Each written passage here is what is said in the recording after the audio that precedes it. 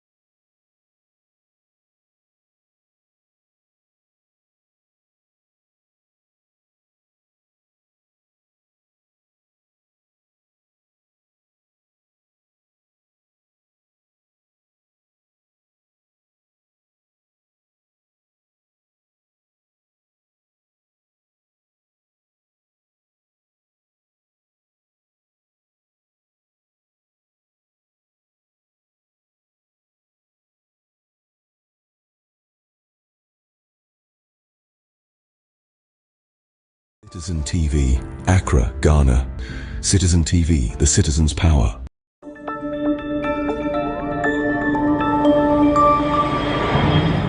Citizen TV, Accra, Ghana. Citizen TV, the citizen's power.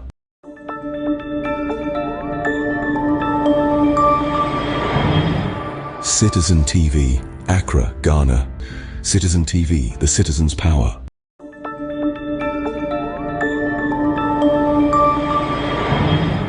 Citizen TV, Accra, Ghana. Citizen TV, the citizen's power.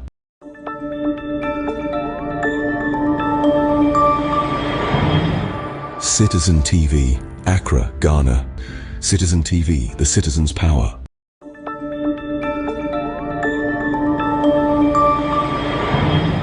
Citizen TV, Accra, Ghana. Citizen TV, the citizen's power.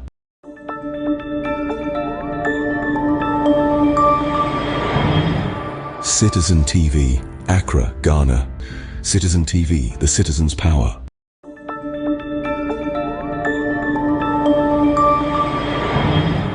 Citizen TV, Accra, Ghana. Citizen TV, the citizen's power.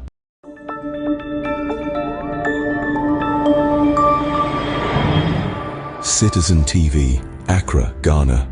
Citizen TV, the citizen's power.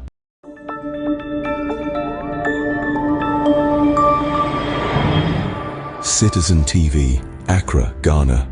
Citizen TV, the citizen's power.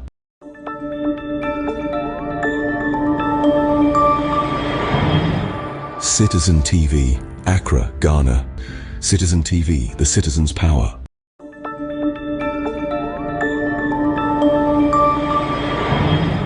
Citizen TV, Accra, Ghana.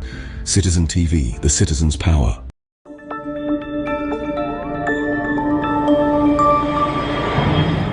Citizen TV, Accra, Ghana. Citizen TV, the citizen's power.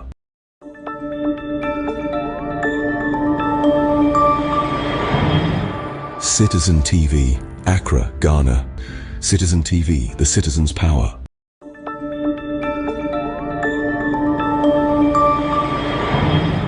Citizen TV, Accra, Ghana.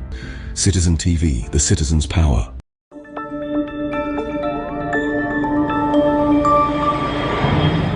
Citizen TV, Accra, Ghana. Citizen TV, the citizen's power.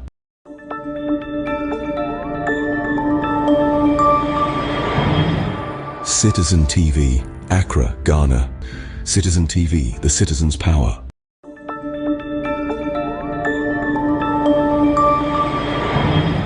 Citizen TV, Accra, Ghana. Citizen TV, the citizen's power.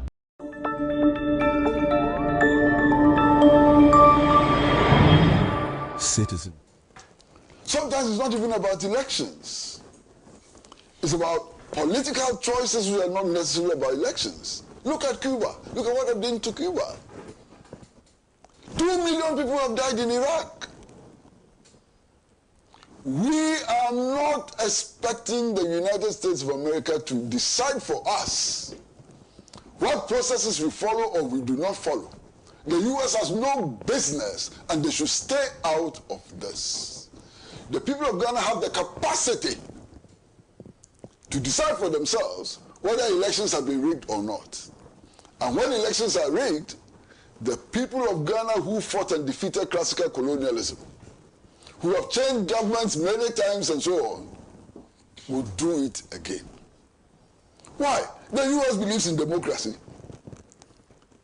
It is the belief of the U.S. in democracy which led it to sponsor the 1966 coup against Kwame Nkrumah. Is that what we're being told? And indeed, all the problems we have today can be traced, or most of the problems can be traced to the 1966 coup. The U.S. The U.S. which was involved in the assassination of Patrice Lumumba because of his political views and so on. It has no role to play in Ghana, no role to play in Africa. They should shut up and leave us alone. Thank you. Thank you very much. Well, we're still expecting encourage Nobi to join us, and also Honorable Francis Xavier Susus to join us. We'll take a break. When we come back, I'll go through some of the comments you're sending on this issue. Many comments that you're sending. I'll go through some of them, and if we do have them in the studio, we'll take their views. If not, we'll move on to the next topic of discussion. This is the Mother World Talk Show, Alaji and Alaji. Stay with us. No freedom, he's the Redeemer.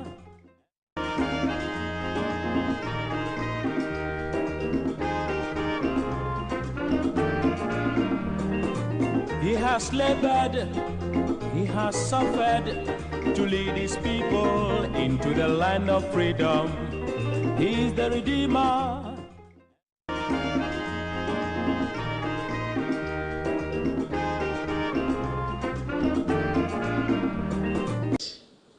The filing of an application to set aside the rates on that basis. Indeed, the grounds for such a contention will have to be in a statement of case filed and the point raised for determination by the court. And the court will notice that indeed that issue is actually one of the issues set out by the second defendant for determination. The second defendant, that's the Attorney General, filed issues for determination in this matter, and those are issues raised in the for determination by the court. Respectfully, indeed, the application completely misunderstands and misconceives the Supreme Court's original jurisdiction. And I made the point that, indeed, the court would notice that Article 2, Clause 1 of the Constitution constitutes the principal mechanism, with all respect, for enforcing the Constitution. And in examining Article 2, Clause 1, I pray the court not to look only at the article, but to even read it with Article 3, Clause 1 of the Constitution. Article 3 of the Constitution, Article 3, the whole of Article 3 of the Constitution, imposes a duty on all citizens to defend the Constitution at all times. Respectfully, there is no better mechanism for defending the Constitution by seeking an interpretation of the Constitution whenever a provision of the Constitution is in contention or a controversy has arisen. My lady, the first defendant makes reference to an alleged denial of the right to a hearing on the time pattern by the filing of a motion ex parte. My respectful quick answer is that indeed the law even envisages such a procedure, and there cannot be a denial of any natural justice, right to natural justice, in the court entertaining an application for application ex parte. If indeed it was the case that whenever a motion ex parte is brought, there is a denial of the right to a hearing, then indeed the court ought to scrap from its procedures and rules motions ex parte. This submission is totally incongruous, totally offensive to the long or the age-old practice in this honorable court.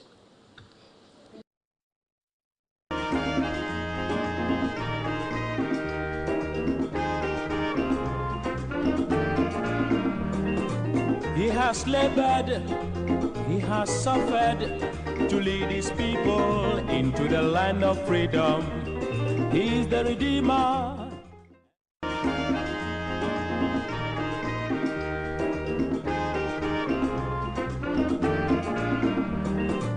He has labored, he has suffered to lead his people into the land of freedom. He is the Redeemer.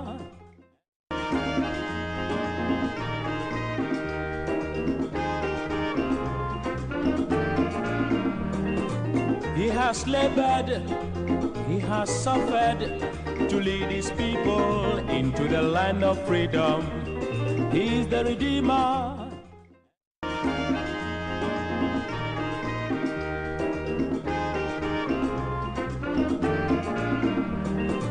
He has labored, he has suffered to lead his people into the land of freedom. Well, thank you very much for staying tuned to the Mother World Talk Shows, Alaji and Alaji. Let me go through some of the comments you're making on our discussion of the matter involving those 4 seats that are vacant. In fact, if you read the Constitution, you get the impression that they do not anticipate the Speaker to be the one to even announce it. that immediately you know you have left your party or you have changed your status, just move out. But anyway, we'll get there the coming week. A few comments. Margaret Pong from Tamale says, good morning, Senna. Chief Justice have allowed themselves to be used by the thank you very much for that comment. There's also this one says, Senna, for the purpose of education, especially those outside the practice of law, what does it mean to seek an interpretation at the Supreme Court? Does the interpretation go with the judgment or ruling of the case? From the angle of my spectacles, I deduce politics concerning the position of the majority seats, since it's a key for the ruling government. By reflecting on the arms of government, I deem the term masters of our rules should henceforth be dropped quickly by institutions. We don't want any future interpretations. It seems there's an abuse of diplomacy and protocol in solving some problems in Ghana now. Ango Kwesi, you predicted that we will have a parliament of deals this year. I think the small experience by both sides is what is strongly influencing the involvement of the court. The leaders of our dear country should see that we, the young ones coming, are behaving worse than our fathers. God save the better Ghana we want to build. Snett said that. Thank you very much for sending that comment. This one says, if the speaker changes his mind and reverses his decision, he sabotages our constitution and MPP constitution. As such, he's not fit to be the speaker in the next government.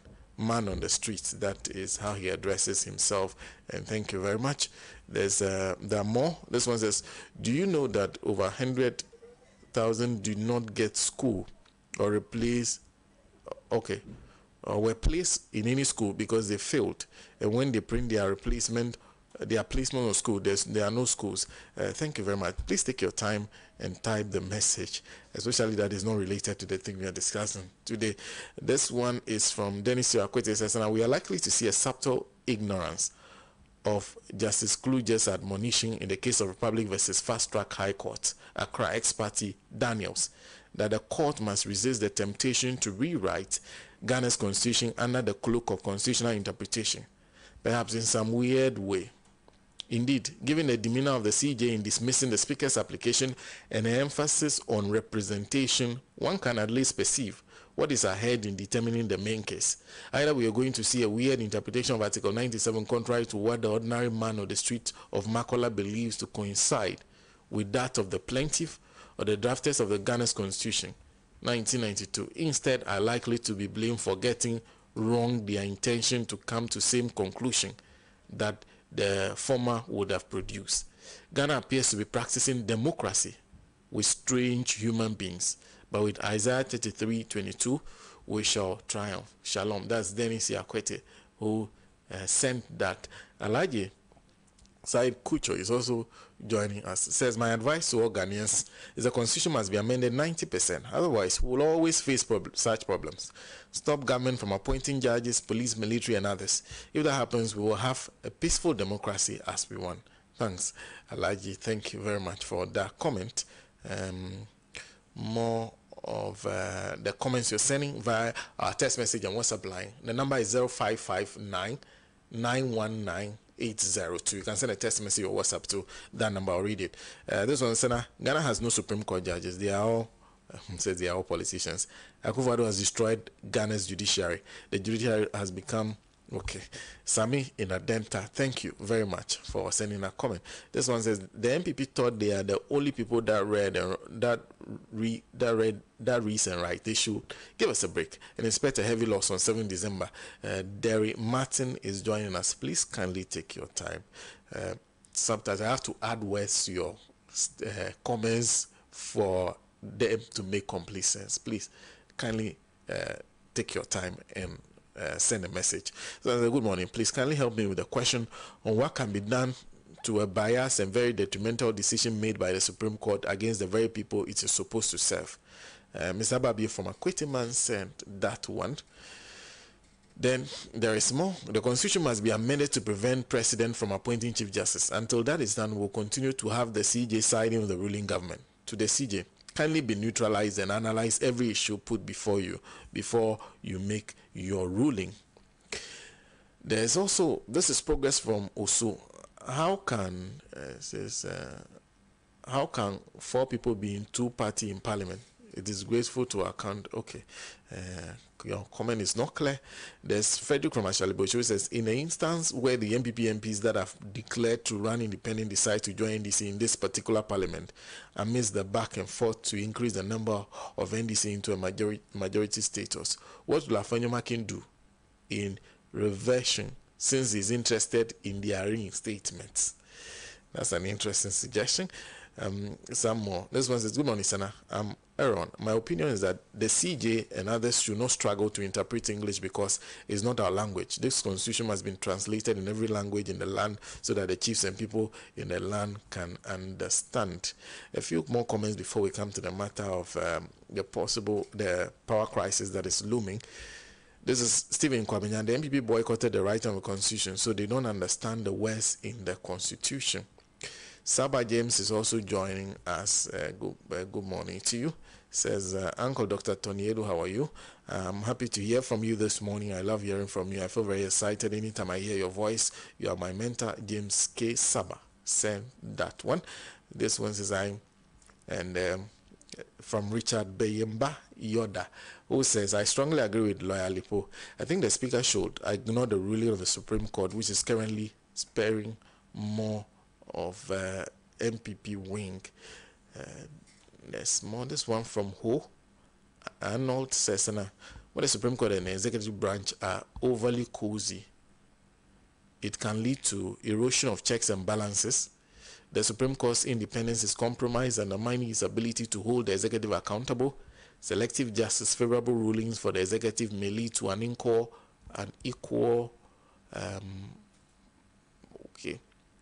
application of the law. Constitutional violation, the court may rubber stamp executive actions disregarding the constitutional limits. Public mistrust, perception of bias undermines faith in the judiciary and democracy. And political polarization, the court's legitimacy is questioned, foiling partisan divisions. More from you. Thank you very much for sending that comment. 2 comments. Then we'll move on to the next discussion. Musa Amavo in secondary says, after rendering the youth jobless and taxing 10% of their little bet, you are here promising what? Musa Amavo saying that and goes ahead to say, Bauman will be president because he has performed badly. Allah has ordained JM to be back and rescue us and finish the development projects he started. Almighty Allah. That's Musa Amavo. And let me conclude with Asanko in Santa Maria, who says, now you see the more reason why MPP members would always tell you to go to court, at least at the least opportunity. They know that if you go to court, you will definitely go and listen to a song in their favor entitled Unanimous. That's Asanko in Santa Maria. Those are some of the comments you're sending to us. If you just join us, the mother of all talk shows, Alaji and Alaji. Let's switch to the matter of the looming power crisis. Once again, I start with Lawyer Alipo.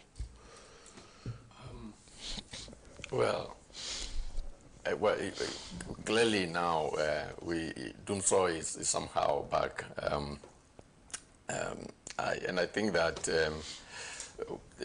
the every indication is that we have the capacity, the power plants that we have, they have the capacity to meet our demand and a peak time demand as well. But I understand that there are several difficulties, including debt, because they owe the ECG, ECG that distributes the power. Gridco actually distributes the power, and is it Gridco? ECG distributes the power. Gridco is the one that transmits the power to the consumers. Yes. So they owe the independent power producers, and the current debt is about $2 billion, and I think that is also creating problems for them. Recently, I heard that Sunon Asogli, for instance, shut down its plant, and there were negotiations for them to reopen it, and so they are coming back to stream. And then also, I think the high cost of fuel, the government is not able to buy fuel. Then there's also system losses. But we have very high distribution system losses. It means the power that is produced, when it's being transmitted, they lose a whole lot of it also. And understand that is due to outdated equipment and all of that. So these are some of the issues, the challenges that are creating the problems for government. And all of these can be addressed by the administration, by government. They have to set up, if the money is there, they'll be able to retrofit the equipment. They'll be able to bring in new equipment. They'll be able to buy the fuel. And clearly, I think this government, I don't know what generation capacity or addition they have made to our generation, electricity generation in the country. I'm not too sure about that they have done anything. So, but they still will always refer to Dumsor when they are talking about His Excellency John Dramani Mahama. Every time they think that the word is synonymous with Mahama's time. And of course, because we had a prolonged blackouts at that time. Yeah, but then everybody also knows that he solved the problem before he left power. So, but they think it's one of the big things they can always hold on to. And so every time they go back, talking about that when they have not added any generation capacity at all, and then we are now back to this problem. So I think government has to sit up. They have to and they have to negotiate. The last time when I listened to the finance minister, for instance, and the relationship between his ministry, or whether it's the power ministry or energy ministry or whatever, and some of the IPPs, the independent power producers, was revealed. He talked about it, and for instance, he specifically talked about the Asogli, the Sunon Asogli, and trying to say that they didn't act in good faith. Yeah, because they had wanted them to pay some money, and I believe they were owed a lot of money. So, and I didn't think it was appropriate for him to have come out with even that. When even at the time that he was making those public remarks, the company had agreed to now sign I think they were having an agreement, settlement agreement, or whatever. Yeah, they were now willing to come back and sign the agreement and start to give power again. So if you are treating your partners that way, and they don't have confidence in you, and they don't think that you can keep their information confidential, especially when you are negotiating, and in the course of the negotiation, it's back and forth, and because of the back and forth, they were also making some demands, and you couldn't meet their demands, and they said, well, if you don't meet the demand, then we will not come on board, and all of that, and you let the public see all of that, then we will continue to have this problem, and then they will also continue to let the whole nation feel that it's not their problem, they are not the ones causing it, or if there's anything about doing so, then it is about John Mahama. But I think Ghanaians, we are now very enlightened. We know the truth, and so they must fix it. I think they just have to fix the problem. They get the money if they are going to depend on the. I know the another problem I didn't mention is also the gas that we buy from Nigeria, also very costly. So if you look at all of the problem, you see that it's all about money. If you see if the economy were doing very well and there's money, if they hadn't borrowed too much money, and we are not in this mess when people's investments have been scattered and the people cannot even pay bonds, we cannot even pay our loans and all of that. If things were moving properly, I believe that we wouldn't be having this problem as well, you see, because at the time that we had the Dumsor during John Mahama's time, it was because we didn't have many independent power producers. We didn't have many power plants, and we're depending more on the hydro, and if the water level is down and we don't. So, but he made the effort to bring in, car power, Mary, and all of that. And so all of these are in the system now. And so this government, all they have to do is to make sure that they have the money, they pay the debts. When they receive the bill, the tariffs from consumers, they pay the people who are producing the power. Once they pay the people who are producing the power, and then they have the right equipment to transmit the power and everything, I think we would be able to meet our demand.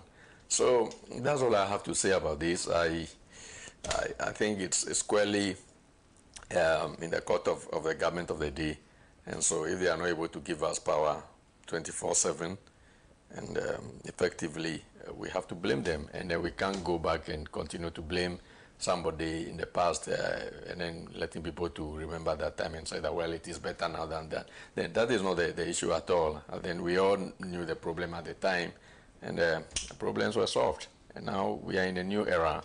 They have to solve the problem now, however little the problem is, it is their problem. They have to find the resources and solve the problem. So we are looking at them. Thank you. Thank you. A few more comments that you're sending to us. This one says, when a thief encourages you to go to court, okay, let me find one. It says, when a thief encourages you to go to court, be sure his brother is the judge. You didn't add your name. This one is the MPP telling us that not accepting the Speaker of Parliament's ruling, they are representing 2 members for election. There's more. Says bye-bye to the MPP. 4 years have ended, but who knows? There's more. Osman says, okay, I'm Macarius from Tamalisana. I want to know when the law disqualifies parliamentarians from being members of parliament if they change their political lineage. Is it that if he or she changes allegiance during the lifetime of parliament, he has to continue until that parliament elapses, though he disagreed with his or her original party? I just don't get the Supreme Court ruling. Is it that halfway into the life of a parliament, I, as an NDC MP, I cross over to MPP, I'll have to be as such until parliament elapses? Thank you very much. Yeah. Very interesting questions you've asked. There's Musa Batwa, who says, I totally agree with Mr. Kwesi Pratt. If the Supreme Court ruling is anything to go by, should it, in case GM assume office in 2025, which inshallah it is happening, Lawyer Maliba should be appointed as Chief Justice simply because he denounced his membership with NDC. With all due respect, law without the application of common sense is useless. For me, Supreme Court has not been fair to the people of South. If they are really emphasized on people's representation, hence the decision to deny South representation serves government's political interests. The future is pregnant indeed. Mr. Pratt? Well, you know, some time ago, we were told that our energy crisis will be solved just by decoupling production from distribution and by introducing the private sector, bringing the private sector into the production of power. This is what we were told. This program was supported by the International Monetary Fund. It was supported by the World Bank, and it was vigorously promoted by the government of the United States of America. Okay. And it fitted into the neoliberal agenda. Now, Sana, we brought in the independent power producers. We effectively broke down the Volta River Authority, decided that the Volta River Authority should not be responsible for the Bui Dam project, and that the Bui Dam project should be decoupled from Akosombo. We brought in the Northern Netco, and so on. Look at where we are. All those things which was presented to us as solutions have not been solutions. We've been hoodwinked again. Now our reality tells us that the answer to the problems, the concrete problems that face our people, is not the pursuit of the neoliberal agenda, which deliberately seeks to transfer state assets into private hands, and which deliberately insists that all aspects of our life involving production and distribution needs to be run only because it can generate profit.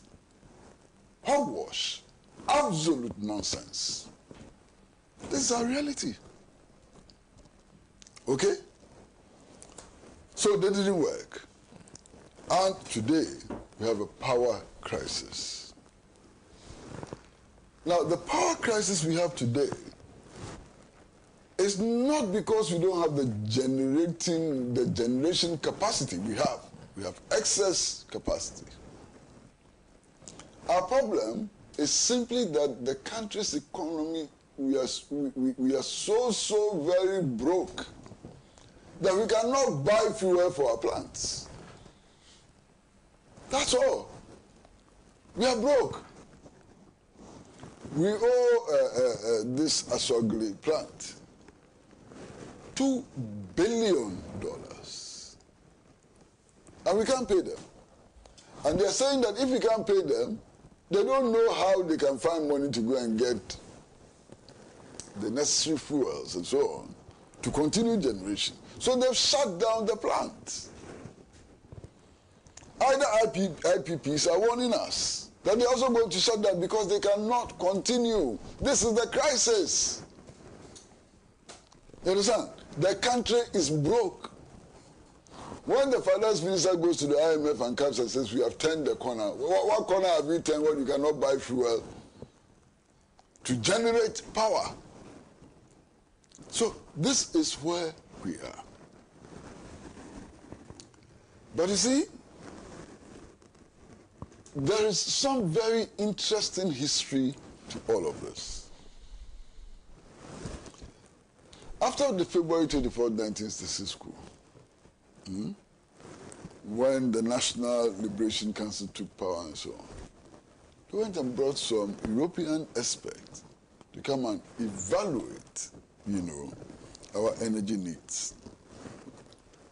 Don't forget that the opposition to Nkrumah had insisted that the Akosombo Dam was a prestigious project. It was too big, that the power that the Akosombo Dam was going to generate was too much for our needs and so on, and had actually sought to sabotage the Akosombo project by prevailing upon Kaiser and so on not to invest in the project. They had actually sent delegations to the United States of America to prevent the United States from investing in the Akosombo project because they said it was an over-ambitious project.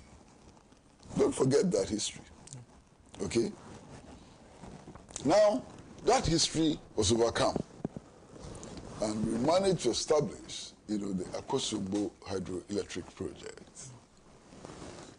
But being the visionary leader that Nkrumah was, Nkrumah saw that some time to come, even Akosombo would not be sufficient for the needs of the Ghanaian people because of the industrialization policy and so on. So they sought to establish a nuclear plant in order to provide us with more electricity than Akosombo Dam could provide.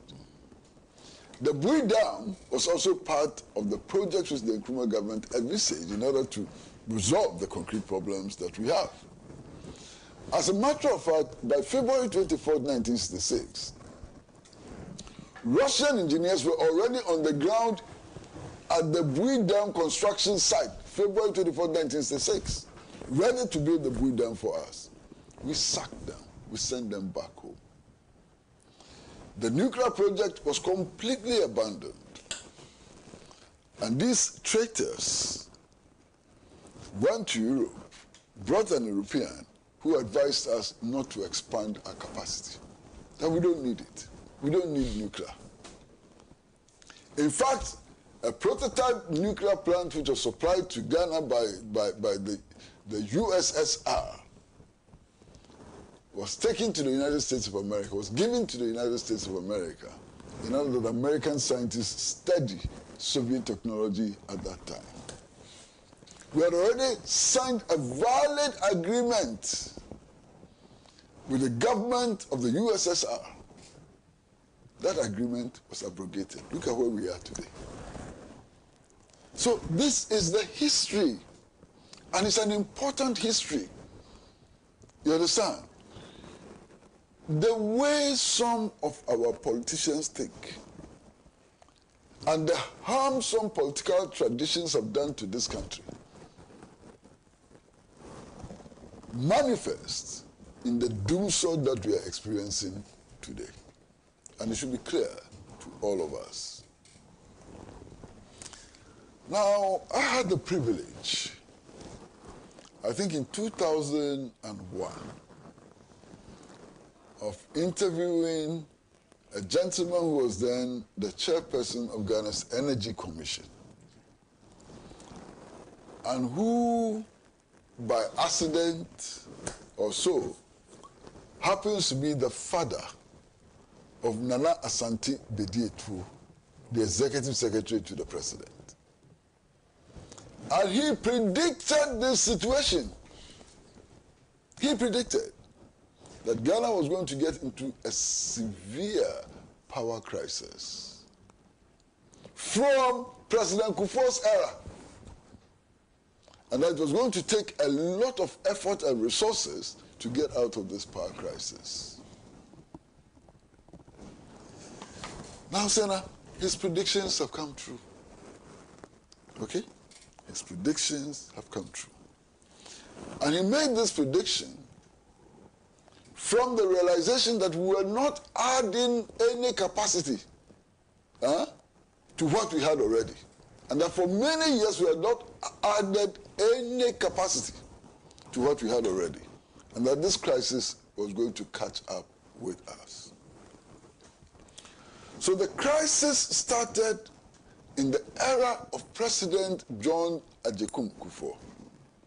And I recall vividly that it was during that period that some of our archbishops and deacons and pastors and so on wore their gowns and put huge crosses around their necks and trooped all the way to the Akosombo Dam to go and pray over the dam so that God will pour water into the dam. You remember? Vividly. You remember? It's difficult to forget. Difficult to forget. That whole exercise was one in futility and stupidity. It didn't resolve the energy crisis.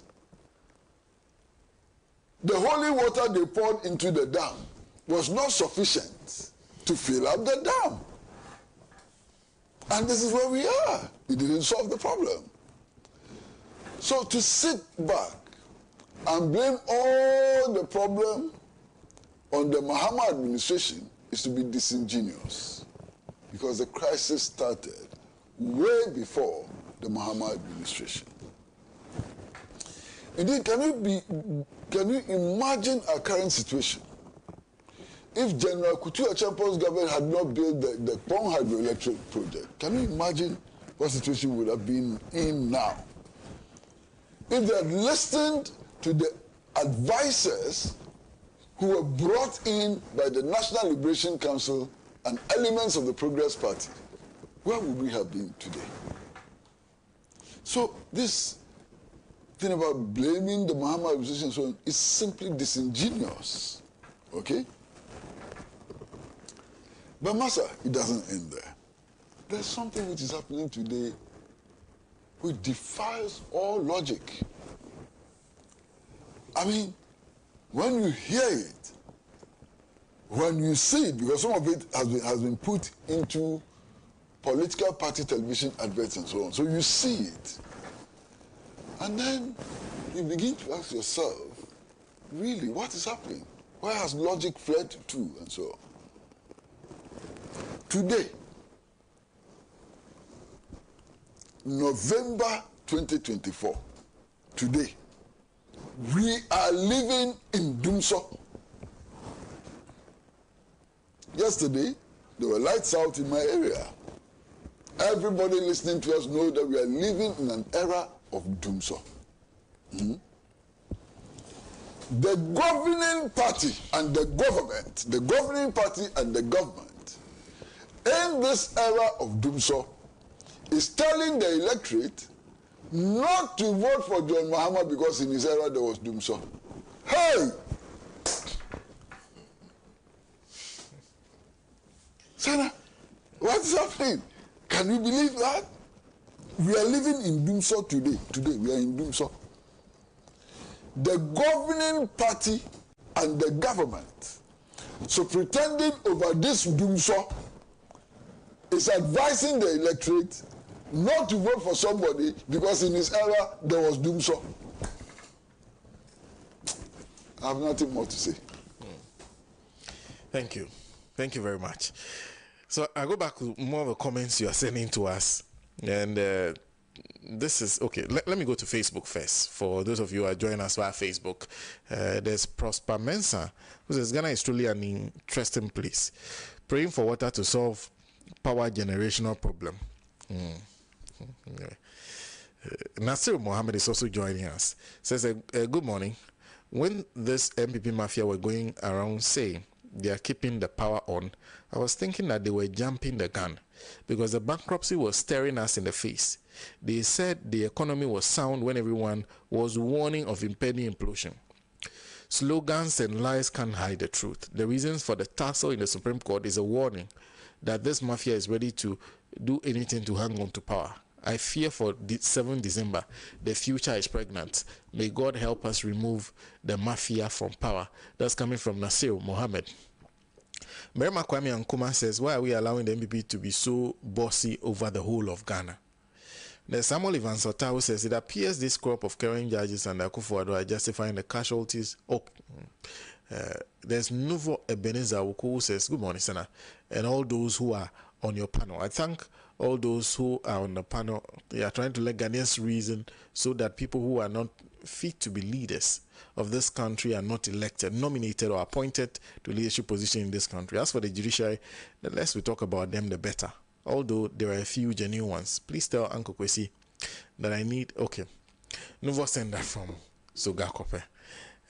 Okay, there's more from Eric Okusapanu who says, is the unanimous Supreme Court listening? Without truth, there's no justice.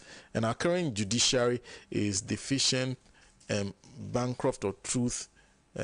Okay, Supreme Court leading the pack.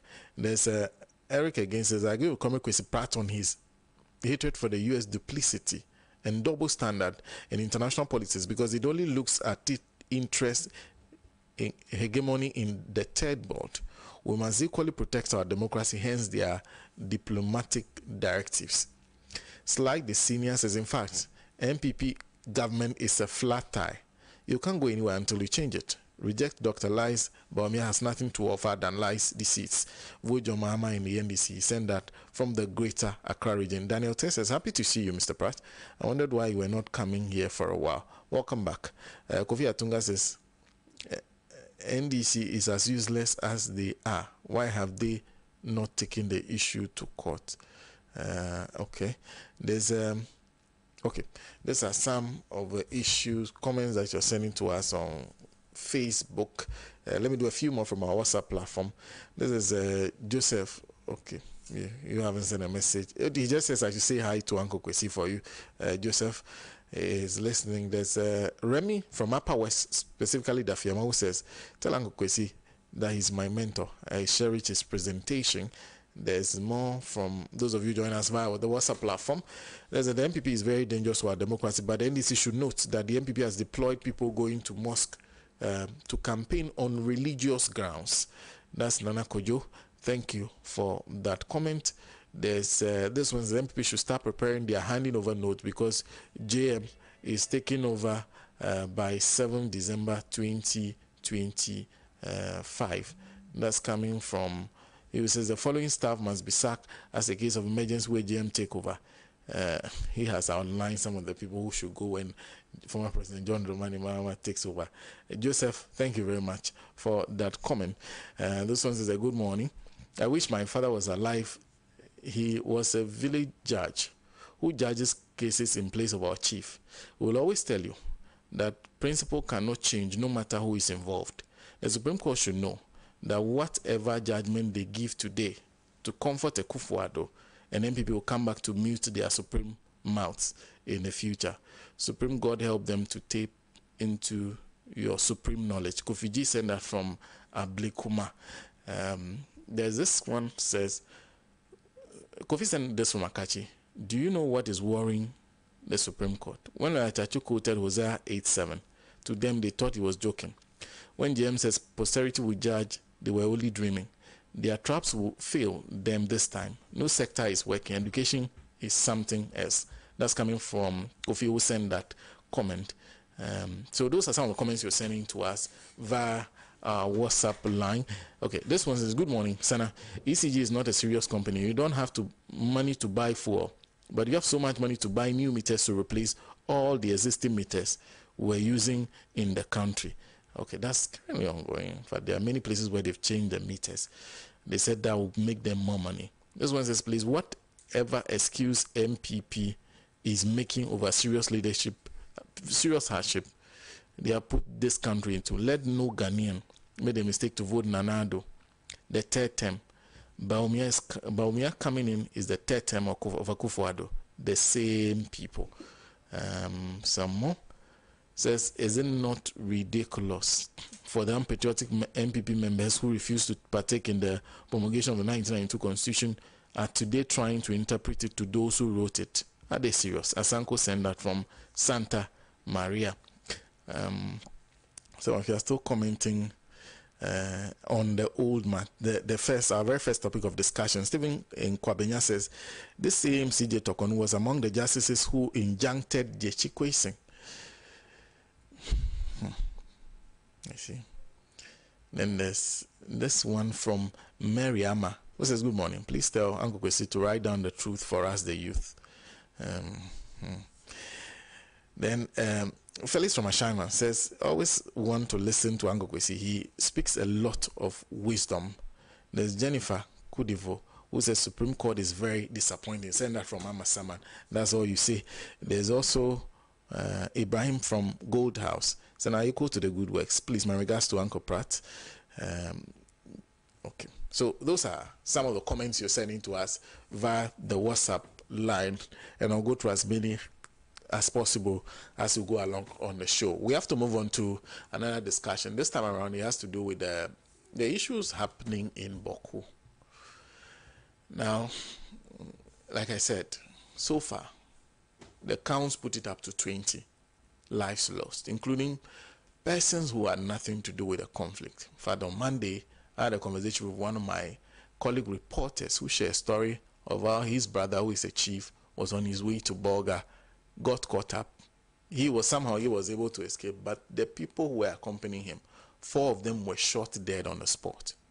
There are many people who were killed as part of the conflicts. What started it for a lot of people, and if you listen to the account from Boku, what started it is a chief whose installation or enskinment has been a matter of, in fact, a warrant was issued for him. A court withdraws the warrant. The next moment, the guy ends up in Boku. Celebration starts. The other side gets annoyed. And, of course, we are back to where we were. How do we get a solution to the Boku crisis? Well, I'll start again with Lealipo on this issue. Well, the Boku issue, it's a very serious one. I heard from somebody from the area that even most of the killing that is happening now, it's not even happening in Boku itself. They said it's at Waliwali, rather at Waliwali. And yet the curfew is imposed in Boku, but not Waliwali. You know, and so the accounts that are coming from the grounds, they do vary in some ways. But whatever the case, you see, when you have crises like this, we have a responsible government, they are the only ones that can curb this. They are the only ones that can stop it. You see, so we can't stop blaming government, you know. And again, I heard John Mahama say that these problems, especially the problem in Boku and a few other places, they only come up when MPP is in power, you know. And I cast my mind back and I realized that some of the grievous atrocities that were committed in the name of chieftaincy and all of that, especially in the north, they happened during MPP's regime. I remember the beheading of Yana and all of that. That was during Kufuor's administration as well. And so I don't know whether the government, it is the supporters of MPP, whenever MPP is in power, they think that is opportunity for them for whatever issues they have, local issues they have to resurface. Because if MPP was not in power for a very long time and these things were not coming up, it means that the governments that were in power at the time were able to keep these things on the silent. They were able to, and that's all we needed anyway. We needed peace, for the areas to develop. So if MPP would come and then all of a sudden people will rise up and then James will come up and I think that I saw the women the last time, and I believe women from both gates, that's both tribes that are in this field.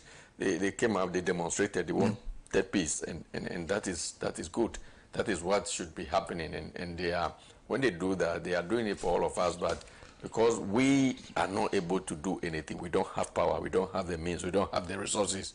We have that is how, and that is the reason why governments are elected. Governments are elected to protect the people, to serve the interests of the people. And so when governments are elected, when MPP and Akufo-Addo and Bawumia are elected, and this is in his area, Wale is in Dr. Bawumia's era, so we don't know. He's not even saying anything about it. So we don't know this. So I remember the parliamentary contest in his own backyard anyway. That was a conflict also, a big conflict between, I understand, his sister and his special aide, or one of his aides, that were battling for a parliamentary seat. And we saw the chaos that transpired until some time before somebody gave up. And so I don't have confidence that he will be able to even do anything about it. That's why he's not even speaking about it. And clearly, if he wins power, I don't see how it's going to help solve this problem at all, because if now he's not even saying anything about it, if we can't go down and say, hey, my people, look, let's just come to the round table, let's smoke the peace pipe, let's see how best we can advance our interests, promote peace, and develop our area. If he's not doing all of that, how can we have confidence that if he become president, his people will not be emboldened? So I think that the government of the day is the one that we should, and you people in the media, you should be putting questions to the government, and you should be very critical about what they tell you and scrutinize the things very well. And then once you have your reporters also on the ground and they give you the other side of the story, you'll be able to push government further, because you see, the officials will always tell you something, they will always give some excuses. But if they are the same people who are at the background, they are the same people who are providing the arms and ammunition, they are the same people who are instigating the people, we wouldn't know. How would you know? So we have to make sure that we get reporters, they report the facts to us, and then you take it up, not politicians, not people like us who can only have a few minutes and up to about an hour or so to speak on your airways. But you people, you are the ones that you have to go out there, question government officials, and let them see that the work they are supposed to do, they are not doing it. And in this particular instance, once it is happening in Boku, and once it has something to do with Wale as well, we think that Bawumia has a big problem on his head, and we expect that he should say something about it. If he's not saying anything about it, I think that it should be pushed, and questions should be put to him for him to tell us the solution he has in mind, and how he's going to try to bring bring these people together to make sure that this problem is solved once and for all. So that's it. I've heard Honorable Kretus Avoka. Yeah, he has spoken a number of times about this, and he gave some historical background, which made a whole lot of sense to me, because this issue had gone to the courts before, to the Supreme Court. There was a ruling by the Supreme Court. There was one side that pulled out and all of that, you see. But because every conflict, there will be two sides, and that the reason I don't want to dwell so much on what he has said, although it makes a lot of sense to me, that, and because we're not hearing about this problem until again it has surfaced under Nana Akufo-Addo's regime, and so, yeah, well, that gives basis to think that it is supporters of the MPP that are causing the problem. But again, since I'm not seized with all the facts, I wouldn't want to stick my neck out. All I want to say is that the politicians and the government in power particularly, they should say something about it. I heard, again, John Mahama, he made a pledge, he spoke publicly and said that, look, it will be, when it comes to power, that issue, the crisis over there, will be the very first thing he's going to pay attention to, and he will make sure that he solves that problem forever. And if he's making that pledge, and we are not hearing anything from Dr. Bawumia, then the people for whichever side or the political divide you are, if you are in the Boku area, you are Wale area, you should know the person to trust. You should know the person, because we all need peace. Whether you are having the upper hand in this fight, you still need peace, because it will also affect somebody that is connected to you, related to you anyway. So it is better that we have peace than to say that because we have upper hand, we can kill the other side, all of them, and so it doesn't matter. No, it matters.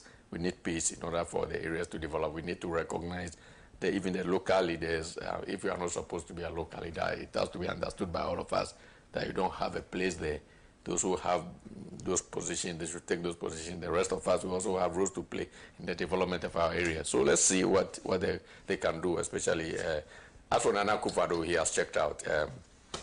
He's on a thank you tour, thanking Ghanaians for his 8 years. Of course, though we all know that he had only one term, the second term was stolen, we know. But yeah, but of course, once he ruled for 2 terms, he's out there thanking the people and campaigning for Bawumia. But Bawumia is the one who says they should give him the steer. So if there are crises happening in his own backyard and we are not hearing from him, then we don't see what he's going to do if the steer is handed to him. So he should come up. We are all waiting. Those who are listening to me right now and who are connected to Bawumia anyhow, they should tell him that Ghanaians want to hear from him, to hear his view about the problem in his backyard and how he intends to solve it, and currently what he's doing about it. Thank you. Papa BCU in Accra says our very dear country is temporarily very sick under Nana Addo Bawumia's government. On that note, allowing this regime to continue, the future is very, very bleak. A ball of kinky now is either 5 cedis or 7 cedis to $1. Now, a cedi to $1 now is hovering around 17 cedis. 14.5 kg of gas is now hovering around 250 to 260 cedis. And to worsen it all, selective justice at play. Animal farm kingdom. MPP government, 2 legs good but 4 legs bad. It is really a pity. The verdict on 7 December is very clear. Let's kick them out of power. That's Papa BC who sent that comment. Thank you for that comment. This is Dr. Akovasebefia, who says, I'm not a lawyer, but I'm aware that judges are by their codes not allowed to show emotions when adjudicating. So in many civilized jurisdictions, that outburst of emotion by our Chief Justice is enough grounds to get her removed from office.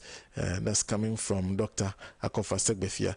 There's Martin Kwame says, those who pray for the rain should also be ready to deal with the mud. The Supreme Court must be ready to deal with any spillover from the atrocious absurdity of their judgment. We are all watching. The trajectory of our judiciary and the EC are currently moving is fast eroding the public confidence, hence making our democracy vulnerable. They must watch it and save this country. Martin Kwame said them. Sender from Soviet. Thank you very much. Abbas Amogobo in Ofinsu says some of us have no confidence in the Supreme Court. They are doing the work of their paymasters, thereby confusing all of us. I'm sorry, Akufo-Addo have achieved the collapse of all our independent institutions. Thank you for that comment. Musa Abatwa in Asawasi says, okay, I think he sent this message a bit earlier. Thank you for that comment. There is Prince Henry Koforidua, who said the 5 Supreme Court judges could not have accepted Speaker Alban Bagbin's plea to set aside their injunction placed on Parliament because they felt that they would have become an embarrassment to themselves and the good people of Ghana.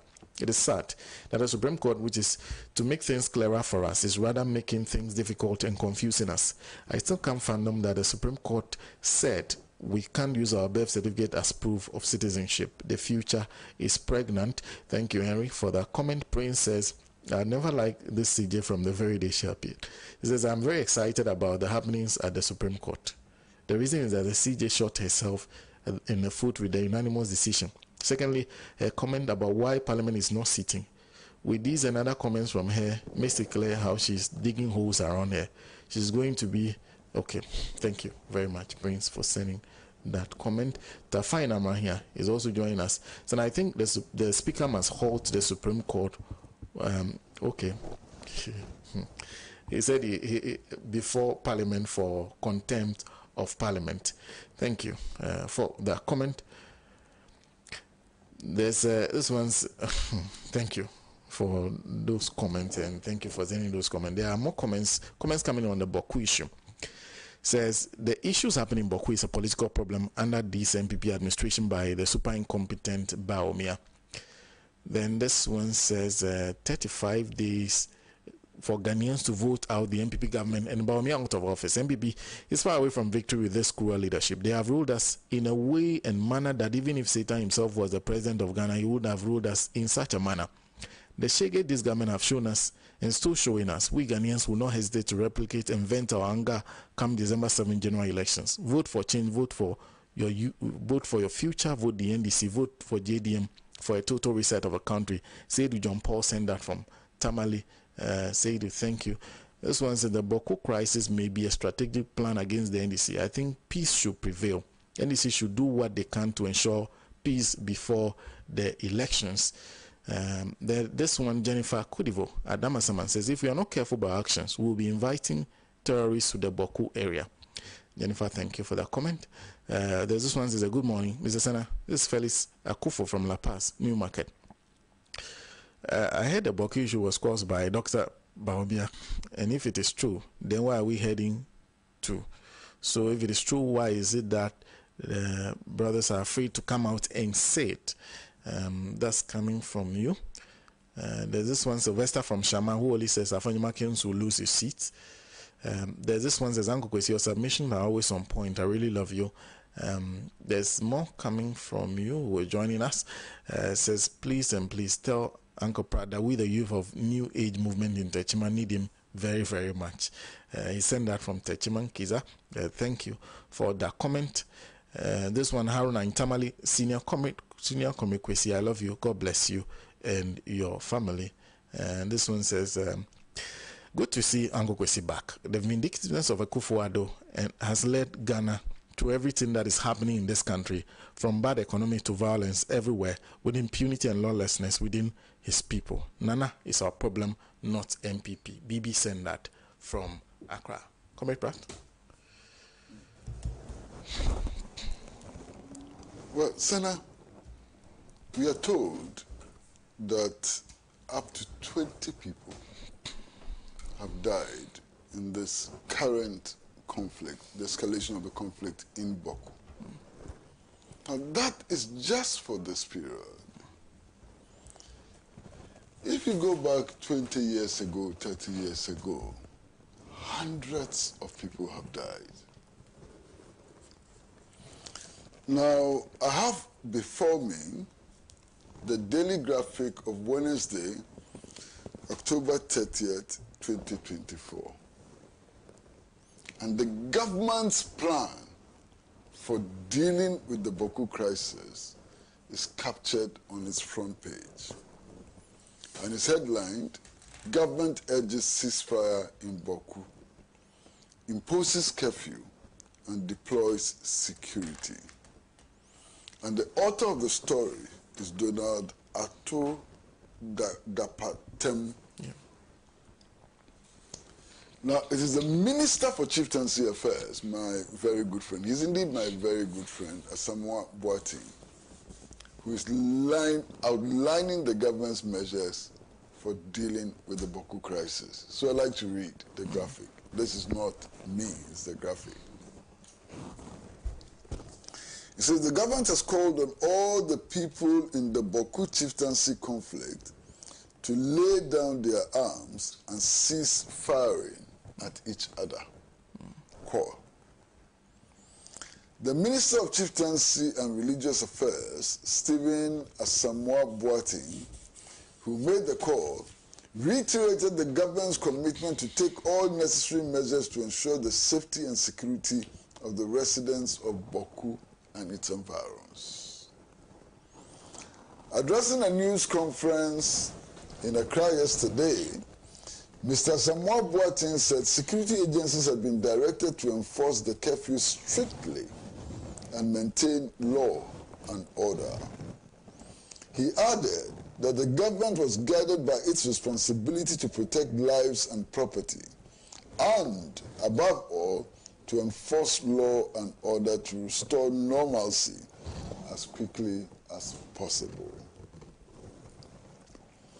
Residents are therefore urged to comply with the directive and to cooperate fully with the security agencies to restore peace and normalcy in the area, the minister appealed.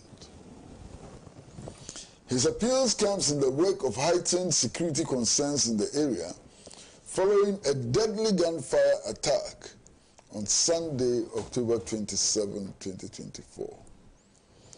Unidentified gunmen opened fire on travelers along the Bolgatanga-Tamale Highway near Jimsi, close to Wali Wali, and so on, so on, so on.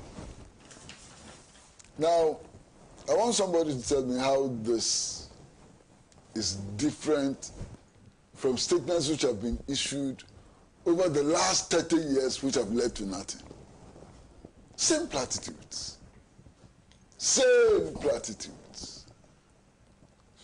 Unbelievable. Is this the solution? Appeals to people. Observe curfew. Appeals to people. Don't kill each other. And so on. Is this the solution?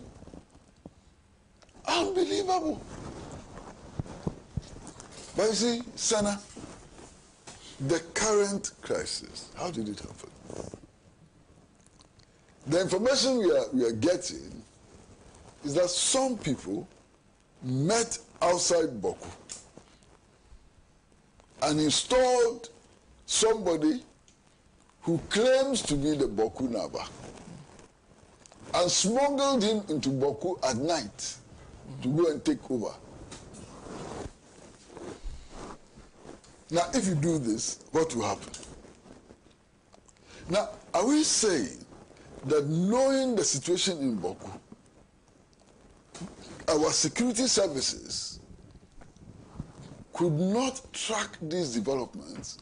Our security did not know that some people had met outside Boku, installed a chief, and were going to take him into Boku, and that taking him into Boku will result in death. Are we saying that we didn't know? And if we didn't know, what kind of security do we have? That we didn't know that Boku Naba was installed outside Boku and smuggled into Boku in the night. And that this has led to the death of 20 people. If we didn't know, what is the state of our security services? And if we knew and it happened, can we deny some level of how do they say it? Complicity. Complicity? If we knew and we allowed it to happen, can we deny some level of complicity? And it's important to look at the geographical location where these things are happening. Where was this Boku Naba installed? Where was he installed? How was he moved into Boku? These are legitimate questions that we have to answer. Because if you don't answer this question, we'll be beaten about the bush. Curfews have been imposed every now and then. It hasn't resolved the matter. Appeals have been made to citizens not to fight each other. It hasn't resolved the matter. What will resolve the matter is for our security services to be on top of their game, to know when chiefs are being installed outside Boku, and when those installed chiefs are being smuggled into Boku to go and start this fighting. If our security services know that and take preemptive action, we would not have a repeat of the Boku crisis. I've already made the point that Supreme Court decisions do not resolve these conflicts, because there have been several Supreme Court decisions on the Boku chieftaincy dispute. It hasn't in any way resolved the crisis in Boku. Okay. Now, for me, invariably when these things happen, who dies? Some old farmer who is going to his farm, to cultivate some millet so that he and his family can get something to eat. He'll be killed. All right?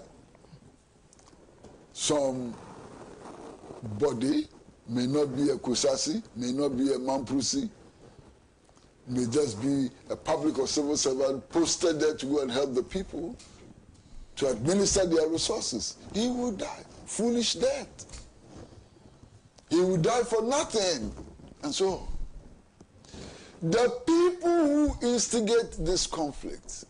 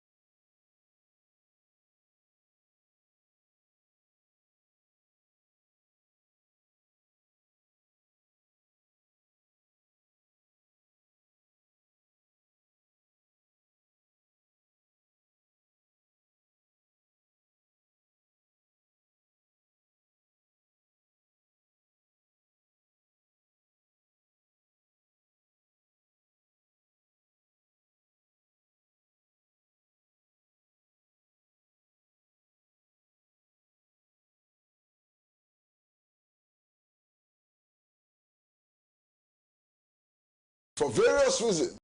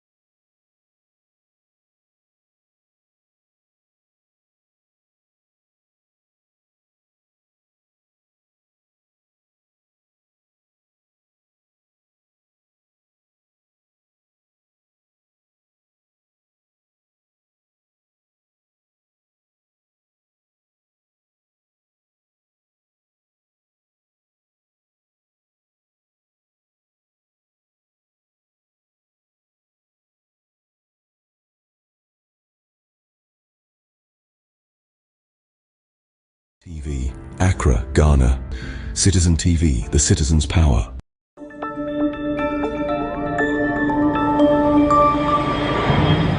Citizen TV, Accra, Ghana. Citizen TV, the citizen's power.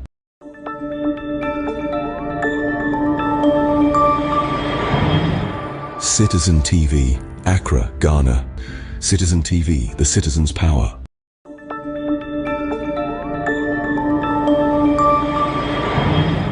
Citizen TV, Accra, Ghana. Citizen TV, the citizen's power.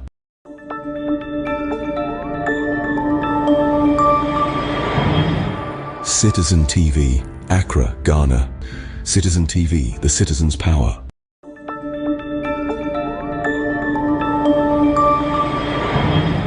Citizen TV, Accra, Ghana. Citizen TV, the citizen's power.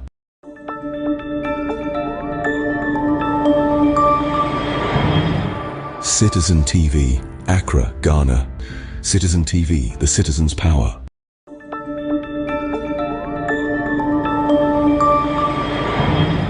Citizen TV, Accra, Ghana.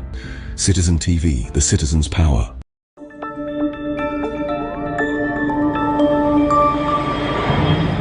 Citizen TV, Accra, Ghana. Citizen TV, the citizen's power.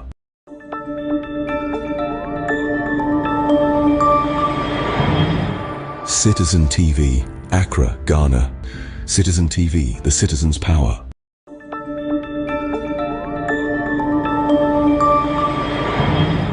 Citizen TV, Accra, Ghana. Citizen TV, the citizen's power.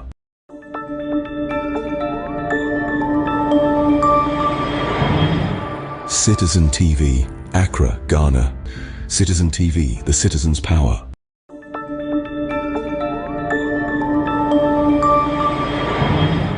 Citizen TV, Accra, Ghana.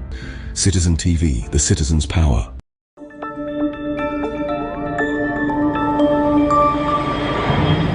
Citizen TV, Accra, Ghana. Citizen TV, the citizen's power.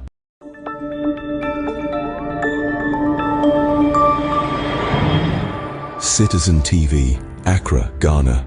Citizen TV, the citizen's power.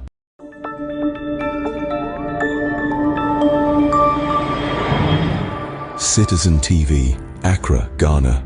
Citizen TV, the citizen's power. Our nation, and as part of your administration as a police officer, I want to meet you one-on-one to tell you in your face that you are really incompetent and you are not managing the state resources in the interest of the nation. You have destroyed all the pillars of the states, the state pillars. You have captured the states, and what pains me is that our generals, our commissioners, our judges, our military officers, please, nobody says you should go and take gun, but let our voices be heard, because we are public servants. We are serving the nation. These criminals have destroyed the nation. We have to put them on their feet, because we have a role to play, we have a child to keep. Is it not the president who said that we must be citizens but not spectators? Is he the one who promised nation building? Is he not the one who pray with us that he will come and protect the public purse? Mr. President, what happened?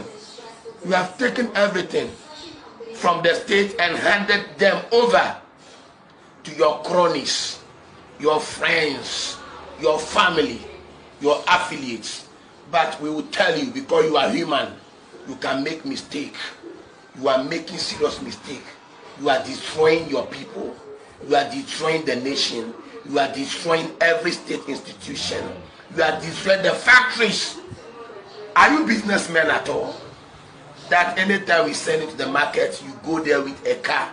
You call yourself businessmen.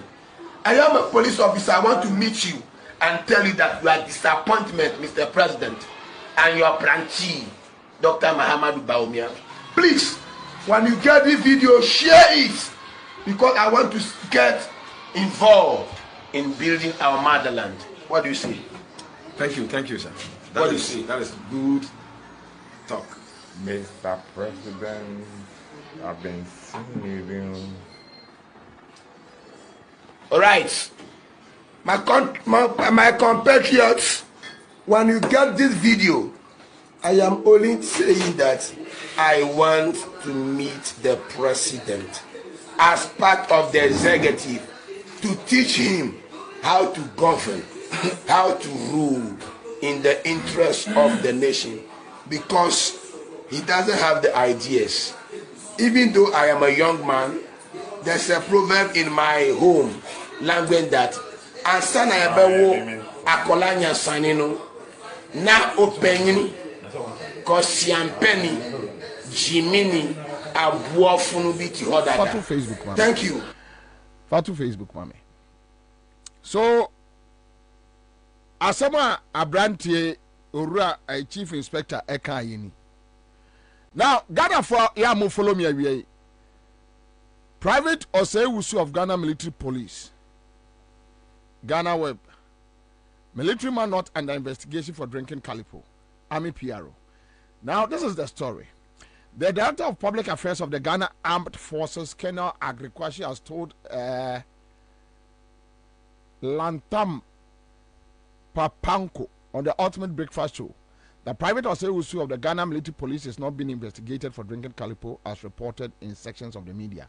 He insists the officer is under investigations for breaching armed forces regulations of publicizing himself without authority. No one is being investigated for drinking calipo. No one is allowed to pass something to a third party without authority. The officer publicized himself and the institution does not encourage that. He called me because you saw his picture widely circulated, unquote. And this one is coming from PRO, Ghana Armed Forces, Kena Agrikwashi. So this is the guy. This is the issue. This guy was not sacked. This guy was eventually transferred, and he is still in the military. He is working with a Kufuadonom. Yeah, as a state guard. This guy, Private say, he is still there. Somebody just spoke to me about 5 minutes ago. He is still in the military. Oyene Juma. This is the guy. Thank you. Yeah. Okay. Obisu was sending me picture and crying. Unfortunately, my WhatsApp is not responding. So mom find me. But this is the guy, Private Osei. 2019, he was awarded. Alex Pinto. 2019, this guy was awarded. Today, Edeba send a chief inspector. Or say, chief inspector say, what's a Akufo-Addo destroy of mine?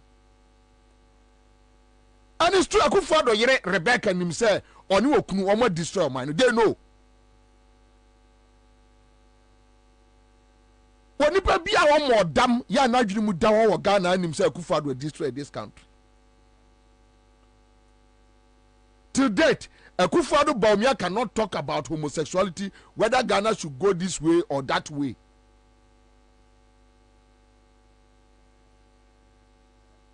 Yet krom ha na ono napo we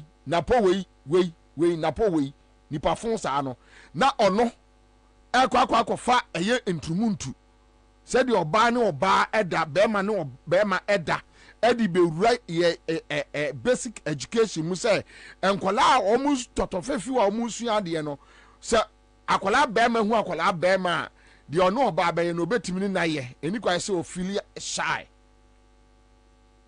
So abaywa ehu abaywa de oni bema be no betimi na ye eni kwa se ofili shy. Sa na po ni pafun we se kwadwo prempro se why prempe no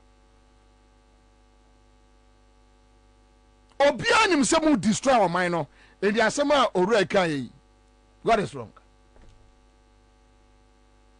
What is wrong? Why na enim Messi Akufo-Addo no anim enka gabu o kire da kunwei be ba be ka kire say dey wo jai domestic politics what an international conman kwasi asa no wei nipa fun wei a omo nya adwuma da e wo wiase ya omo nam when nya de obenya wie in the domestic politics no si yebeye de yo yebeye de yeti kromwa ama a whole central regional MPP executive abod gabi wochidako din wo galamse mu se gabi wochidako eka galamse ho e wo Ghana ha sei na when we dia frɛ no Dangwa Institute ni na e wo national security Dangwa Institute ni na wo BNI on a do almost to yebe da frɛ no e do bi antimi frɛ no. Yes, Dangwa Institute for Enom national security ni BNI. And you'll be anti me friend. Why never friend? Why never friend? He is bigger than everybody. Now we are not back. Into me free domestic politics. Gabi will be forced to come and answer. If John Mahama fail to let Gabi watch it, I could face the law. Would you Ghana citizens ne dem rabesha wo munsem. Yeah, and I'll say this. If John Mahama fails to apply the laws of the land against the Kufuado and his family and his cronies, friends, John Mahama 4 years don't be move my own. Ghana be very ungovernable manner, very chaotic. The only way to save this country is for John Mahama to do the right thing. Let the law take its course. Anybody nya want to tia wanya. So wanya no want to tell so emra no ni because we have gone through same process. But say ebi and go through because of friendship. Message your mama or 4 years in Kwabena papa.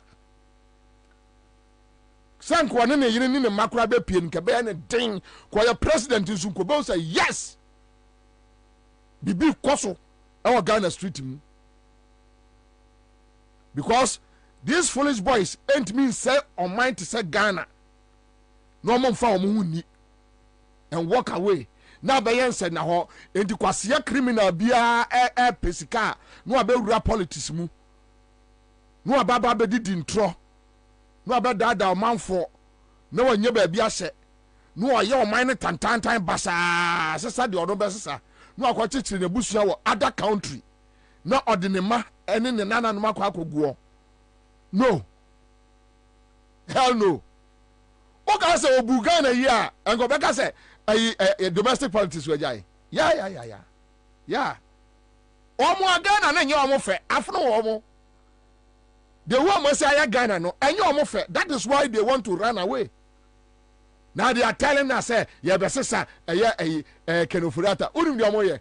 Omo baba besesa kenofuriata. 2 months no maka so yare. No kwa that Dominican Republic. No mo da no didi no. You better be wie aswe John Mahama in a wie na oni ho. Ubusa na oyare. 10 years no see Ghana da. No the otwo no ojimi. Foolish boy to second ofuriata san or ka so mani atechen yen and he say no ma sha se ye be change ken ofuriata say mre na so ejo mo change ni wi a na okọ na foforo no obeba no onu de obusa na de we de go no de wa se na bebusa no enti mu di books no nyina beba John Mahama no bebie books mu ade we ani ho mo frɛ no a me yare na be propaganda ne kasa na mbe kasa na ndisi fu atwanten sa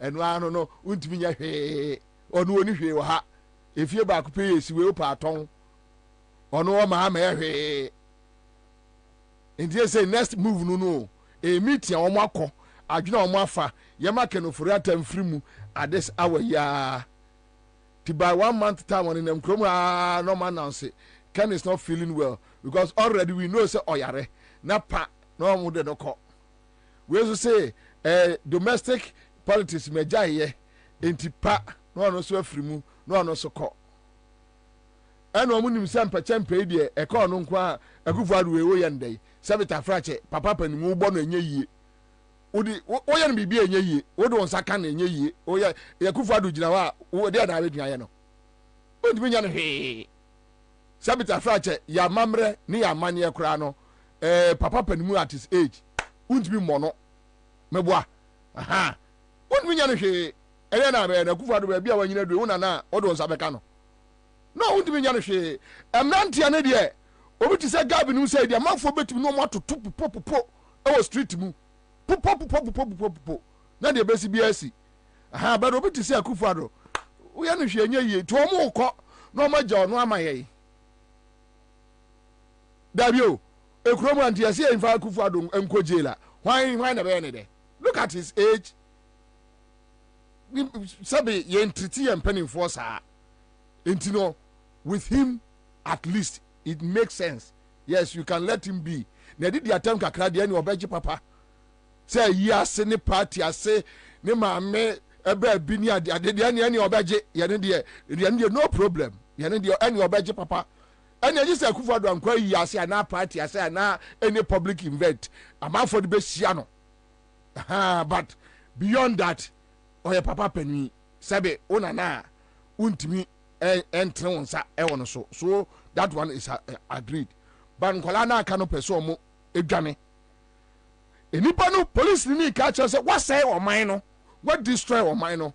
Now go to Kumasi kokosha dia wuntumi no de galamse aye nsuo kohwa dia wuntumi no de galamse aye western region takwa pristia kohwa dia de galamse aye ya friend say mrekuduka de galamse aye takwa go and watch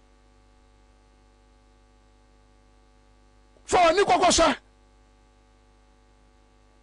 for ni ekosha for ni ekosha dia de galamse skani bre bone jimi baye kwasiasem hwede omudi galamse aye oman Ghana hwede akufado di galamse aye oman Ghana why and you see this policeman yeah I almost said this policeman kwana this policeman say Ghana police omye 15,000 in number I'm telling you emu 10,000 agini enu akano I'm telling you, 10,000. We have people in the police service.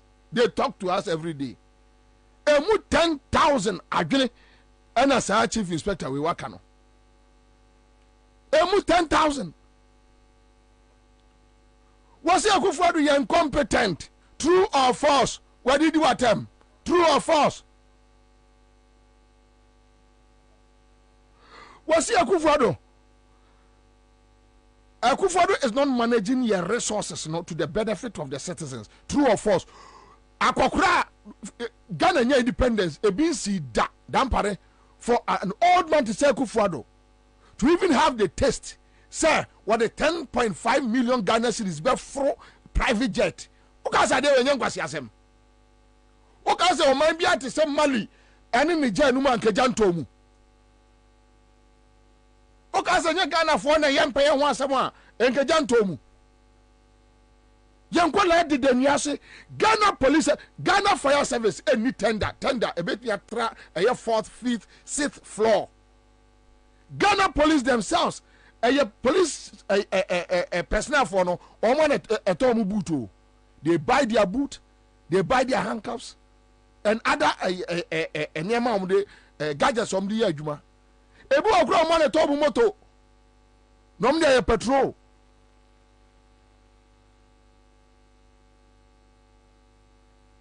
no for 10.5 million Ghana cedis na de akwa you say and when your chief inspector catch you say you are not managing your resources anywhere sakwa we and case you born a badge e wo Ghana case you born a badge e wo Ghana state pillars everyone I won't say no what destroy baby what destroy baby and now no be catch me omo minister edit document akoma Akufo-Addo no na Akufo-Addo abusa no na odi a kire gabi we nipa funu sei we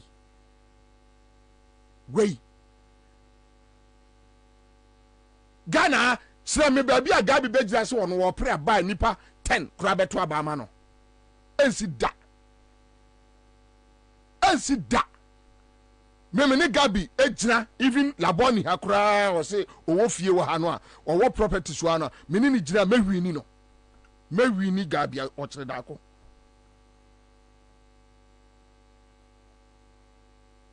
because look if you are so be pray anyes kabado obi ahu se wo kwasea ayikraman a obi ahu se wo kwasea obi ahu even the MPP people they know who Gabi o kire dako is they know. We need any respect in society. We need the entire organization on domestic politics, you know. Sir, MPP co-opposition, Gabi Kromatna, a bayan dinner because Obu Dibu Onibi one rubber beer more being fino. That is why he's trying to just walk away. Sir, Nigeria, ne Liberia, and as so Mudia Groko, Liberia, Obia Nimino ho. Into when you piano Gabi die no when ya reception kakra. Me say, sa Gabi ti krom ha, baby bia ni wa ye beto party Gabi be pie wa man for be boage no so. They know, but they know, and that is why they are running away because omuni nipa antna se Ghana for. Omuya muanti no omanti mini nipa antna se nipa. They think like animals.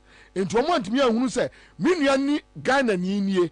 Mama nyane bone na we Ghana ni te semia said ye atanos ni mahama no nya power omanfa ni wo mo bone no omo no nya power omo de di nipa bone, and that is why they are running away.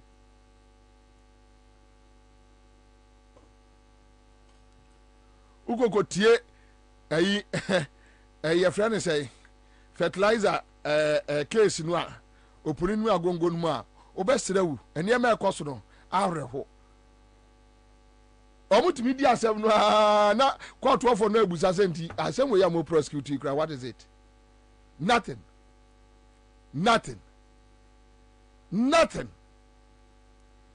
Boni omo dinti no omo finding ways. Now they are preparing grounds to walk away because kroma trabe omo de papa. Yes, me see asem we amakan obia Ghana ni bia fan sign be bia. After they have left power, you will never see them at public events. More baby. Any culture says state pillars. What sign? What destroy them? Destroy state institutions.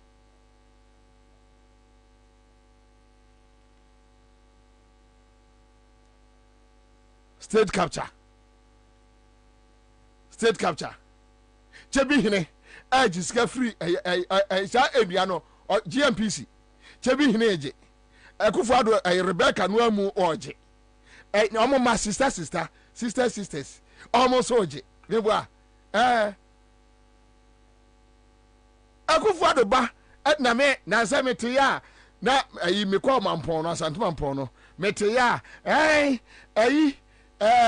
ya say Amishadai Giare boss and what 2 years and only your friend say appointment letter and what to illegal.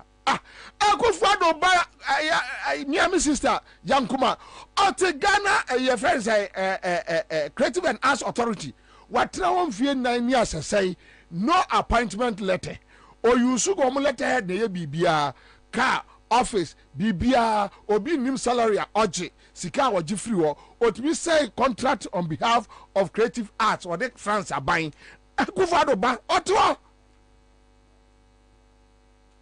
when na kwaku ba ko no friend good governance na eya ukwada no pa no mani abri o Peace FM na Kwabena despite so atwa take it do mamba Kumase no maba jimi wo mo ho wo Kumase no o mo jimi no ya mbata hello FM no ma jimi wo mo sa kwaku ba ko ne your friend say team for ne nkwasiafo no maba jimi we na no mo friend good governance na we ya we tina no mo se John Mahama ne atamase nyaade NDC nyaade ya that somebody can work with an institution without a appointment letter from the executive.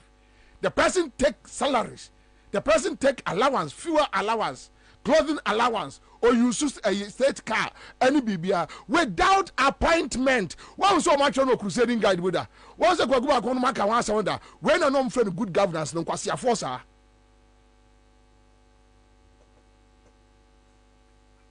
They wanted a way to come and practice illegality. And the only way for them was to lie to the public. Ye nintronchre womo, ye ngu womo mfi, ye nsai womo. We what can say John Mama betumi antre kroma. Sanka John Mama ba Sheriff asewan no. Nanka John Mama president. No creative arts. You need appointment letter. Nanka coffee shop mafia nkwasiafo sa media fo nkwasiafo na bed february no agimifo no ya na omuguo no na nanka omate no monya sa story we say nanka about interviews kind of property the Peace FM 104.3 Peace FM nyare jojo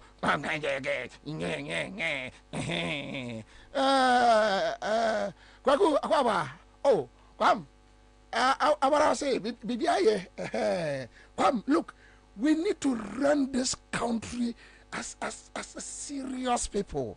I mean matter sembia my dazed no so abo nyare jojo no abusane na dia oh kwam entia that one end this one to trust up from 1979 and I have the documents here. Kwasi asem say ya Jimmy say ya mwadi say ya mwasem. Today Akufo-Addo Baba at the Creative Arts Authority no appointment letter. Creative Arts for no one more complain kwa Ghana web kwa jo pre economy na o ma complain sa so at least they should let them know what authority na again they to adwuma when I know my friend good governance when I'm catch say good governance when one thing that they fought us say we a good governance and you see how now they are quiet we are normal from boys no news far wo by no 5:15 wo no esankuma ba crisscross yakọ your friend say city by 5:30 now wo no wabani say by 5:45 na Gabi and send the questions to them, ask them this question, explaining this angle no makwa kwasia your friend say political scientist baako from KN University no ma for baako every your friend say friend say Lagos no ma ko Cape Coast akwa for baako no mo catch mo say okay mo no be kasa at this time mu wi anopa for no so Adom FM mo be pick it from this angle odwan ma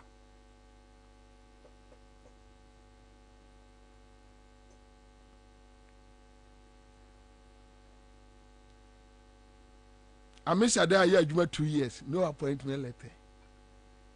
They don't respect us. Obi catch us say you don't respect us. Also buafu. Now many chief inspector and cry and come say treasure to police atari no na de on baby omo yen. What be you should damn destroy a police institution.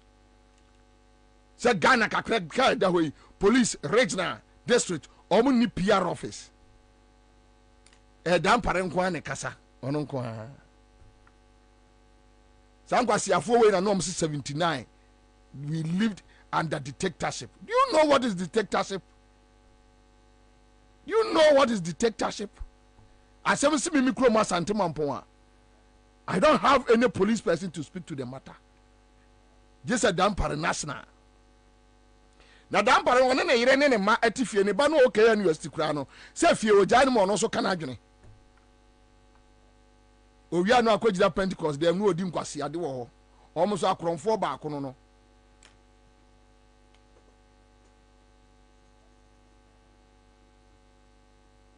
owia no akọ Pentecost asori dem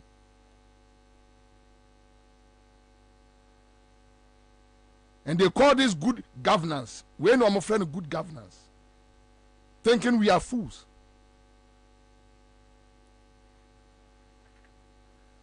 Star 4123 hash. Star 4123 hash.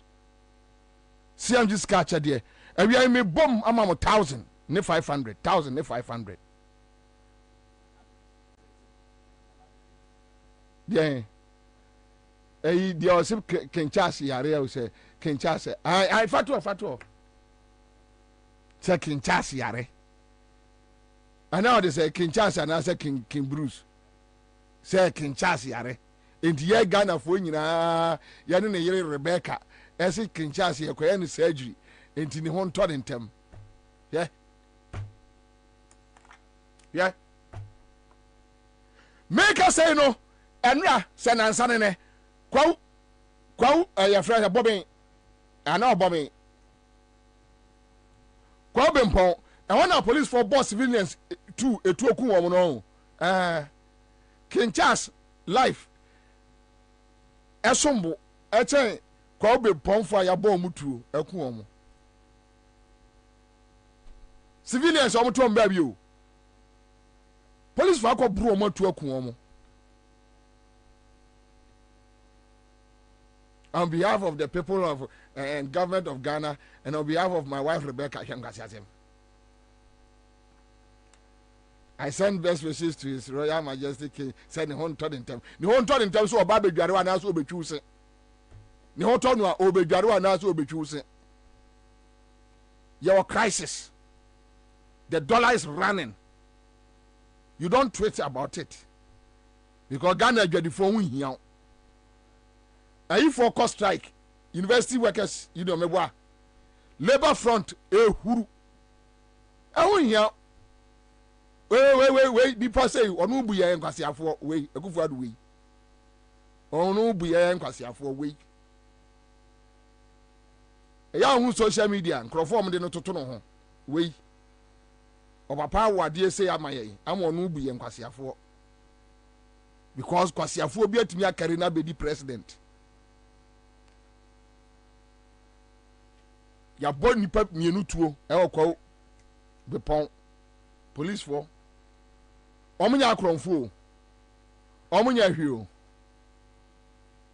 ahimfi omanko obi o yeah they have killed them and the president in Twitter so the SC ya and as commander in chief of the Ghana Armed Forces you see to it that at least on investigations. Na amenipa ebu adwo om kakra David ye kwaya na ta penny surgery into ono ne Ghana fo ene ono ne yere we she atapani Kinshasa surgery no onkomra onkomra no me ni si achi gam no enworo nsan fan hyema no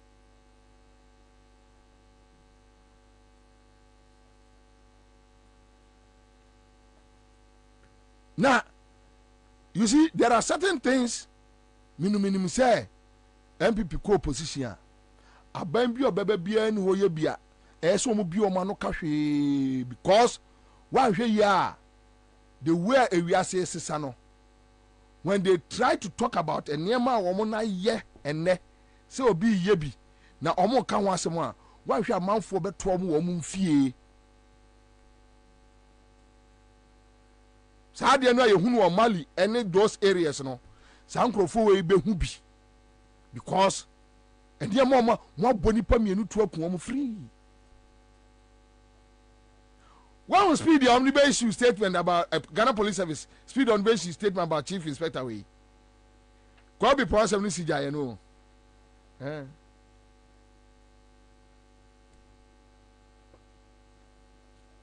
Ba catch them say police inspector and a police inspector. Obi a military at atare akodum kalipo.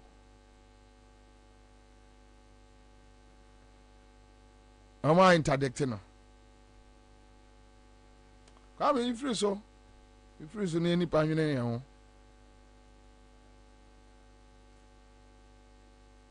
Ghana Ansah enyina mo atwa aton. No local state capture waka bone. And I know na panimu 78 years in 79. No what me asore. Na to wonam to animu na call China for no refinery eco commission yo. Because you know abusuan benya bi adi. Ti Ghana de ne say ojina just about 100-200 meters away from Ghana Tor Tema oil refinery ojina be 100-200 meters away and all commission a private refinery and all bomb abaso. Yes, Akufo-Addo. Na Gabi adike akọ jira ho akọ hwehwe ho chese why kama sika no manya bia invest say no unim omuntimi first kan impie omuntimi first kan impie ebi aka ekrom ha and they are using foreigners and they year investments said say among forces can work, but you see the way your friend say apartments building cost across the city sikana ka omunsam. Now see, I'm going to buy $5 million dollars.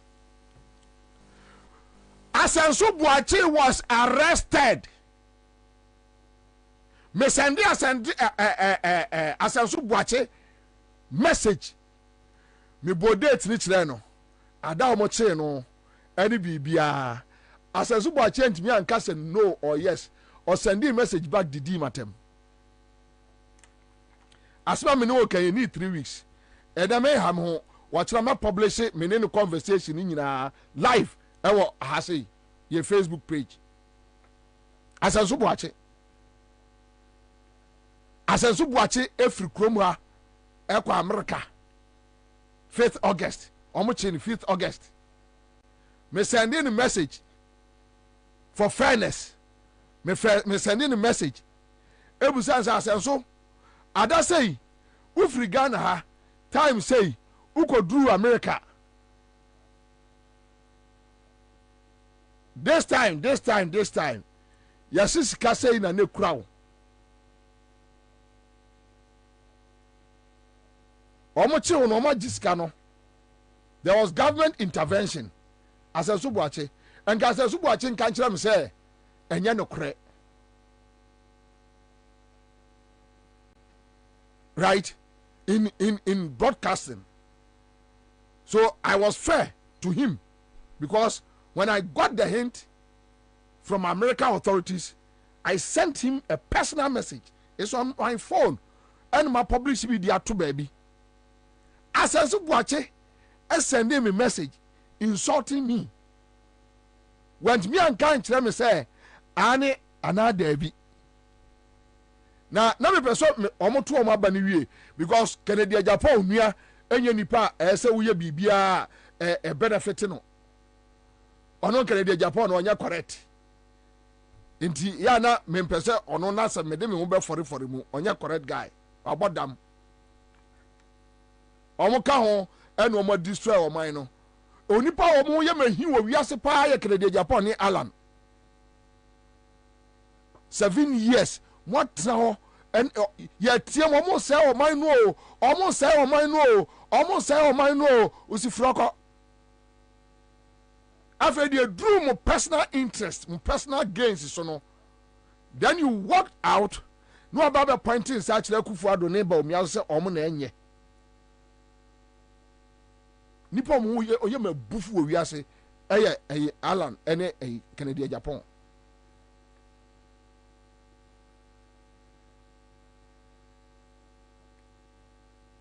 Asensu Buachi didi matem pato. Me testing musansa Asensu at least when we hear stories we do cross checks. And I've done my cross check from one kasa mankofre obia you personally. So if you are told me, say, oh, reply said, this story is not true. Then I have no reason to publish it. You rather send me a message insulting me. Should I say, no, correct? Now, if you say, no, me problem and not threaten me. As a boy, small boy, foolish boy, with me, hello, FM, not moving. As a way, me problem and not threaten me. As a watch it. Ah, maybe what hello FM, me, na me kill Land Rover, that's a watching them from. Na, ne boss, no, offend Dr. Gideon Boakono, no, I am a reporter, Ewo Kumasi, hello FM. Na me probiam na threaten me na asenso boache. Me testing the back and I'm say, hey, young boy, be careful. It's on my phone. Me testing the back and I'm say, hey, young boy, be careful. What's asenso boache? Ha.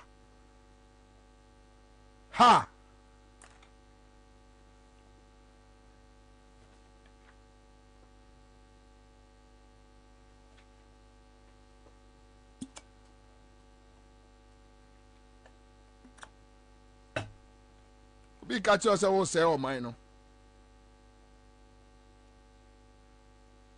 And this police chief inspector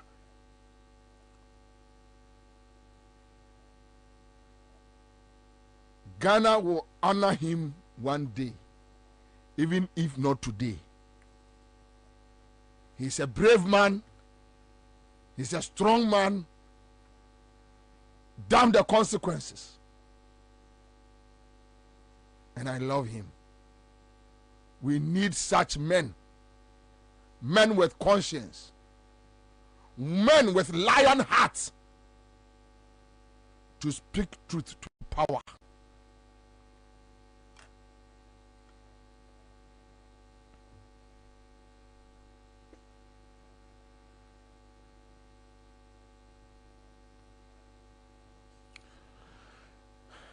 Jomama a beer dear biso.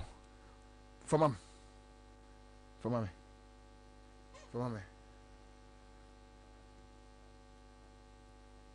Mahama left a mess. We came and repaired your mess. Before I left office, the IMF said that Ghana's economy was going to grow by 8%. And it grew by 8% and more in 2017. And in 2018, it dropped. When their own policies started kicking in, you look at the GDP growth rate. From the high of 8% that they inherited from me, the next year it went to 6 point something, 5 point something, until when COVID hit, it went to 0. So that myth about you left us a mess. When you came into office, the Kufuor Eurobond was left with 270 million to pay. Where did you get that money to pay? Mahama left it in the sinking fund because I knew that debt was coming up. That was visionary because I knew that if a new government came, it was going to be difficult to find 270 million at once to pay off the Kufuor Eurobond. So we left it in the sinking fund. They came and met it. In October, they just took it and paid the Eurobond. And after that, they didn't put any money in the sinking fund again. That's why when COVID hit, we had no money to defend ourselves. I set up the stabilization fund. When COVID hit, they didn't know where to find money. We told them, go and look in the stabilization fund. I left money in there. Went and took 300 million, from the stabilization fund. I set up the Ghana Investment Infrastructure Fund. The Ghana Infrastructure Investment Fund. And I put $270 million seed money in that fund. Today, that's what you are using to build your Agenda 111 hospitals. So how can I have left you a mess? They are good at propaganda. And so they just keep repeating something. Oh, we came and met your mess. We came and met your mess.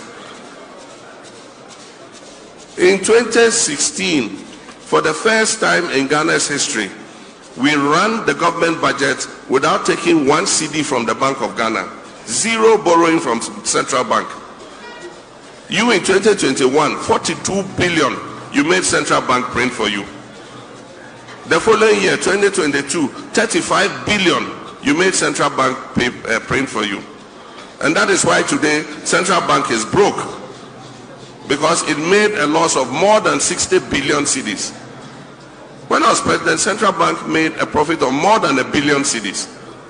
And so that propaganda must stop once and for all. You didn't inherit a mess.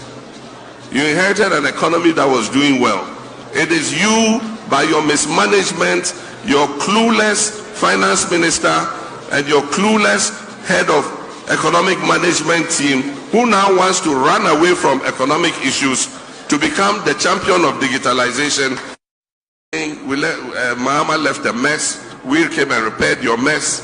Before I left office, the IMF said that Ghana's economy was going to grow by 8%. And it grew by 8% and more in 2017. And in 2018, it dropped. When their own policies started kicking in, you look at the GDP growth rate. From the high of 8% that they inherited from the records straight. One fan function. One fan got him. Wabia so akyerɛ wɔn mo. Wakyerɛ wɔn sika a wɔn aba abɛto no deɛ wɔn adi. Ɛne deɛ wɔn de yɛ agenda 111. 48 hours ni, no response. Mijama. Over the dinka mamenchia a tear for ne I have 4. The Dece Bibia Pomosuye, Nana Maso we michao. And producer singina na and Chaka so and come at Teddy, no a Teddy birthday. Yeah. No cousin said what we do a cry. And to me, chia to the tsunami chame bra or ju no menu. USA, AVA or chia na. And answer na meba hono. Send na Nigeria for and South Africa able. It's a Ghana for a divide on my attention. Almost almost Professor Martin instead of listening to Bobie. Na MPP party anana. A very interesting. MPP exit power 2008. And yama is yellow. The same thing and it happened and 16 years later, the same thing happened. Baumia, Kasa or Kasa, and only media houses are. Yet you are come for program live. 75 radio stations and TV stations. 75, and our paid 75 to carry. No, how much you paid?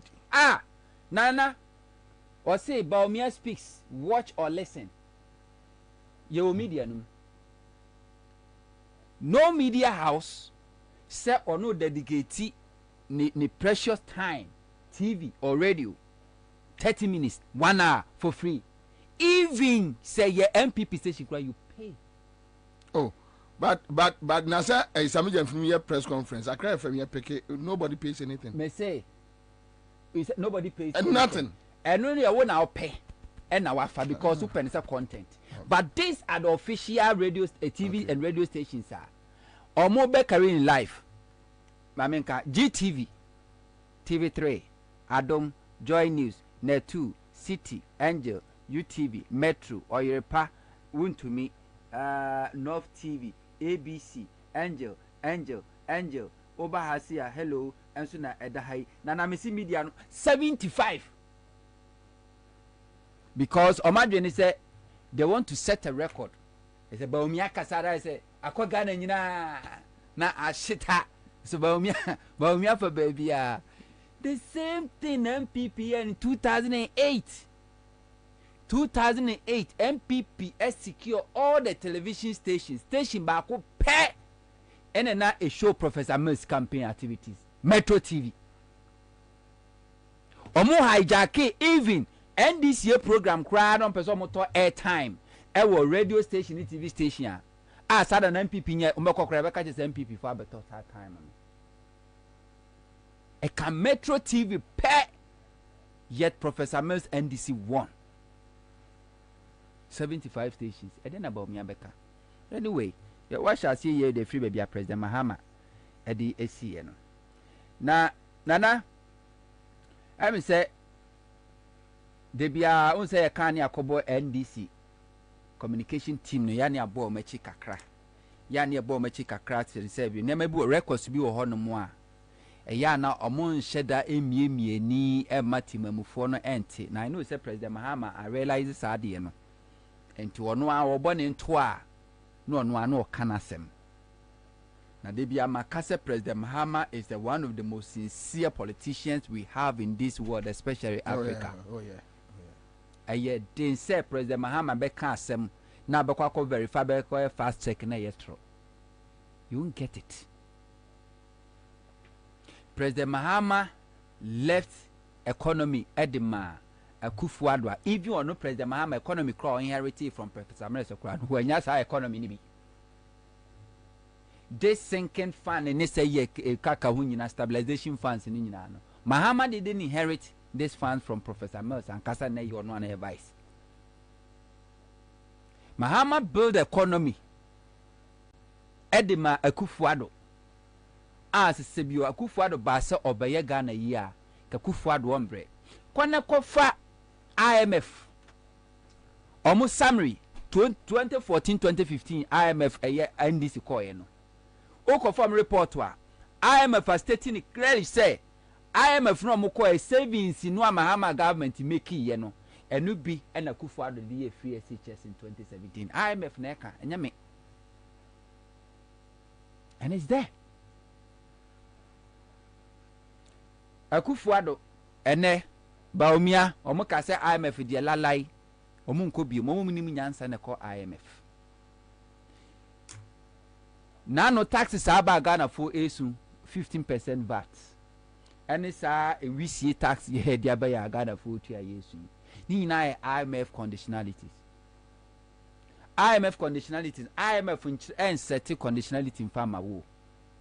Wona wo ho kire wo e na wo kope bosia e wo sika krabia ho. Entu kwa sika krabia no bebu sa se me ma bosia no a e kwan ben na befa so atua.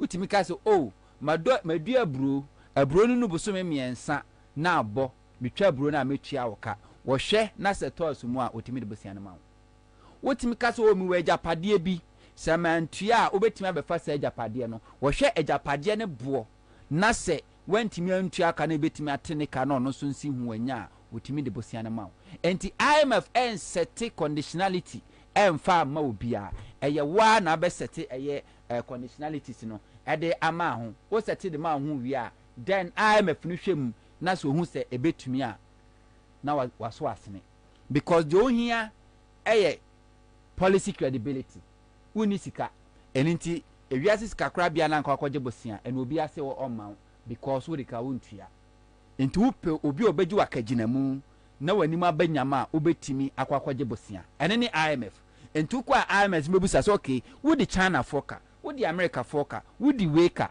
ekwan ben na mimi be ye wakaginamu a wo betu am Canada ama omo no wa kire se meyese na IMF ajatum enti 2014 when NDC call IMF no nana conditionalities are NDC for under John Dramani Mahama omo sete edema omo ho se omo de ko number 1 no se strengthening monetary policy omo strengthening monetary policy omo hwe say omo make sure say inflation enkosro afi so aban no budget deficit de bia ye budget ka beda ho no mo ne diska na mana broso no aban ye se obete eso eninti nanana se de Mahama kan sisi aboye no 2016 first time in the history of Ghana ye ready budget aban na nkwaje 1 kapre enfrem free Bank of Ghana because Mahama government no say omo ankasa conditionality omo set for IMF ni say ye mpese eka eba beda ho eninti ni yankwaje sika bia enfrem free Bank of Ghana na so aba be ye ho ka that's one conditionality under John Dramani Mahama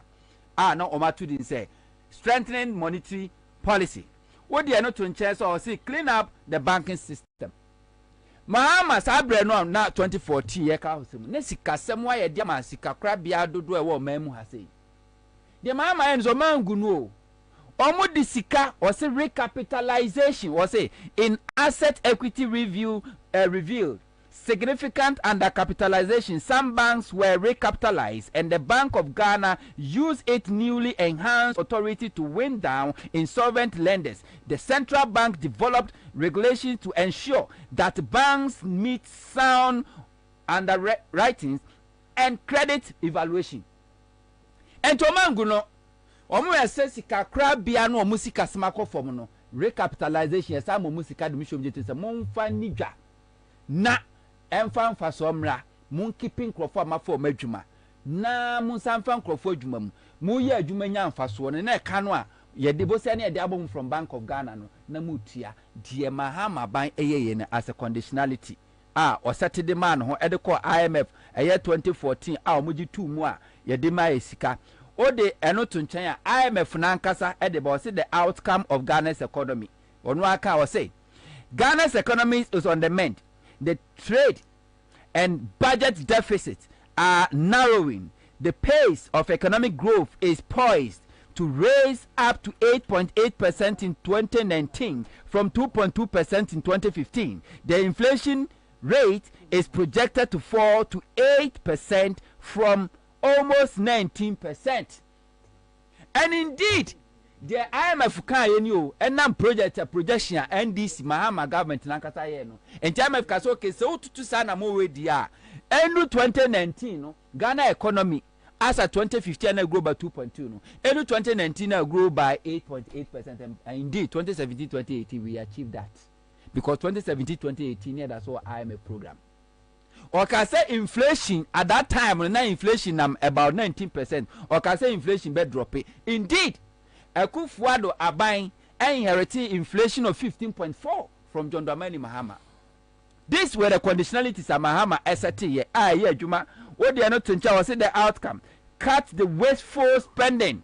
Yes, Mahama Aban or Motinasi who say expenditure be bro no more ya ne who said they here. Aban to mu tin time. Said the BIDB visika. This is how Mahama government call IMF conditionality almost said it or me so and for imported luxury cars edi free amano ne ba no ye be ma duty na kosro said ye be benye sika edi free mu Mahama conditionalities ni now baumia enoko kasa omo be hijack radio station TV stations na one ne conditionalities o de koma IMF say mame $3 billion na me economy na asay na me mfanye ni ye me pebosi a me nya bi IMF so okay yo asine this can be man no e kwan be na ofi so betimi afa so atua ka no baomia first conditionality say 1 domestic debt exchange program emenwafo no kwakrafo omodu omo pension pay aban besia no yentua said de be sika be da ho ne ho atoye. Number 2 omo edo omo kawa man ne China America omu tiri so yentua omo kan ne entua omo ka kire sika ne yeni bi yentua.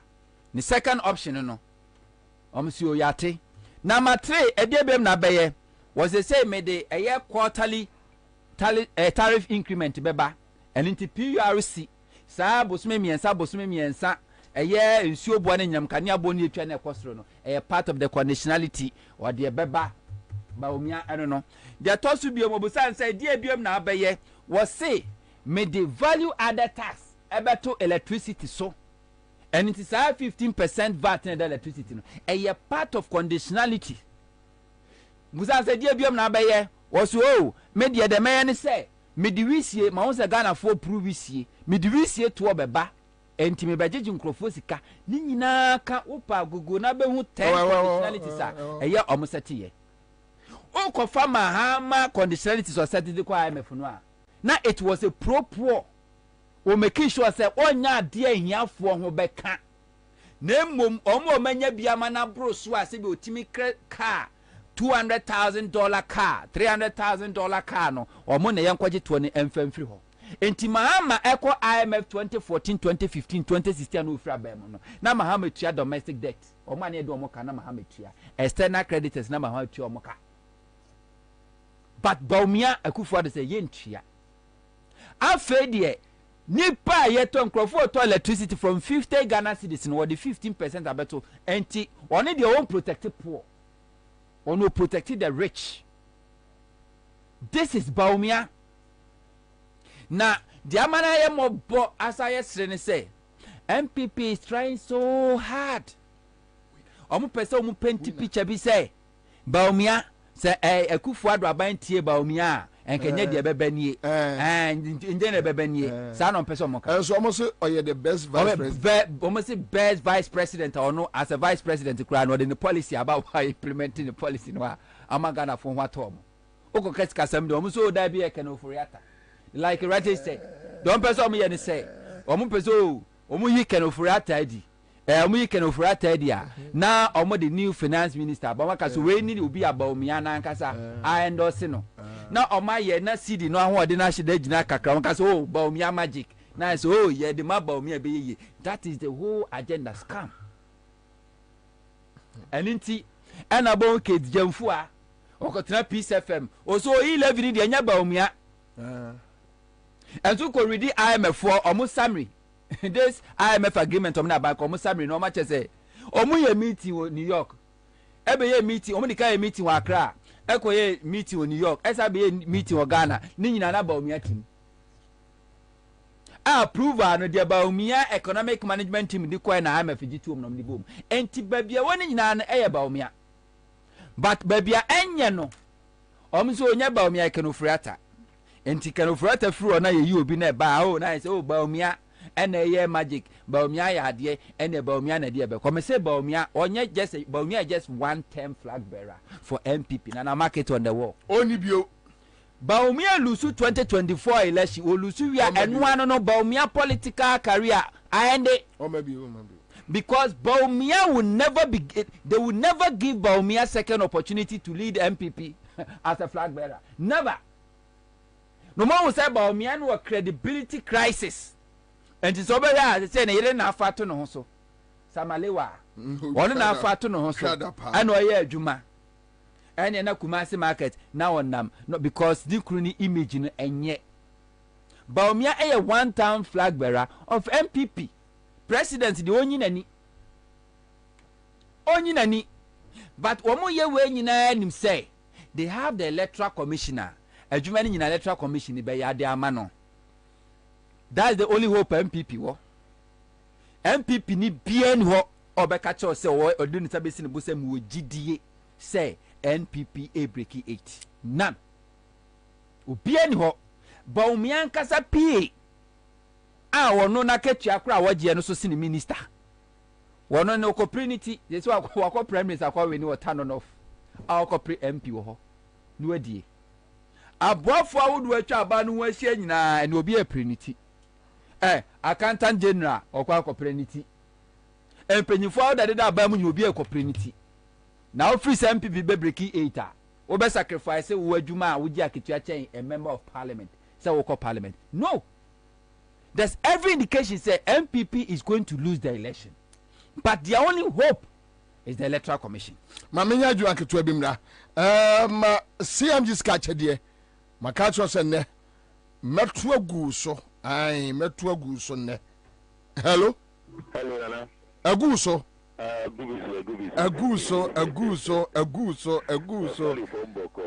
mpacho se no kai ucha say bitwa ku 12 wow that is 60 Ghana one paba matinana it is a obo bosia cry system no a say no wo be 440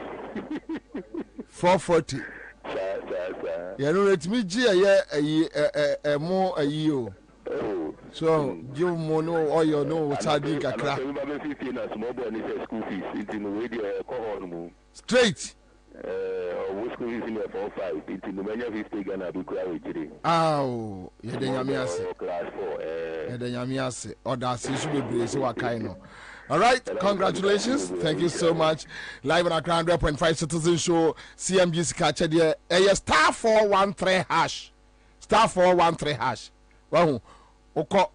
Adobe call process 1. Enu last process no Chrome. Na da phone so sha. Chrome. Na da so say sha. Yeah. na me bonus draw no me ka sem bi a kire mo. Star 413 hash.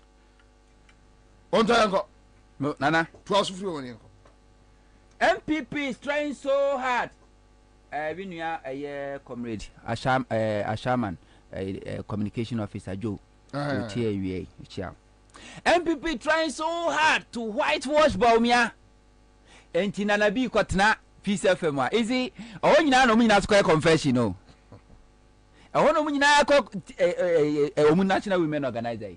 A Peace FM no caucus assembly. UTV. So Baumia, I didn't dear messing na a canofriata. Ile vi Baumia nim. Baumia ka bibi omuntie. A one and a beer, the same media set up one and a big cotton catches. Oh, abano on suspended a year we see tax no na M1. Really? Oko cabinet MPP national chairman, MPP general secretary, Mko cabinet meeting. Omo kan ho bi no mo approve taxes. Anamo bi omo to bi amo aka ho bi. Intesina na bi be ka che say ye omo ye ni such a way say just na bi ni kra just onimpo say part of the conditionalities are omo dey akọ. Say TUC for put pressure on the Kufuado government. Ken Ofuriata say omo nkosi nkonya na omo nchirechire nsemu nchire omo die ntia omo di 15% VAT any VC tax di aba. Trade Union Congress for say before cry no better no suspend withdraw that taxes into jagu omo chem. And into we kan weekend di omo sheda di boom na asase radio publish cabinet suspends 15% VAT. Yes, okay. Say Sunday no more cars as okay. Monday say, "Oh, mami, we no Monday the any ate." Monday a monitor. Monday, Tuesday the buy say IMF country director. Say last year, so what catch up and say, government should make sure so obey adhere strictly to a year IMF program. No, it means conditionalities now. I was setting the man who buy a catch us a Ghana for Obeji Ghana for 50%. Disomi unko untimi enfrimu, and a sincere omukom. Only hope no. Now Jemensa and Electoral Commission say fe no mo be recruiting crofo. Now we know say san crofo be recruit omu nyina ya MPP for. Because Jemensa ebe take over no. Omu make sure so mo saken crofo a no mo dada nyina from district office to regional office to national. Omu sake obia just to fill in. Already Akufuado is the only president onunitimi tro memodi koma Electoral Commission say directors are all for omono on for obia CV emro no Akufuado. You na beka cho say Ghana Electoral Commission independent, is not subjected to any control or any form of control from anywhere. Me wa Akufuado timi instruct Jemensa say wo crofona ko for mass directors no regional directors ni ko ye whatever directors no for mu CV si brother menhwe what the CV ni ye den because they are making sure say from head to toe obi afa ni bia ye MPP because one more Akufuado no wo power to appoint them no wa appoint core MPP people Akufuado na appoint yes Peter etu ahene no MPP obi anim sa Hadia no MPP obi anim ma member akwa na come so yes for dem call me na film no na o preach asase radio ho ade aga bia asase radio akon dia Akufuado na appoint boss Banasare MPP patron Akufuado na appoint Jemensa enti one more Akufuado no power to appoint them no we are making sure say we appoint core members of the new patriotic party MPP. Now Jemensa as electoral commissioner no she has the power to also hire directors. And telling the Akufuado the best appointment no. But Akufuado want to make sure say why you dem person we identify omu CV si breme. na menhwe say why na wo Mensa wa appointing so onko director ena yenya electoral officer wotimi gina CPS so eka se me media me MPP ni nka me beka kukurudu odo yenyi nadi da bi yenyi nadi yes police yakobusa say aden yes na o state capture yanti ono di yenyi nadi electoral officer na on becha efi se Mensa ebe ye electoral office de bia na nke ekọ election peace council ni asofo na obia na ase amanyofo na amanyofo ya pasumdwie MPP NDC ya pasumdwie MPP NDC ya pasumdwie because if it's NDC ne ko wiabam if it's MPP ne ko wiabam but if it's Mensa be electoral commissioner all the electoral fraud electoral rig ye hu nyina nya MPP na nya NDC ye a can say electoral commission electoral officers in a reggae election omu bia su no why prosecute no omu bia no na ko gina mra sem di nat entina me ka kire Ghana for say o say na no o ma yeso omu kotu abayagu court say wo bu omu say omu ko da fia so omu kwa na nyina yenku omu kumfo a say enko sen omu ahoma na yenku omu se obi wi abamu a ne boni a waye no eni obi a wokotu abayagu ye pe because we try say the nipa dodo say omo pe no wo mpene so mane mambe ye adwuma ti say the dodo na akoto abayi o mampeni na say wo mpene na betu no wo betu na gu no saa na say nipa dodo say ye pe na say wo se wo de bi na mde be ma e che say wo tu aba na gu sa pepepe and ti say if police fail Ghana mra na kire say yen Ghana for you every right to protect our constitution jealously yen fire kwanto so ni yen protect Ghana mamra no. And it's a police for na compromise. Abesha electoral office sama regulation ma. Timamu fo mo chi omo amuni o masam wo hwa. Na no district level election ko fo mo chi omo na mu huro omo na edo makwa kwahye tax mu pua na eko enkosiaga. Asin of the year ankosiaga kumawu the year ankosiaga. Timafu fo no mo chi omo a munni o masam wo hwa. Se police officer ena betna ho ahwamia regulation. Muchi sa police no amomfa ne nka ho bi penisi peni otena fie ma mofra we nanka no ye kan nanka we fo na ye peni toto momfa sa police officer ne nka ho bi I said they be protect the constitution in a sian kotwaba mamu nyan krofo no mamu fomu hu ni because of electoral commission ni Mensa o create ye cause 10 innocent Ghanaian lives 2020 elections ye kuomo sa keke because of the electoral commission 2020 we had dania obesa ye bio now kwachi say nipa no a na timamufo mu chi nipa ni wi a musiade na ma police meanwhile all this electoral fraud no happen in the presence of police say emrakwan so no de ne ma police emrakwan so former police ni no ogina ho no mu a wo timamu ni na wo gina kire outside perimeter what me hu see reggae election police ni gina ho we are not na come police emrakwan so no mo emrakwan so no de ne ma police no mo de ma police ne kosi sen wo de ne be ma police Ashanti region crofo na ballot papers show botoma no matam printer mo cho mo de ma police ne kokosi wo fa ne ma police enti sesia no Ghana mra ne say ye nyina ye protect constitution no jealously fa ne ma police jealously enu na mekofo say ye ni abre ti wo de ne be ma police me mo me da me kira me mfa ne ma police oh fa ne ma police so ne ba emra kwan so so betim na ma police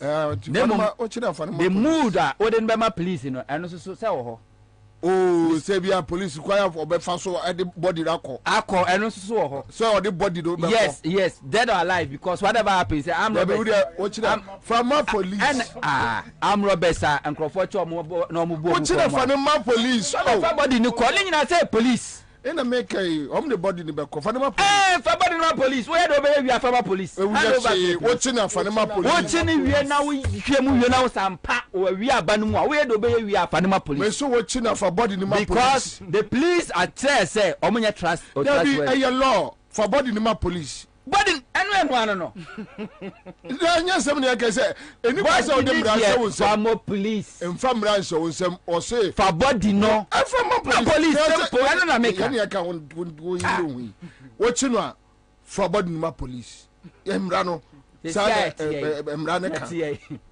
sɛ wo na mabɔntena akɔte sɛ obi kura awu da bɔntea ɔpɛni eti ase polisifoɔ na wɔsɛ bɛfa no ɛna me kyerɛ sɛ body belongs to the state Ghana mra wotu obi a ɛnya no hwee fa body no ɛma police simple ɛna no ani abro wo dia ye ne dia emra ye fa hye fa body no ɛma police 2024 election electoral commission determine so be wi abanum okay, so point of law. Bobie, the Criminal Offences Act of 1960 criminalized acts of incitement to violence or public disorder. Therefore, any form of speech or expression that incites violence is not protected under the Constitution and may result in legal consequences. And which ni panwa emra so for body nima police. Ochini panwa panema police police officer no hono. Eka hu bia mamon fa ne man mon fa no ko police say police officer no say police officer no kan ho by law for all bodies no ema police ABC simple enti how because we won't sit down for it to happen again because we are den NDC supporters all di mra so to mo do so police station na mo hu say kwase bi ni police ni kwase bia na mo the bodies na ma police no so mo ba wi o Dabio, say no more prosecute to omo. Emra kwa so simple. For body nima police. So be prosecutor to be prosecuting money ye. If you have to if you have to enya fe na atrechire mu o. Emra kwa so chi no for body nima police. Nana. Nano electoral commission. Yewa. Asem o ka say multi say o say chairman abotumi na cry electoral commission at say indelible ink no famra.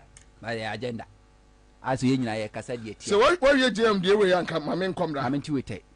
E agenda aso ye nyina ye kasa tia. Oh, ye support it. Me wa behind the scene na ye support it. E agenda NDC nye smart. Already omo return to IPAC no. Omo anka so mo hu say e dada no a. Before no IPAC bra na ye papa no. Omo ko IPAC meeting no omo pon wa. Electoral Commission plus all the political parties no mo ko nyina no mo issue statement joint statement no match say nearby IPAC no ye discuss say ye sigina say ni ye beye say anti sabio o mo wi electoral commission o mo de mo nkofie o mo nkofie na electoral commission di statement aba no abeka kire say political parties ba kuma ko ensia a petition on electoral commission say yensisa election date no be say political parties be ya denim Otimika 60% of political parties no I endorse this election date no political parties be na endorse so a esu enim enti de bia no kwa kwotena koye meeting no no ma komu wi a on your behalf no the statement about wunim ho hwe they have to be smart because the ba omi kwa koye na den konkosi aga ba omi na me so tebio okoni abeta mame nko bi mra edu je mfia trase but mame nya de we na yɛn fan kaka no unim by popular request Messia CJM and the about for sending message bebree across the country and no more outside Ghana say omo person say etie JMBU obi asend me message abusa me say Fanima police before or after Ukokumasia no more aduru your friend Tinatet was it before Tinatet, we are no man Tinatet. After. Okay, you are man Tinatet.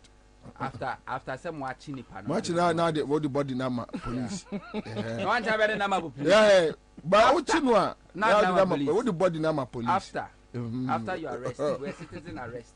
Now after the body no, what the police. Say police ni bi so ono wa Jimmy ka ono no wa.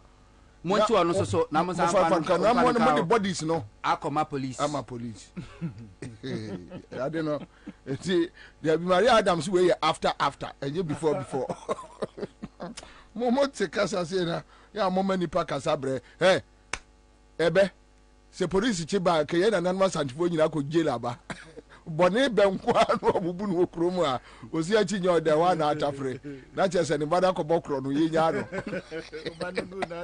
ye jantene bone benko ati eja hwe. All right, so you got TJM for the last time on how oja on mine Ghana ho we Mahama left a mess. We came and repaired your mess. Before I left office, the IMF said that Ghana's economy was going to grow by 8%. And it grew by 8% and more in 2017. And in 2018, it dropped. When their own policies started kicking in, you look at the GDP growth rate. From the high of 8% that they inherited from me, the next year it went to 6 point something, 5 point something, until when COVID hit, it went to 0. So that myth about you left us a mess, you left us a mess. When you came into office, the Kufuor Eurobond was left with 270 million to pay. Where did you get that money to pay? Mahama left it in the sinking fund because I knew that debt was coming up. That was visionary because I knew that if a new government came, it was going to be difficult to find 270 million at once to pay off the Kufuor Eurobond.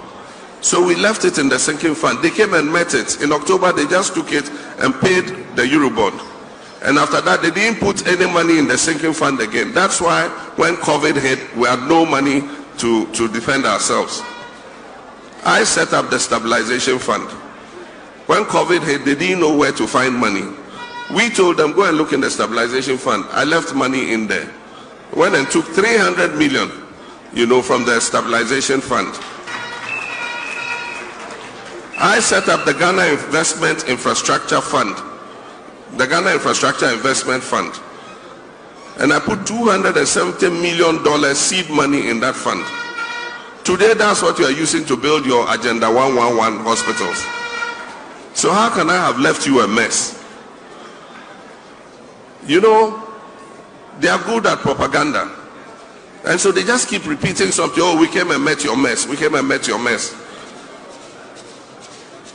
In 2016, for the first time in Ghana's history, we ran the government budget without taking one CD from the Bank of Ghana. Zero borrowing from Central Bank. You in 2021, 42 billion, you made Central Bank print for you. The following year, 2022, 35 billion, you made Central Bank print for you. And that is why today, Central Bank is broke. Because it made a loss of more than 60 billion cedis. When I was president, Central Bank made a profit of more than 1 billion cedis. And so that propaganda must stop once and for all. You didn't inherit a mess. You inherited an economy that was doing well. It is you, by your mismanagement, your clueless finance minister, and your clueless head of economic management team, who now wants to run away from economic issues to become the champion of digitalization. Mahama left a mess. We came and repaired your mess.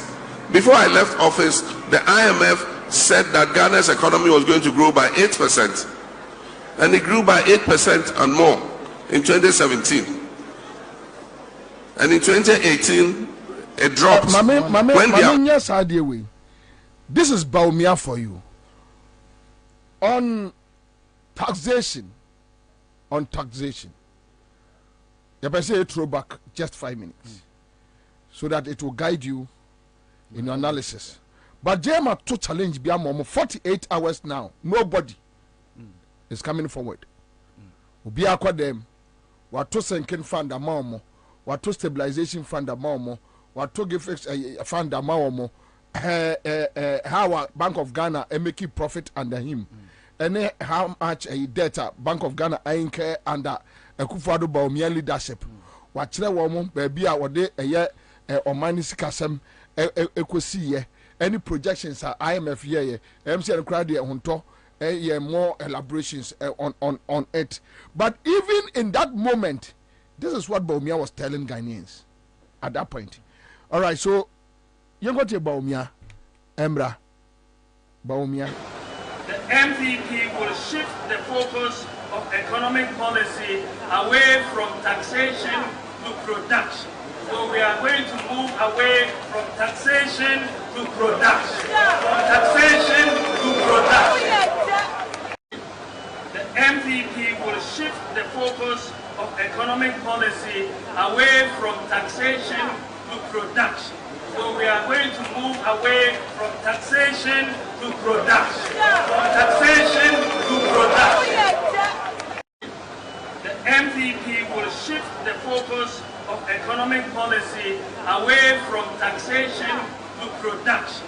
So we are going to move away from taxation to production. All right, so Baumia in 2016, that with all achievements at John Mahama Bobosuni Nyinano, Omnoba on baby before from taxation to production, and then Oba or Mensesa, a general a tour. Okay, so me free and now on the state of Ghanaians citizens. You go to the Baumia, Ekache, Ghanaians are suffering.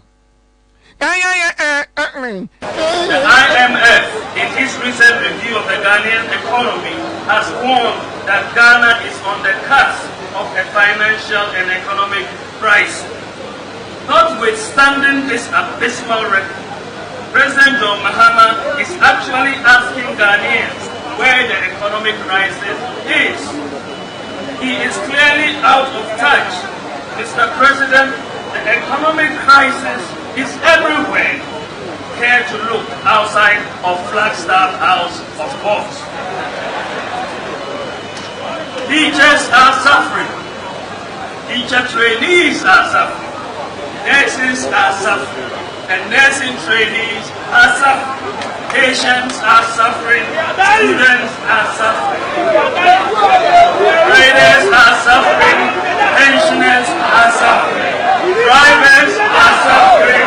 Contractors are suffering. Civil servants are suffering. And farmers are suffering. Fishermen are suffering. And industries are suffering. Artisans are suffering. And Kayaye are suffering. The disabled are suffering. And men are suffering.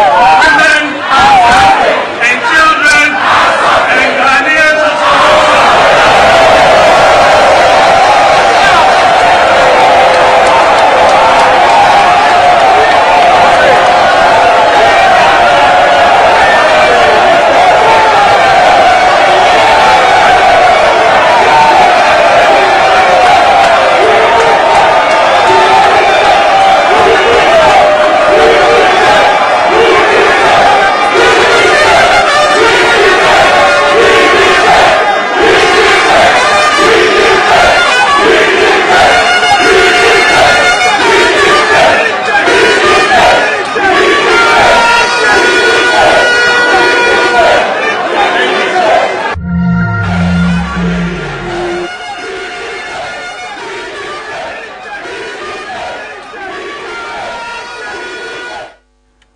Onim say enkwasiafo ya no omuguda mu ono na crown penny teachers are suffering. Onim say bebre afare wo mu awu before enkwasiafo bebre awu ini change na no mo kala na onti ase yeah change ni change free ati ase fo mako bebre awu omu di awrawu awu ebi mu musika aka men's gold ebi musika akwa die bebre awu we need change for no yeah bebre awu on inflation yengo tie baumia on inflation one in opposition sata na inflation and I'm saying that's what I'm saying 15.4 and then inflation kwaya kodru 86. Professor Hank say I didn't know 8600. Fairly straightforward. I now want to turn my attention to this concept of single-digit inflation. Mr. Chairman, all countries would prefer to have low and stable inflation in the context of economic growth and job creation. This is because inflation represents a fall in the value of money. It is a tax on the poor, and it makes it difficult for businesses to plan. Inflation results in an increase in interest rates as lenders seek to protect the value of their money, and also results in exchange rate depreciation. Under these circumstances, inflation tends to hamper sustained growth, and job creation. It is for this reason that governments all over the world and economic managers set their eyes to reduce inflation to low single digits, because it would, amongst other things, reduce the cost of living, reduce interest rates, and stabilize exchange rates. Low and stable inflation is only meaningful if it can translate into these tangible benefits for our people. The key question on the minds of many Ghanaians is, do we really have single-digit inflation? While I do not want to argue or question the integrity of our hard-working officials at the Ghana Statistical Service, who do a good job under very difficult circumstances and should indeed be resourced and given more independence to do the work they do, I will like to state, and I will show, that the available evidence indicates that the statistically reported single-digit inflation is not consistent with economic fundamentals and developments in some of the key reforms.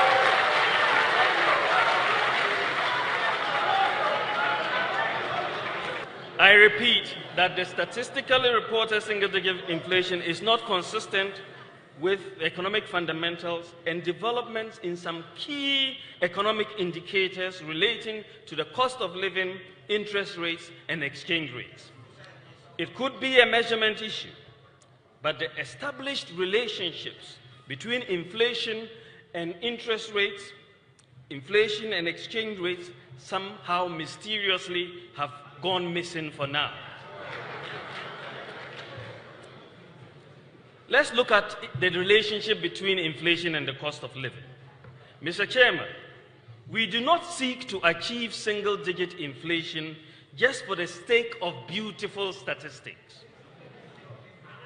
The statistic must have meaning in people's lives. Unfortunately, most people in Ghana cannot relate to the talk about single-digit inflation when they get to the market. I was in Malatama, fairly straightforward. I now want to turn my, and it was clear that prices are increasing at a faster rate. Baumiano no. Today, this man is telling us, oh no, ni any idea of the current Baumiano, Jacobondi, we are saying Adwina Asenu, was said our paper to show that 41 promises made by the MPP and its presidential candidates within 2 years, 41 have already been fulfilled and delivered as we speak now. 41 paper review. Baumiano, Jacobondi, we are saying Adwina Asenu, was said our paper to show that 41 promises made by the MPP and its presidential candidates within 2 years, 41 have already been fulfilled and delivered as we speak now. 41 paper review. Baumiano, Jacobondi, we are saying Adwina Asenu, was said our paper to show that 41 promises made by the MP. Adu, so there are two challenges now, Mamo. Can Bawumia respond to John Mahama? Commander, me do was na wa chair with you for na wa chair. Me nua honto. Me take care ma me be nyina na tie discussions. Na Commander in some JDM atodiama MPP for any Dr. Bawumia. Enya de obetimi ayi ano because these are very realistic issues. Enye botirimuka ena enye botirimuka. Eye asema JDM na nkasa tu ho anamon no wo ho adansie se ni jamo stabilization fund o kan de asinebo wa kan de asinebo ene ye stabilization fund na yehu o se ono na set up Ghana Infrastructure Development Fund ene ye hwehwe sa fund na sika edema yehu enti se Dr. Baomi aka so be yi ano a adanse ebe na wo ho a wo de ba be yi ano sisi e no Ghana fo adwene akọ animu omonte ase e wo politics mu akọ nanim omunim de akọ nanim e free se MPP led by Nana Akufo-Addo be di akonwa no suahunu bebre na Ghana fo akom enam saaso nti amomoni ada ho this time around se untumi nsa ntum futuro engu Ghana fo ani bi asem bi a wo beka bi ha no Ghana fo be pese wo de ho adansidie ebeba abekire se we na maye saa adansidie ni bi ena ewura John Dramani Mahama ede ne de aba se emfie nan ene kakra Ghana fo de share mensa no enioma we ni na meyeye emse me call one sister station na host no ebo JDM okogina otekokko so enim na oka ni nyuma obeye no Ashanti region na sebio otekokko so untumi nkogina nanim nkotwantro ye wo mpanimfo ho a ombetu asem bi a wo ka ho anamo ahu se sebi wa megina otumfo anim a medi ntro enukura trudo ena okose otekokko so ebre so se regional minister nso mfa ne ono so ne party ne naban aye no okogina ho no na akoye arehosem ni nyina aye nsem a eda Ghana fo anim a me ne wo kasai Ghana fo na adi sa nsem yi ho adanse intinana se ye kase ye tena se ne atwen Dr. Baumia se obeba be yi JDM ano a ye betena ha ma 2024 elections na ba ama Ghana fo agitwi akoto aba na ma JDM ama na be di president ne kura akọ retirement na Dr. Baumia ntime mbae na se kire nyina ne se 170 questions na wode ma vice president Amisa Atano akoye nsamanwa esan ni komu a kopim se Dr. Baumia be yi 170 questions na no menya sure se Amisa Ata ne saman wada bebreba vice president FM enimguase a ofam nyina no me sure se eye ono ankasa ne ese adabotire kan se eso na dae because open abamu abantino wudi wunu anim etwitwiri fom wudi wunu anim eye fom ema ni me ba kwa be muni sa tape no de obusa za emisata is answer with 170 questions muni ba omi anu a no osre no so ho very soon obekọ akwakoya no ayo enti ye mu bi na sabi ye tena kire ni etie no na emfie nson ko emfie nwotwini ye de aban na hye wonsa na enei Ghana fo aye mobo ohiamu hia ahokyere mu ahokyere na yenya aban nipa baako ma ni only up to the responsibility say Ghana fo ye hyembo na emom say da bi o masem o moka ne say Ukraine and Russia ntokwa and COVID. So I want somebody in government, be it President Akufo-Addo and also Dr. Baumia nemu, should own up say ye can say about the inflation ebe ko single digit. Ye fa dollar no from 4 cedi. Ene ye ntimi amfa nko 1 cedi said the President Akufo-Addo gina simpie so kan ye no. Na emom ye de kokodu ya kodu 18 cedis. Eme na be wie 12 cedis. Ghana for ye ka say ye free taxation eco production ye ntimi and this abortion so ama sisi a tax e gu Ghana for so no commander say wo kota the essential commodity e shop near ye ti receipt in ma now we receipt no so a now we amount of money a ya tie so a commander say sika no bobo anu afi so a utumi de ye bibi e ma ne ye Sa taxes we nyina Ghana for e san etua. Ah, commander me no wo kase. You say 15% increment on electricity and also aba. Yasa te hwa ye nuanom agata wusie kakra aja utia so a na wusie kakra pii. Ah ye nuanom sisi a omo so ye the tax aba chese sisi a na unim de emare ho. Se me ma kraka. Edi aba port. You are paying almost 23 tax components. Yes, on it. Uwia wasi uko insure wo car no knowing the rate cost in insurance today. Uko insure car no abai no ska no adi insure car no ojimu 15%. Ojimu 15%. So which means you say comprehensive kra na ya ba ni o. Na comprehensive na nka say comprehensive na ka. Third party credit. Third party credit be third party credit na comprehensive. So eti we nyina na baye adesoa agu Ghana for so a ama businesses any businessmen omo akwa hohiahia ma commander me ne wo kase efiri se aban we baaye enyuma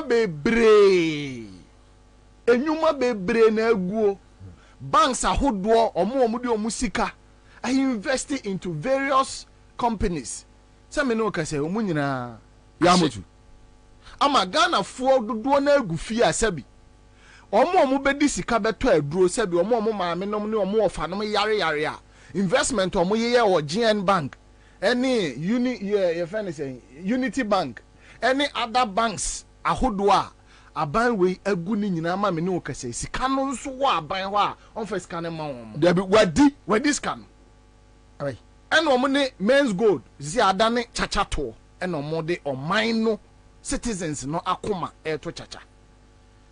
The last time me tie papa ono na wada men's gold customers aggrieved customers nyina also omo members a awu no so oka se oka ene omo yare good dem omo nya sika mfa ntwa aduro omo ko save ye ewo GN Bank am say no management fund omo ko save wo security sika aka ewo se aban releases sika no me no kase Ghana for kwa hunyenye ma ho kire mu a ogefo ne hwan ni nyina mu no yenya obi amane oni up to the responsibility say ampa ye me ye ba Ghana for ho besire tumi no ne e pese ye di ABCD ye ntimi amfa anye nti Ghana for ye pamocho Ansah kra na makwa akofa another caricature e de na breyen say yen san tie no tie na ye tie no de o ka first na ye nte ase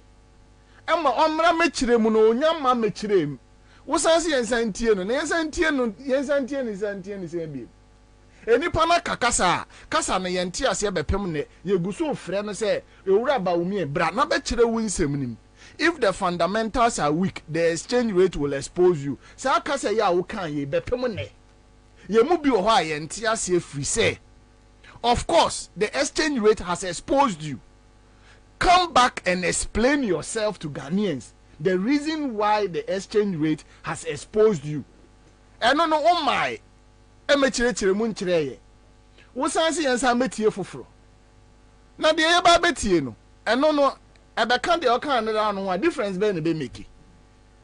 It will not make any difference. Wahu.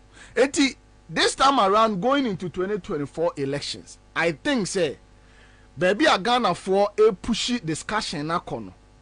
Omu pushy discussion into an arena. This time around, obie nya kwan emetum futuro enwu Ghana for ni nemom. Wadwuma pa a wo ye no. Ena Ghana for say, brana bebo hu dawuru.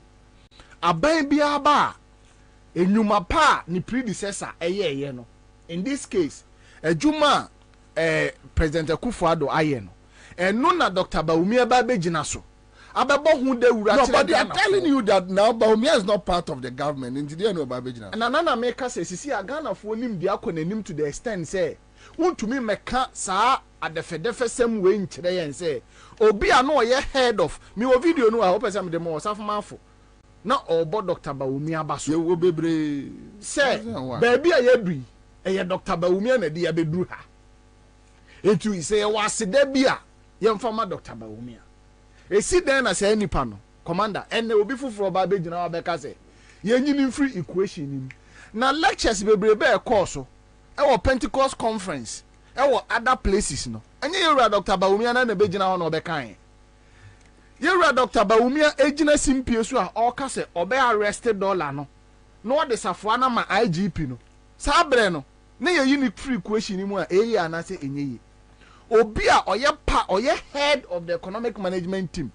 na odi the fantastic team ebe tuja solid the solid team ebe tuja say nipa no ye exonerate na etina na the American say this time around Ghana for they are very matured in the political discussions omo follow trend no and omo hu say MPP for the adwuna be di agro going forward omo mba kwan ema politician bi amfa na dwene ya dwene medi agro biem se packaging pentimamento na omo de breye no se yantimi anwere ho ehu the original color na ya je atum na 7 years ya endure we cannot endure for another 4 years of another pentimamento.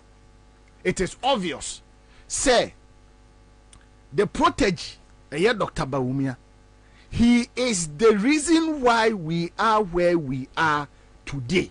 Dr. Bawumia nti ena baby a yewe yewo because ono jitu se ampa adansidi a President Akufo-Addo udi fa na ho mitie bi that particular campaign mitie or say I'm quoting President Akufo-Addo or say tell man you President Kufuor now $1 is equal to $1 1 cedi na yewura Bawumia sa abre no Bank of Ghana ye omo ena omo boaye e ma $1 e call 1 cedi enti wakwa akofa ne de neba na enei dollar ne ye 1 cedi to 4 cedi na ka ye ono President Akufo-Addo a ba enko obeka se opachew na ka wa resign na so enam adodo dia enam corruption ewo John Drum adododie akunya no ho na nya dododie nya no nya corruption sweetness no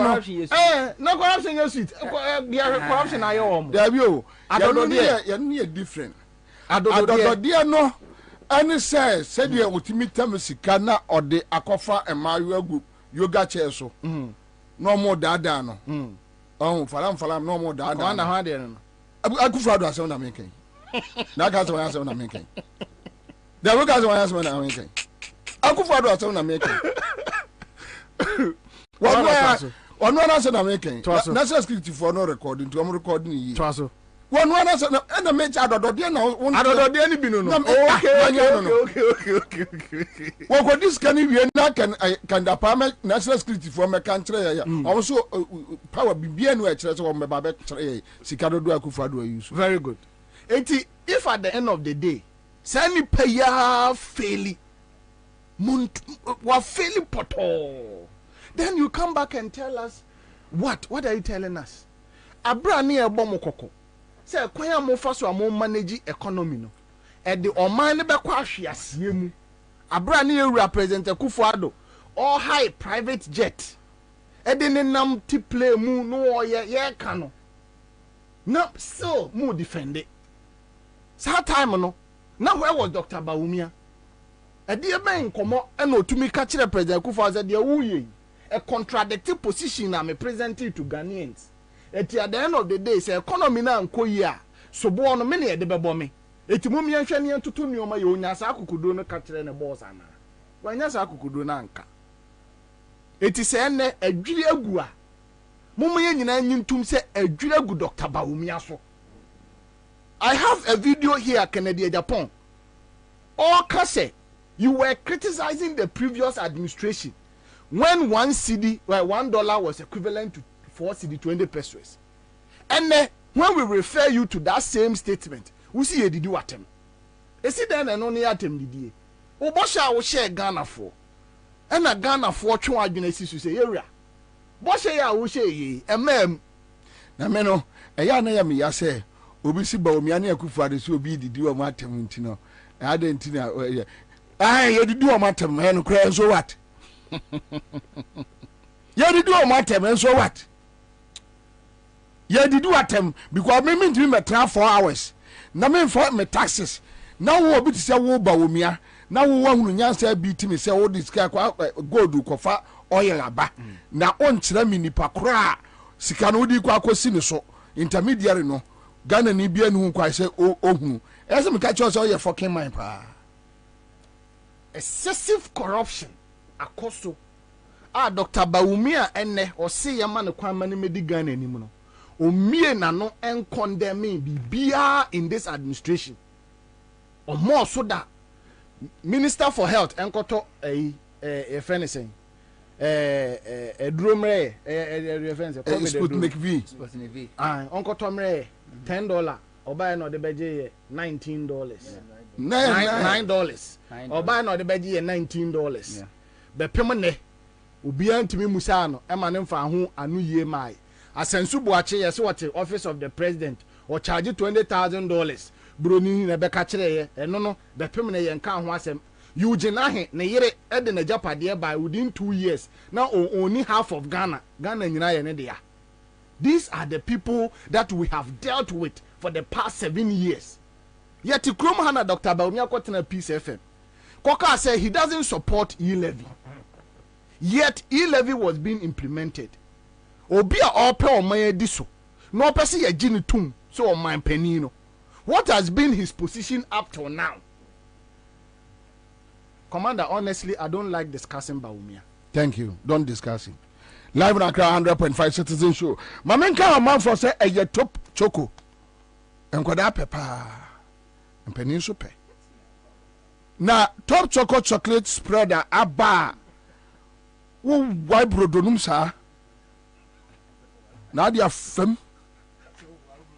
Ai biem. Dia fem. Waka tum. Waka. Anusuo no de papa. Enom de eye 3-in-1 chocolate drink aba. Dionya eni nsuhie. We de ya na menya no cold a. Ene paya ehye. Na metal materials ewo takrade secondi.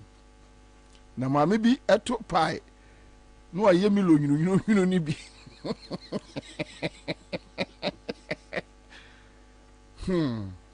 Sata metal material do ba ku bia me mfa so de e wo so de em say 2 cedis. Na makwa akwaji bisika wo secondi police station no. Ma fa ka free secondi to takrade station. Ma me we apa we ba ro ye pie no. Na milo no enwunu. Ese me so le di me fa so. Akoye friend zuma no o me ma me choba o class. Now say class what choba eduani be free. Na kwani di dia ma chese eduani be adbe me dia. And apart from the chairman no. Ono aka so ofo ni wi ade wo say dem wa sa da to eduani be.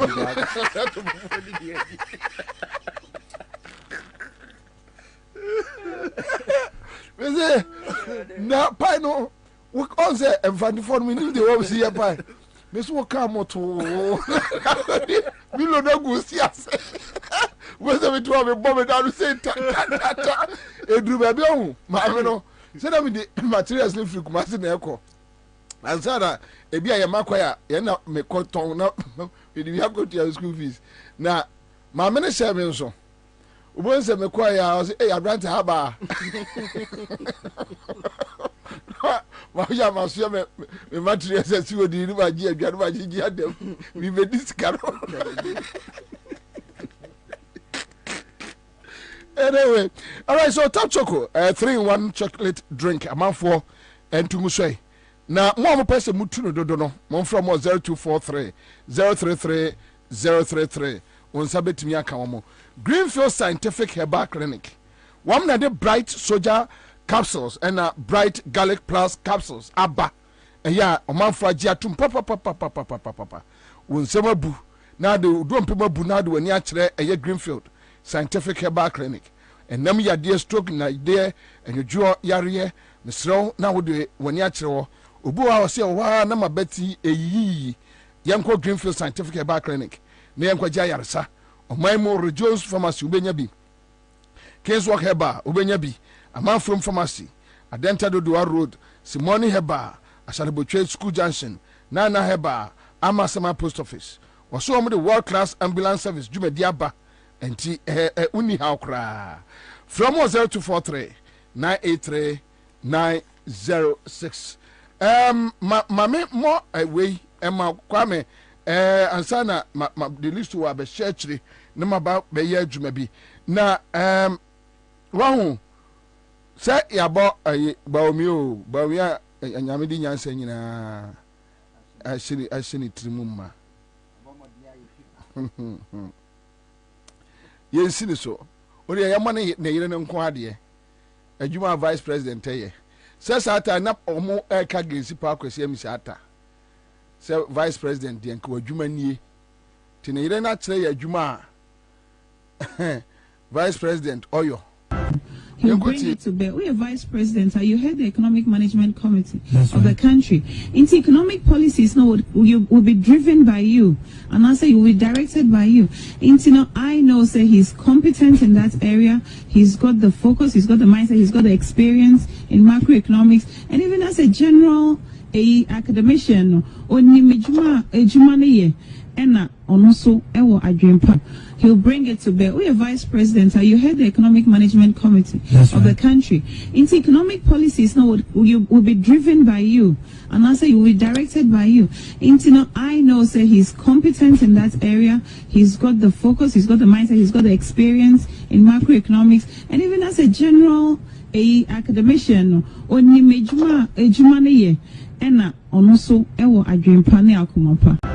he'll bring it to bear. We are vice president. You head the economic management committee of the country. Into economic policies now will be driven by you, and Ansah will be directed by you. Into I know say he's competent in that area. He's got the focus. He's got the mindset. He's got the experience in macroeconomics, and even as a general academician or he'll bring it to bear. We are vice president. You head the economic management committee of the country. Into economic policies now will be driven by you, and Ansah will be directed by you. Into I know say he's competent in that area. He's got the focus. He's got the mindset. Simiso JMD no last one. A challenge and you may wamupo. Ombe yeah, the tower Mahama left a mess. We came and repaired your mess. Before I left office, the IMF said that Ghana's economy was going to grow by 8%. And it grew by 8% and more in 2017. And in 2018, it dropped. When their own policies started kicking in, you look at the GDP growth rate. From the high of 8% that they inherited from me, the next year it went to 6 point something, 5 point something, until when COVID hit, it went to 0. So that myth about you left us a mess, you left us a mess.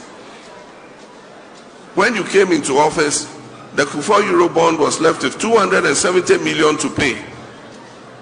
Where did you get that money to pay? Mahama left it in the sinking fund because I knew that debt was coming up. That was visionary. Because I knew that if a new government came, it was going to be difficult to find 270 million at once to pay off the Kufuor Eurobond.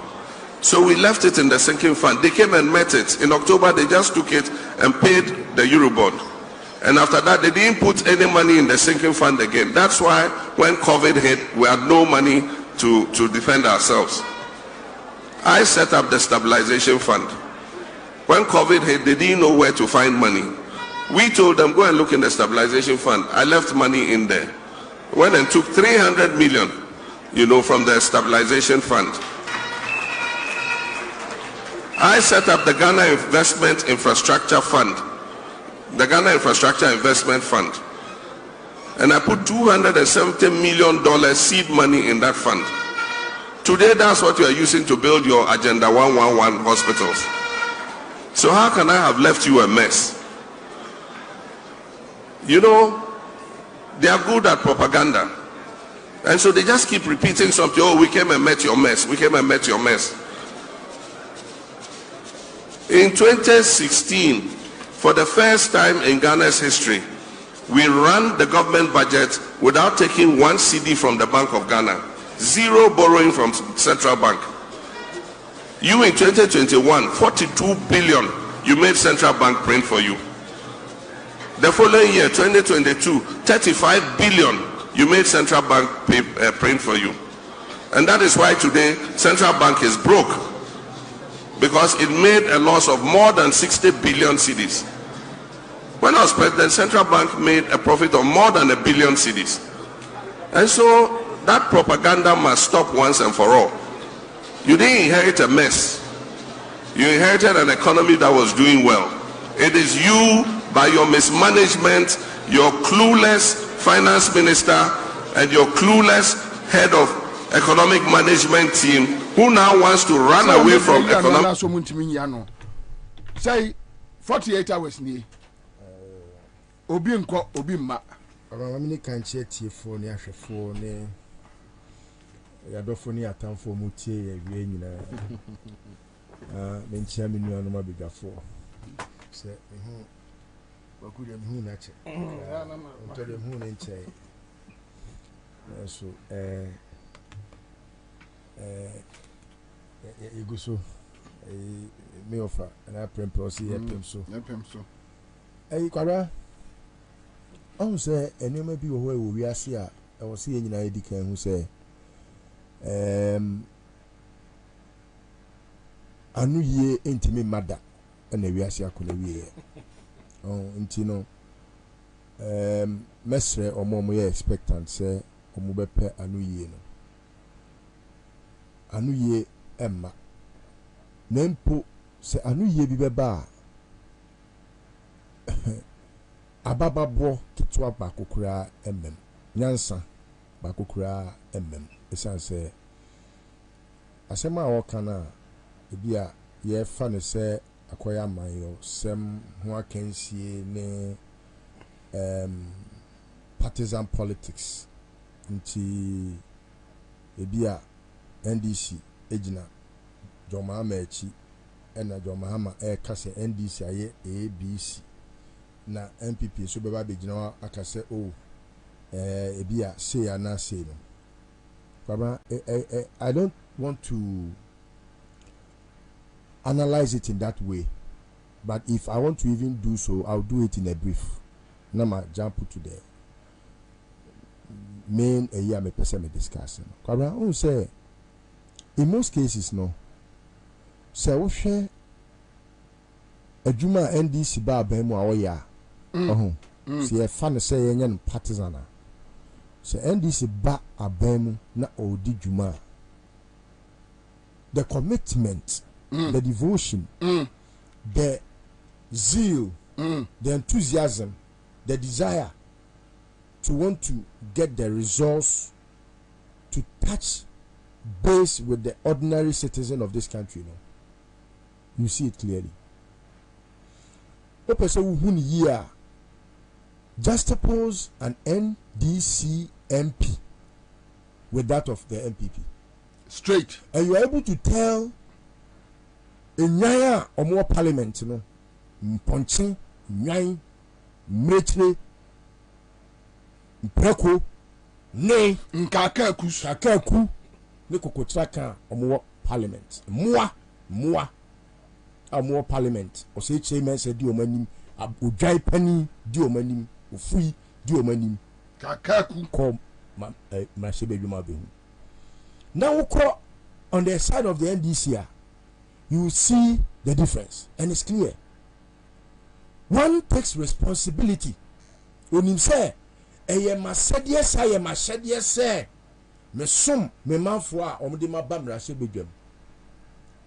And you can see that even at the presidency, except to say, I have some biases when it's about Kufuor. Fine, it's my personal desire. I'm not saying Kufuor is flawless. I agree.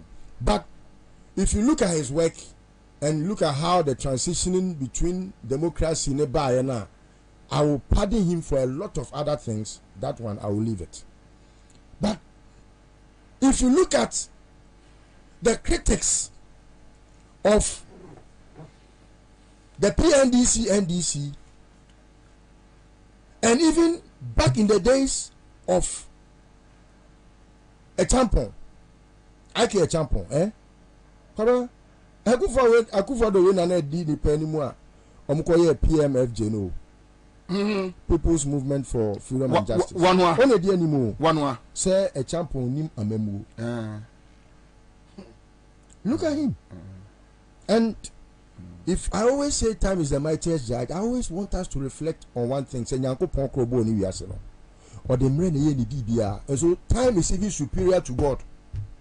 If you want to make the judgment in the world, God sees time as a mightier judge than him, God, because God uses time and odi bibia. So or the brain bibia yakopon won ko ti mre enyi timi nyahwe or the mre na ye bibia na se nipa kwa ya nipa kwa nim se me kwa meba time say me de me ka besuo time say me kokro matra moto to akofa bi aba eya obi ahu eya watu kwa ikoya adwuma onipa nim sa time we nyame na nim ne time nyame nim time there's a time to be born and a time to die, a time to cry. Yasuma no so onko campaign no all the car no be so anyum no afa motoko onipa nyo onipa nim mre ekutia so ni mira onipa no so nkasa onse David omura David ya de besa no. Oh, so Kwabena, the Fourth Republic, I feel way and I didn't fear Biasam Yenu. They feared Biasam Yenu 32 years. Obia Nafa, NDC Yako 16, MPP, the 16th moon away. 80, and ya dear was a day Magana Nibia. And maybe any president could for Yako. Campaign 2000 ni muno adia president Kufuor wa kasa se nyame na free yo na ode assembly to na kuma so na say afeme nka bibia biem wo de hwe wasetenem. This is wisdom. Enko wachi wo de hwe wo wasetenem yanko Ashanti regional eye the heartbeat of the MPP Sebio eye the Florida of the MPP. Yenfa Ashanti region enyoma abaya ye nyina ngunsaniani yen kari emu dia hin na ye MPP emu dia na ye nothing could be. Then you are able to tell why and odi amamuo aye ade a eye na sede ye na hyede say me ba ban mu a me hu madwuma meye ne hu kuntabuo no eno na mo fa ngunsani ani enkari na mo hwe say amfo mo beto ameso ana meboa now so tie do mahama asemi a okan ye a emre bi tom redu ne Frank Mensa Puzo na bo nwum bi say wunya sika asie bi o okay sa no na wuni ante me wu ye na wuni da owo bebo owo befa o meboa ana se wuni da yare ye befa o idisa me ka sa no obo ya ante no okọ ne krachi enti susubribi na unim se okọ achememu a ade a da o ma no pa kese susubribi na oka susubribi kire ochini a asema ade a anyeso ode jeso ne se ye hwe ochima ye hwe mane nyeden ese but Kwabena, on the contrary and deceptively ya yesu subribi ochima ye hwe mane se ama achemfro sakawafro asemai atete omaya pansam kronunti Mahama. What were the accusations? Omo opposition. Obviously Mahama wi o man sika or inflated cost of projects. All pesika dienti na osi your friend say certain interchange Dubai osi cash interchange all because or pesikani bi aye den edi or pesika di enti na why desalination plant ewo Teshi se entry nsuo na won so ne so eni ntiri mfiri ma nsuo no or pesika di enti na oye interchanges ahodo a ebi pokwase nyina no ni nyina omuso o pesika di enti and wa se da aye ne ho infrastructure king and onam na oye commissioning and oye o kate soda and no akoye commission because o pesika ni bi aye den edi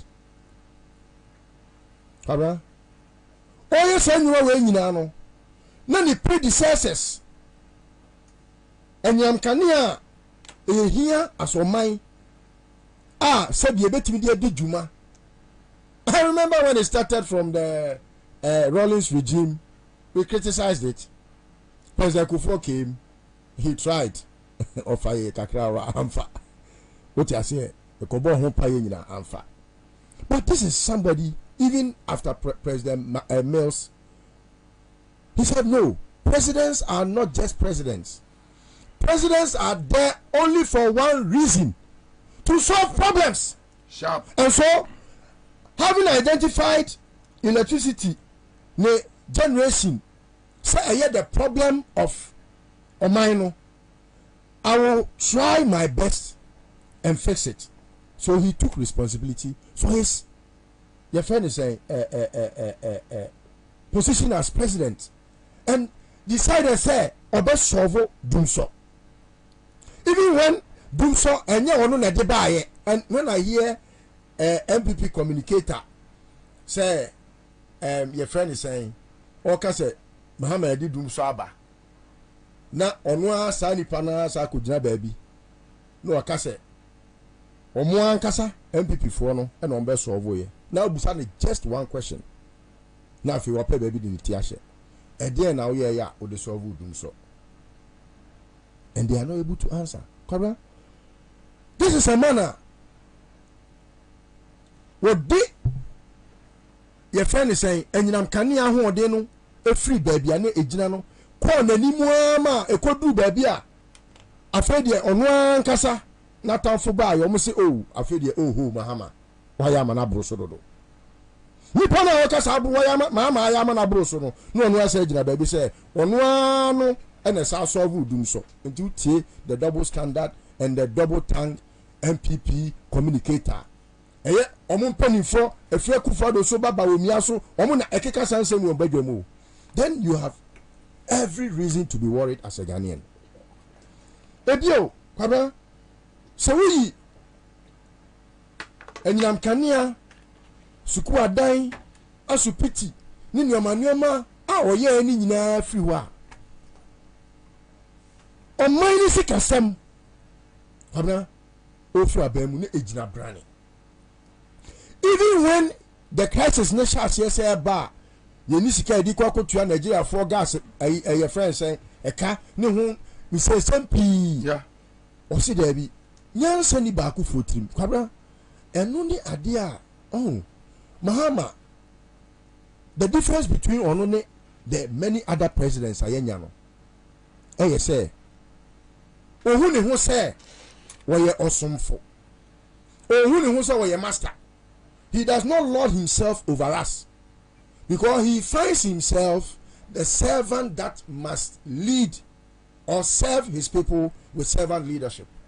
Anunti no ose ye nyina yanko tena se ne yemobo ho ekwan a ye befa so a ye betumi asi ade a aye oyene no anokwan okosenchi oko develop ne nkrata asem wieye e de ko IMF no say na say wo wo bai o anu ye dada wo won kontabuo bibia wakutire gukrata so na ode aba na and then just say who bet me manage your economy no what dey be me bai no me pekakra me nyakakra ma so mebo mebo a sa no enti kakra me penti enye se me nima memo na kakra me penti fatoto ono ni IMF a obi a wono ye di okosuku se kosua economy ho sensem to go school no what's your economics or first degree why you do masters asa akwa mu doctorate he baby o my economy da mahama economics osun ya O level wanye A level po O level ni O level no be nyansa enti da bia no eya na meka sa asem edi tai esi edi ketia de achi say school empepa jimi enye so ko school no na jimi a wa jimi no school na wo ko no apepa empepa de school ye ne say ebetimi am wo hu akenkan ebetimi am wo hu atworo na mom se nyansa pa de school nya wo ne ekofa no ye nko school enko so nyansa le kire nim de wo school nyansa na ni de na wo ko school akonya no se wa jimi se de school no empepa se jimi no a philosophical statement and we say dinketia or the betuja bedwemu no school and people jimi da o so no ye doctor no hwe ba bia na dollar gina je wonu kosua economics ewo O level ordinary and yes advance o ordinary O level no hwe ba bia odi economy ni ko gina e efi da IMF Unim said John Mahama time no IMF no kebesi 2017 na almost akoto aso another year. Ade a wo si me de mi preko nam de mempe ba ne kwan de edepa. Odi yaka pinchi. Ba umi anu no. Odi yaka pinchi. Oh me preko nam me rekra. Ne kwan de edepa. Premoni o onum preko kwan. Ade a wo si Mahama wa bon aye incompetent to the extent say IMF now odi Ghana for kra kono krampo no eye eno mi no odi abeto Ghana for so ade eye no mi no wo ba aban mu no wo sa de afi ba ko sa to so say IMF ye mpesa mo beko se mo kwa ya bon ye ni hwe that was the time Kwabena minu mienu kwatena studio eno kan obi no mko dum mu ntie no eni ye kire mu say IMF na mo se John Mahama wadi yako IMF enti wanim nyansa wabon John Mahama wa incompetent onima mamuo onim ye friend se ne edi kotokuo ye friend crash kotokuo afedi ebedru muso a musade na Mahama ye na enye no ye fanye den ye extend no enko another more year enka ho enti we bodamini na wote kejetia no kodo bantima se me kase onim nyansa cheku fado e ma ne nyam won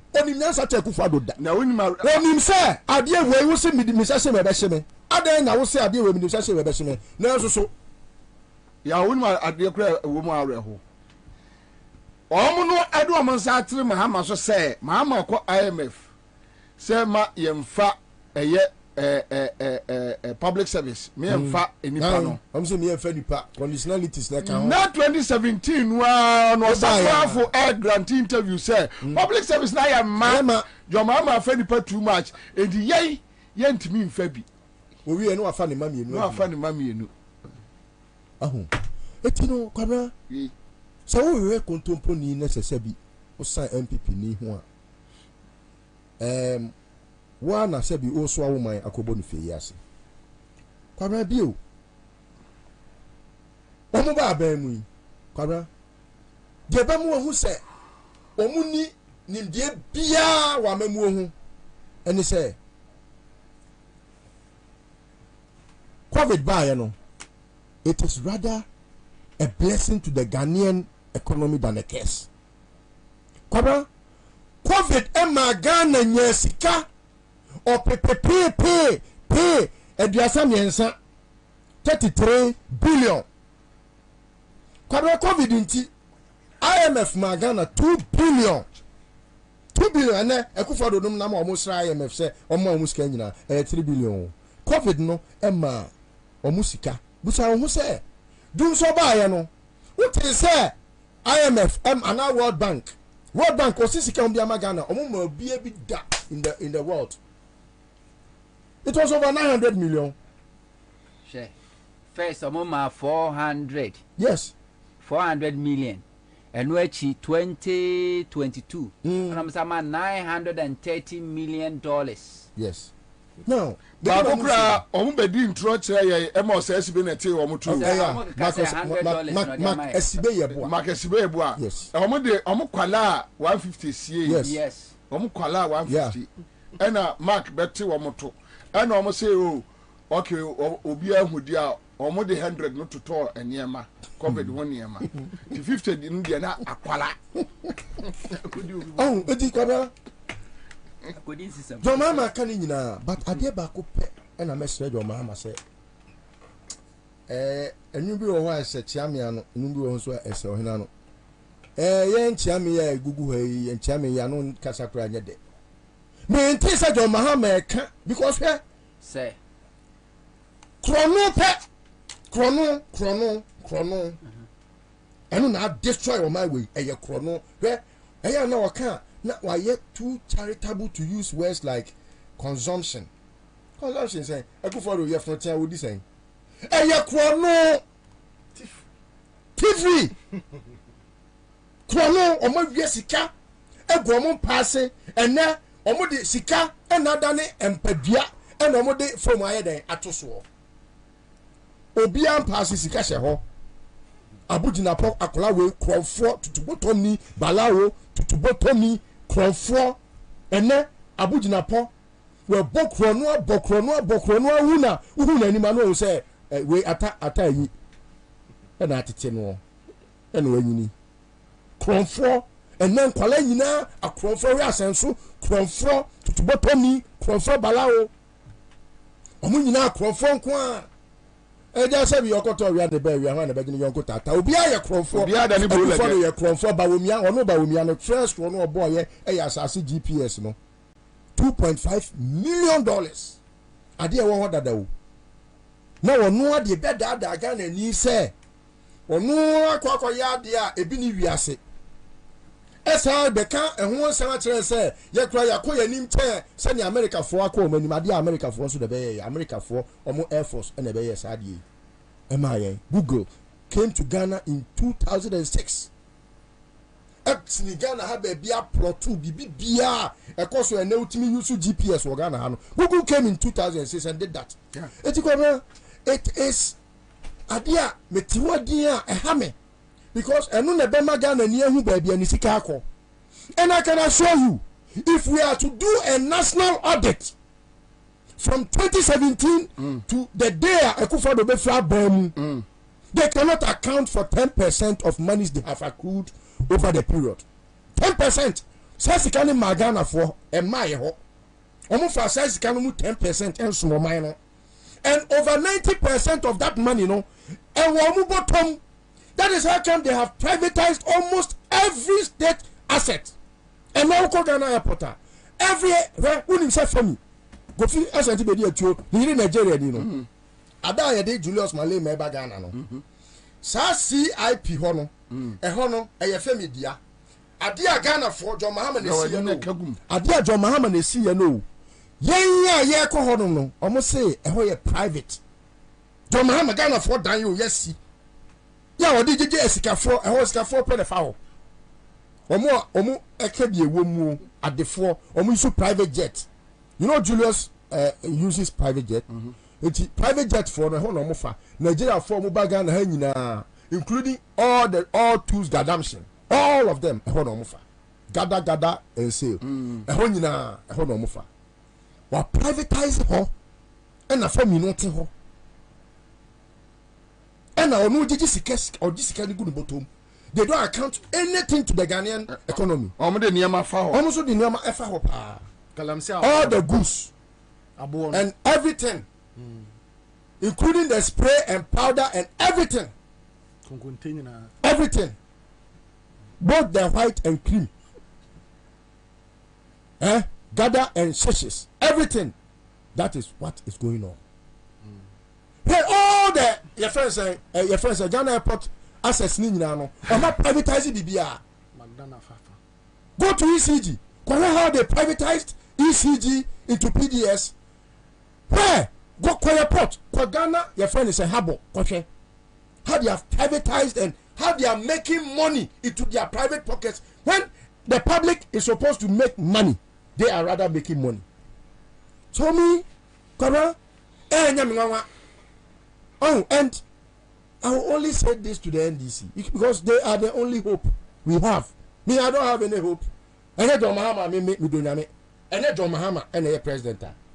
Your friend say, me did this about president. Na wa alleviate ye plight. And I'm when it does so, Jide woni mu a. Ebi anka de asi wo my we mu no. E ka mu matu so a me di akire. Why not? I will follow. Me kwa aje me nkwa ne me nchiri man kwa. Meye. Ka meye. Me mum no because of that hope no. It may send this for ne say no fold your arms no etwam. Sitting on the fence no is rather criminal to sit on the fence. Enti no mesre. Mum ye nyina ya nyere ye ho. Ni en kantini mu ni en mo ye ho moden. Na Ghana front tunta ya chi. Me who say private men are now following John Mahama as if he is now, and day by day people are coming. They are coming in their numbers. Sitting on the fence is now an offense. Let us not sit on the fence. Whoever matters, whoever is hurt, whoever is a victim, let us all arise and save this country. Because baby I am say I say and more to the point is where Kwabena, when you know that someone is a criminal and has committed several offenses and knows that we are liable to all, na abai for ba no obedia mia te say ba womia we di kamia dokna Kwabena. Don't take it easily because that is where it say owo oka ni bre abra owo oka ni bre omania bre te say krodom wanting to make sure say they retain power because they know say the end is not good. After having stolen all that money, the end will not be good for them if John Mahama should take power. And you know, or many branding in a home free, so say they are renting people easily. Let us all awaken our spirits and in unison fight and redeem this state from its mess. All right, so there's a live on Accra 100.5 Citizen Show. One from Muhammad Yakubu says Kwabena East NEC lost their chairman Fatao. He was buried today at 1:30 p.m. at his hometown Jamase. NDC Ashanti region Yamamunyina Ashadin Yamamu Yako Muhammad Yakubu Yamamunyina Ashadin. Senior man is here on Facebook, says more fire. Maria Adams says 2024 elections must be a communal labor to all well-meaning citizens. Arise, arise. Let's save Ghana now. All right, so meba ya be last Jumabi. Still on to me Kasai. Almost say 4. Signal now a week. Signal now a week. Signal now a week. Signal now a week. Signal could I a week. Yeah, you'll be with Facebook. Yeah, you'll be with Facebook. Yeah, you'll be on radio show. I'll be back.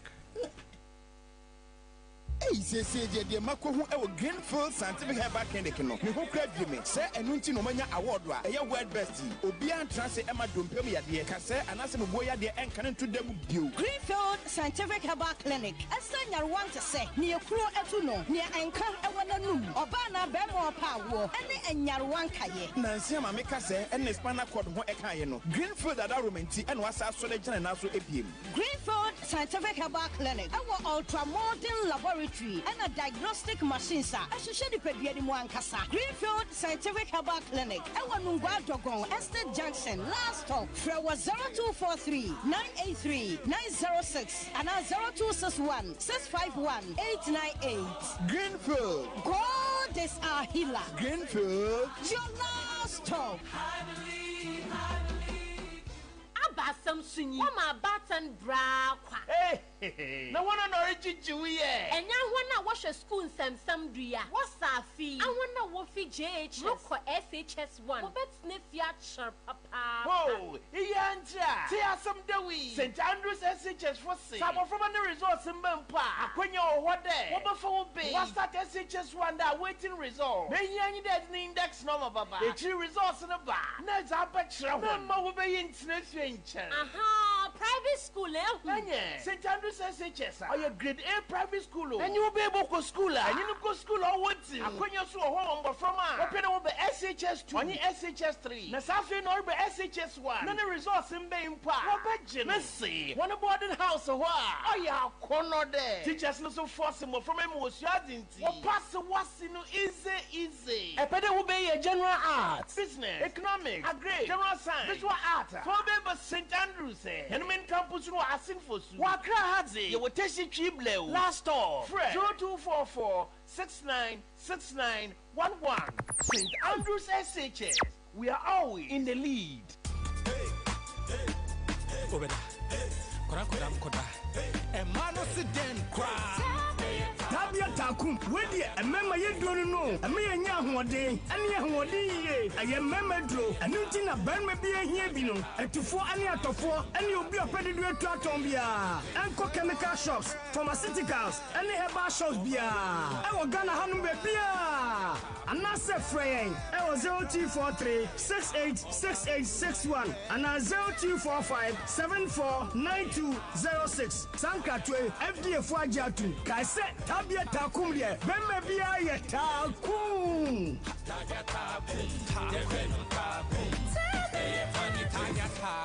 Not recommended for lactating mothers, pregnant women, and children under 15.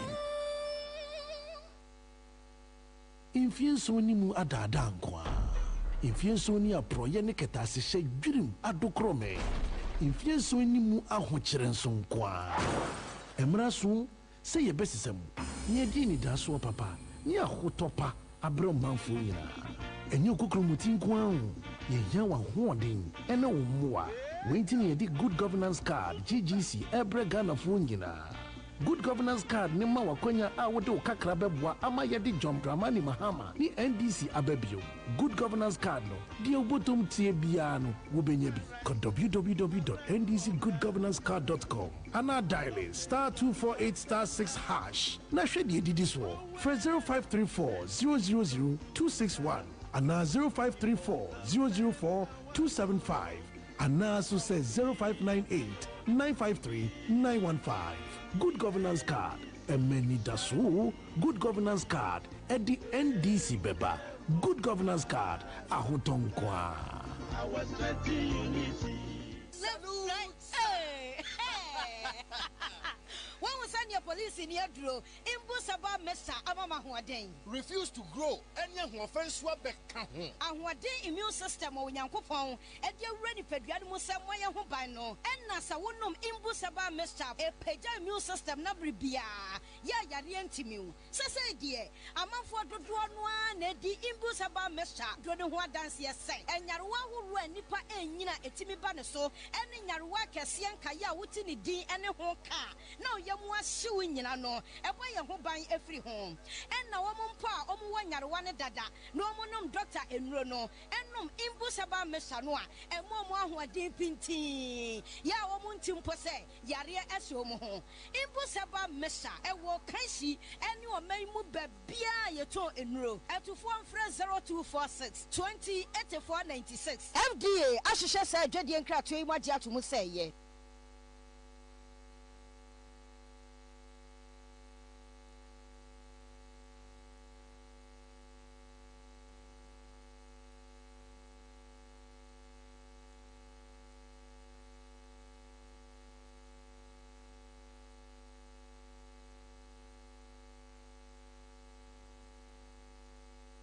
Wabatele Accra ya mami.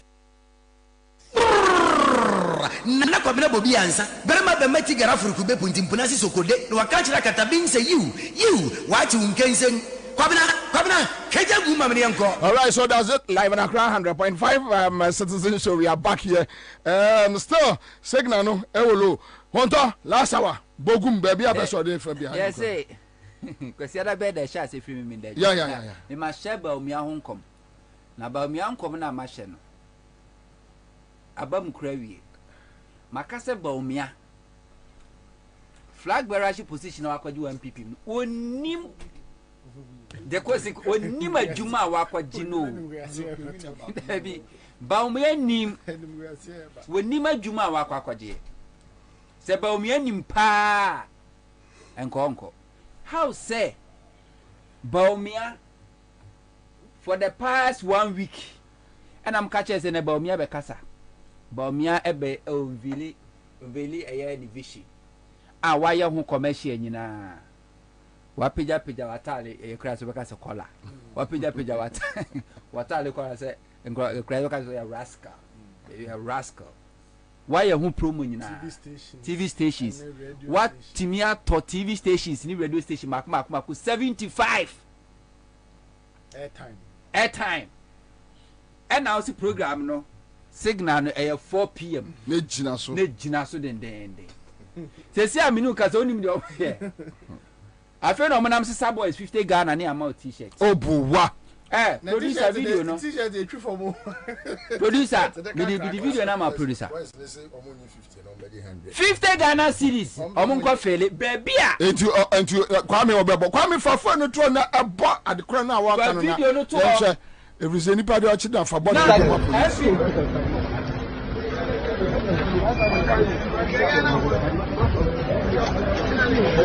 the real gang.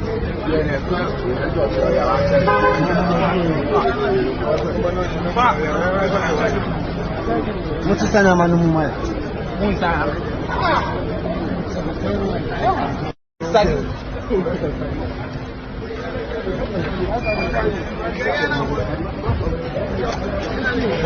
The real gang.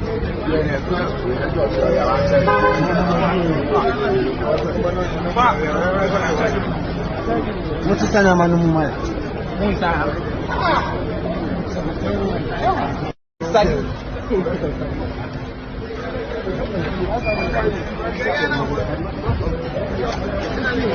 The real gang.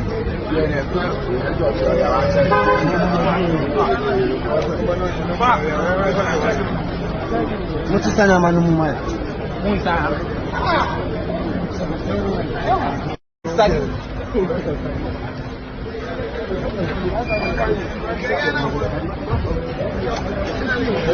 The real gang.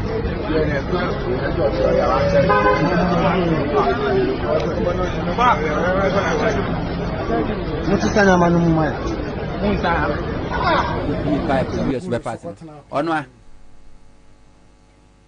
baby a professor Jane no pokwajiman mahame kwa ado no me say auditorium ho ye ma esro ye ma ase ye ma eman central for krane ye may set it up outside and the Baumia is paying people just to occupy this intro multimedia see no to catch yourself 4 p.m. then about say about 5:23 so signal no connected signal na your week and as is you to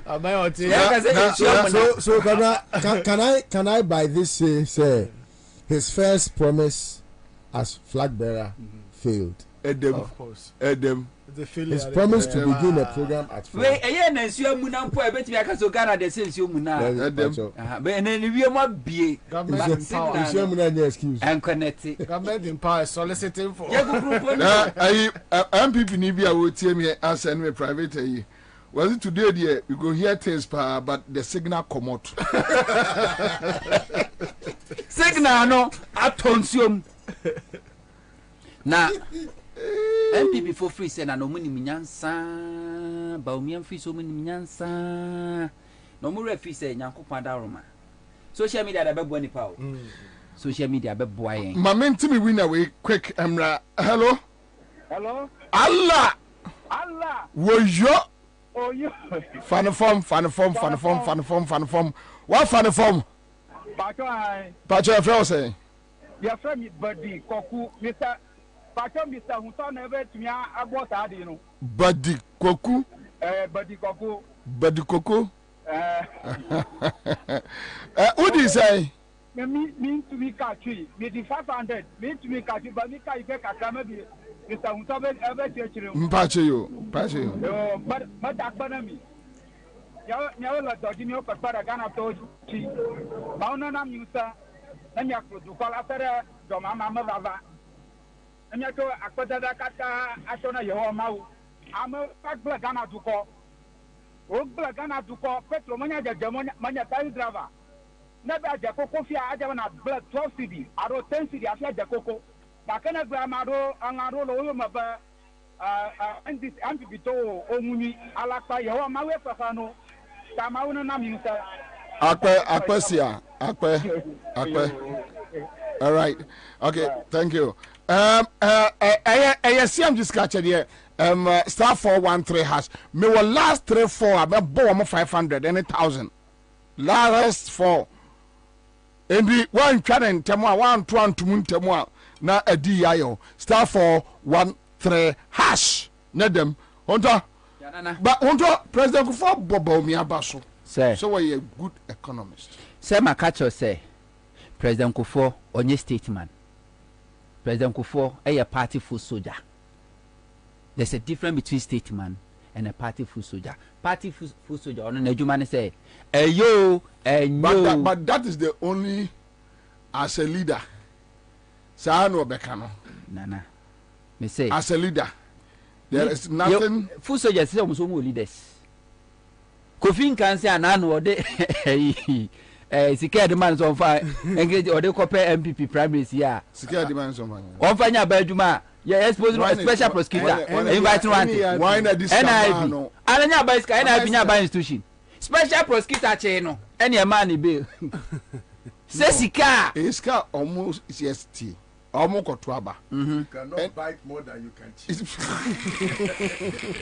anya sika mono chichaman crofo na nyese bia NIP ska ewo no the international special prosecutor invited special prosecutor so make sure the source of the money so hasn't been established say NIP it's been alleged and yachino so we are speaking on the alleged yachino ami amani bill special prosecutor special prosecutor go see hwehwemu no a grassroots leader nana so we a statesman you go beyond partisan politics and found it's a party no eye wodia una form here your interest no is to see Ghana prosper omampeni Kufuor se baomia eye good wa baomia na kase omampeni Kufuor na discover no and omampeni Kufuor na baomia mkoko twa sika de bae ometibi bu akonta kire Ghana for how much we spent on that Ghana cedi note ne ko twa no Omi Amaka just said the value is the same. Yes, I want to for some kind. I like you sending me message because say Bobie,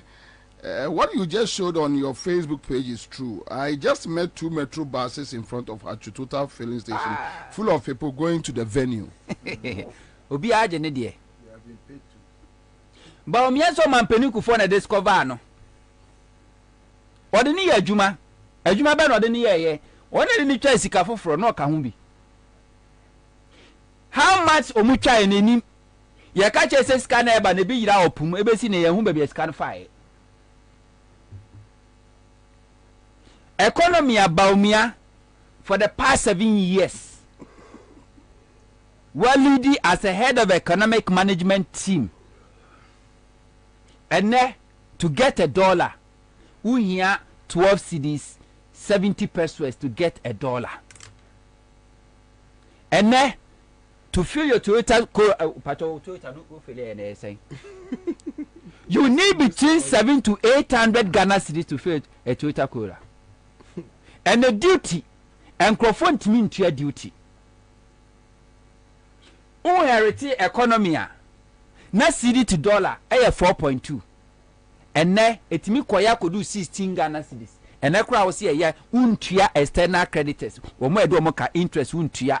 Principal and Casa Crowunchi Ampono. Yes, and you a 12 cedi 70 pesos. I'm a periku for the Baumia a good economist because I'm a periku phone chair electricity. And to 50% na can was seminal. A being cano. I'm a periku phone chair fuel because your money car free. Why are any renewal? And think Crawford complaining about national insurance scheme about Yaguno no. And yet the problem and ya dear Hano because one for movie. And Tobacco says Bamia is good. Because the stress I mean me go through just to fill a tank. And yes here the kwako GNI. Ya de kwa juma keke na bosume swa will be a tria can de bia fie no. And no cry ya ket you put me to fuel. Oman peni yes almost on better or change time. Yes, it there's direct last week. Yes, all political appointees must be present at the place. Really? Yes, all political appointees. Order from above. You don't mean it. And now almost one person will change time because AFCON, Nigeria and South Africa. And you know, because at 12, because second match is over. Second match, no, 8 o'clock. On my point 10, till now, 12 o'clock. All political appointees have been directed. And you know, 12 o'clock. Last week, I had an amateur, or for now, so here. Nana me come and penny Kufuor. Say, you cannot distance the mess a Kufuor about my government are creating. Won't me absorb your man penny Kufuor and free. Come on, I'm starting. Because Oman penny Kufuor since day one, why endorse Baumia and your Kufuor do buying. 2008 he campaigned. 2012 he campaigned. 2016 or campaign year. 2020 cry na kwakrati wiche mo ntimi sori nyina naso no ye de ne tira wiche mu pushi no kotina stage so mane campaign ye enenya no ate wonu mi okosra omo eno e campaign this about me is the best economist o man peni Kufuor who free bank of Ghana who free Suna Bank of Ghana under your tenure 8 years Bank of Ghana mo bo kasen and about me leadership as a head of economic management team aboka 60-something billion. What catches about me a best because a NPP or man penny Kufuor doesn't care. Ghana will bend. Say Ghana beton ya humpo near the fidi ma and yana sem so long as NPP as a political party. Ebe dia no on an innovation no he doesn't care about you. And anything you kwa about one see a police for soldier for kum innocent Ghanaians or man penny Kufuor and fan ho on kan wa sem. Nanso so say obi koku obi so akwaje sakawa and then no issue statement now or condemn because MPP is involved and the chief soldier and wakwa kodu akwa endorse another liar. Isn't it the same thing? No one recruit about me and wakwa man backing morals no they about the same thing. Mamenka Seahorse 50-50 engine coolant. Bauka engine no buying. Mauka engine enche. Emane anye na chin. Now, was I born? You're going to yell, Yano.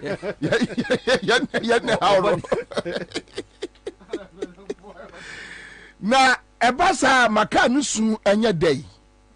You, I Seahorse 50-50 engine coolant. Ghana Fajia to papa.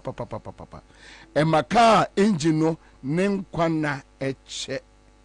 The lifespan a check. Kromaya den boka ho ban wate 13367 aba and a 1090 coolant the aba Seahorse engine coolant or memu lubricant shops ubenya bi from was 0244 577 559 0244 577 559 Aya Heba Industries wamna de Aya Mango Bema aguma count a week. Says Yana Cremus in Tracy and got the idea of Cocratipa from Brahe. Ye, Frewan near Church war. Daddy, just ya no ada. Nkodado so more air church when ye. So radio one kahu. Wamusro. Oh, background them got the issue. Bema de Maunya. I am man go. Ha, ho la la. Ejina so na ejina so wasi esiusi banku se tie nie wasi esisu poti ai ya na yasegna papa ba ku da to nso mo UPS aya mango aya fem e ma de no oba wasi eye menstrual cycle no ya numbination yi afi ubehu se wabai eye na ase wontimi anhihye nkosua eye anom aya fem ensiesi onipadua no na sabe obema hunso ko mu a etimi afa emma Iron Man flow bo prostate no bayen Iron Man vital aya ma hunso no MP na nya adwuma so ahunu matutuo na so manya pete de watu pete tuo de na tese ne wanye kura emfa so wo so aya slim why chun dodo umu ayedu mpacho na wanum bi wo so mamu FDA agiatum bomo abaso from 05087587001 adu wala sawa bobetel galison for you mami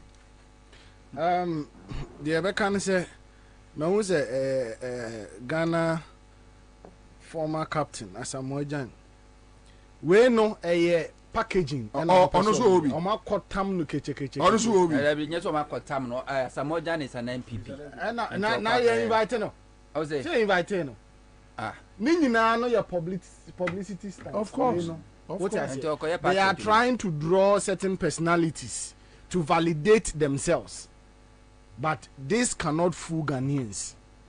At the end of the day, message ni nyina say ye free her ye ko Nigeria and South Africa AFCON no we are second match and so ho na me adoma o chena Bekasa 12 na no more magic front seat Mrekuduka and Mrekuduka ne akwa na Karbanti MP ya sensu watch omenete front seat Jimmy for no edi commander said e di kan Canada no ye be koso bie Ghana fo ani. This time around we will expose all the lies bibi e be pa bontin bia no Yakupon shira Accra FM say abrani nyina mama your platform no see ebetimi dia be expose the lies. This time around ye pese Ghana for omo wish ene ye the supreme agenda ye ma obi amfa propaganda ye ma obi amfa ntro ye ma obi ametumfuturo nwu yani wo ba wo de won sem ba asem bia Dr. Bawumi abeka e wo ni lectures and speeches or whatever no ye de beba beto ha near expose no eti o make sure say statement bi obeba bia no is being fast checked anya sa ye beba be ye fast check no ha me ye sure so ochina ho nto be man platform ama ma ye fast checked bi obeka bia no ye be digest no ye be hwehwem ye be ma Ghana fo hu no kure turodo. We don't need to wait for Bawumia to finish speaking. Fast check about Bawumia na kasa cry so no kasa cry e fake. That's the fast check about him. Yeah, that's Ghana for more money now. Liso, you go man. Famiko. Yo. Na mama ka hunto de president Kufuor Papa no abesom ne de. Wabaye ne famu de awi. Oh. What you say? O free political party. It's allowed. And no abesom ye. Baby a sabi o president an infia duro na se na yere kura wadawro ma. We so man Kufuor even today ene what are so your mind Ghana asset etua no ka I was in Ghana. Where you were? Hey, mama ka se mi cho commander. Me ne papa no me kon ho kosra me ne trans almost 3 hours. I wish one day you get opportunity. E dey no kan ya we say me ko ka kire me. Mentimi kan no fidie so. Mentimi ka ti say mentimi ni pani nkodi nkomo. Mentimi ade tira mentimi kan na me but enioma bebre o ho a e bi anko onya. Commander so family bi anko onya. Enko onye. Let me express my disappointment. First of all, just knowing say Omampeni Kufuor Ako such a program. I don't see the need, but I think but being an attendant doesn't tell anything. I find it one of the very disappointing. But you see, Sammy, my like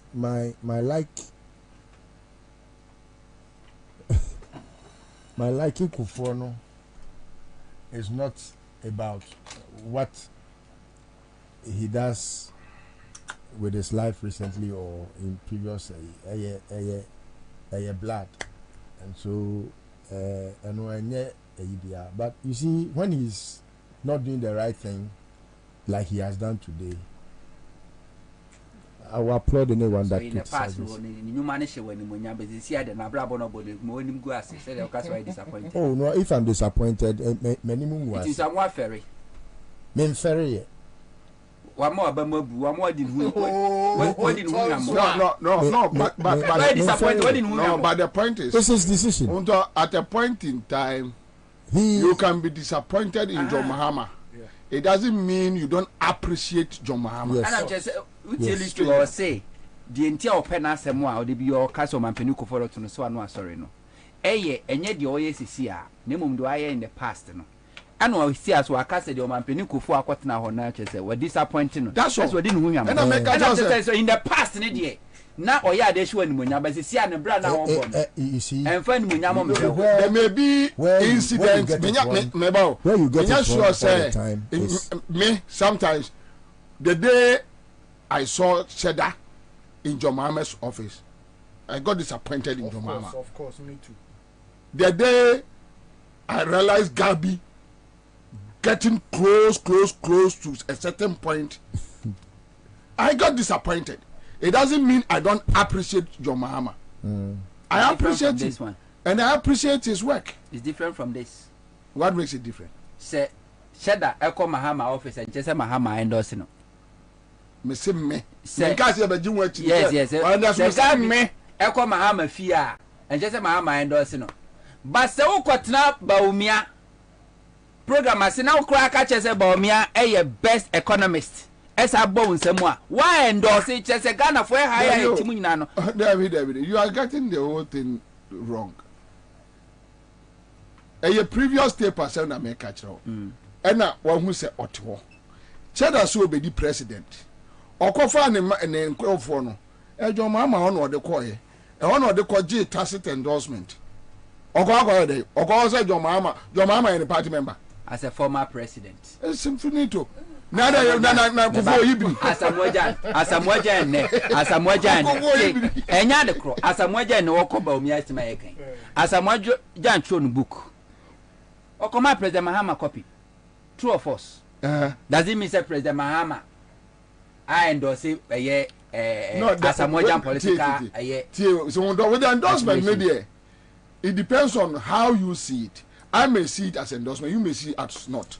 You may see it as endorsement. And endorsement, but the man penny kufa I can mention me so and endorsement. But force you MPP ni. Obey me akoto because MPP force you ko ni na. On got now already we got interview say about me a best economist. On got interview say obo ni sami won what say obo ni sami.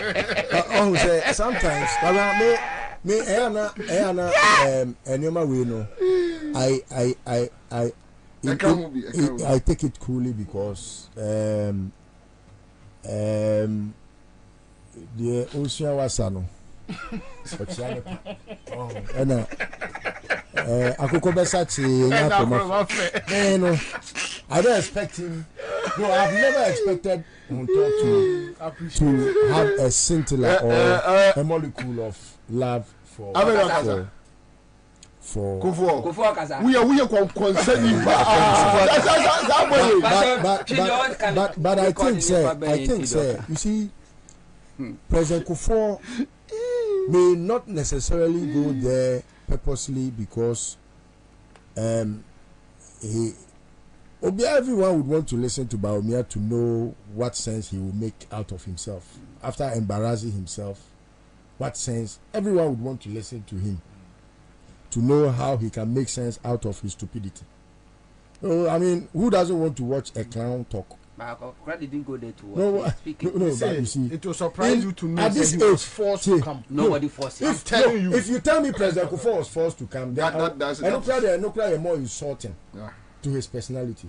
These people they are capable of anything. Capable of what? No, Kufuor will go there like he wants to go to National Theatre to watch a clown. Because Sasi Akokrano, he otifie. Ubia oyeki no speaker. So catches on Kenyans as our welcome address. Welcome address is on Kenyans as they say, if you understand politics, you know say President Kufuor, and he has a party in Egu, and he has a party that he once held his flag to become president and to do all manner of good things to the public and to the credit of many Ghanaians. No, party no, busueni bi abeje party no, any Baumia ese no. He would want to redeem the image and the glory that is lost. he would want to redeem it. President Kufuor would not want to do the Simpapeni type who would want to stay home and watch the party mess up. And that does not mean the party will not be punished for its wrongdoing. What must I say? It will even surprise you, say, Kufuor, make a good box, ako 20 the party, and so not in public. Yes, someone I walk and some woman and walk about President Kufuor 2 years. And minimobia or no could be Mahamed Chipa, as Yama or Yetia Mahamano. There are plenty. And you know, there are people like that. NDC is different from MPP. And there be NDC is different from MPP. I think NDC is a party.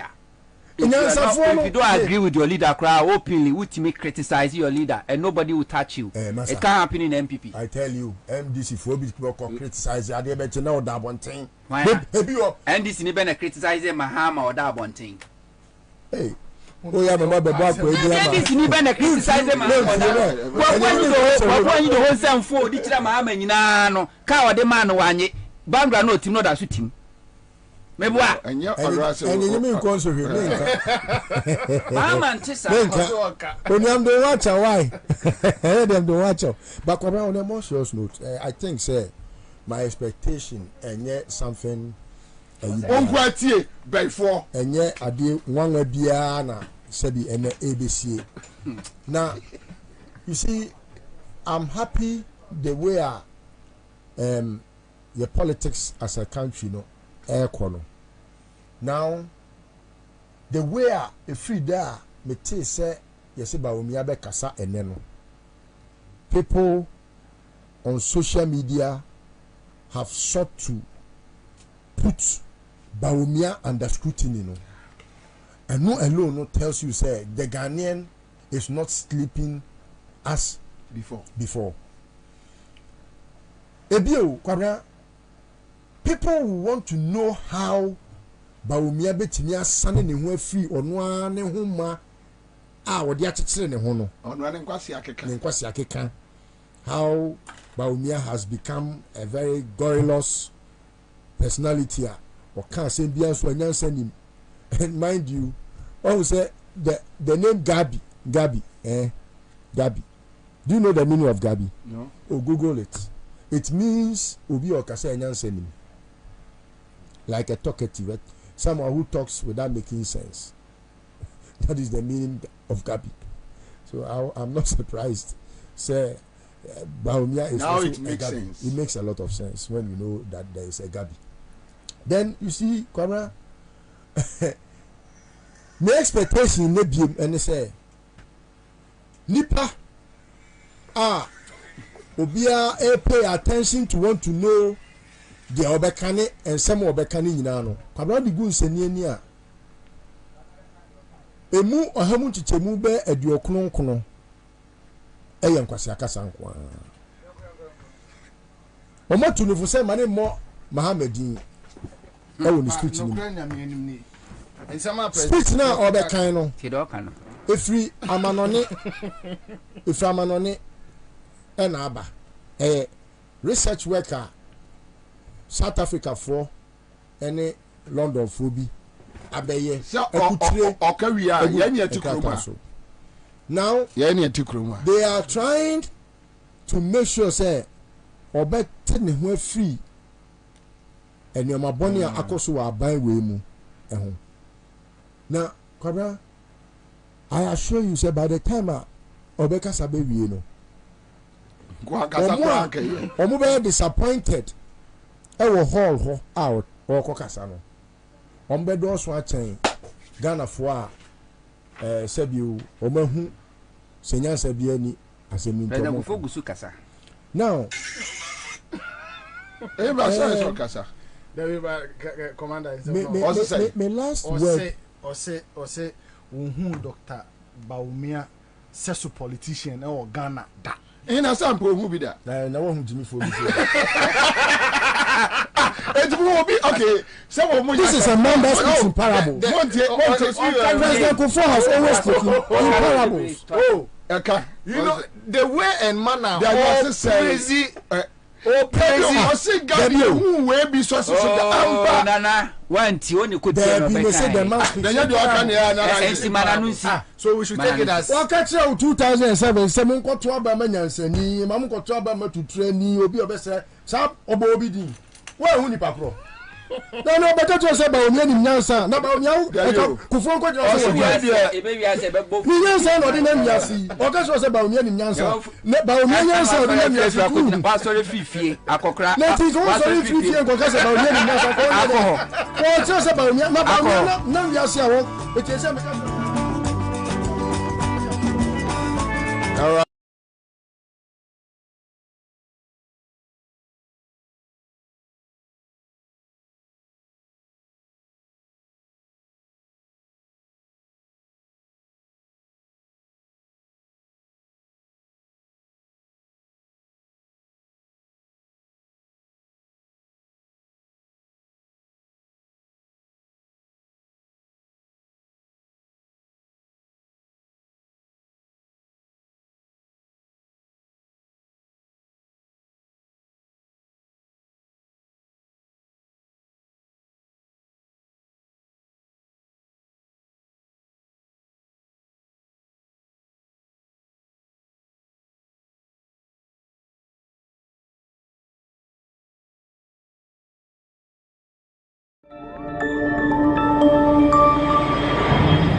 Citizen TV, Accra, Ghana. Citizen TV, the citizen's power.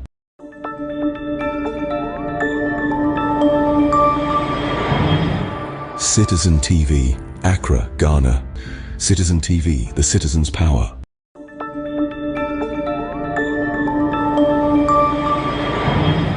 Citizen TV, Accra, Ghana. Citizen TV, the citizen's power. Almost a car ratri pack. Pa zim. Almost a car Kumasi Kejetia first face. Pa zim. Obian complaining. Kumasi Airport first face. Pa zim. What's ya MPP niya? What's ya MPP niya? Dear Ekufuado. Say eye Kumasi Kejetia phase 2 no a 8 years no onko kan ho asem say we dey na do anya de o say 8 years pa na ade we no de achini asom anya mahama na ye phase 2 ano na do na be ye wajimi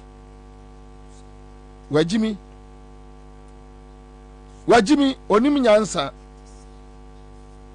I don't want to say MPP ni ajimi ni wajimi nipa ni wajimi wa Ghana ni wajimi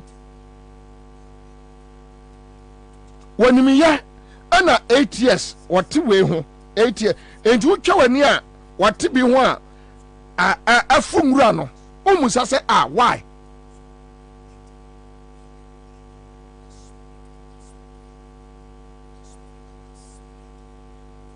Mr. Ghana will you check Sa enkani asem we opa yenni NDC investments ya omoye ewo the energy sector me say Akufo-Addo bae ena Jomahama NDC enya Ghana thermal plants ene Ghana gas. Even with that they can pay. Do you know why? Omo wiesi Canada Ghana ni awuda sumu. Listen to me. You are struggling because Akufo-Addo is a thief. Yes. More record him in Kobonchre. He is a thief, a criminal. Omo wiesi Canada. ECG is gone. Aboto.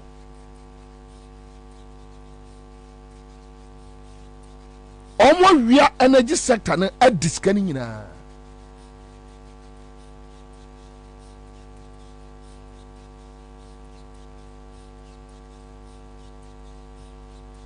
And that is why we are here.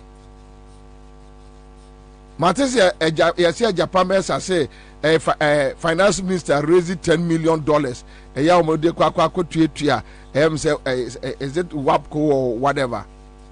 Omode kwa tuya or moka. So you can raise the money. And one man for struggle all this while. Adiawe eshasi ache. Yeah, this doom so matter. Eshasi ache. Moka said somewhere last year or last 2 years or so, Tumfobe complaining about the gadgets. Last 2 years, no. Ache. Doom so by me say enka Akufo-Addo buy ena Jomama NDC no mo anya investment. Oh, sometimes one we abekasa na akwe say enti NDC achinobi anu. Look, at least Kufuor was better. Yes, Kufuor back Kufuor kura yesu onim nyansa kura no. Kufuor kura yesu onim nyansa kura no. Asofo no sisa omko akosombo. That is MPP for you. Kufuor yesu onim nyansa che Akufo-Addo no. Kufuor no yesu onim nyansa che Akufo-Addo no. Back critical no. Under MPP no. The only thing they were able to do, and so almost sa eye enkrofo asofo eko akosommo so omonko bompa ye na ensuo entongu akosommo mu na omunim nyansa say ye move because of eye weather pattern no ye move every hydro ecothermal di onim nyansa mpono kofo no a yeso no free kumasi onim nyansa no ono di onim nyansa no e wa MPP mu no. So just imagine Akufo-Addo. Nothing. Bibia ni nitrim. Nothing. Absolutely nothing. Bibia ye can nipa odwene nothing. Bibia ni nitrim apart from bone. So obe di o mine bone, obe di nipa bone, obe say nkrofo business, obe destroy nipa, obe ma ho akere wo. That is the only thing.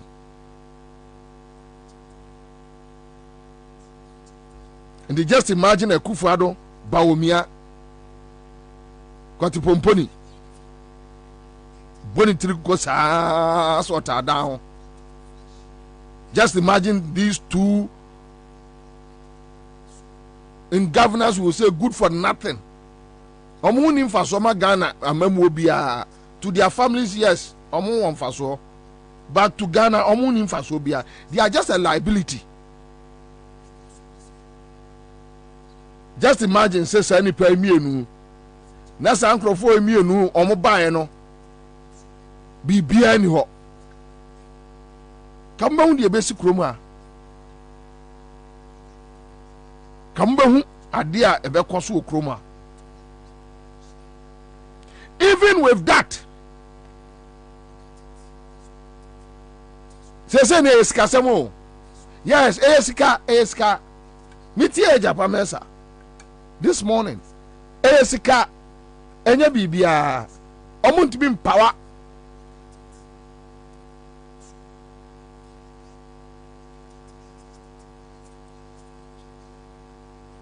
odeka tio odeka won't mean tia urban crofon kania ose is it a Mary power or car power? The omfa free akota kra dia omso omdi free takra de ko kumase no. Hey, Mary power. Check from when you are holding your phone, producer. I say $30 million. Some boka say movie ade no kwa. Oh, tembiano. Kwayo mbefa so awia oman no. Eno omo dwene ho. That is why I don't like Akufo-Addo.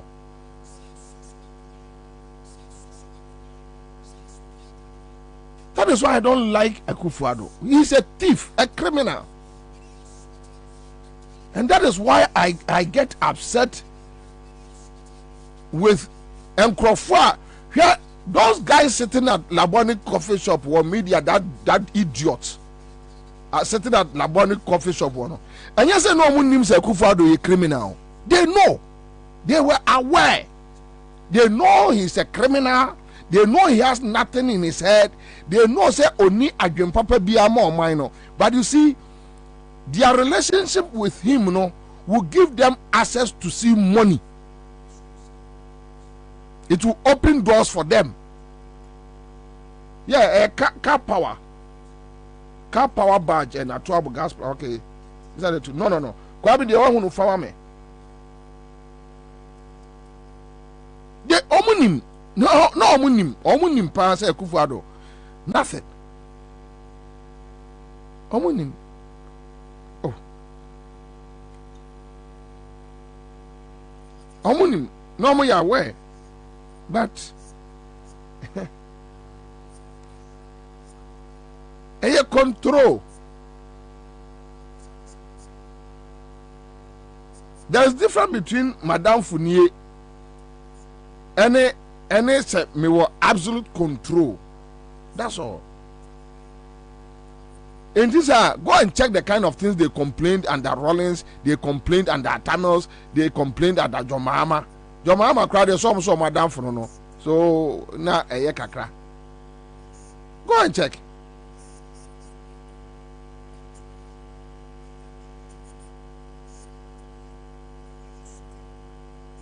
Oh, you know what I want to ask you?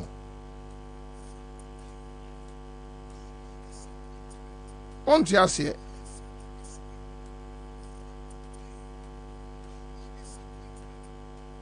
Oh, you know what I want to ask you? Okay, so American power, right? Now this is a friend is say relocation of American plant to Kumasi cost overbloated from 25 million to 35.6 million dollars. ASAP. Report. Ghana ni bientio. The American plant every Takrade to Kumasi almost say a cost Ghana 35.6 million dollars.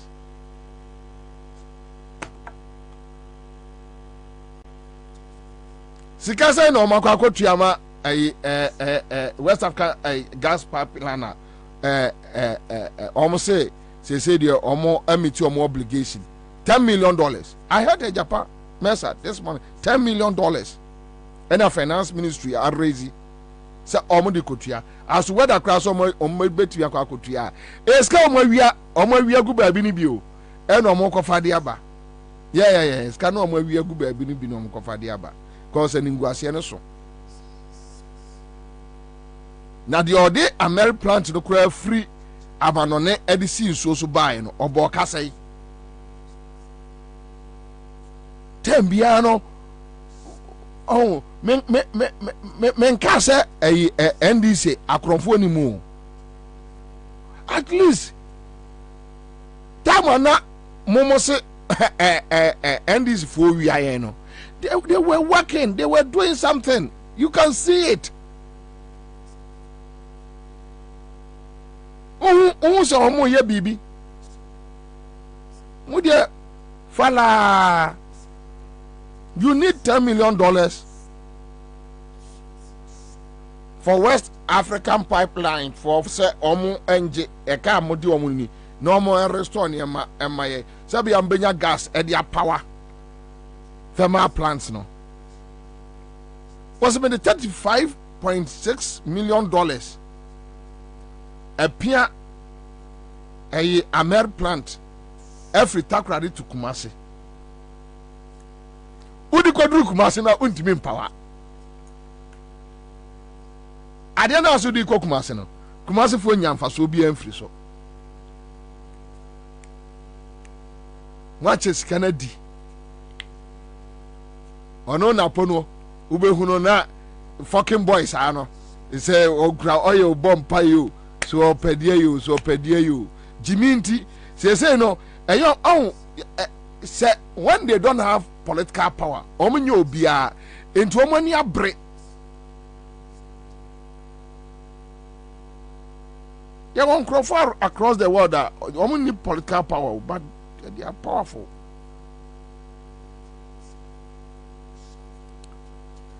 Yanko Kumasi, Yanko Kobusa Omo. Star 413 hash. And the main increase is Kano. Bozar Kwesi, meanwhile, they owe the individual power producers close to $1 billion.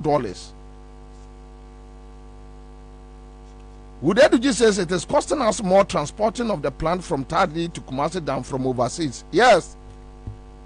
It tells you that we have a president who is a criminal, a thief, with a vice president who is a criminal.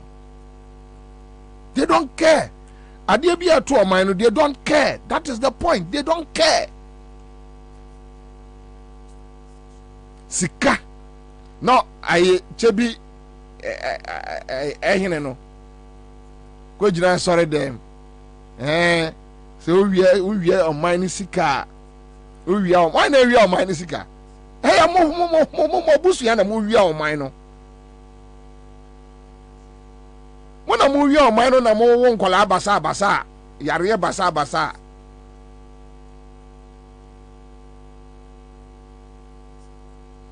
Now you just saw them more Bruno Yano. Me Bobie me na menya me. Amotia, we just saw them more no Bruno Yano. Say wo mo sisa o man sika mobrofo sika no on bebre no. Why ne benya no. Mo na mo won kwala basa. O se mo nana no no. Akufo adoma no. O mo ma no mo ntimi fa bimpie. Mo na mo won kwala basa asuoma basa. Yare basa keno furiata. Mo mo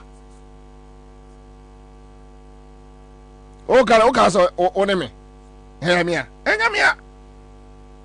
You are stealing the country like there is no tomorrow. Move your mind not to say.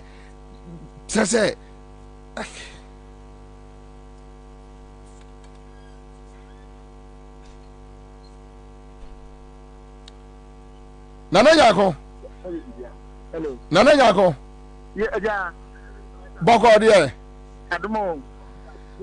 La ayi Kumasi ayi dum krano ete say dum krano yo anya ma me fa ncha keke MC ayi asantememu embre ayi obi a otie ayi Accra FM in all no asopa ani mo show live our Facebook na we be kana sam yesu se insu eto a etubu ntensede nya so endabi na atadi ne yakoso asantememu hano when and talk at me come on channel there 4 or 5 months ago now they started now yene other electricity company almost work and me district municipality be kasa assume to be and say first of all me yes very specific because I am broad as memo high. Na baby a ekoswa yekini kokko stories for eko fan sem won here other part wa Kafo Mamponten Kwabre ene nkeka ho no na ko na ni isi for kasa ya kwa assembly meeting am chair say am ye test bi na every Thursday no and now am bedum kania no na am tumi a check nia eko ewo ye market ni mu ne transformers every Thursday they constant for more than 7 months and the kaipa we free so we did to make more yes at their boss I'm a many MP but for crack aside said then go for media house the company HSS yeah so ECG any montam na bad na asema MP ne kache no criminal HSS it is beyond all the electricity companies' names almost transferred power no my beyond them. They do maybe no almost issue prepaid not lines not jamming 3 days time now on people not like they do now to go to the sumo a postpaid swap. They do can anyhow they say and a pay and pay and pay come pay them no casting mentia me pay Abba mentia the year offensive in a swine no mata diamanto. It is you do Macania and a crab back 20 and now some now okay. And now some now okay. And the German share make us necessary. Maybe program mention my tell them share man. What's it? Ashanti region, the Asha base in 7 months. Oh, yeah, almost 7 months near a shot. Doom go for a friend Doom Kakana, Sokaka, and a Behudi Kaka to say a month or 2 after the 7 months ago, into the 5 months ago. Now, after normalized Kaka, after the summer, so a Doomka now, so a Doom almost anyhow with no reason. No, and Domudum like more than 4 times. How is the feeling like? Ewo Kumasi Abonten, so a month for feeling it to say Ewo Kumasi any other parts of Ashanti region. And yeah, Asama again in the camp. And yes, American because yeah, Bob, yeah, and Sanjo Kumasi, the Wadaroma, it's 2 and no more Mutsun, offense, so you call baby the gray, I trail at the Tabu Moncasa, you're in Chafa, when track me. Kegeti anamulimu kwa ya Hong Kong yet track the book get Kumasi to a very maybe a journey I call for fast stories and the story is not pleasant.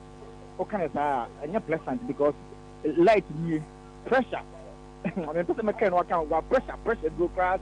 The call from my sister back on does it pressure because people are going through pressure. Really? They can't even get drugs to buy and drugstore in your can make a time. Before God, oh yeah, sure. As one can, oh yeah, sure. Me and I'm just because you should make control.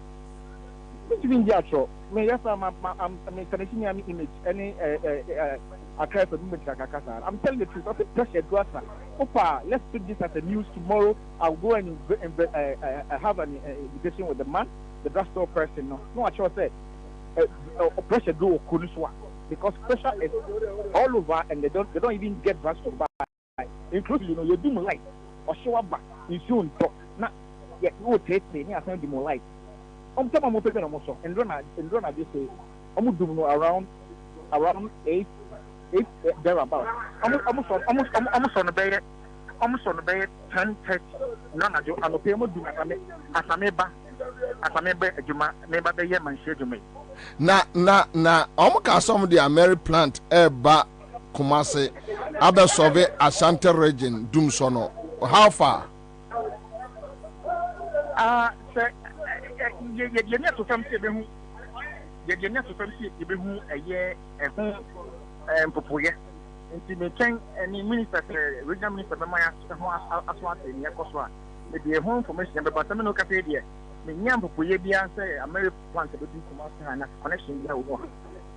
Okay, all right. Nana, yeah, that's bebre. Na pressure draw the no check mame. Why? You memo aswa te ne koso. Ehia me pa. You mate.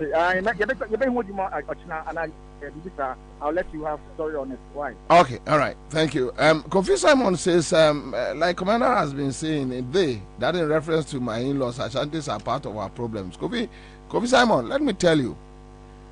Sadewe, me say, Adewe no, any day, any time, I'll dispute it because, me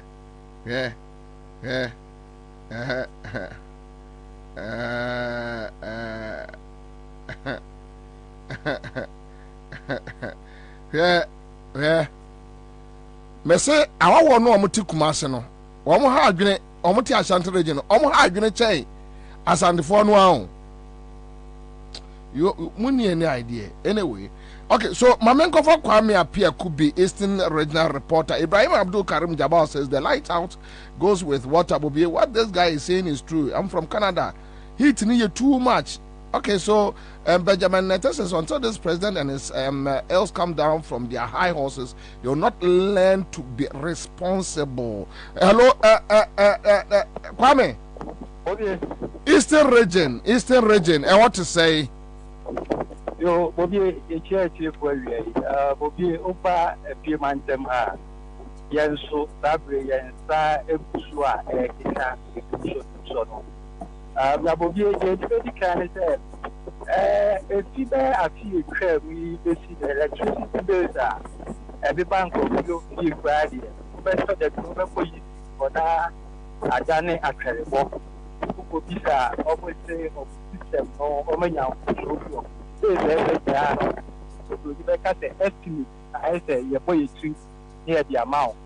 na ɛno na abɛhwɛ a sɛbi obi etua 100 Ghana bosomi a ne bee ne bɛba na otua bɛyɛ 1,200 ebi koraa deɛ etumi kɔ bɛyɛ sɛ 4,000 ɔmo kɔ ɛkɔ bi saa deɛ ɔmo ka kyerɛ ɔmo ano sɛ deɛ ɛwɔ pepa ne so no ɔmo ntua wɔntumi ntua deɛ a n'akyɛ sɛ wobɛda so ɛnam ɛho saa nneɛma yi so ɛma sɛbi nipa bi koraa hyɛ aseɛ sɛ sesei na ɔman no ɛyi CG4 de bɛkɔ deɛ a abatoɔ koraa yɛbɛto na fie no ɔmo anya nkɔto ɛsiane sɛ sɛbi sika kakra ɔmo de bɛhae dan na ɔmo de bɛbɔ ɔmo mba akɔ sukuu na ebi nso de bɛbɔ akɔnhoma wɔ fie no CG ɛɛsesɛ ne nyinaa akɔ ɔmo bɔtɔ mu deɛ a na abatoɔ koraa no sɛbi ɔmo nya nso saa bere a yɛkasa saa estimated bills yi ɛda so ɛɛkɔ so ɛdi a yɛnya koraa ne sɛ sɛ ɔmo yɛ ɔyɛkyerɛ ɛwɔ apie mantam ha ne titiriw ɛne west afim kuro ahemfo a ɛfrɛ no asaman kɛse ɛsiane sɛ UCD mpanimfoɔ a ɛgu hɔ no sɛbi ɔmo didi sɛ korɔ no na ɔmo bɔ amanfo Bobie dumso no nokorɛ kakra ɛɛkɔ so ɛwɔ apie mantam ha na ɛtɔ da bi a anadwo a sɛbi wada a ofei sɛ wobɛnya fine kakra no wobɛhwɛ na ɔmo atum w'ani bɛtɔ sɛ o anyɛ koraa sima mmienu mmiɛnsa mu deɛ ɔmbɛsɔ wobɛhwɛ na ɔde koraa ɛkɔda bɛyɛ ahomakye bɛyɛ mmiɛnsa ansa na ɔmasɔ sɛ abobie ɔmo bɛyɛ sɛ o yɛsɔ kakra ma mo no nso obroni bɛka sɛ robotic current no wɔ fam ebu n'ani pɛpɛ wone fie a wobɛkɔ na sɛbi obi bi a esi so asɛe woyɛ no fi mu nso a daytime awia no bobie ɛyɛ adwumayɛfoɔ wohwɛ babafoɔ tailorfoɔ ne ade a ka ɔmo bɛyɛ adwuma kakra na sɛbi ɔmo nso de akɔhwɛ fie ɔmo ahwɛ ɔmo yere ne ɔmo ba DCG4 sɛ mo nso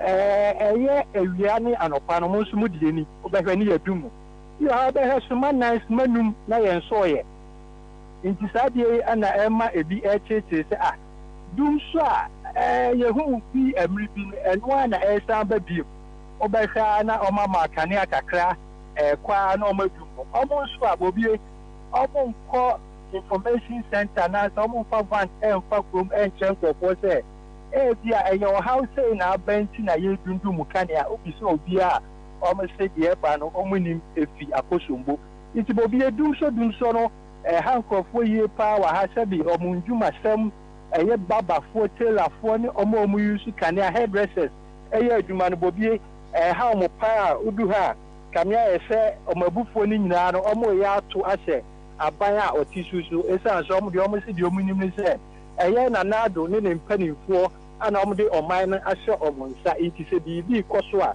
na ɔmo de ɛsobo no ɔmo de bɛbɔ ɔmo nti bobie dumso no yɛ a yɛwɔ apie mantam ha kɔfɔre dua akosombo kura kuro no apatia tokɔ ɔgyan ofuahye ayerɛbi yɛntumi mbobɔ nkuro no nyinaa ɔmo nyinaa saa bere bobie dumso no nyinaa yɛtim ɛwɔ ha a ɛha yɛ paa me nua currently awia yi ɛte sɛ ɔwɔ hefa bobie me ne kasa deɛ me fikofo dia aba ɛyɛ asaman kɛse saa de gya bi kura deɛ me ne kasa ne me kontokwa sɛ me ma ne nkasa wɔ radio no so na deɛ ɛkɔ so no me kwa na me sɛ nkɔmmɔ no me ntimi mbɔ ne yie ma me ne nkasa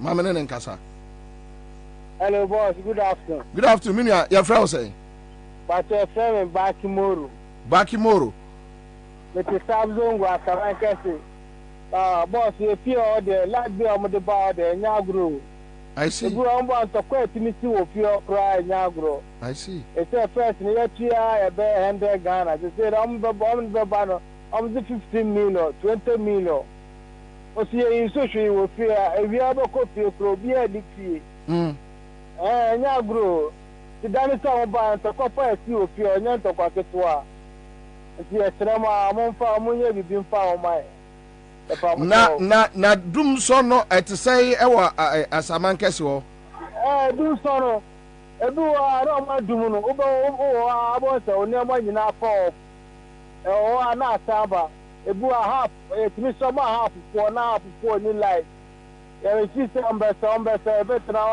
adi sɛ ahomakye no nso a ɔbɛyɛ wɔ adwuma no a ɛsɛ wo fie kɔ adwuma no nso na wopɛ light kora wonya I see. I see. All right, me that's it. Me that's it. You Kwame. Kwame monitor enema ye besia babio would Eduji says 4 more to do more. Beto Samia. Okay, so Binka said 24 Kukrum. Isha Ruhula Musa says is good. That we have this report from Achimeria. That is your share of the cake of Yedienye. Okay, so Enoch Eshon says the king of Airways will be my greetings to Escado Ketan constituency from Dr. Grace Ayensu Dankwa, the incoming MP. Oh, Doc, there's a pet time best doco. Now, Kofi Simon says, Commander, cool down and take it easy. The stranger learns from the indigenous. Yes, it's true. They learn from them. But say, dear, I want no better Ashanti Regina, Adane, Betuprumu. Ushia Obia. So, our money ding. So, what the Eye Muhammeda Nipino, a muda walk correct, or Mubu Bechain. In the idea of Bayano Santinibi Chamu baby and Nadia Sheno. But would I ask my so yet no one a free and color brimty yenim. Rosemary Jason says lights out air was pink test and no water as well. And so no crowd here, and so no was a mad deal. Yeah, and so no was a mad den light no. Said the Uncrofosi Brew Swung Pa Ibrahim Abdul Karim Jabba says some weeks back I had no light and water for 4 days. Wait, not we are say a day. What we are say oh yeah day. Yeah. In so that's only there. In so that's only there. That ding. Mekai said 2014 thereof. Akufado was tweeting about a man for Munyansu. Kwajo pon kroma etape no Ojo FM no okoye program bi o se so no si ato pipe mu a o se eya na ne de se ne yam sisi no se de Kwajo mini akwajo ya ye nuafo awie ti chese wo kan se no aka ne se ba Kwajo se de o ho to Hoto na o ka ba ko pe dada no a na utwi di besi ayi e friends Koyo also say the oyamun siubio. Yes, because the state is providing water for you. And yes, oyamun siu. Onia Koyo also now joy from my yen na home media na me catch say jai enumdwane kasa big man kasa akakraka no a wo ya kola wonte ase asema wo ka no wonte ase ene Kwajo ponkroma betimi ase akwa gina platforms aka say ohun say ye dum kania na say enso ni wa na ne yem ase no now he can afford a generator abai bangalo mu no diamond or bodyguard enso flow se si Kwajo fa opa yanka se nkran ensu asoti na Kwajo ponkroma mfre Ghana water ye de tankard ni nsuo be ye fast akọ bawunim all joy no na omu kasa no ne ya ho ya o ne ya okujeto no muntia okujeto Felix Dr. Manebo amanom ena they feel say ye age mates ena omo koja ye nti yanka bibi me ye nkrofo hunu say a system na say today me catch them that time say ya ho ya nim pass na Akufo-Addo ene mo ya ho ya mo me hwe nya de papa bia na mo be ye ahwo ya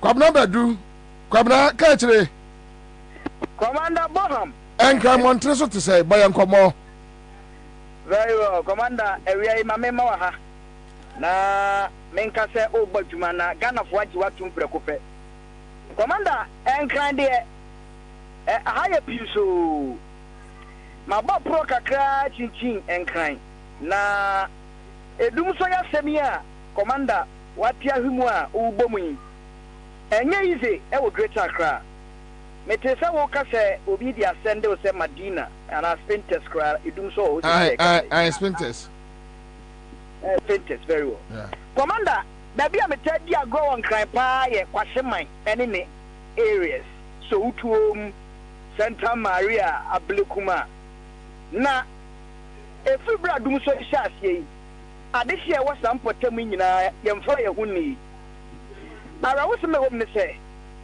yenim shadow mpo a yebeka sa wo light yebedum no na yenim time nso so ombeso enra commander ansa na me ba adwuma be kan kase gbanyumre minya kwan ne wonuma etonton pure water e wa traffic mu no bi edi nkomo na maami abrewa bi a metehu se wote kwahema traffic light nano ekwan ne nche fe woton pure water wose adwuma waye no da bia da sika wonya no enu 15 cedis a wodi didi etis wonya sa 15 cedis na enu bi na pure sa ohan wodi tuaka enu bi na wodi to aduane di enu akoye bi so ena so yade a wodi bi betu aduro 15 cedis enso no na so sense woni adwuma bia ye pure water na na woton efi bra she dum so na se no onya pure water ne bi mu nton eti se sei osode kura de wodi betu aduane di no onya bi in fact ahankofwa ma titi wo mo use fridge e de to ade wo mo de o ma no dem na ena wie ya wo boss se wo ye that story pe na medru opani bi a odo opamade o kwahyeman na ye fre no owura George Siedu Giorgio fashion wo mo ti o papa no what is wo bom no say wonya ya wie wo ne commander bekasa na o hawa o mo fam sa de pamfo etibra ade ehia no wabohu da wura kiro ene say producer frame say wo pese me ya sa interviews here na medru ne nchenti wo ba begina me nchempe commander papa na koto generator mo na mo akwaba bosia koto generator because on need the extent of time dum so no mbejai o dum say me no ka say commander wa mu dum wa se my light enu and opano nsia enu me no nsia me po mi wie ka se bo be no so a me frefre say the light wa kwase man be say be pe be tira kakra no wa mo say light na ma ye e kire kura nsa na light ne ba ye anopa no nsia ya o ma sa dum light no wa mu dum no tani enu wa mu dum no anopa no nsia no mo so na nwumre no nsia nti no na dodo no agina sa yo mo say bia ye nim ska da oni nti no o mbe so na nwumre no nsia o sa fie se wo bom ya wo dia ye no ma so kwase man light no enu so tum o mu dum light o honom enwumre no nsia ye se na dodonko ena na nsa no nsia no o mu dum no o mo so na enu na dodonko etu obi nim time e be so enim time e be dum no enyi yankopɔ na kasa ya nke net day mebadwuma nkamata de commitment to minto ama ne nwa ma me ni owura siedu ni nkomo na mimusa no efi bra wo mo sha siedu piedum so yi ne wa fam wo opani ewiere mo akwa bakra fm studio commander Bobie Ansah ja kashiri a hanso de yanso yenkura ne bone se omo share light of yasi omo ama obi ama ne the who ya ne say light ne off ama adwuma e nyina fiti anura be pensa abre obi antumi nya adwuma ama ekabwa na yebo enti de ebisa o mampani ni say light of ndum so na ba o ma yehu na enso yehu ne ebeye na se wa ma yehu na de bi ase ya na obaso o kire esen eti me hu sa what the generator here bebe na o sha se pe wo be use generator efiti enra ya nya light anya adwuma no na nwumre ya hwe situation na ewo mu na na ese ye so generator no if say ye phone gra ni nyina pop obi antimi nyusu phone ene enti na ye so generator no fu do se na utogum edi first no generator no first ye timi ye she generator ne ma first ne ye tebu 70 series ana 80 series se se ene obetimi a she generator no ma bi mu a aje so kita be 400 series eti we enu a we ye so de ye ma uko fele 400 Ghana series kwa chwa asa se si aka kakra bi na wom enti na wo ka se wo ha wo pe so guso ma mpani se dum so na haban na wa wo ha te bia na ewom no enye dum so se o mo se dum sie enti se ye dum so a o mo ehu se dum so near money dum so near dum CC na yakano because you dum CC and right dum and CC and then so ya san dum it is a yentumi e dum no ne yentumi CC na dum so bebade a e de wonyi CC ne bi o ne anya ni dum so abaya waba ose obetumi ahwe ma light ya gina so na obo so bo so ma pedi do mahama na de dum so baaye na beti sabre ekwo the latter part of pay okasa ya adwuma wo ya ni apprentice for ni ade a ono mo ya adwuma eti wo betra na adwuma nkoso a osi ayeka afilifu of 400 Ghana cedis enra one ma me no madi ko manyina e kyerese ye koso no e ya reho sempa na se so mo hu de mo kan cha ban we eti mo nyina ko sekuse e hwe mo trim eti kwase mane so tuom ne Santa Maria ne nkwa ado ne de bia mtadi agofa ne de so far Greater Accra so bi mo ekodum so bu party hanso so is no exception commander koso pa na say dia wi anakata so asi abwa so bi kura nko ba bi no hye dem ko benya light kura keke na se be spine kakra bode ko na sia se dum light ne di pashe sum ne commander e pity ano den pa ya da se kache Kwabena Bedu any attending car ewo enkran mountain so no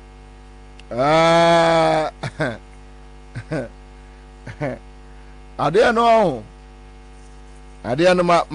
ma ka trem me say just imagine Ghana without Mahama thermal plants, any Ghana gas. Monim sa Ghana gas no phase 2 no akufaro de so te ho one ba omia yeah de so te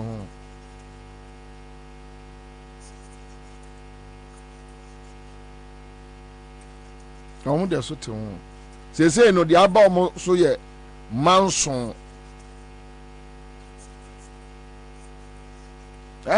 John Mama na ye project we kura se nanado de be commission ye udi 8 years commission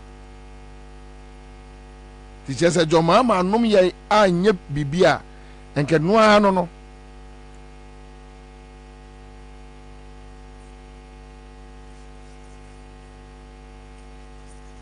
yama kwa we baba be say o man no kwa be say what destroy o man no kwa. And I don't blame him. Omo at that time he can say, look, this guy, because even with the MPP as opposition leader, the way the guy was running the MPP in opposition, he should give you a clear picture that what the idea mark we obest say no.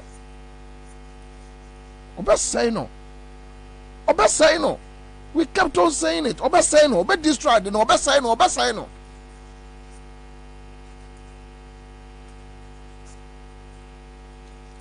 Nana tell you our central region. Nana. Many will be answer.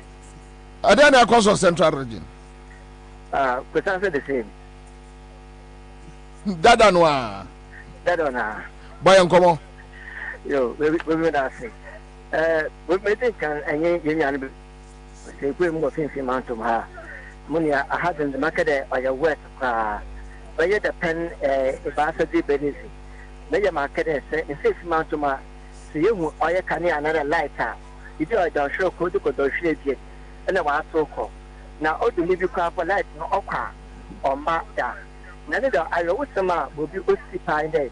The whole region, light go off the whole day over and 11:30. Na light no over na ahwe ebi be kaswa e me light no ko off no ebi se wono e wuti sia east and west e dia ya ma me ha okusin ofi a wata identity obakwa kaswa fo na wa light wa someone ebi se also go the same question the same na light la first man would no all side and yes okay dia ha okusin no ibe na ase wa sha asema wata tan central function dia this different question when yanko infantiman Mammy Ophelia, on any other in Bopa. It's the Miss Mammy Ophelia and Pastor for a day. Sister Light no Wasana, we're going to say you couldn't find no para, Marquisina no Cabasa. At one party or Yada, 1 from 2 from car, light no and a power what would you know? One side. Any argument there are, they be the uncle Walker in this year. On about to force it beer, if you are this man, odi dom do hanu na don kuma na no ibi a aba ne ba kwa sida ne district na ne consequence no ne wa man like kaka e hwe sa oye dugo central region na nam atakonya no parliament for no okukutu fu so no ye anyifina no obi we nyine pa so nyi papa nyi da mezi ibi a na ado na yisi fu bogu no mabo na ejuma kwa nyine siam no wa fly time one obi ansa won put the kudu wa e was do oya wesa e na tede oya ne da hwachi na e wonu wudum no wudum asa senyimbe no na light no on by it the one region the quest come da me ba kwa ni aso fansiku yala light ni bi enyiwo atu ni da 11:30 light no sha over region they know about in kind of pay obotu no da che embra oya it senya one na start wa sa en ko ya da no question ni wa lo papa it oya da oya the whole region no this region no another the Greco say yeah whatever no oya da wanye central region after 6 months one no enya de baka wanye ntinye kwa na ese nyanam se wono wopmaze na headers na so ya nyu bitin komo chede sisi ade the na do wa ma na award ka se pa de se oya do ma ma na type so oya do so e mo de anyum oto ya wo ba se dem anyotofo no dem embre ye wo meti wo mo da nwu chanye mo ya pa do fo nyane na do kwan do nyane na do de dem ra so no kwan to hindi do ya magana fo it's what the Ghana fine do so ya wa start all year it's supposed to find to her they want more kind there she said why ya disappointed our abana what's up what the man ma be present now one we say to no at the fruit head of the fruit baby so ogun ejima no what in su na ade no say and now other drinks so we should there the ne kufa na abanizi with disappoint central region into the answer it be sama central region city but for could be done I also the on your way to car.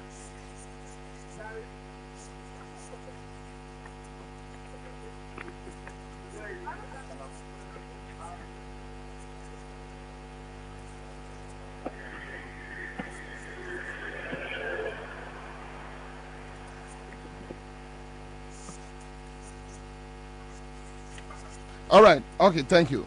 Sorry, but me distraction kakrebi. Okay. So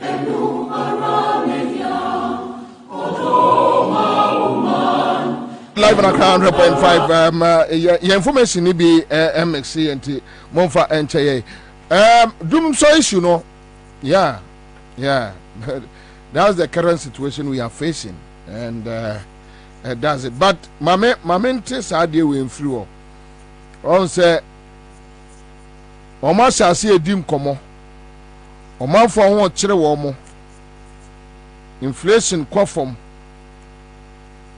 inflation afa inflation unya keno furata de no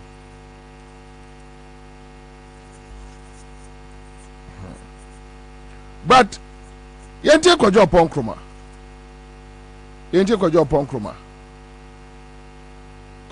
kroma say ono so who say eni ensuo ni ho a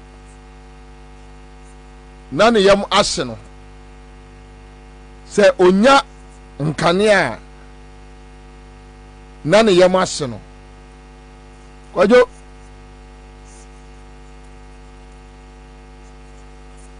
ubetumi di saa nkɔmɔ no ɛnɛ saa nkɔmɔ no ya na odi hwɛ go to Tema ebia 3 weeks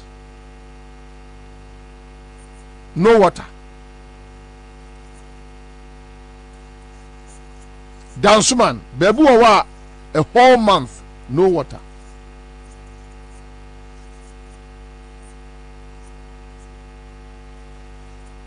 ubetumi di saa nkɔmɔ no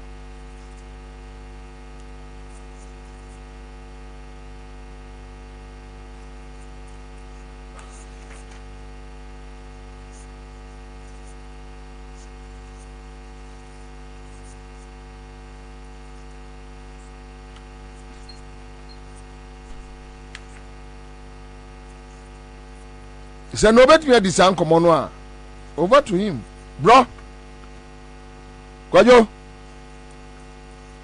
ɔsɛ meka kyerɛ mo sɛ nkɔmɔ no a na mudi first no na yɛ ahoɔyɛ a ɛnɛ mote sɛ Samia Okuka boys abrɛ dabi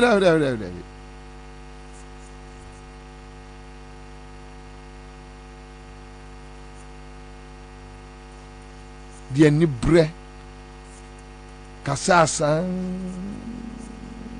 deɛ ni brɛ and some of us na yɛ twɛn a day like this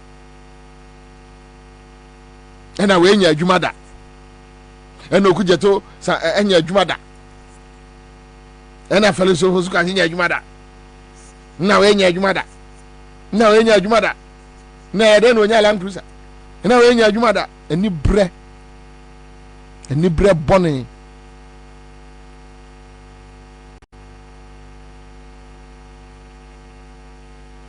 Jolam Taylor says Kwabena for a month and a week Budumburam Sun City no water Bosome and then now actually 5 weeks no water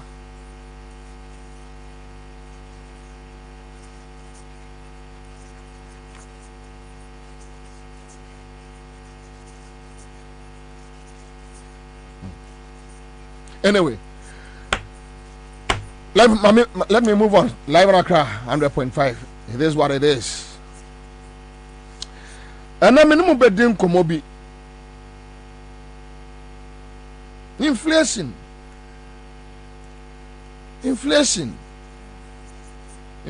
Kofo munti. Bibia koso kama.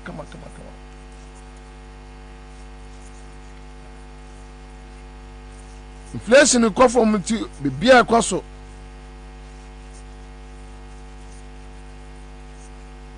Ubia ho atɔ no.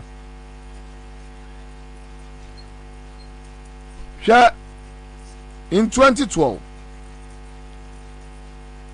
na NDC for Ekatere Ghana say 2011-2012 they were talking about single digit and all that. Me pese utie Baumia asema Baumia Katere Ghana for satire. Tio just listen. Baumia menya so say ni parents entertain say on feria de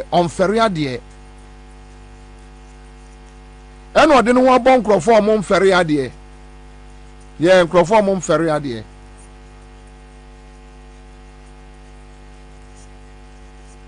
omo media friends no omo feria de o omo feria de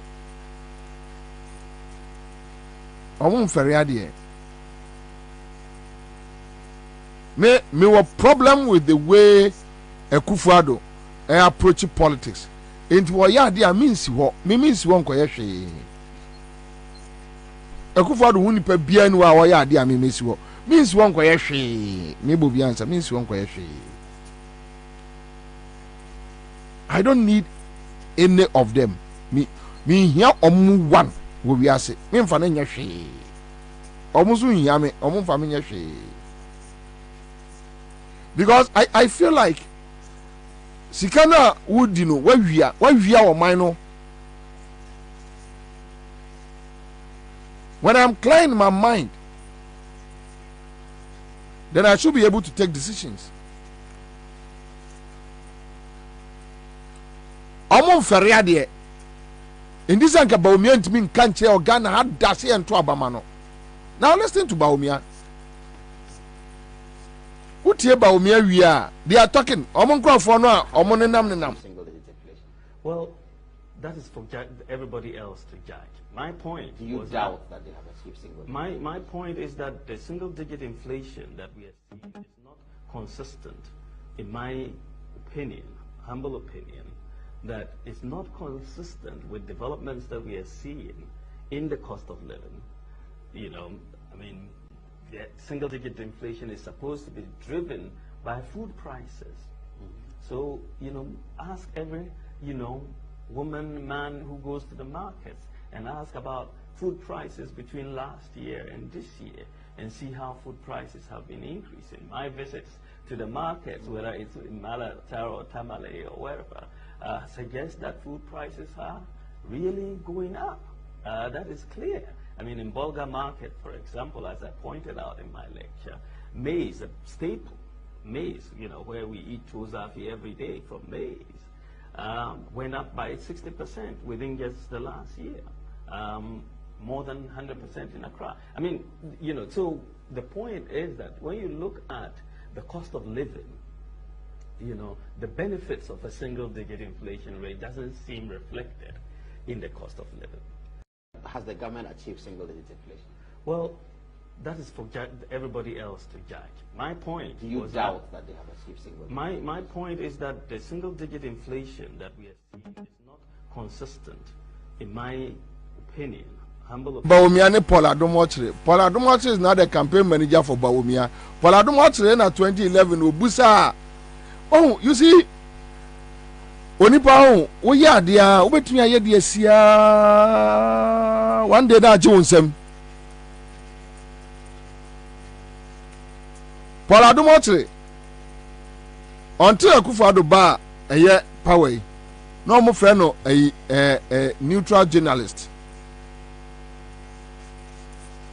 Paul Adomotre, we see our more. Oh, me, Minister Dr. Spio Gabra, me and him, we dey sit, we dey do this.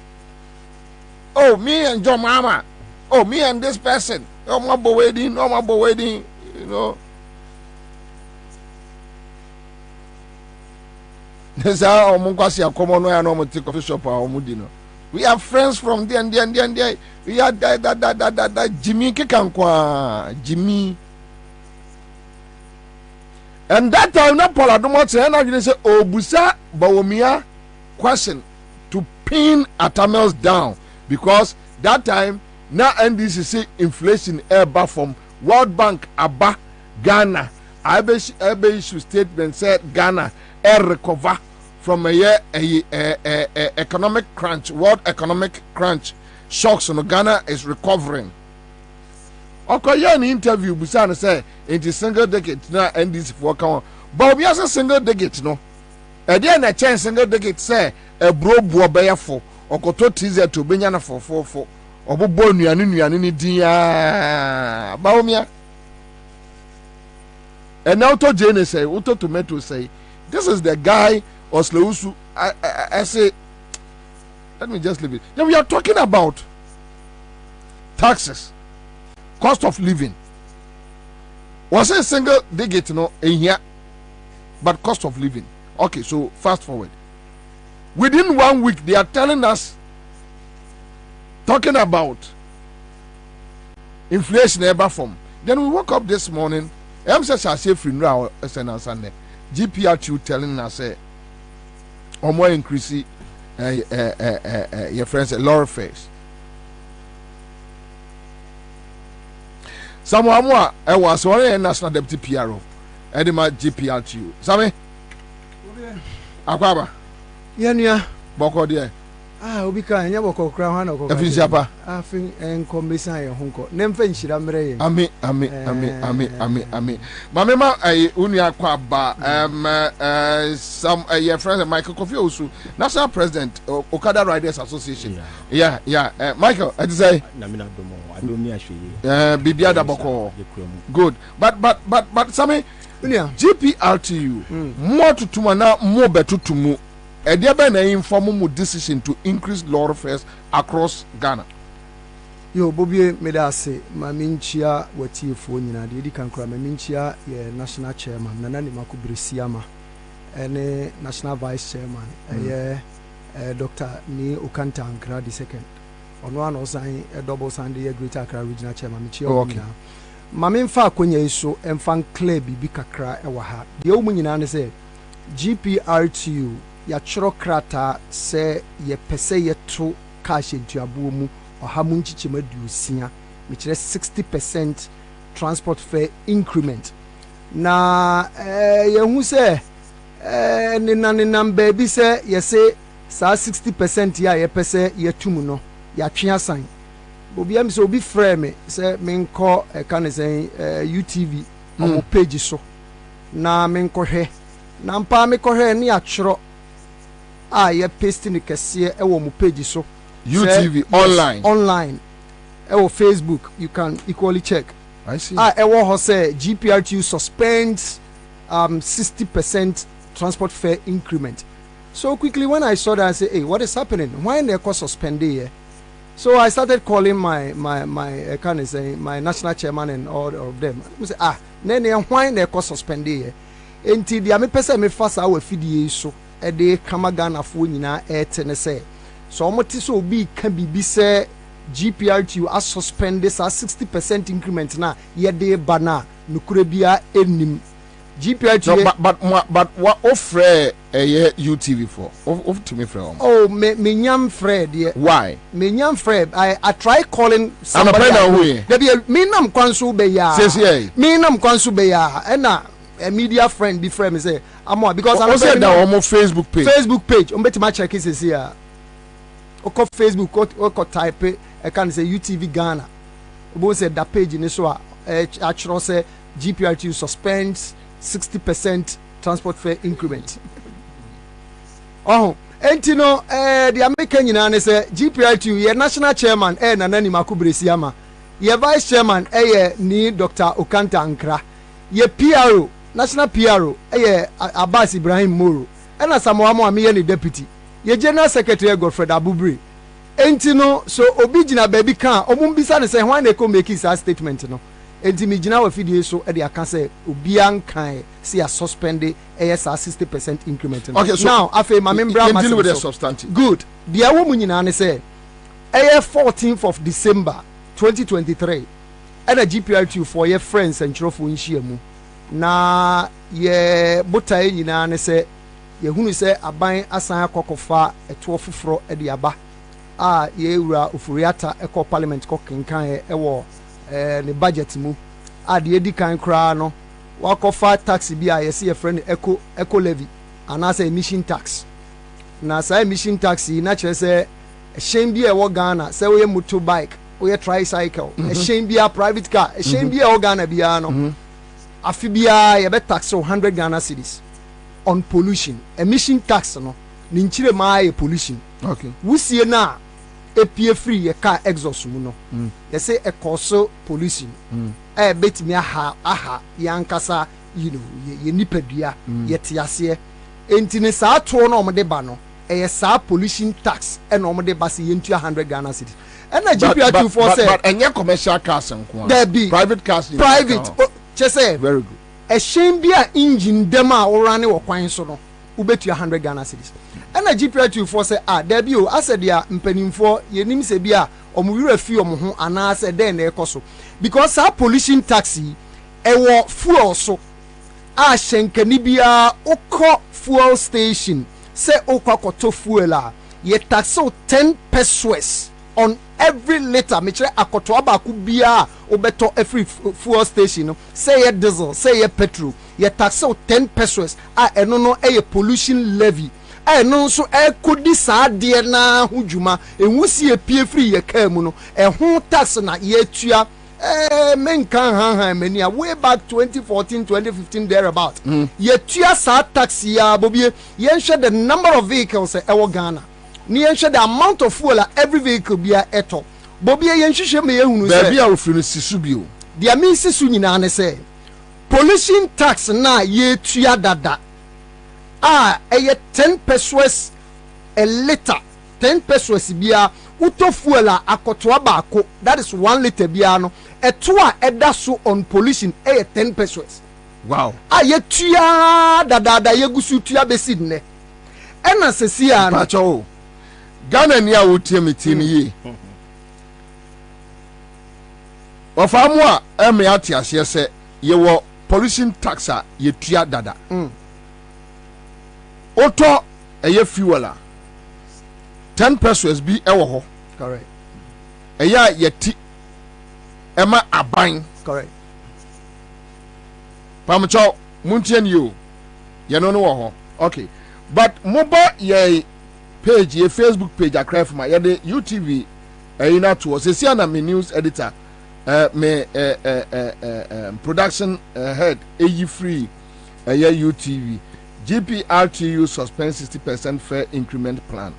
So enyese bia UTV there emifie maybe they got wrong information maybe enokre but this is what yenya free omo a page and now some is here telling us omo enye bibiasa but near person mankrofo hu adekra asame ka ho asem say this is what he is trying to communicate to the public says ebia muhu saa ade we ya the UTV Facebook page enye nokre so that's it thank you all right Bobie ma nto amasem so se meto so ade ameka nyina ne se sa pollution tax ya ye tua ne dada 10 pesos no eno no omasan kofa aba apebrofu fuforo de ama no say emission levy and I say eco tax but sir 10% o man yen free ho there be eda so ho 10 pesos no 10 pesos no eda so ho sisi am no ka say and no mo de 100 Ghana na e be ababeka ho enti eno na me true challenge bi de abisa say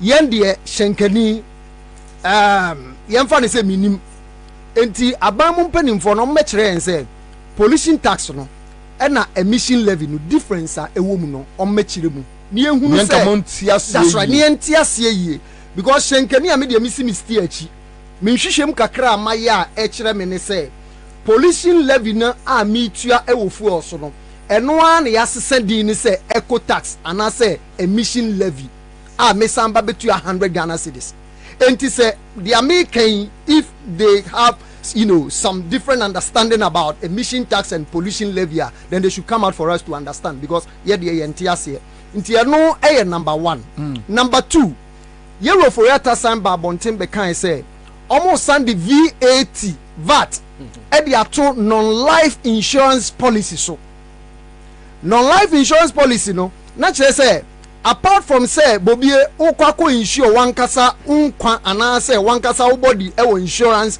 company no apart from sa insurance no insurance bia obeye bia no ya send the VAT assign ade aba be ka ho say third party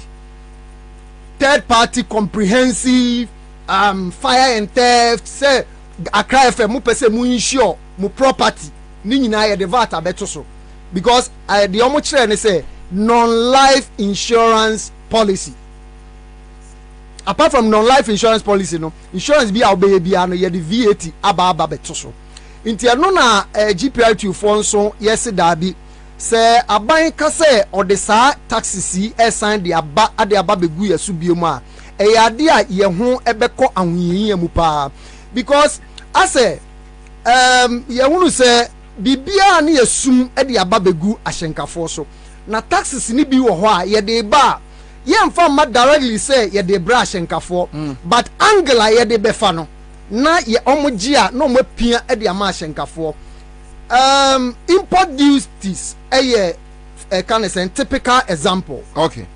Import duties are omo buy omo day other taxes begu import duties so no. Ye nua no mabosi o kan for. yɛde gu wɔn so wɔn yɛ deda sɛ nka wɔn yi firi wɔn ayi yɛn firi hɔ no wɔn calculate yɛ no ɛna wɔn de gu wɔn spare parts so wɔn na ɛtɔ spare parts air drivers nti indirectly no na aban no yɛn na wa tax yɛn because me nkoyi mi nneɛma me nkɔfa engine car engine fi amanɔne enkoyi na wɔn gye me toɔ bebree na me mba mmɛte so ɛnfa mma hyɛ nkani sɛ ɔntɔ eti ehunu sɛ indirectly no aban ne ɛsoa ɛtoɔ bebree ɛde aba begu yɛ so saa can I say VAT on non-life insurance policy yɛde ama insurance company o okay yɛde ama NIC yɛde ma NIC no the only thing for NIC to do ni sɛ ɔno nso bɛ paase ɛde ama driver iti na indirectly no driver ɛna yɛyɛ den yɛ tax no yɛhyɛ ehunu sɛ engine a car engine a kane no na nke bi a yɛtɔ ne bɛɛbɛɛ sɛ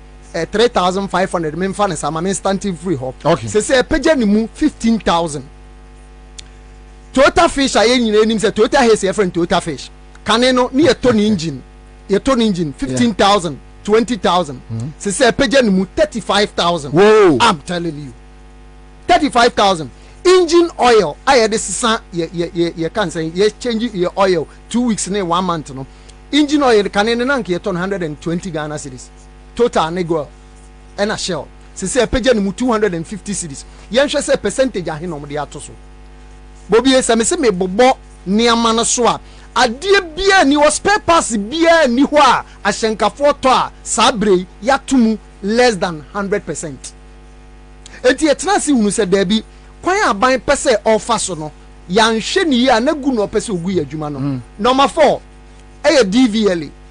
Wokɔ DVLA sɛ wokɔ renew o documents a yɛmfa sɛ bia Bobie o car engine asɛe wobɛ adwuma na engine sɛ no wakɔ park yɛsi shop wonyɛ scan to engine ɛsi wa bɛɛbɛɛ 1 year 1.5 years 6 months wokɔ na sɛ afei wiwie na so wokɔ na wakɔ renew o DVLA anaasɛ roadway certificate wokɔ a penalty a yɛgye wo no ɛyɛ double the renewal fee wokɔ DVLA. I am telling you DVLA formula no me challenge yɛn penalty na yɛgye wo no obi a wo car sɛ wa park esi baabi o ɛyɛ anya adwuma because the car ne ɛyɛ adwuma there is no way I obetime beat police because the police are in town to make sure say they are on the road good they are on the road to make sure say obi etime renew the documents who renew e be che do akọ court enti me car asay se hyenkani me ho kyere me engine boaye de me nya sika nto me pre nya sika ekoto engine na me ko say afa de me road wet me ba be renew a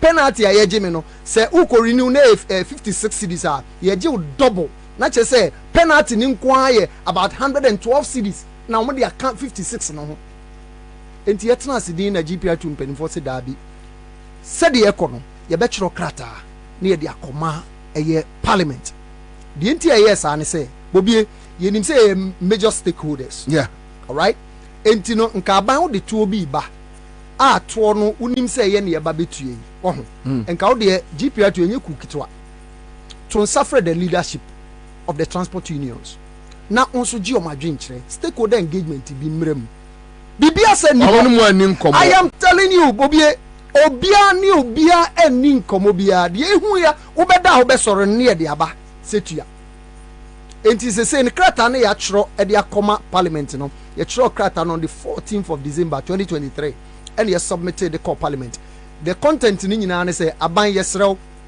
eco tax and as emission tax na wo de ba no yenim say no ani pollution tax yetua Bobie yenhwehwem ama yehunu say on pollution levy of 10 pesos a litre aban eji ewo fuel so no yenhwehwem ehunu say aban enya 800 million Ghana cedis every year on pollution tax. Really? Meboa omumra ohu na omumekire me say Kofi Amo oboa na se meboa nso de omumekire sika omutimi nyaaye yo Bobie uye adwuma anase uji sika firi obi ho a ana uji to a se obu ho akonta enti yen hwehwem say abanya 800 million Ghana cedis only on pollution. Enti pollution at the same cost. I am telling you Bobie, check the number of vehicles in Ghana. Check the number of motorbikes in Ghana.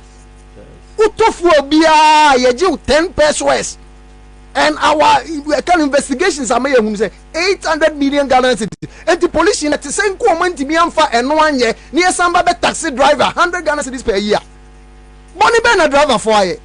And till you see saa na ɛteɛ deɛ December 6 2021 yɛkɔ strike kakraa bi yɛka yɛn ho kakraa bi deɛ ne yɛpɛ nyinaa ban anyɛ wanyɛ ama yɛn because saa taxes ya 13 taxes a egu petroleum products no Bobie etie fontie uto fuel a eto a egu fuel so on a liter no eye 13 makoma kudumi ensa auto fuel 1 liter not 1 gallon 1 liter taxes egu so no ye 13 taxes okay, and egu so no but Obeka Chira will say they will argue that our dada and oh yeah okay our ho dada one but yeah the near can say yeah adia epusu yen sesi ya say which ones the new taxes 13 no metima ka say 13 taxes ni nyina na ye taxes are yet to mintimi enka specifically the introduce recently but no kura nye problem Bobie the high titiru ni say pollution tax yetua emission tax bi o mefiri hifa until my double taxation enti sisi ahyenkafo ye say saban ya chorokrata de abro say bomodia na yi sa taxes efefiri ho sa emission tax no 100 Ghana cedis no memfama because eno pollution no VAT out there to non life insurance policies so no MYN because already insurance akosoro dododo until the common mama sam pass the amount already no we have been burden on kind of saying spare parts ebo kunye enti no yisa ne am afro so when ye free word dia ade e betima boy ya ne say yenso ye be pass e dia ma ye passengers. So 60% no.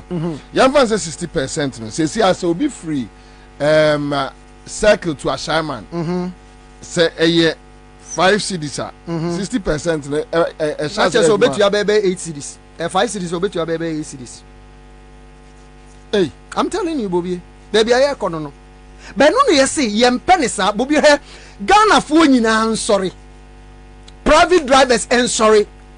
Okada riders and sorry obia sorry passengers nyina mboche ogbo ni enka nchira aban say aban pollution tax ni etua dada nti don't go change the name as a kobia woman din tilapia aya de krona eti din tina kokko sesedin esande abre.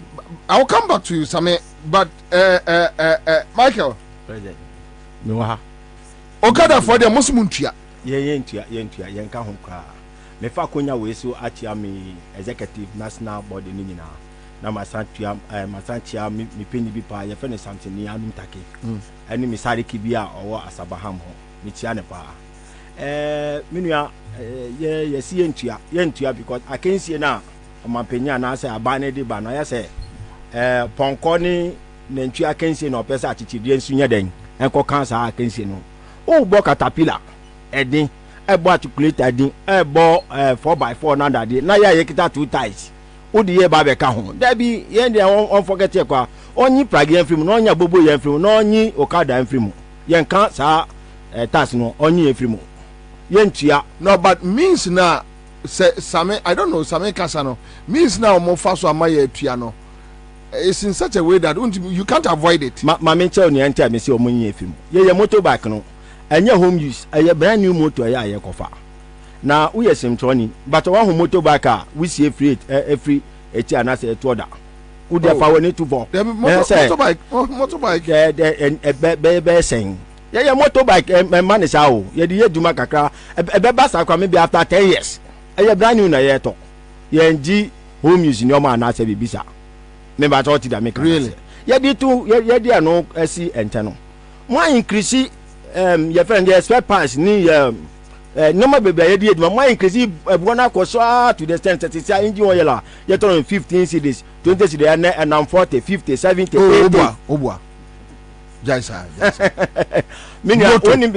motorbike yes Yamaha yes any have gene ya that there engine oil yes engine oil na yempo no every week bia I was start oil no every week bia all the motor ye juma pa there aka every week bia wasa wutisa menua how ji na aka ye 3000 cedis sisi a housing wo pese wo to housing na register o se okita be over 12,000 cedis ni nyina ya taxes na egusi no na ma price na akoso sa I see nti aban oji den wo ye ho ya wo ye ho ade legalize ma ye wo si hu legalize afa wo fa him fa ba beji to o ye nsema na service yes but some ye adwuma on yes ye adwuma ne de ye beye because me nua wo ni bibi na me minim se kwa no anka ba me fe na anka aboy abaso because ye ya create adwuma eche national youth employment impo which are your members across the country now we are more than buying for more national youth employment. Yes, I'm telling you, we have over 800,000 and still counting.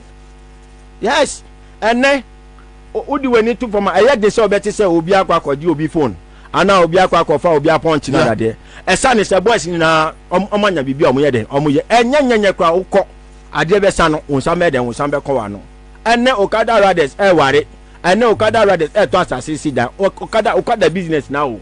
Me bato ti da mi ntin na esisi sa aba me so yasene aba be den oba be boy abas no apushi ye na wagi adwuma na atumu me bato ja se nya etuo no eni de ye yesi onye afirim o mi sa aban adwu wan kwetire me bato ja mi kan say because say VAT 200 Ghana cedi caterpillar bulldozer we ko fa mu 1 second onu ahia wotia ana ye ni omu na aba be bom atua enye nka so on tisu o yesi onye afirim ye nka ho aban sisa na adwin emi say omo amoye search no edi ye ka ho no oma anya set na nkofom na me kan bibi ka ho nsin se binua kan ukoto fuela levi egusi no anya dikitwa eno no ye de yeden eno esu eno ana no omu de be maye o metua na my back ana asa abani fa koti kwa mbi so aye smart na de bia ye jisika free ni pa ade won fa mi me ka ho uso won fa policy be policy be maye ho ahare ana se bibisa de bia na omoje no omode bo oman a wo tim ni ho bra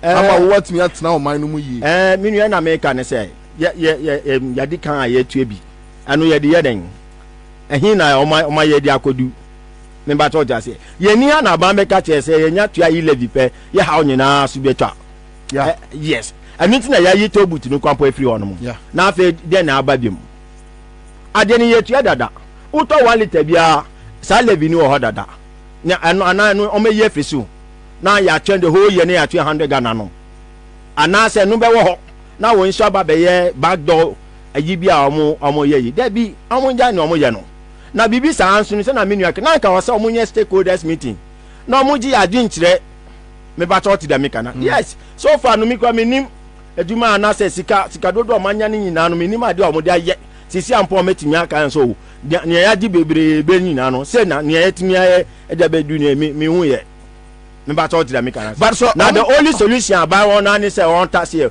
on timi nya kwan fofo bia obe fe se ka no ahode du ba bia e bia obe yi na efe system no mu no ama ni one aba ana be ma yare aba Ansah na me oji ho won ti ase but so mo ka so mo nyimu mfiri mu a what so mo si o mo nyinya mfiri mu a je betu ye hunfo pa na on beti yen kan asema wa kan nti mama kan bebi to na me adoma from next month ekono ye be wusi ye hu for the first time e wo krom ha ti na ban pa ma ne nya yin e ma ne nya nya opese obeye no mo ba wo so mo ye be wusi ye hu mo beti yen kan pa but ami say aye too early ya kan ensu enche ye nim say aban obeti no asompam na wa yi ya de afrisa agro mo ba wo so mo ho sesai menso edu ho a mo na mo be ba beti na wa koka cha aban nti edu ho a ye be ma so atipa but mo ya adwuma illegally ye pass e wo di aba ho menua ye me nwanwa ye bibia wo da na oji ho a obisa ho se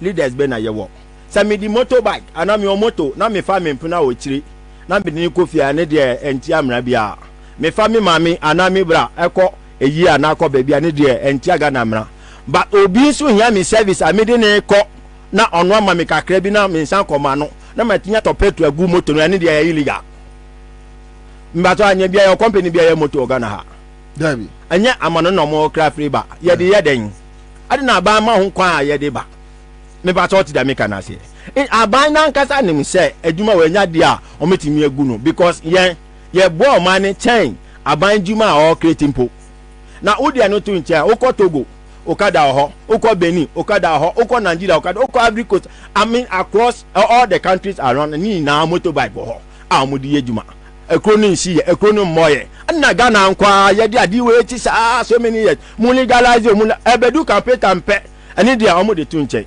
ani dia omo nim be bi omo hu ye na adade omo nja sa de no mba so ja se illegal ne ani se wa ma mesika se me fa on free ankwa na illegal no ba se me de ya busia business ana me de ko afom ana me de ko adwuma mu de ani de enya illegal an ebreme na be illegal no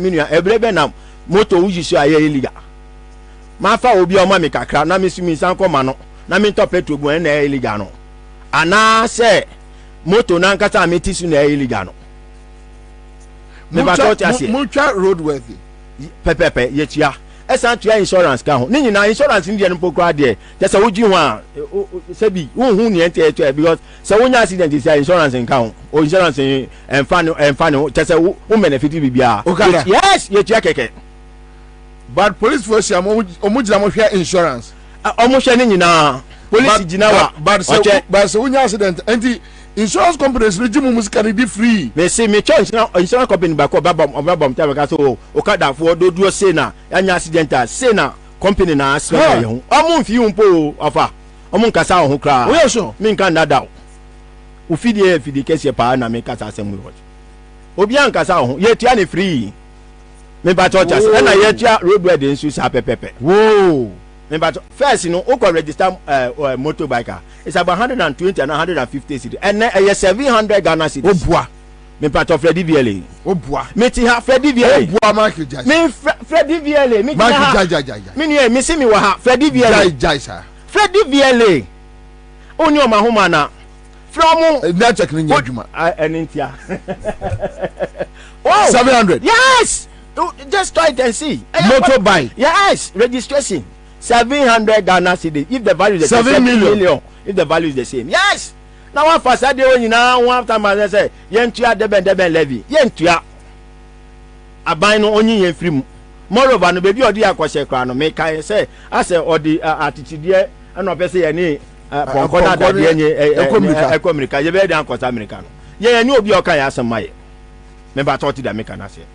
Me fa konya we su ada ya IDP ase enya IDP anka adwuma we good dada really me kan dada afa ugina onsem na bi esi kaka ye na ekoso accident ana ye na ye say yes na onya dina traffic light ase pe na police aba no adumeja no akan say paki moto no obedi delay the whole day 200 cedis 100 cedis ye do call head ye do call center ye wasem de yen kan Ghana ha na me cha de da kro na papa ne kan say pese ehunu na enim so bebre ne ho asempo sa yakọ na Dr. Dampari ankasa pie ona oni ye sekonda na ye how ne se e bobo na mane sa akote se da bi entete be kosa ani na ma ne accident so ate because na wo gina traffic light as police ni bi ani wo bebe abe kan so ope wo license na wo free hin na de ne parking na ye security se konfo ani se sa de no e so aye yi let us say o ba no kwapo hu se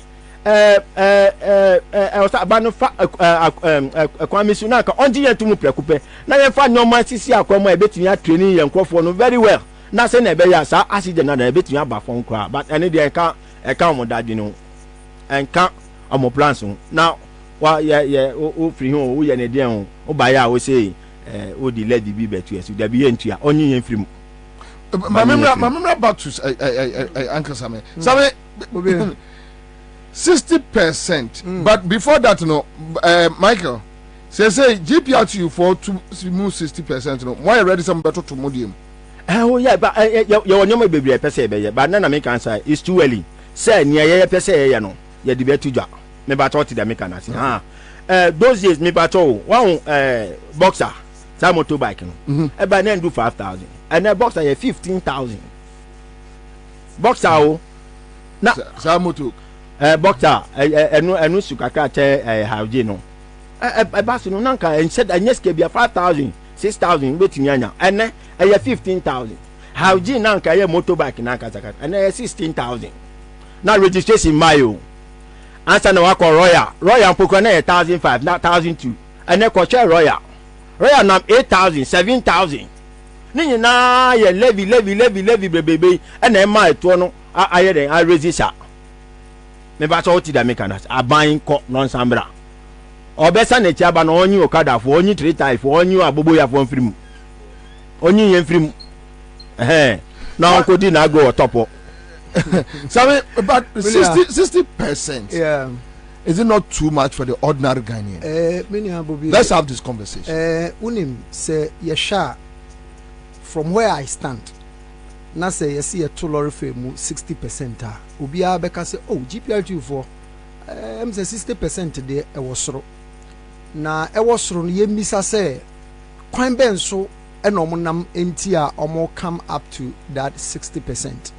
Uze Bobie adwuma bia wo ya wo ho wo ya adwuma na wo hwe income ni expenditure na wo de a check na wa hwe se ne awon so obetimi run business na si afa me bobo ne ama bebre so se e hyase e di free spare parts so component a ye de run your business eye petroleum product wo free wa na ba spare parts e ba lubricant na fe aba taxes no emu na DVL ewo emu na insurance wo eno na emu nso na assembly taxes ewo nti saa niema nyina na ye kabom not forgetting the cost of the vehicle itself enti no shenkani ansa oba beye wadwuma opese wo run your business no saa niema nyina bam ansa adwumadie no atimi akoso ya na nkrofo bi ka se o na se petrol de yentu petrol mu na mo ka se mo pese motu ahyentu abo mu ne de keka ka ho na ya na ewura fi se tafra chompani mo nim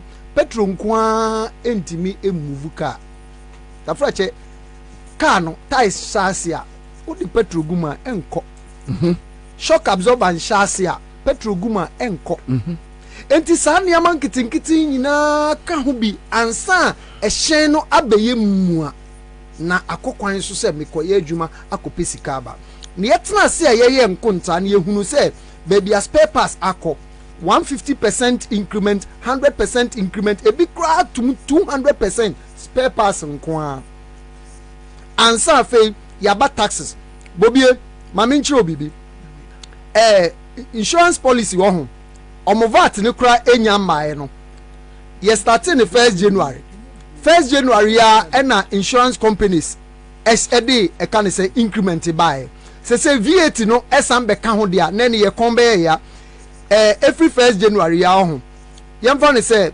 commercial vehicle 15 passengers last year ni yem for say LT no o de yem for say LT ana say Toyota Fish obi a nim say Toyota Fish na ovan kane no last year ni etua 658 cedis registration no insurance a year policy can say premium na sa na ete say epeja ni mu aba 772 cedis adinje besi 1st January America say ya ena increment na ba 1st January ya ye did 31st year okay I am telling you private car no wow akane no na year ukocha third party 423 cedis no say epeja ni mu 400 and let me check for you 482 cedis. Can you imagine? I have all the list here. Can you imagine?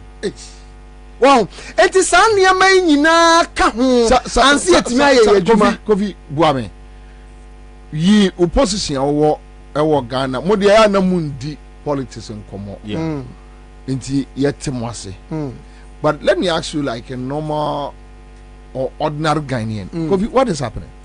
The aye hunu nyina ne say aban asedia aban no ejinani dia ma hyenkafo. That is how, from where I stand, that is how I see it.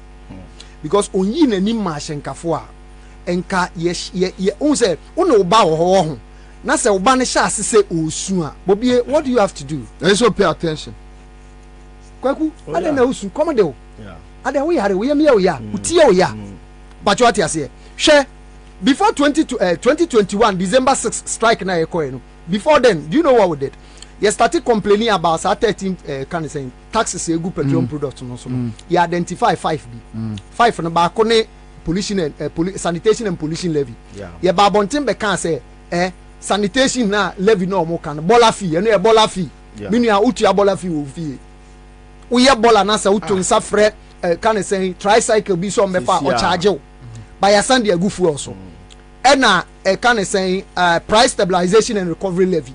Sa price stabilization and recovery levy no ye tuo bi a aban introduce by say sa mansanjwa manso on we friends crude oil ekosoro do a sa to na yetua na ombo ano nkakra akra no ye de ba be kushin eto no ebo no na ebo na timi stabilize sebe ya wona okoto no emre omukomu perfect.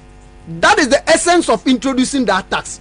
But ye misa say ye timi di aye omu de akosi arewa omu de collateral me say ya ti da wo ho eto bi ti say energy debt recovery levy. Emre bi na mo beka say energy sector aboka na nka energy sector boka driver ni nkotua yo ya te ase mo de aba begufu also tax ayeji. I think it's about 16 pesos. I think I stand for correction. It's about 16 pesos. To fuel utua also ye tua sa debt recovery levy ya fitina nanom reso second ye tua sempoa aka ma wotwe obi antimi meka nkyere eno ansi ye tua ko ye bobo sa to nyina so ne ye de koto aban anim se aban yi sa 5 taxes no emfam free ho se de ebe ya fuel price no ebe ba fom ne yenso ye mpese ye koto ye cash ntuabo mu minua wo 2022 May Day ena His Excellency Nana Addo Dankwa Akufo-Addo ebe mountain stage workers kasa he say sa to ne de oyi free ho a enye yinde na yi echi se me boa Ghana for emra medi adanse ene ehun se da bi enya ade a papa no ase yesu no watimi atie enti no ya calculate sa ne ma nyina ehun se sei ye kase ye cost striker emfo bi aho u partner bontin su sa emfo bi aho for me to survive wo me nso madwuma me ye ntafra che shenkani me nso dia me ya me pese me de bobra da achi man hwe ni yie na man to lorry fa enim kakra na driver ni nso ho antimi ahenhan ne kakra at the close of the day onye sika nhwe ne ba onye sika ntua ne dan ka nkakra obenya 60 years 70 years eko 80 years no na afi onenanenam stations siri sika obi di ne nsa tene ne so obeka se akoye kwase ampani nso na saa bre no wankasa ne ti hu ani tina se ye kase ye ti hu se ye pese ye to lorry fare by 60% for us to survive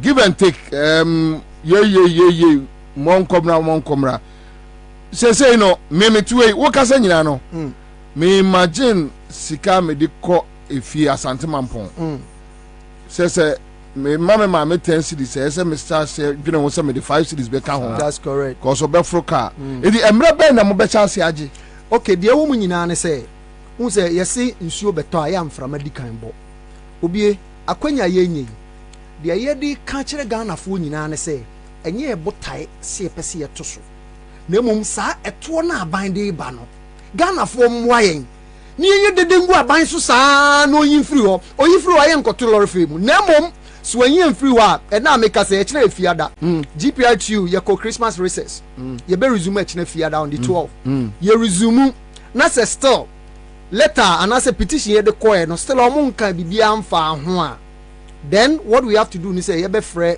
National Executive Council meeting from all the 16 regional executives ni nyina ni abehia ewo the office of the National Secretariat na fe ya hihye time ko a SSC 60% no but letter no remember no so mo mamo reply that's from the 14 December right? No ye call can I say Parliament Street I submit my speaker in the time when so mamo response ye tro say within 7 working days no ye pese omonka bibi mfa ho emfa nkire from 14th December ebesi nne obi anka hwe nkire ebesi nne Dece no ye fi ahomigiem echina eba na se ye hwe still a de ekwa na ekwa na kire se bill no so manya paase ya ebe ya adwuma bill no ma paase a eba be ya adwuma enti no ko minio friends motor rider eco DVL so okoko lines okoko register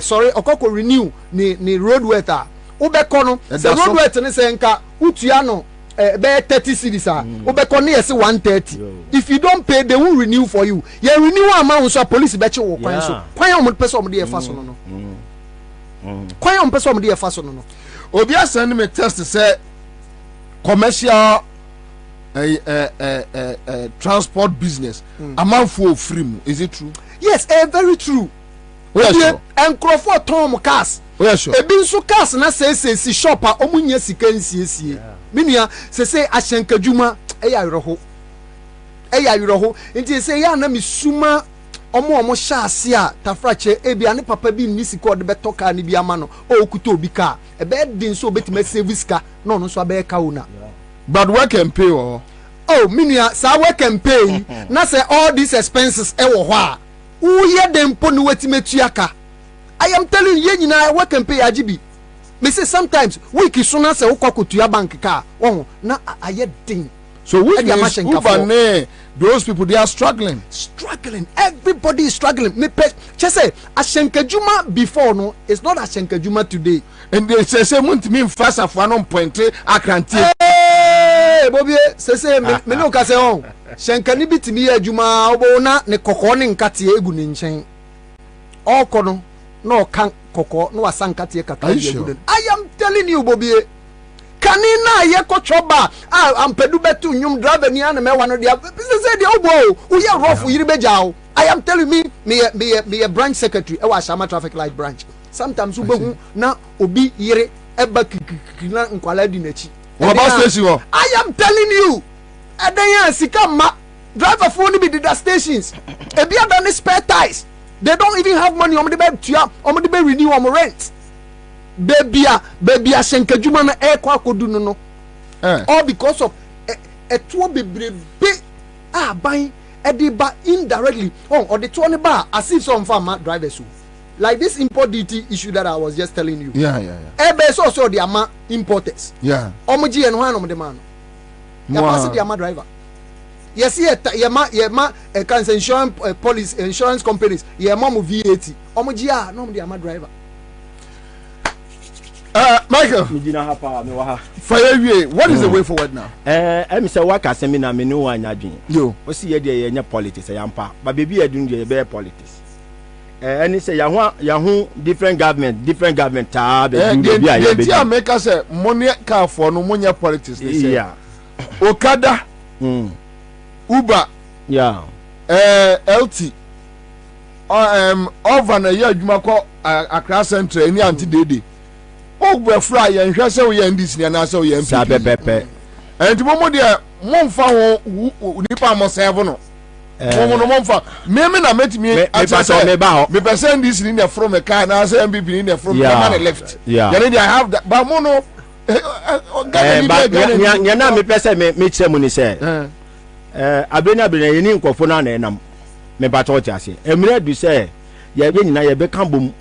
Wow, na ya pena na do amamu ati bibi asi bibi because emwa me say na me ma ho ade no say emwa say okada for the mu baby ye be cross straight because only bibi 2014-2015 na ya form group bi e wo nanado ho ne fi ho ne ma dance ho no ye di aboa because that was the time our former president na what then that some na okay that was the time our former president bani okada riding me ba church ase na omo say ye nkunu say ye bo say omo ba omo jaye na ya yedwuma no me but that time no na okada juma no na e da anya bebre sa na Accra post office na ye wo pa me ba church ase ye boa ye emua be na e boa ye na ye fa nipa ne ko juma o me ba ye nam no na ye kan ten sa aban ne nye me ba church ase na ye ya na mo ba ye me ba church da me kan ase fine mo ba how many days how many months ni mo kan na mo andi so afa modi or how any addition and ma betu yeso there be yentina house antwemo me ba church da mekan at this time there ye okada for ne there ye hwe one or two things because enter mo beti yenka ye there yenka ne say yenye police ye timemufo ne ye koso no enye ye de emwa me ba church da mekan yeah hwe na me nua na ka we can pay omo de ndo so omo o bank dey at least interest ni e kakra bi afa woji we can pay o ye hono ma ni odi ma no odi ma 100% otonu 120 na 130 order amount we be you na 120 be 240 net say times 2 of the amount now or the heading or the amount. Never thought that make an answer. Now, about where I am, be a chess and 2 mufu. Almost suddenly, the Bebo Majum be a number yet. So, I what you mean, and the same one and farm. Oh, sorry, ya quack yet. Never thought that make an answer. Sir, Motoyana, idiot, man, one I got a cell bar, Besemukna, near Yaquin. I fell by ya walk of a car 3 years. Eh? And I would admire. We see motor Nubeque 3 years. Never motorway. 3 what? Can't know buy 3 years. Now, when him tank first, second, third, as I will about me, me but in Americano. Motor no quiet 5 years. We see and yet.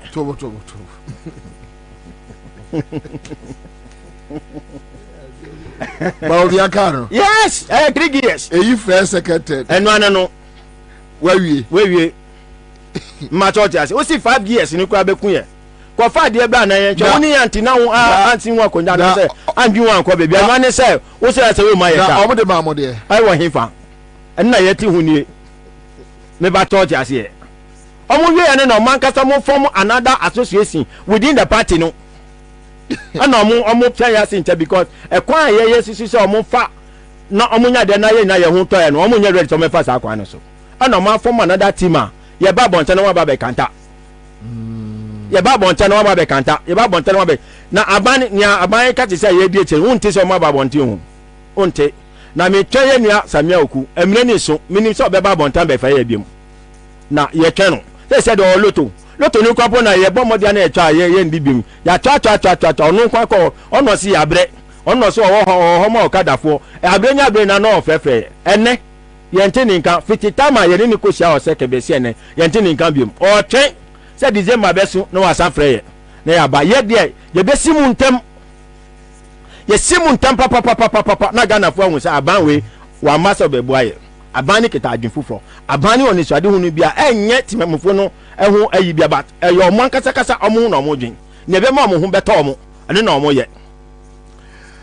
Live on Accra 100.5 Citizen Show on Benya FM in Elimina, Dagban FM in Tamale, and other affiliate stations, platforms, social media platforms.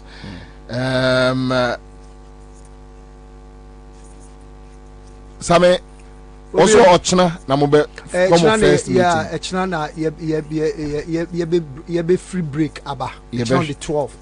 Nti Echna and a national resume. The national resume ye share nim say e bia na omo be free within yenim heya nti ye hwe anim se mo se chana fiada ye hwe anim juada benada ukuada na se call bia ma na ye nso ya free national executive council meeting mo se transport fare increment beba ye free national executive council meeting from all the 16 regional executives ni na beba ni nyina ya adwenkro na ya kire da ye mfamra nti no eno no ho nhihye ene ye be but ye bompaye say me ndru senk me ndru increment no obi me bay me for obi ka na ba yo nti me tuma obi so je me ba eco classes obi ye beje no e be affect obi a yeah me ma me tie kurase me nua bi tie kurase me ba boy otwa kwan eco e ka ne sen telecom university abrebia ye beje no nti de nti na me pepre me ho say me de say me nkoto lor fame da bi asa di ade ne kono ebe ha adwen nti abantie yesu frɛ kakra oria okada ose more actions be bring enche bia nti yema mo be say o mo ma ye be ye up to the end of this month nti ye de ye wo mre ye mre ma mo yenim sa afi na ya ba bonta beka na omo sori preko pe enye ye show mo up to the end of the month no ye be ba ha e de ya dwumpo anase ye nsusuye abetu mu nimo ha Perifo, Edam was an area. Yo, I mean, I think she appears to be brave. I mean, live on Accra 100.5 Citizen Show. Let's do it. The country where I come from, the truth is that's right. Live on Accra 100.5 Citizen Show Thursday afternoon. That's how we do it. Let's roll, rocket, hard. Cho. Zai. Who go say the truth? Higher. Christian cancer. Whoa, leave them. Islamic leaders. Whoa, Jaumo. Kings and queens silence. Oh, you're fucking. Traditional leaders. What more crowd do you about Badam? Who go say the truth? Cho. Oya dengo keso konfosiko. Na obaya ya no bebe. Oya dengo keso konfosiko. Wangaza ya no bebe. Who go say the truth?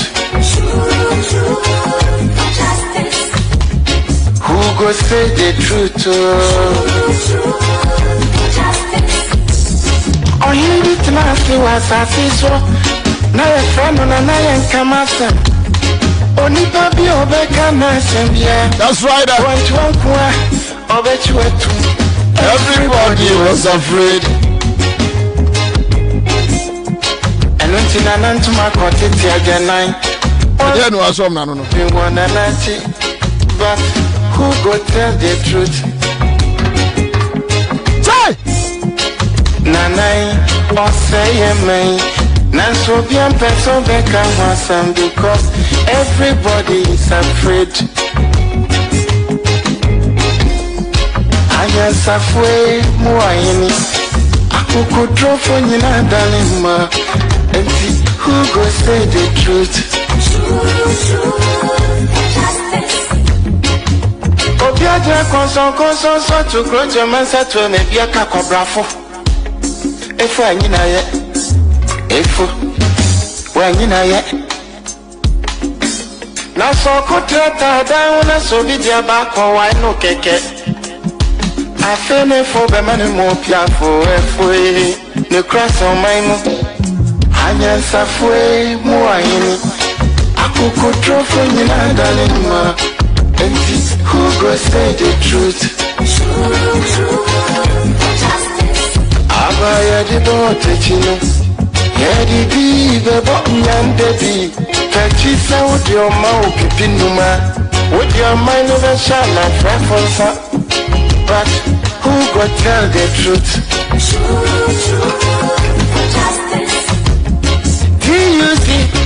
Silence, even journalists, silence, oh, then who go say the truth? Right is right, wrong is wrong, no matter how you justify. You say you wanna get rid of corruption, someone want to help you. Now the person become your target. Jobless, no they mean senseless. Poverty, no they mean useless. One day, they go resist. All right, so that's it live on Accra 100.5 Citizen Show Thursday afternoon. Mame, just me first winner. My first winner. Me pacho wa winning a yesika chade ne ye frɛ number 90 pick Emma ye ne hunu se sikana abegu phone so star 413 hash star 413 hash CMG ska chade awai me 1,000 Ghana cedis each 1,000 Ghana cedis each 5 Ghana cedis tio 5 Ghana cedis na o say o enter process no star 413 hash no e do be ko stage 2 stage 3 na de wo ko panyanyan na dem 1,000 Ghana krom o na o kro no udem funyan we obi adi wato adi edem. All right, so Ghana for ya mote menka mutie baumia. We are talking about inflation. Ecofom baumia in 2012 katre say inflation a reflective wo aduane mu any taxes mu inflation hunu ene mutie okada for mutie GPRTU ya barima nom kra enya ma omon sore, and that is the reality. Ahokyere Ghana for wa ahokyere mu Ghana for ewa ahokyere mu Ghana for ewa ahochiremu. And that is what we are pushing this year. Ghana for ahochire, and the reason why they should vote and vote wisely. May ya jube we be try say honto say elections or consequences. Yes, that's the point. Na ahochire wom ne fatu aba. Ye no na ye drama ne den this year. Liso aba be come Ansah. Opani akwaba. Ye nu akwaba. Eja nto akwaba. Aja. Official paso liso di afi ehia wo studio so ona me no ehia ye wo studio na bibi aboko de. Ade aka ne de wo hai. Ana nyame kwa kan na mi dai. Na fojo. Ayira banka ayira I didn't say ayira akade ayira o besanka baza ayira ensem sisi 2023 de na ya fio hey na ya any politicians in Kwana corrupt until them twaso corrupt na nkasa easy me ye ka nkrofo me ye corrupt power we asia. Yes, politicians corrupt, but I'm number one. It can be possible. Yeah. No. Say politician etimide ni sika ni influence eto bia or no near the or belonging to the moral society. So wo de wo hwe na de ekoye ni de enkoye no wa ba ka kire Ghana for. Na okoje amanyoni ni sika now be ditro de kire onipa kro na wo ni sa politician wa na corrupt. Oh, yeah, corrupt. Because corrupt politician or corrupt wo pen or bribe wo. Corrupt the masses no. But who are worse than that politician? One woman in lean way to steal the people. Steal to whoever be the linkage. One anchor the voice for the voiceless no. And then what be the voice for the corrupt politician. And to serve as a linkage, a conduit for that one particular person to bribe the masses through you. And to who are more corrupt than or no corrupted one. And the politicians in India just say, yes, or do any sand or son takrache. And today be an woman here near need you almost ye. As ye bakuswa can prony dream war no more. Sebio Nyame Sumuntino Akasa ya dreamu Kofobe Brako school but a bano religina na omunyan sajira eyesom. The church is also corrupt. And yet the church is also corrupt. You see, don't use also. Ghana sika ye wi nyina ewo asore dem ne akonfo dem ene mosque. Anti and also the church is corrupt. The church, the mosque, the shrine is corrupt. Yeah, Ghana sika when we are free 57 bepemene. Ni nyina ewo asore dem enkremu dem ena ti say yeti akonfo dem. The entire nyina ye pre Ghana for ekoto aba no be pre den accountability. Because if free say nipa no edi to mission nsa no sika na waje no aketua na waje nya hu adwuma no waye ente pesa aban foforo ba na ehudi that person no to account. Ente accountability is one thing na you have to do to abapa.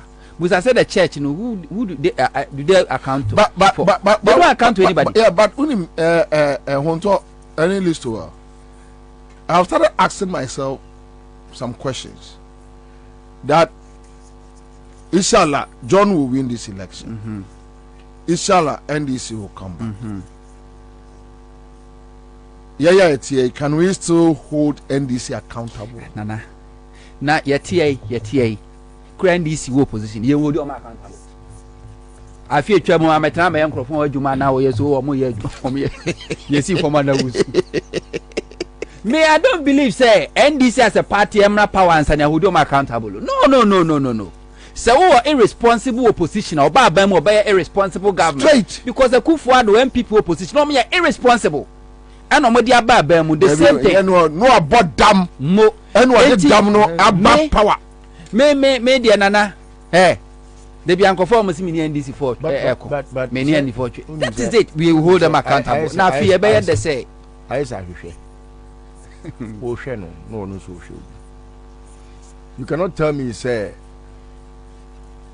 a Kufado, a bunko for opposition, or bone party for now, or bar, Bayam Penia, or more. How? Utmin can't tell me, say, oh, come nipa. Oh, yeah, yeah, Crawford, Bo, more parties can obey we all mine. Utmin can't tell me. Ah, I could find a leader of and only in Naswa or Bo party no football. Emma, Kara. A bow dinner, my kai, and you may be a where Kwabena Japan. Any afuku and a senior crab. A 70 by Kwabena. Mimi Siawomo, a pious agide, Cromforno. What do me tape we call my Kufado num, say a Kwabena Japan numna, or Makosiano Muye meetings not in view. And a man that access man they call man and a wadu baby a wadu officer a obawa yefe. Oh, Kwabena me catch them straight say a Kufado. Se mo nye ama yan kate no. Obe se o man na se party no. Egu party na nimu ase egu o man na nimu ase ama bedu baby no. Wo ye party background na man na ofere. Asema me kan yi.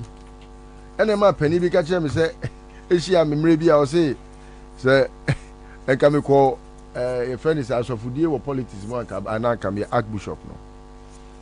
Because Kwabena me nka say oh me wo position ti na me wie scale na ba bem dia me jai.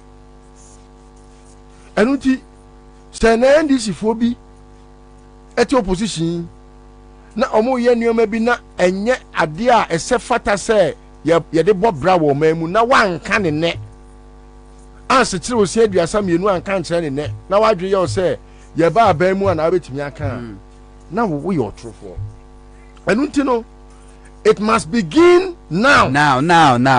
E sha se ache so wadwe se me twen na oh na ye ba aban mu a oh ene sabre no na sabre no me ken sisi wo position oni posi oni soja oni hwe obi ani nachi wa han macho a ono ani twi omoka enu kura wan hwe obi betimi atwa mo akofa ne macho fo na mo masa akobo no a ba posi de ebi a they are training on how to be disciplined eboa it is hard brain no enye easy for you to rebuke obi a wote aban mu what you say. Because if not for anything, Sabre when yeska. So you Cromford said you opposition or you Cromford ya. Sabre no, what in the crown no rabbi anymore. A binding nam ha no so nam ha. Such a criminal no. How would you say me say Matoni so rain? Penny say. And once na you wie ya. Ye dear. On one Daniel na him a Mexicane Uncle Fifi. Some of my official pa. Nana, me can NDC Fasem, Obiti self former national organizer. A year Rakamba. How can the contest 2018? Listen, me nyami win a bion, Mamen Tenemra. Hello? Eja? Madam one. Yeah. Adi, what to Adin wedi? What your phone not to be now nam? Oh, my try, Bia, my try, Chapa, Nadia, Mr. 20. Right, and that's what arguing is so baby. Oh, maybe my farmer against too simple. Because my try, sir. Who be a phone, send a dasso, 1,000 a dasso. Where you are? Where you are? What for the form? Oh, yeah, wow, see, I'm just catching the no. Yeah, my main castle and trim. Say, channel quicker. A man numbers and me jam it. Wow, aha, into a car, I am on Montiasie. No, be afraid of you, Busan. I mean, say, I didn't know fast, no what because a machine. And there's such numbers no so and media befia we Allah will you now but oh which side Obo Kwabena yo. Ene uso phone yire ne den na anyira ya. Utiate. All right, congratulations, Onya. Yeah, you're welcome, bro. All right, so that's it. Me pacho, star 413 hash. Bottom Ansah anche me say for me second winner. Aye. But for you mention enyuma say ye. Looking at the situation no on top me restrict him. Actually no me wo niam bia say nka me ye ho adwuma ya ye bia taxes, other issues, VAT on electricity, domestic users. A dam complete more dam unisa nkwasi ade no emfa nkyere Ghana ni wa bra de yet to the CCR kra no boys ne gas ni ntimi omo struggle mi minimum obu o wa just for frost 50 cities no their electricity in this safo no wo sai e de ade we kodi wo mo a uji sika no so a kwasi ade ntampe koke kwasi ade na mudidi mumfanya de papa bia but same no enkomon bi wo wa yere so hu hia nti mebie mu amamo minim se ahonto ukra ne mani bi ena obi asukura bi but mame ko street na yanti we ni mfiri wo na de akura wa wo pese wo tifiri wo no no aye ho adwuma so ofa Ghana web and Ghana web the story be a buy and the story nearby no is about wound to me, so which means we are not talking about anything out of a order. Na wound to me offer Ghana web or Menshia Sermons chairman wound to me for challenging Otumfuo's authority. Me bacho o wasa ne flyer no wound to me the no fato a page in sumame obi say eye bawomia na ashanse pushing want to me to do that. Well, yeah, better. So, offer Ghanaian web, Ghana web, say the Menshia Police has reportedly issued a summons to the New Patriotic Party MPP Ashanti Regional Chairman Bernard Enchibuesiakon and their chairman want to me for allegedly challenging the authority of the Asantehene Otumfuo State the second, according to a report by MoniaOnline.com. Want to me during a sitting of the MPP Parliamentary Primaries Vetting Committee last week challenged the authority of the Asantehene. The report said the party chairman, without provocation, stated that he has established his own kingdom and will not hesitate to challenge the Asantehene if he disagrees on an issue with him. And quote, I have built my own kingdom, I have my own police and my military, and I'll speak my mind to Otumfuo if I disagree on an issue with him. That is in reference to Otumfuo, unquote. The report quoted to me as stating. So it goes on and on and on and on. So the report noted the MPP national organizer Henry Nanabuachi, who is the chairman of the vetting committee during the said incident. Kokosohene Nana Kwabena, who was also present during the incident, is said to have taken an exception to Ntumi's utterances. Now, quick one, there is this tape here. This tape no. You say you want to me voice claiming say wankasa any voice. Okay, all right. So young go tie won't enye de so kan no muntem yi when ye tape a why say yeso de mo bi say wankasa explaining himself. Say am ne o ka say o say oni kumase o mu hu no kumase and Menshia ehwe nanim to appear ewo empanimfo ani but yese oso oni kumase but why tape ediaba. But before that, Kwabena, could they tried going to Menshia one be breaking it down to kamebo we no then ka meja ye no amount. So yenkotie the said denial tape from wound to me. Yo, chairman won't to me near Wakua, chairman won't to me near. Na mesuma Yura Asantehene. Mesuma Masum Skadra na Masum MPP. Near Asante Kotoko.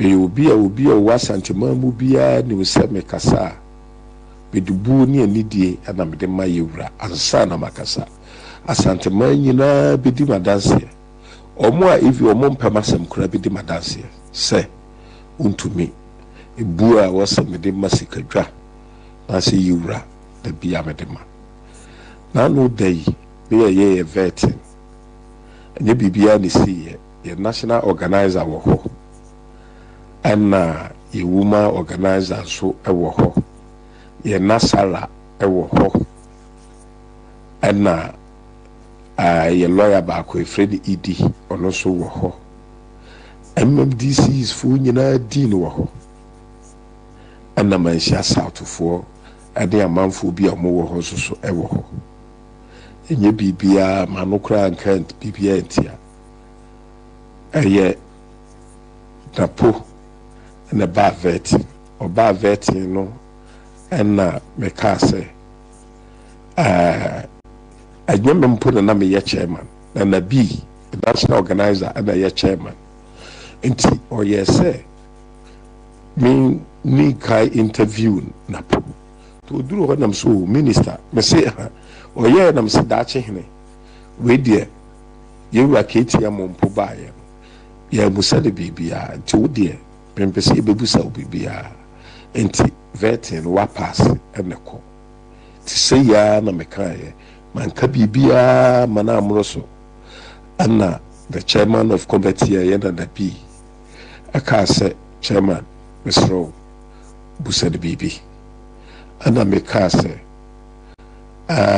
sadisadia da check nan ka pempese bebusa obibia o o hele ba ka pempese bebusa obibia naso the chairman of the committee ne kase chinchina memusa ubibidia ene me madia me pese bibusa de say after 2024 ye we ne 2025 dia ana Ghana for expect say na Ghana bisi asem ba ko pe ena mebusa ya asem ba ko pe ena mebusa do ana o sha si free Kwame Nkrumah time ana oka de waso okabia awo vetting nase ana odi bedru ba bia waso odru eno de me pese me de betudwa owie ye ana aye na nabi national organizer se me de me bedi wo ho adanse ana o sha se odi adanse ni nyina so ka ho ni nyina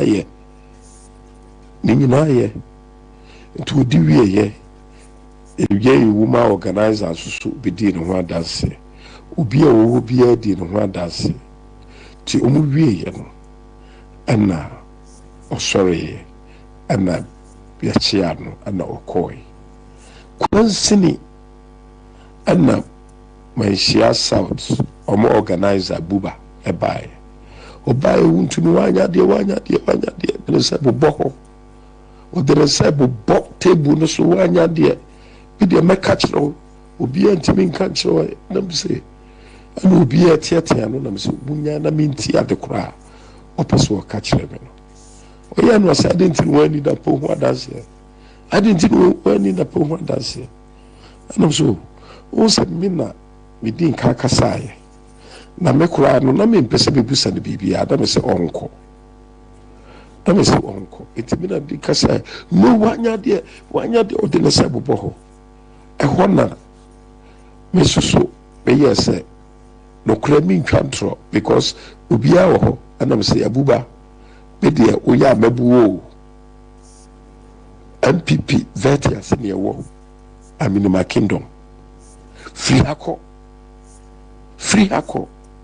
so when free has a demo has yakwa ubehu de beyo ana the chairman of the committee yena na bi no ase uwe chairman was a chairman I support you group ko ana obi a wa yiri bi aso e condemn on kwansini ana na kwa kudu akoko so hene e cha se kingdom na wo kan no na wo patch say and I'm so say ye MPP yi na dia na akwa ebe ye a eye and no say na me ka sa woni asante hene na say nana we ifri himfa ye wo MPP vet ase hwan na kobo ye wuradi nana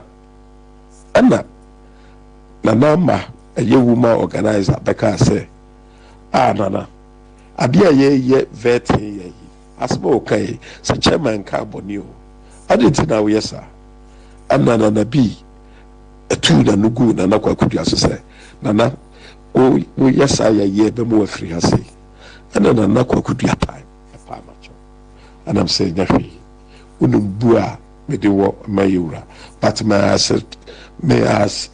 aspect is even probability my aspect is BBC na paper and nana on say adia yi no so ye no na me de abufuo so na kasa na me ka kire say umfiri hase nko enu ani eno pa macho ya to aso aye vet na mana ye successful enti se na kwa kudua adwen se o twa ntra de o sha kire bia do o pese o twa ntro no enko se hwio because maybe de me wo bu sronko adema asanteman adema asantemawura ene ye hene otiko koso e wo bu bebre de man chama wontu me wo bebre de man no afei aya asanteman kura no obia adonim okonkrata mu kwa bakose mu yaya minka busua no ho ana ukabusua no ho kura so a onye obia sebe obetiba ko se okwakudibi enti no esro obibia o yayi se enye no kura kura enye no kura mintibi nyasa na ntro di obia pese wodia obetimi adi but emre bi achi no onyankopon ebepa no ho ntoma enti asema ye kan ni ade nyina media for na say anu asanteman obia betimi abusa na ma ampoma asante regional woman organizer na nabi ono oye right hand man manapo onye obi a betima convince no enti enye no kre na kwa kudua na so nim senya no kre na chama tontom so wo ho omo nyina so wo ho obi nim senya no kre na de bia meye na me wuntumi be dia sa me ho se enye no kre bia so meye dia sa me ho me na obi bia se me da se. All right, so let's go on this one. My main chat here for Menchia. I say with the home topic be king. Na around me boy basu. You were loud out there. I say me ba hanra me be rahana what them ka krenti. Na ma me ho do me. And my a bit slow. Tie from fanche me say me ne wo forma. Kwara asem we si na no wukwada eye ukwade etwam yi enura ne na wotwe ewo kwasibuadu na kwasibuadu ne dan na eye baomia office no ewo askwa be asem we si ne ye baomia a personal office enya MPP office really baomia office ewo askwa se unim bebia na kwasibuadu si dan bi na edan no si ye adwira gunti aha saa dan ne nchen hwa o saa dan bi wo ho na saa dan ni mu e na asem ni si ye omo a no mo ye present no ebi ne wabobo omudin no there are others omo so wa mo omudin but we can leave it at that kwara asem ni si ya na obi ebo mama ne sese na wontumi aye enti se wo hwe nana kokoso hene ne confrontation with wontumi a asem no nenka eni kwan senka bi kura po a enka ekọ akire but sene odi akaka bensem gina so asi ne bo se ono no wayɛ ne kingdom a wayɛ na den otufoɔ koraa ka na adwene kyerɛ no ɔno nso bɛka na adwene akyerɛ no nti ɛm sɛ ansi hɔ emu a na yɛte sɛ ɛyɛ asɛm na koduru manhyia nti yɛn deɛ ne yɛwɔ atwɛn mu sɛ sɛbi wontumi nyina asantema mu nnidi ɔhene anaasɛ ngu ɔhene animtia nti ne yɛwɔ atwɛn mu ti emu a na metee sɛ yɛse kodua a wɔyɛ secretary ma MPP general secretary ma MPP sɛ asɛm na koduru n'anim ama wahyɛ aseɛ sɛ ɔfrɛfrɛ mpanimfoɔ na sɛ ɛneɛ dwato a na biribi koraa na ɔmo akɔ akɔhwɛ na ɔmo ayɛ nti ɔkɔfrɛ Nana Akoko so hene sɛneɛ metee no na ɔfrɛ no na ɔbusa n'asɛm no mu nti sɛ osi ne pi ɛka asɛm a ɛkɔɔ so wɔ ɛyɛ Baumia office hɔ a bra no ɔmo yɛ vetting ɛna ɛma Koko so ɛne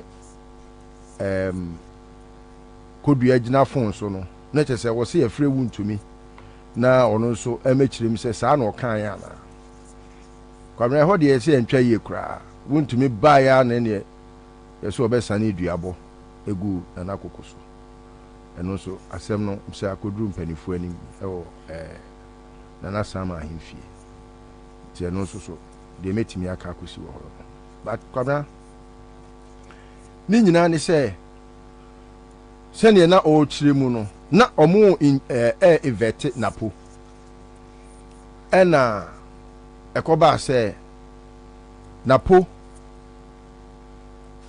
ɛyɛ otumfoɔ ɛde hyeɛ ɛno na ɛma wontumi sɛ ɛdamo sɛ deɛ yi ɔkɔflɛ apa ɔkɔka na adwene no but obi kae sɛbi o sɛ nyɛ ɔhene asɛm ɛbɛɛ mu a na nkɛyɛ party asɛm a ɛnka menyi ni sɛ obi di nanu bɛtum sɛbi aboa yi yɛfrɛ ne sɛn odwan na ɛnya ne fufuo sɛ baabi ɔde bɛbɔ deɛ nka ɛmfa ho but ne nyinaa ne sɛ ɛnyɛ deɛ di kan ni a sɛbi o wama n'ani atra n'ani ntɔn mmerɛ bi ɔkɔtena ne kasa fidie so kasa mfonyin so sɛ ɔno obiara ni hɔ a ɔwɔ sika kɔkɔɔ kyɛn no yiyi gold bars ɛno no kasa no mu no na akɔyɛ sɛ kasa mpi ma ebeduru baabi amafoɔ kora frɛ no gold man menim sɛ wote ya wotɔ sɛ wote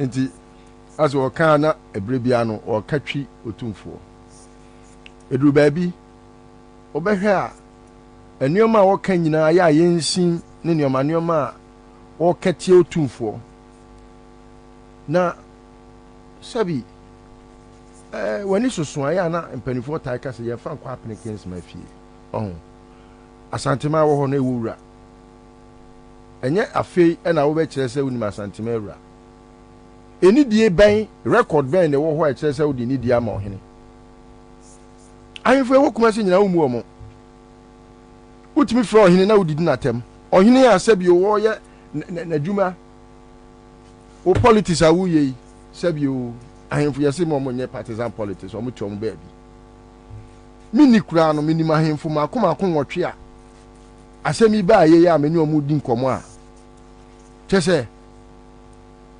aniamɔ ho ne kasa fi kasa tantan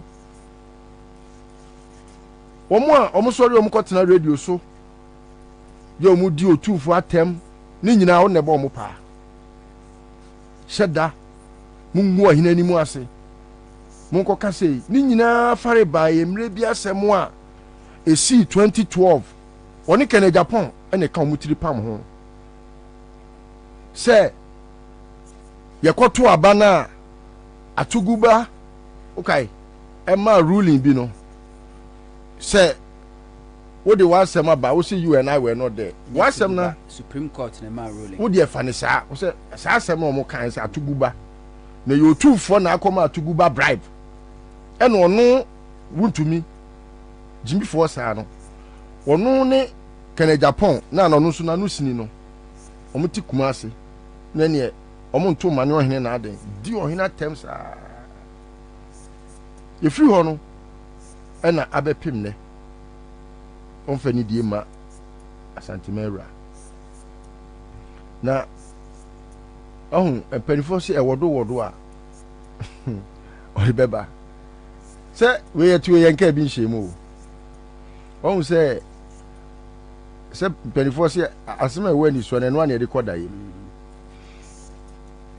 asɛm a wɔkaa yɛ ɛyɛ adeɛ a wo ne wontumi ɛnyina baabi ɛni nkɔmmɔ secretly wabra a ɔmpɛ sɛ ɔbɛgu ɔhene anim asɛ nkyerɛ wo adeɛ a wayɛ ada biara ɛyɛ ne stock in trade ada biara wɔyɛ a no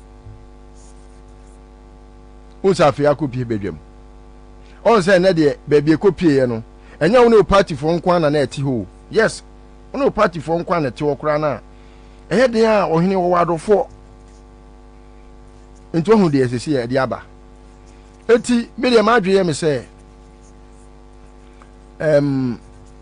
ɛyɛ ahemfi asɛm me sei me na epoku ma no duru dwom koraa enuru dwana no ɛna me ntimi nka ne kɛse pii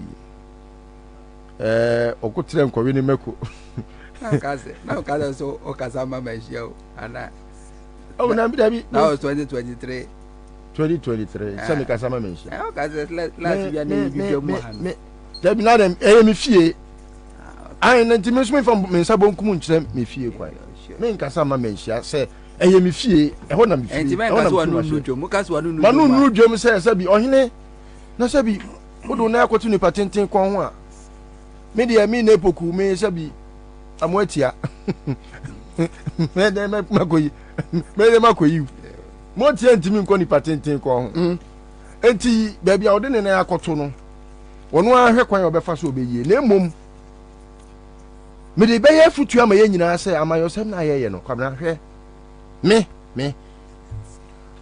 ba yaw me ntwa no sɛ wontumi ka sɛ private military and police what is the meaning? Oh, so unim say because you see the entire me busa osa no unim say Delta Force any invisible forces no. Oh, I want to mean na ye. Okay because me police ni bi catch them say police ni bi catch them say MPP for we ni omo businessmen ewo police motorbikes esisi fia. Yes. Omo ko ba bi omo timi frɛ anybody the normal dressing is a police ni. Aye omo ye. Now that's what they always do. Really? Yes, they have it. I see. They have it. Omo ye te say won to me we ona ma na motoke di nanim. Ya wahunda. Kwabena we enya opekura bi phone lines okay. Really? Enya de mehu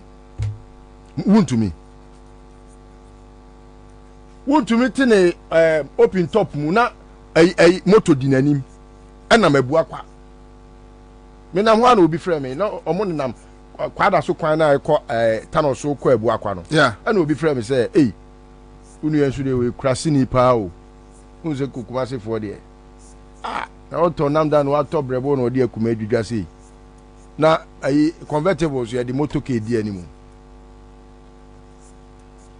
ya de ya rampant kuma se we asana me ke kwase de me kra me tumu nkyene dodo kuma se obi anim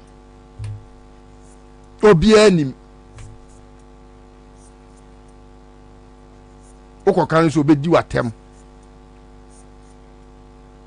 mesi ahemfo mako nwotwe na wadi o matem ahemfo mako nwotwe kuma se di watem o ya no ase busa so wo sika. I see. Yes. Omo bia. Kumasi hono. wayɛ ne ho sɛ ɔno na sɛbio ɔyɛ asase wura ɔfa ne die mmɔ biara wɔ Kumase hɔ asantemam hɔ woyɛ a na ɔde ne nsa asini bo na sɛ wante sɛ yɛsɛ wɔn na ɔso ɔyɛ dɛn sɛ mayo sɛ dabi ɔbɔ ne ho samra governor ɛmɛ bi ɔka kyerɛ obi an mu na mo anya mo manhyia anipa korɔ no ɔfrɛ mi bɔ mama ne na me sɛ ogya no ɛwɔdo a ɔn sɛ ɛnɛ baabi ɔde asɛm na kɔfa but what tie ne tape ni din a it seems say asɛm a kokoso ni ka no ɔkan kwabra nana kokoso nim tro di oni ntro na sɛ bi wontumi we apɛsɛ we sɛ bi ɛde na ɔde ne yɛ kɔtɔkɔ ne apɛsɛ hwane so ɔde ne yɛ den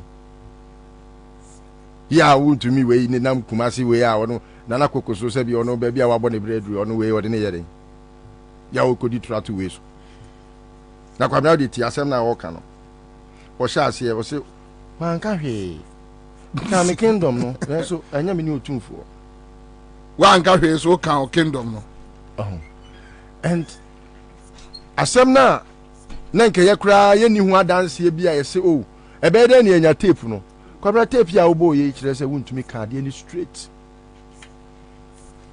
duane nso ɛbɛnya no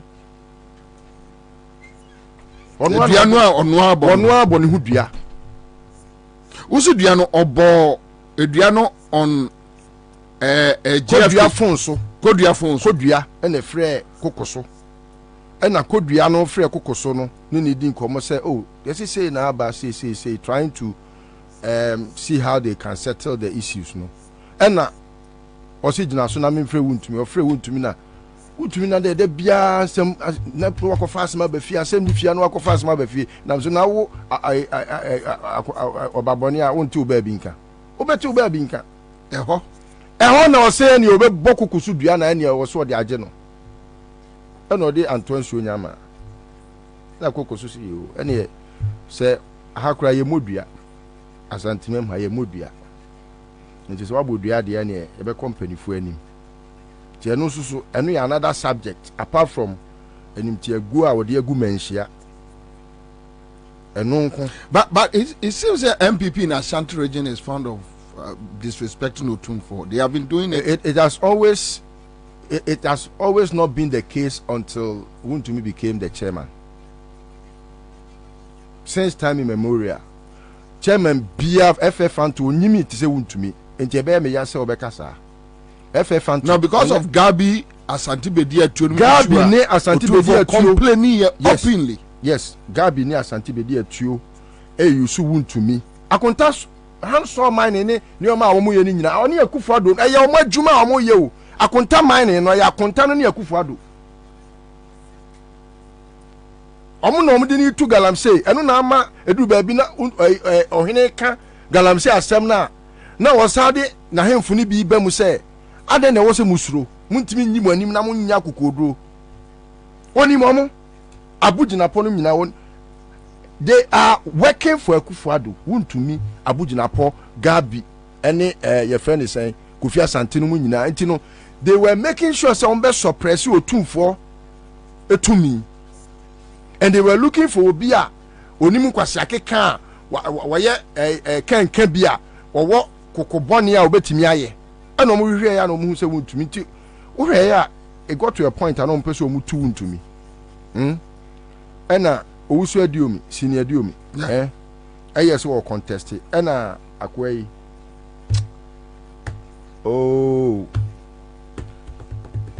me no refi ni din de okotu adiomi no David de o yes o tu ya jonkuma David de o yes o kotu Wuntumi no doctor na ne odene ho omu diske free Jubilee egu bag mo no mkote cheye making sure say Wuntumi retains the seat because omo hu say obi tisa no on suppress Otumfo ahinie na Wuntumi de kwabra so sometimes eya na nioma ni bi wo wa namfo ntem ohu but senya saa enka wo de yenko is legon ha kakra ya wontumi namfonum bi wo ho na kotie asem yi ba ya mede baako mede sene omo ya omo tie omo se una se on de da bi odi ohina tem da bia ofa ne nya hwe dua bi hu mire saa no ene se bi o o se ne nsa aso na chi eno kura mpo hwe se Kwabena obi a wose wo sika anase wanya sika ontimi kura mpo ne hu mfi odware kura ne hu mfi na anu bi a me hu no a kempini bi a hye no na mse hwewei na odidi ohina tem enti no me de eya ahemfi asem and I know sabio enye me na me be kire baby ayem abrowa mfa ne puma entwere and obi nso nka se pudo nhye but ye ya man yosem fine ubetimi de akoba bia ubetimi de ye wa man yosem de obeye bia but say you drew baby sana we must be careful. They meet me aka. On to o dey fine. Bojam mienko. An company say strategy for abachichi de. On tobi. Na so mi ko bi ne man ka bi de ahwe be ka se bi o mani san obi ntino. E mo ni taw na makọ ye me mani shi so ba de din ka ma me ti fo ne ahwefo nyina afihia pa. Na said ye nyina eguso aye bompae no afise se na de foforo na awrade ye hwe no abrabom ne oman Ghana no na aba NDC national executives, regional executives, constituency executives, branch executives ye mamu nyina mo afihia pa na unka hunu se ye to abama on so ye national executive, constituency or regional or branch executive or 4 years 4 years no election ba akope na ya wo hwe se obawe ni presidential parliamentary until first 2 years no na de be yes adwuma no now they are ready 2 years abeka no e all the boaboa ho for maybe for re-election or no other future ebrenu susunie without victory we are national executive, we are constituency executive, we are regional executives.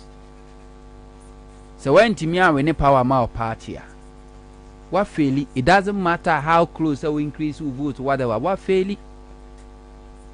And since 2016 NDC executives from national to branches you failed. Man Timia secure power from a party.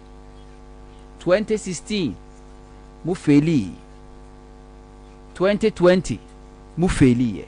Man Timia secure victory. Bosha mo call ye kakache delegates so mo to abama mo na mo be ne power no mo antumi dia mo de beke kan edwudwa manumo ya na ye vote na increase ya nka nchem se mo nkwa na mo nko increase NDC vote na mo na so through opposition that was in the mandate delegate in the mamo man kwa anko ka campaign anko shebo se ye to abama mo na mo be increase NDC vote na ma through opposition mo ka se mo kwa we ne power mo da so to opposition akwenya ba kwa saba here December 7th. Some will redeem himself. If we say NDC for mu free, mu officer na wo kokomlemle. Sa danke to anu mu na mo ho kire mu na munya ba bi kura mpake. Mo ka a wo kwa apart from national chairman and secretary na mpanyimfo amakakra na office kura mu ni bi no. Enu mpa na mo ho kire mu no. Na mo de ye adwuma we ne power. Na se dem penika atie ma refie if we send this for mobile mo head office ya masim adabraka kakraka fefefe Ghana ha obi ani bie no asem crofo is so live so comfortable life into crofo office awura party executive office abeka so awura CEO office or person otna office na also air condition na laptop sinanim na or receive guest instead of so no be form no akoye adwuma no ono no twese crofo na headquarters na omo mehwehwe no ewo ho na dwuma no no se constituency for pieces for your program no mo to nsa some of the national executives for na me more debate in the coming days ebebodi some mra monko na monko graze occasion no kra no na njija grassroots no they don't go but President Mahama nya turu to say pe no bia di na chi omusa so no bia di na chi enti 2024 ewramu eye 30-70 for Akufo-Addo and the government, 30 for NDC. Whether I like it or not, Yebeka. Nana, we are the power, Yebebo Abaso. What? 60, 50-50. Yeah, 50-50. Because, Nana, they tend to say, power need the MPP a lusu. But there's no guarantee, say, NDC, Beko Fano. Fala. You have to work. I was so young Juma. And international for Ansah show them reform. Timudani draws on the door. Ninia, me no kasem ntwa to meti asano me yare o. Mo enso ja betina he. Me no betina wo ye Juma. Me dwen ho hawa me twa next election. See election year mu. Yenye see election year mu. Afe na wo mo anom so me communicators o mo e free send this co position o matena o mama no mo say afe the power beba afe mo be flood radio ni TV so o mo na be kasa no mu yo aka so ene de NDC ba power timu dan do so dodo we need them, let them come. NDC opposition o mo live so comfortable na say NDC for man timi a we ne sa power we are. I was say NDC grassroots to march it to the headquarters and sack all of them and close that office down. But Onto, I am afraid NDC and Timian Luzua, NDC Begu. And you're going to be good. Me say NDC national executives. Politics in Ghana again. NDC national executives. So man Timia win power ma NDC 2024. Party headquarters na wada brakano. I was see a match call near cruises our party office in it down you tum near the Makai for no hotel no them. So because they are living comfortable. Charitable with words. Omo rene power na ye be buomo ye be bumo na ye be you free office na ye be bu ti oto ye be you free sakeke na what be that anu ye nka. So man we need power. Nobody should go there again. Because ebe na mo sha kokomlimli sa danke to onum kwa na mu office no. Na mo ye adwuma e we need power. Edu election NDC ni bia nim say NDC when it come to election strategy NDC number 1. What happened? Anyone your officer air condition room. Obia one office. Computers yo. And on say honto first no Rollins time no.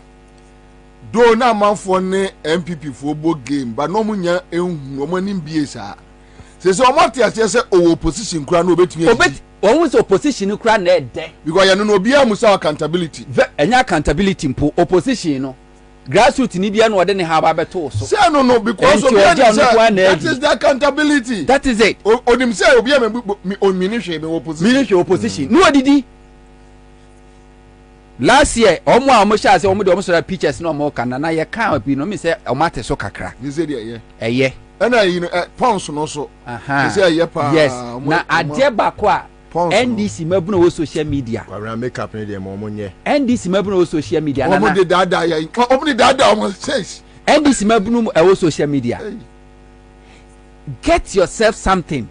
Do something for your party than to sit on Facebook and be hyping people on oh my mother, oh my father, oh my sweet this and my sweet that. Now you posting penny for hey, go down there and work. Namunya that godfather and godmother ten namuya hono. Why do you say party in the power na so unya position oh ya god son and god daughter and you benya bi na party na ma power. And mkrofo limit no to social media. Get down and work. Ejuma no wo from ho. Mo live comfortable dodo V8 ya and MPP for change V8 2023-2024 model obekwa ndi say quarters nkofo so latest no muso yi no muso twi uhu ba bi okofo ba bi obefa free obisa so opposition wonya adwuma unya ska no he ma me mo sa sister yi one of the NDC communicators lady no yeah President Mahama campaign team, the spokesperson of Greater Accra, Beatrice Anan. That woman, My mama na baso. That lady, Bronya iwo ya adie bi. Adie oye ni say NDC social Facebook social media communicators. You know, any communication bureau na. Dabi. Eyo no na ye. Okay, I think say I saw it as an initiative. On na ye but or invite national communication officer Sami Jamfini team koko address wo ya adie. Nemum nana. It's a novelty. Enye nneɛma nyinaa na parties mu ya ɛwɔ sɛ ba abɔnten mu obi hu bi on common sense grounds ɛyɛ sɛ ube encouraging nkurɔfoɔ motivate wɔn sɛ do more even opposition yɛ recognize o as a NDC social media ɛyɛ commentator ɛnyɛ yɛyɛ no kukuam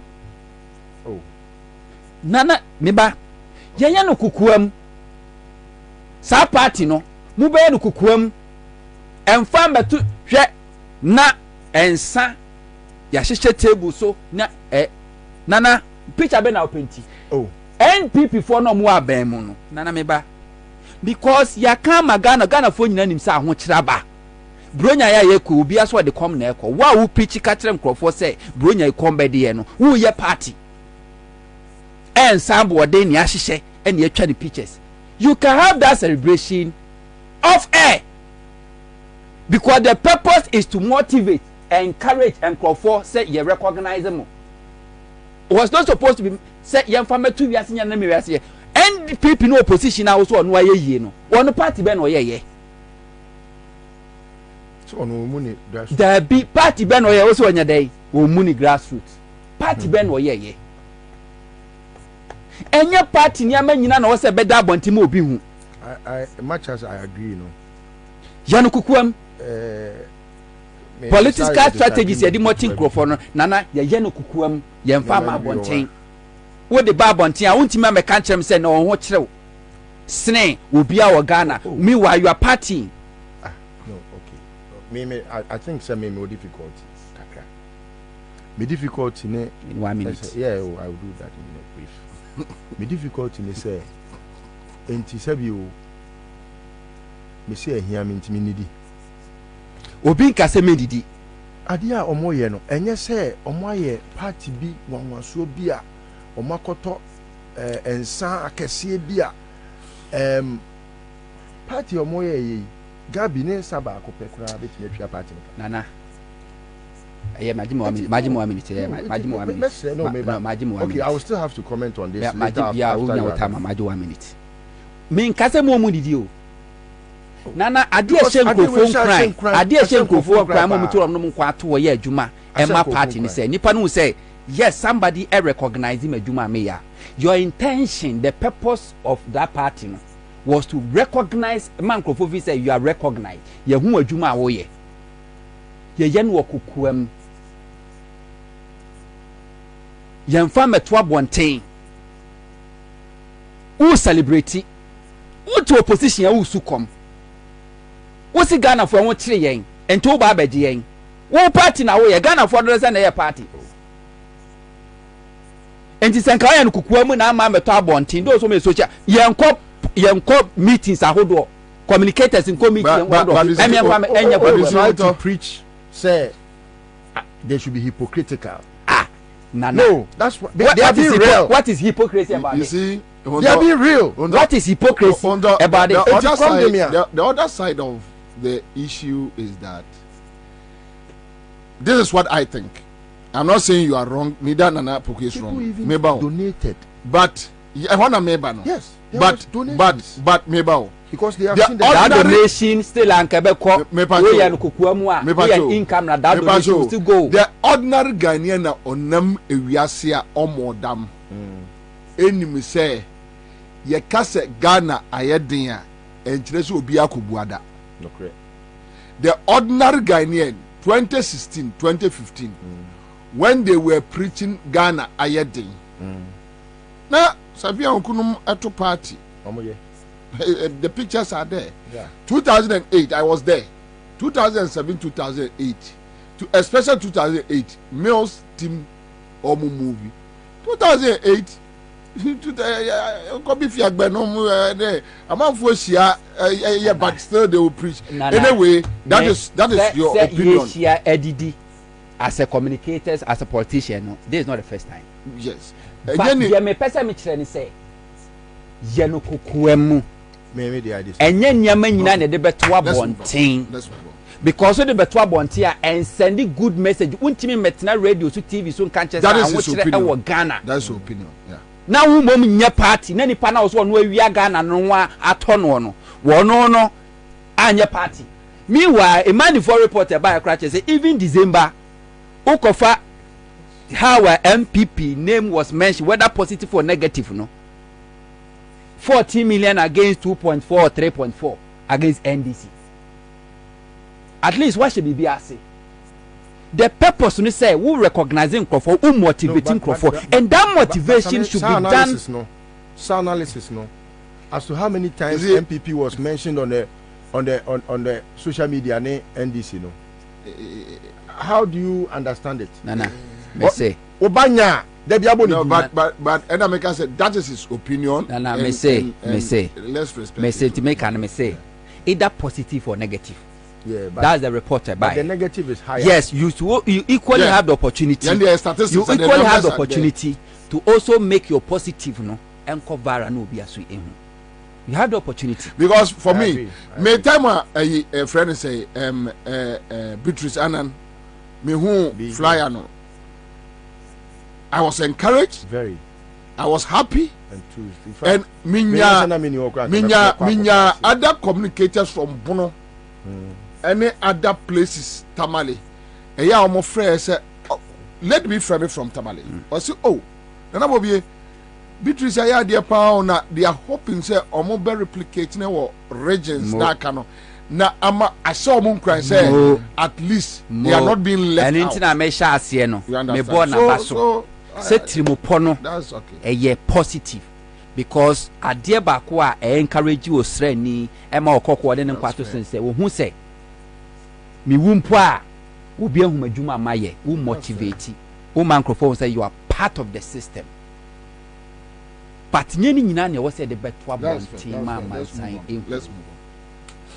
Yamfa no nto na yanku kumase na nka mesi minka bi afuna be kumase as in 5 minutes oh muna maje mu time na wo kana list we so kana my na me hamo say enkomo this thing that enkomo I think say 5 minutes no wa fa bi list we wa fa bi ye pata we interview please na me pacho we dey appeal we dey how do time me o sa me wo 2 minutes na me say mo 2 minutes because but radio, how I understand radio, yet to radio number so of minutes number of minutes at least to spend here no now me I don't believe in rigid radio. Yes, mami ko kumase ye didi nkomo kakra nana me wuntumi asemo amokai say no crescent post o kan ya tefra hwe ase wana ye obebutu me hu say enkosi aga so far as MPP wo mu no enkokosi aga.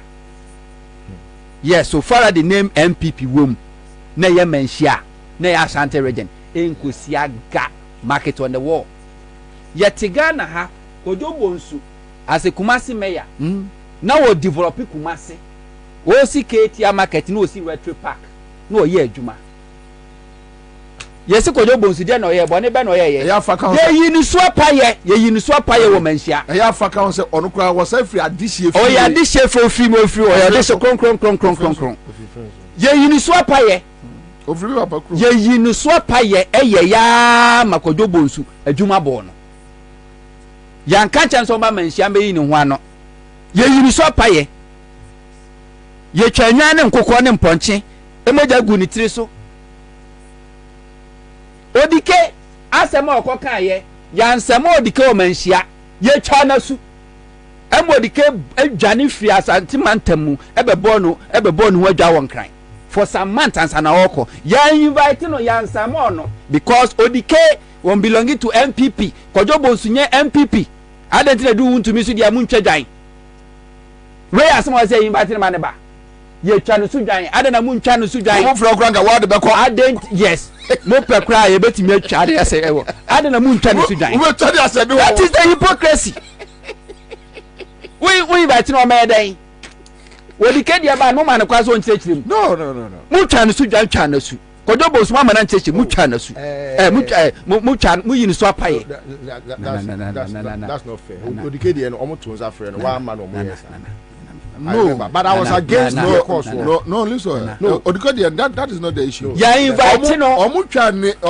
ne trisu dwan sana oba okota wi omko bubu ni office no eye obeye yi no omo so omra meyi ne ho ano wetwiri so apaye atwa ne so dwan akobubu no office uwi afi na ka chenso omra meyi ne ho ano adenti na wuntumi omuni no no initial no omko bubu ni dan no ema agbansiafo Mercia, no. I am fully was against that. I am fully be grabbed by year press conference. I am fully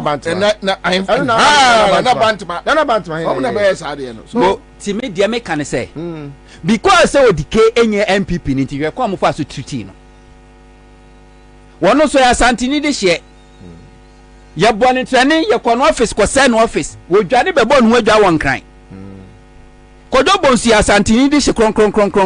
Woye NDC ni ntini etwa no so dwan ye yini so apaye na o we do to be so dia ona mention me dey would be crowd o mami asisala ni aha edu to me so dia ono de ye to nsa afre no mra manhia ne entwetwe nkomo o me dey I confirm cry ntwa bi mu ni tiri so because of what MPP ti we enkonkosi aga so far as we want to me MPP ni me ena ya Ashanti region nana enkonkosi aga ti me fa me bre nko hokra ma wi ho we call electoral commission go baba human quick credit and investment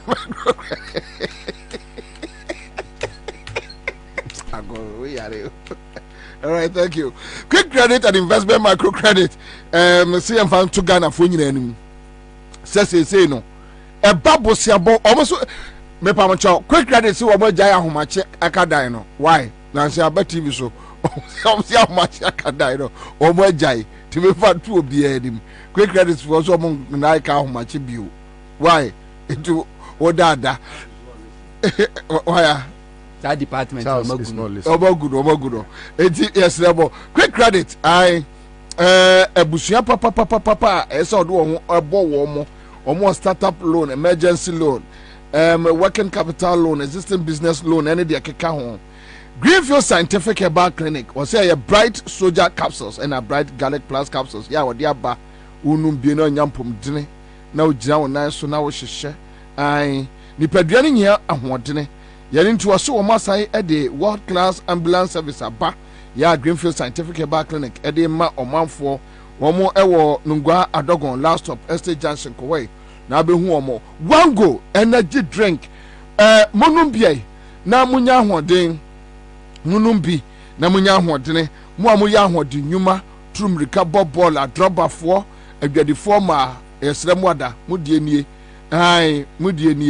wasi monum Wango energy drink bon se Bobie da ho sa Kwame obi awini avda wa ye ne fast na menko bon se sebo da ho kira hoden a wonom Wango energy drink a ba musron kokora ba ya adwuma gidi sa wo mreda we campaign yi ba so yi ya politicians no so monum bi Wango energy drink no monum bi ebeboa mo papa afei wasi aya heba industries wɔn na de aya mango wɔn de aba bema aguma account kremo asini trase opagya ye de akokorati pafro bra sɛ nkɔda di ho agro yi isɛya wɔn mu nsuro o bakra nkɔda nwane mayo wɔn mu nsuro na bema de mayo nsuro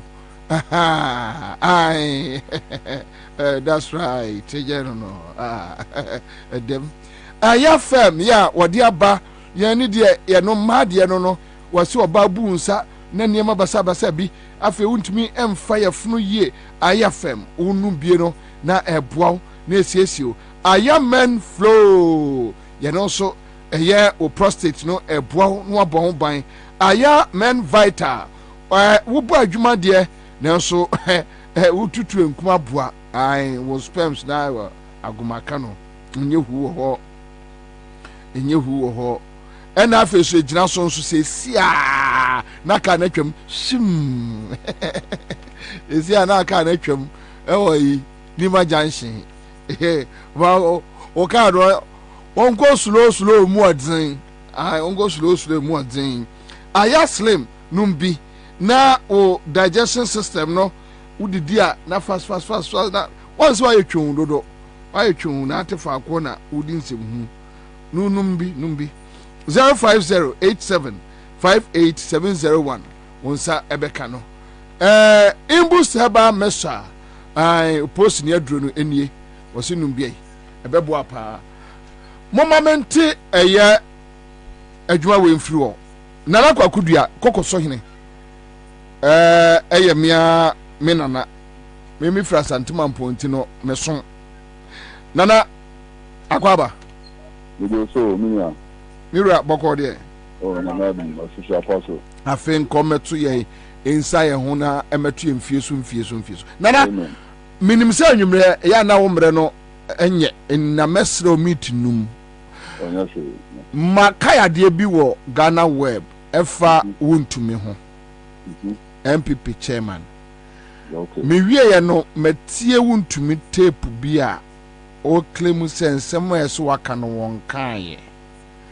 me kotie mu no na chese asanteman mu mpanimfo a woka council of elders from MPP mpacho etsa pacho sanete me pacho asemi ni kofa bar nyina no yese efiri wo ho de basmana na asebo abanu de de dika metia atiefo nya na asema abanu de kinfu ni ho na de kosi ani se the council of elders chairman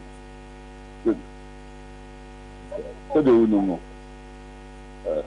say na no man from ku problem and I am adu begin to begin here nam say na meja the dia man chia and some begin to be buy no and on the council of elders chairman asante reading so de unu yeah of course ti ya converting no na ba say Dr. Mato Puku Pempe you about vetting oko ti etitwa na ka mo mbeba no and ba say your one who say organizer no aba enu ntumi aba me bacho national organizer baby organizer men show organizer friend abuba onu ntumi be ya kasa di ye kwa ebufu say na wo chama ti o na organizer obigina on ni kasa sa nti pamo abuba no anoko e tetem na say abuba no ba say other na nkofo abedi doctor ho adanse no doctor boa no da bia boa part no asante region no want me ni no adanse no one cafe no amanoko na te so no ntumi nya asa yi nti emu na se ntumi kasa no kasa me kwa me pa ni to me constituency chama tonto motimi nchen e mo no kwa kasa chama o se do nya ti pata wuti fa oni kwa to no kasa na se ba ko di ka aka de ne ntumi nkan radio so mudu ntumi nkan na so kan we no na osabe to asubiem se wono no wa building the kingdom empire ne ho na me store me scatter the bema ne na tra man ka sa so mu da betia na se be santini na ko bububu ni me na metia se emum politics nti na emum asante se me tonkun we draw sa na aka nti be 20 minutes and to kwadinam heat argument den ko basa nti na odaroma also wa building a kingdom wa sante when I'm sure kingdom enti dia na okaso ehọ no ana saa na okan wanka bibia anto aso wa bi ka no the main king can radio so and do ben sia say no mo ho no o so mu defend no na bi ho mo mu defend no ba no mo do no so mo nka say abetie okay ne de what man ka ipa wo ho no de more than 40 it is all going to be no dance here o ma ka so mo ho the man ni 40 wo ha wa ka de timi ka so wanka na no de mo du mi timi ka no radio so na no de du ko pin so wa o ba bi nu ano so internet ya konti na fe hit no ba no na ma no akoya so we da na mpa to we de MPP kingdom and I'm going to MPP world kingdom so one idea castle enti me dey me ho ade achi bi no na sama hin firm say ya be report to me and then no be report to obi be report say untu na kan say me of vetting no hin so mu on firm mu sam na sabi me so achi mi wura say me fan so nyama nu kasa nche no na sabi me na ma chi man dey me ku na me kasa me MPP ni na sabi MPP ni bi di sabi opumso nim be yeti obebu na ntia say me ye party ni nti na party na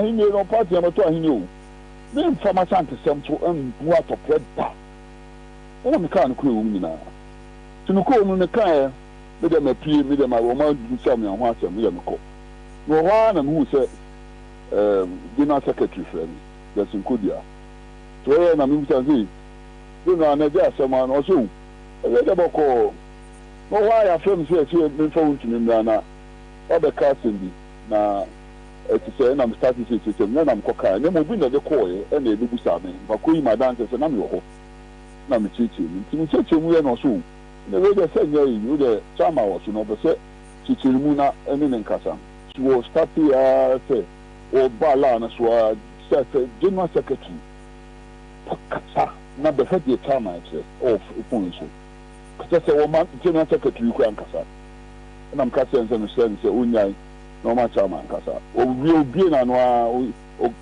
o antunso nyama ma hwan so kaya nkunu ma nkasa na mako nkunu me yire ni masufo ni mabusu afo ni na nso me da se na mkasa nti wa na mcha akobo sama na ma na odiko to yire na so frame asem ni titi ya na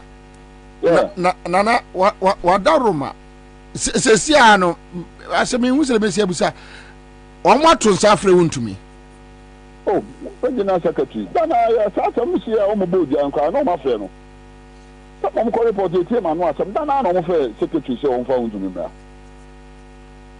na omo de fiada no fiada e cho chale na oche na omo de wontumi akọ dabi mo na secretary se wa fe wontumi na wontumi so otu kwan sa dana na bi oba obeba na na ma hu se wo voice e bi din na nam se bibi ensi enye no kwe na me ka asema to so asema na me ka to me gidi na afi o me gidi o ma support wa o first regional chairman be di me madwuma restaurant won na hotel campaign office kwa na oni bi o po me ya no ne last year ko yi busa no so na o je na me je fi o but some me minimum na MPP ni nti se be ka se enkofo na MPP for mo be carry ya NDC be so na NDC onya ban ono mo bu aban ni bi da yanka o mo so yanka atande se mo sa ma MPP for am so ento mo be so ma na ya dey me anya asante ho me nya politics na ya me nya asante ho to fi so be ya dia be ka e be gu se be sa poli be sa ban ni dia enya emu asante ni tia so munim sadi emu asante ni tia ma asante fo emto abantia mo na we yanka no kre enche nipa no ye wo ye ni nya ye pana so ba wo asim bia bia na deka emu nya acha wo de wada emu aye na enkobo ni bia kwa se o wo ye MPP ni nti wanhwe a ebe ye kokwasa si ya na etensam ewa ha menim je me de se de misi hu ni de enya kokwasa sa se ko de bo tu de ba enye edidi na me kan odi ko de ba obi aka bi ntaye no ntumi de aba enje hu ni entan de beka me nya so me ni se be tomorrow charter council start to be busy and they say won't be wo ba kuma se da ben wo tu kan ye wo so ba nti mi de se ja ko bia na eje ja no nti ko bia na be hu da obeba ko bia so aba abesere kwa ama no so wo tu kan na wadaruma yan komra nyina no yesi wontumi ne na po wa asem esan running mate won sensem no etesa ye tiam se me die me mom die betime aka because we be asem me fia e jump to for no me die mom die se je o kan me sana ma dwen me isa sama ye kanu se bu tu fu ni ho na poko oko abranti bi na aba no no be akasa kasa de na o jumpu otumfo onka committee ho o MPP no o se bi onka matin ni bi di na o jumpu a tutumfo na me ni hu se na po no o ye otumfo na ofi se na de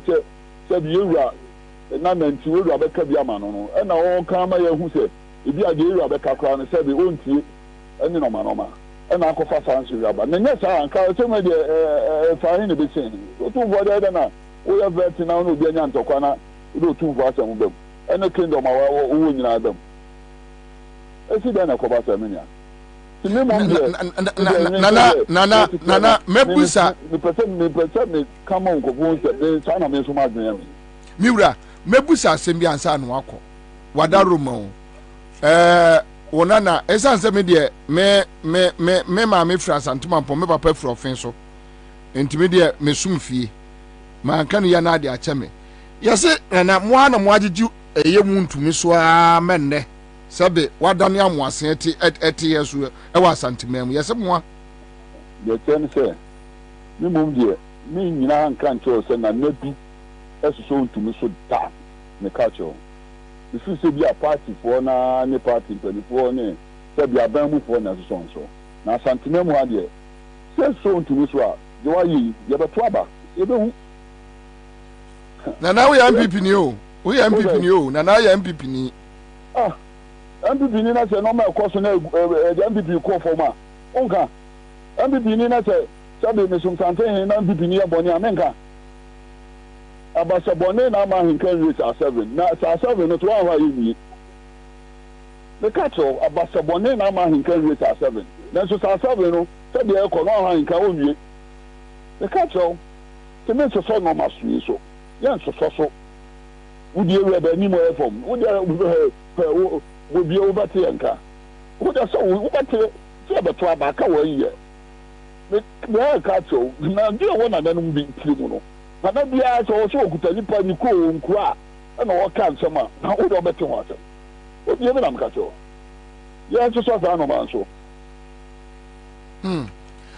mira adiasa meja wahene na wahena pensu anom me besna komampo so amefafie na yedi nkomo na me ba nya me fa na ami na na me dase pia ami penfo we kura bo de me deso ne mo yi nuama ho nya se we de wo ka de na meka de afoku de da wo sa se ya ye nya yi ahin kan kwasi ase wo wadi wonto ahin kan kwasi ase wo ka se akaka bi sem handset na hin sem mi size ahin kai 7 ahin kan kwasi ase ahin kan kwasi ase ati obi abetro ahin kai wuntumi ahin kai wuntumi ahin kai kwasi ase wi ya wadi ya tam na so na ahin kai de ese ye de this is ahin kai de also ocha easy de but I think say you can ask omodi asema to enim say ye mantem ntino no I take ye mfumso dabi we ntisa ka say majime mfumso atu nana nyamisha wate na me bejao we da munyina as live ra 100.5 citizen show ya ha any ade ahenkan kwasi asem ni nyina ebesi ya da ahenkan fotanase when we send your police in your dro imbusa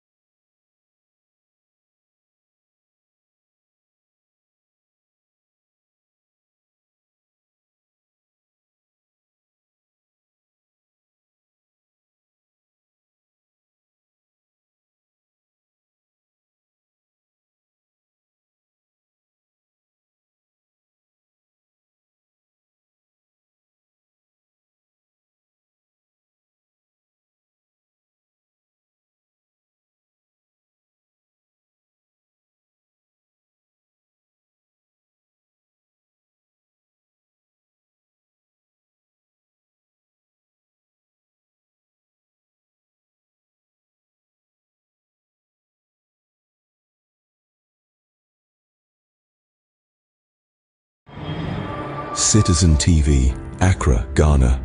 Citizen TV, the citizen's power.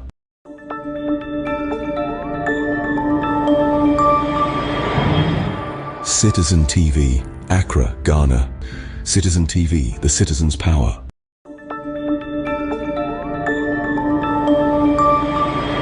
While people are hungry, while the youth has nothing to do, rent kosro, light kosro. Sometimes I sit in my room and I ask myself, Bobie de ebi afra large tank or beba, ebi afra we your beba.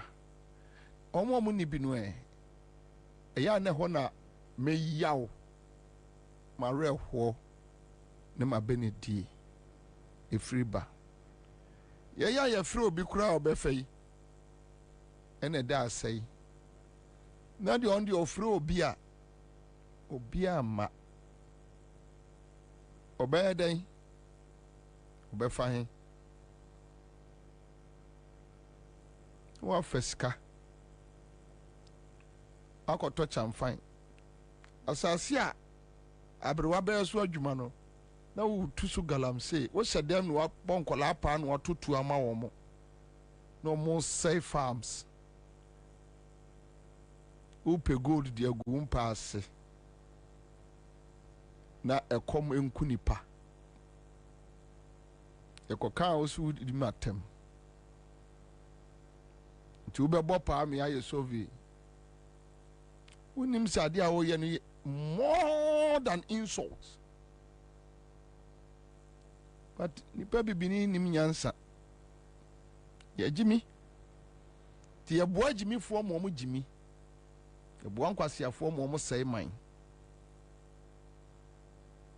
because nipa bibini nim nyansa.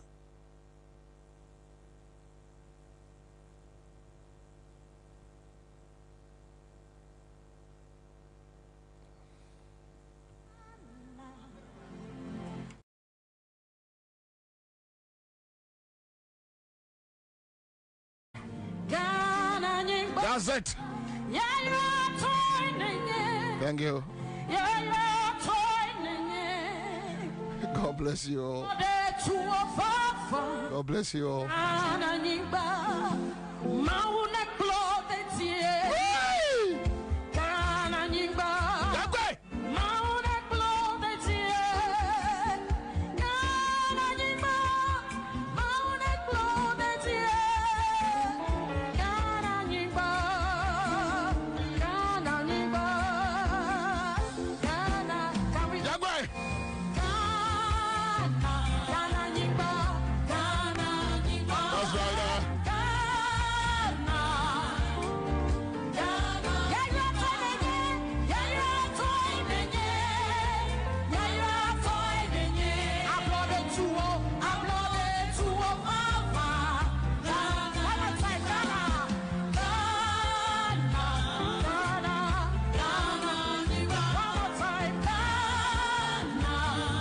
Thank you. Remember that summer, Elder Sampa. Thank you so much, Elder. Holding the fort. And I said, come on, the production crew. And that's Kwame Kwache fit one day coin him. And that's what we are region buying here. Wednesday afternoon.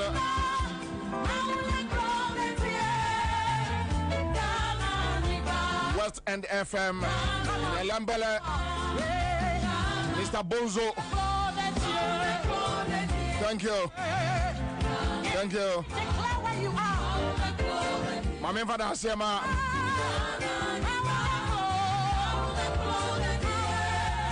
Benya FM. Michael Spirit.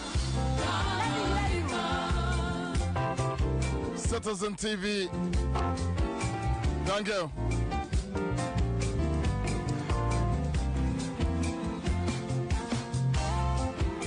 Michael, thank you. Good work.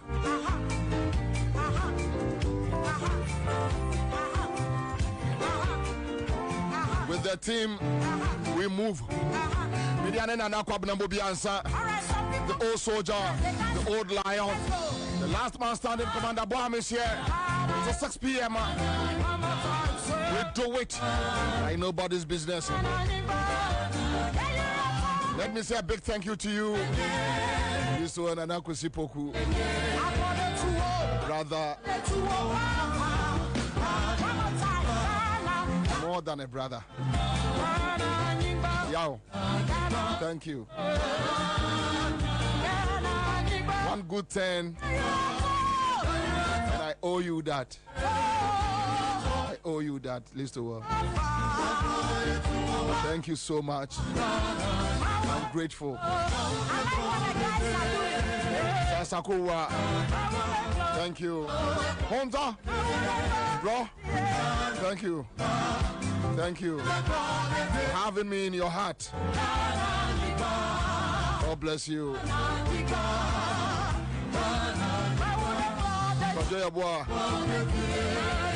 And my lecturer, Charles McCarthy.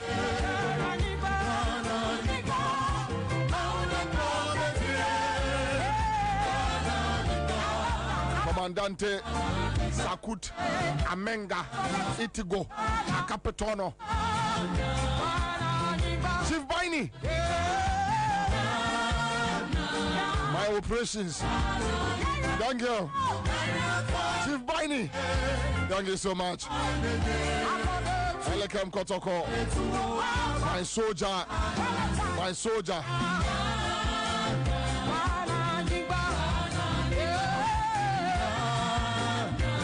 Let's go. No time to waste. No time to have fun. Thank you. Ghana Nyigba. Ansah Thompson. My blood brother. Thank you, Ansah. Thank you so much. Thank you. Whee! Let's do this.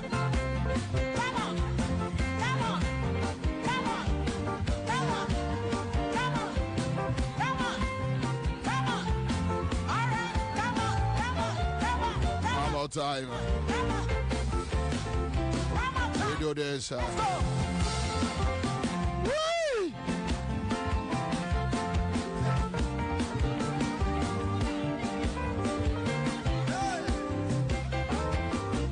love what I do. Yeah.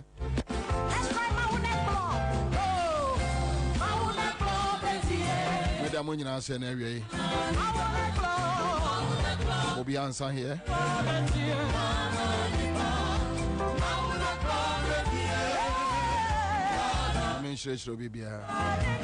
Thank you. Thank you.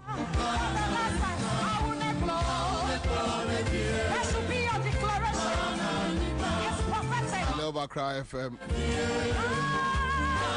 CMG.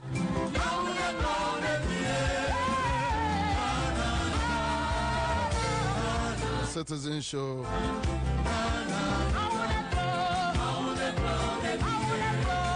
Thank you.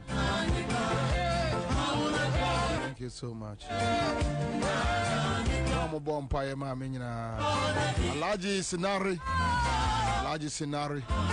Thank you so much. That's live on Accra 100.5. We are back on track, back to serious business, and we are here. Michael, Medase pa Michael Medase. She said, "Kwam kwachi de. When you see Kwam said adio bed, ye no obey.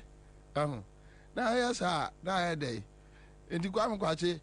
She said, "Enkwada who says say no mabako kra no emfaso be pa no enya." She said, "Nyame atuaka. Wa pompe ba pa abesi ha." I say, what do I say? Yeah, me into me sakore, and what the battle? Now, I cannot tell you as yes, sir. Come from the youngest time, no back. No, I'm going to lose a young. Boninti, wei no na so di apache me wo de e na ye say no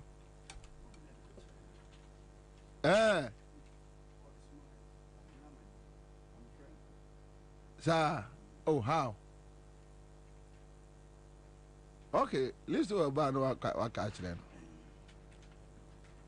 Openi Westmanim, Openi Westmanim, Openi you for Westmanim.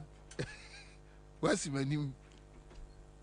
Westman. Hey, na o ten una na say dey me hwa kura so akwafa dey aba be kata ho. Dey me hwa ka ade kakra be hwa no. Ya no so akwafa dey aba kata ho ma me hwa. Hey.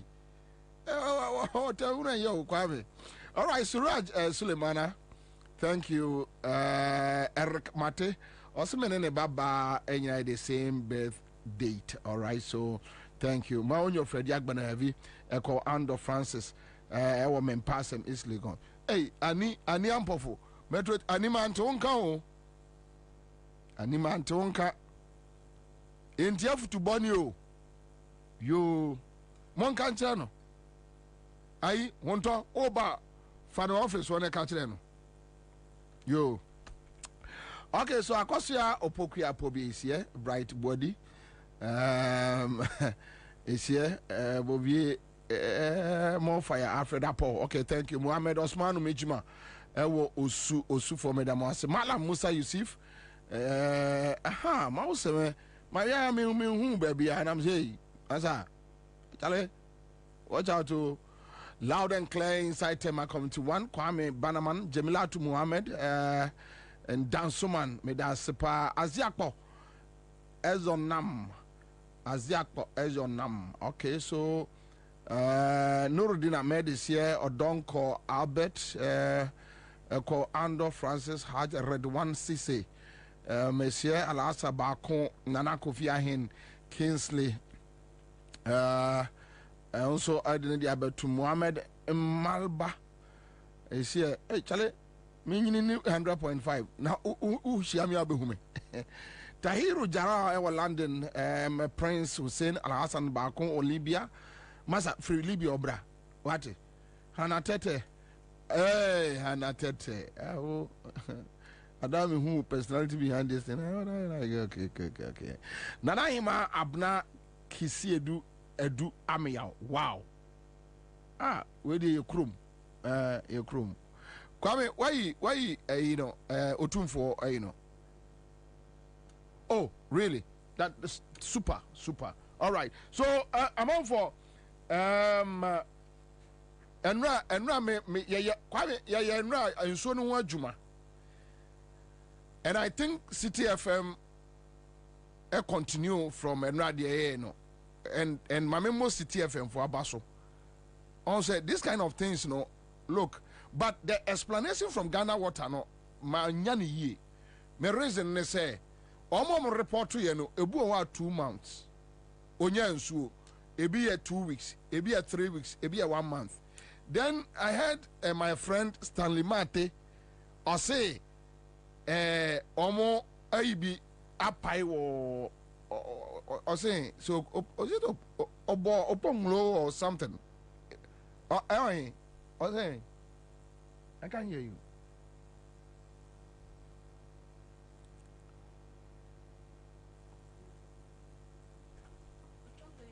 And pine. Okay, so that maybe Laboni in Sonaba. Still, I am my okay because I heard Stanley Mate on City FM. No, I can say. Your friend say or see a friend run at you say cantonments Laboni and Potamo saying so no abba me what my side. So Nami Busamo said the bed a pie I didn't know say a pine the bed a pie. So let's assume say a pie last week, right? Into be 1 week ni. What about almost 2 months no so many soon? What about almost 1 month? You see, so I want to know me difficult in a work. Yeah, I want to know me difficult in a work, and me name how they are going to solve this. but me to me I catch them say now galamsey no agensem. Yeah, galamsey no agensem. And the only reason is that the government and its people are involved, and its people are involved. The government and its people are involved, deeply involved. That is the reason why galamsey no agensem.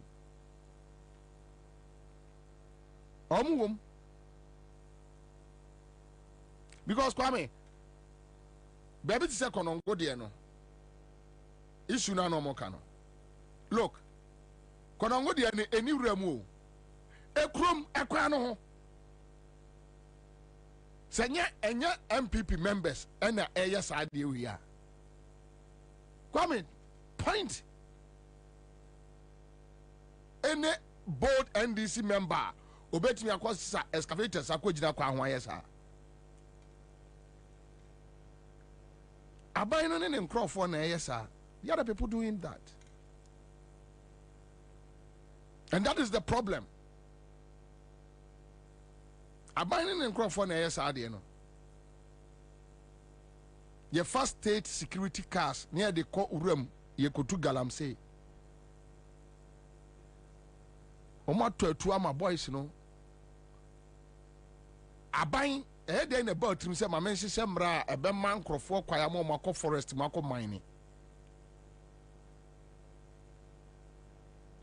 When you ask them, oh, Omawura forest no mu dada. Between you, the government, and krofo no Omawura forest no mu no. Why no power? You have arms more than the people. You have trained people. You can't blame the military guy. You didn't call on also kopebi. Because when him say a politician way and a suman crofo way. No, say military atare no only onyeska ko ni fi enye. So we are destroying the country. Yes, sir, or minor. Yes, sir, or minor. And unfortunately for us, when you are young survey, yeah, we unya Suleiman and no. Omunya hu survey. Well, when you break and crofon yes aso no, wo problem. You see how stupid black person can be. Very corrupt, thieves, criminals, normal setting up organizations, criminal activities. Because how can a journalist become part of galamsey group? How? Ujare betra radio so ekasa. Usi for moi. No one near bonnet for mo say or minor. How can a journalist offer ne bank account that mutu galamsey amonfa emfa my account mu? How? They were doing it.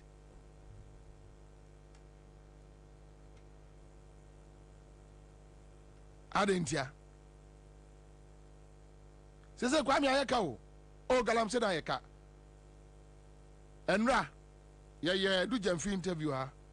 Afi do ma shase release excavators om tete ye no. That take it to the assemblies. Aban esizia assemblies in the day adwuma. Omo release ema galamsey for no back. China for no, and China for no use MPP for boys no, and they kwaje omo enema and the nyina sai echo room. Now you have this president telling you say or no ordinary presidency but you see not we were on a yes no. Akufo-Addo is the chief architect. You don't need to hide anything. The president is the chief architect. Ni won fa say Gabi yeti kroma eko friend say eko something eko awusi abe ka kire ye say Gabi ochire da ko na ye center of galamsey in Ghana. Yeshano. Ye musane she. Enya rewosam ne atiwi. Enya mobo. Are you not sad? The amount of work kwa yenko forest munko mining. Oh, we will regulate them. How are you going to regulate them? If you know you have the mechanism to regulate them, I don't think any won't palm free forest or cry. Namenana, I'm waiting for Jiska. Say, or quack, dear Emia. Who may be a new Anisi. Men and I'm waiting for Jiska. May catch a being. Ubusan says, see, I say, a heifer and a Nuadisia, Onim baby. I just cannot. Oh, what do you want? Yeah, catch us a young many diatem. What would the diatem say?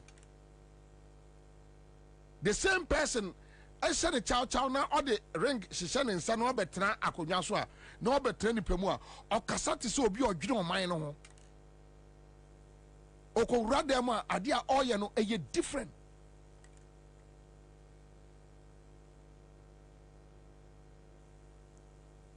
Sure. Okay, so apart from Diana, no, I will chebi Diano. So this one is from Erastus, Donko, right? Okay.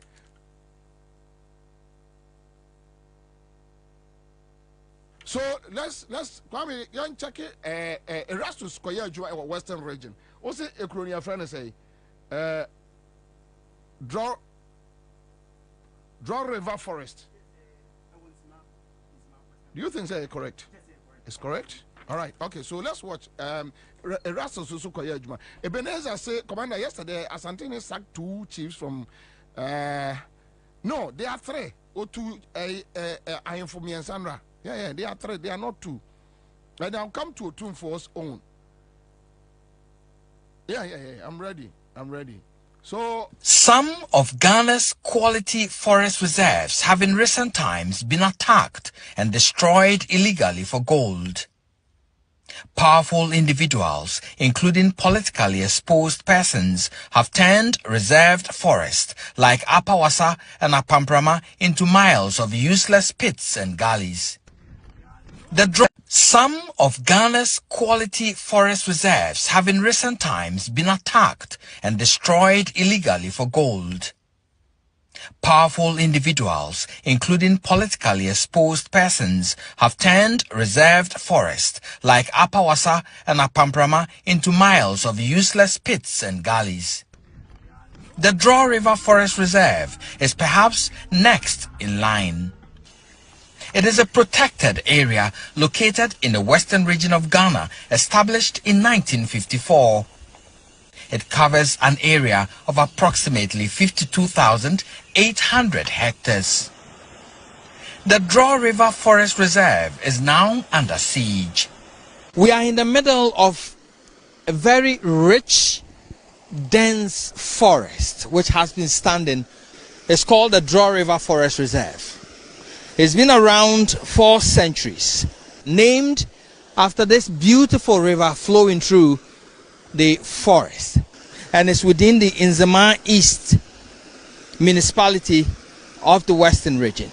Now, we are learning that this forest, a part of it, has been given to Better Land Ghana Limited for mining, and we are here to find out who has started doing exploration services and clearing the forest for mining. Typical of the start of the destruction of other forests, the miners have initiated test protocols, cleared portions of the forest, and are in the process of transporting excavators and cabins into the forest for the start of an onslaught. This farmer, a native of Jurabanso, speaks of the value of this green ancient resource. 1974 to 1975. 1975. This is what gave us a road network from Asasetre to Banso. The road brought in investors in the timber industry, which gave us royalties to develop the town. so tumpon because timber no ama sika yɛn so yenya bi yɛ de boa kuro no na obetutu ase na wo se no kura. If we destroy this resource, how are we going to live? Some of us get raw materials from this forest to survive. He echoes the resolve of the youth to protect the forest, asking government to act. I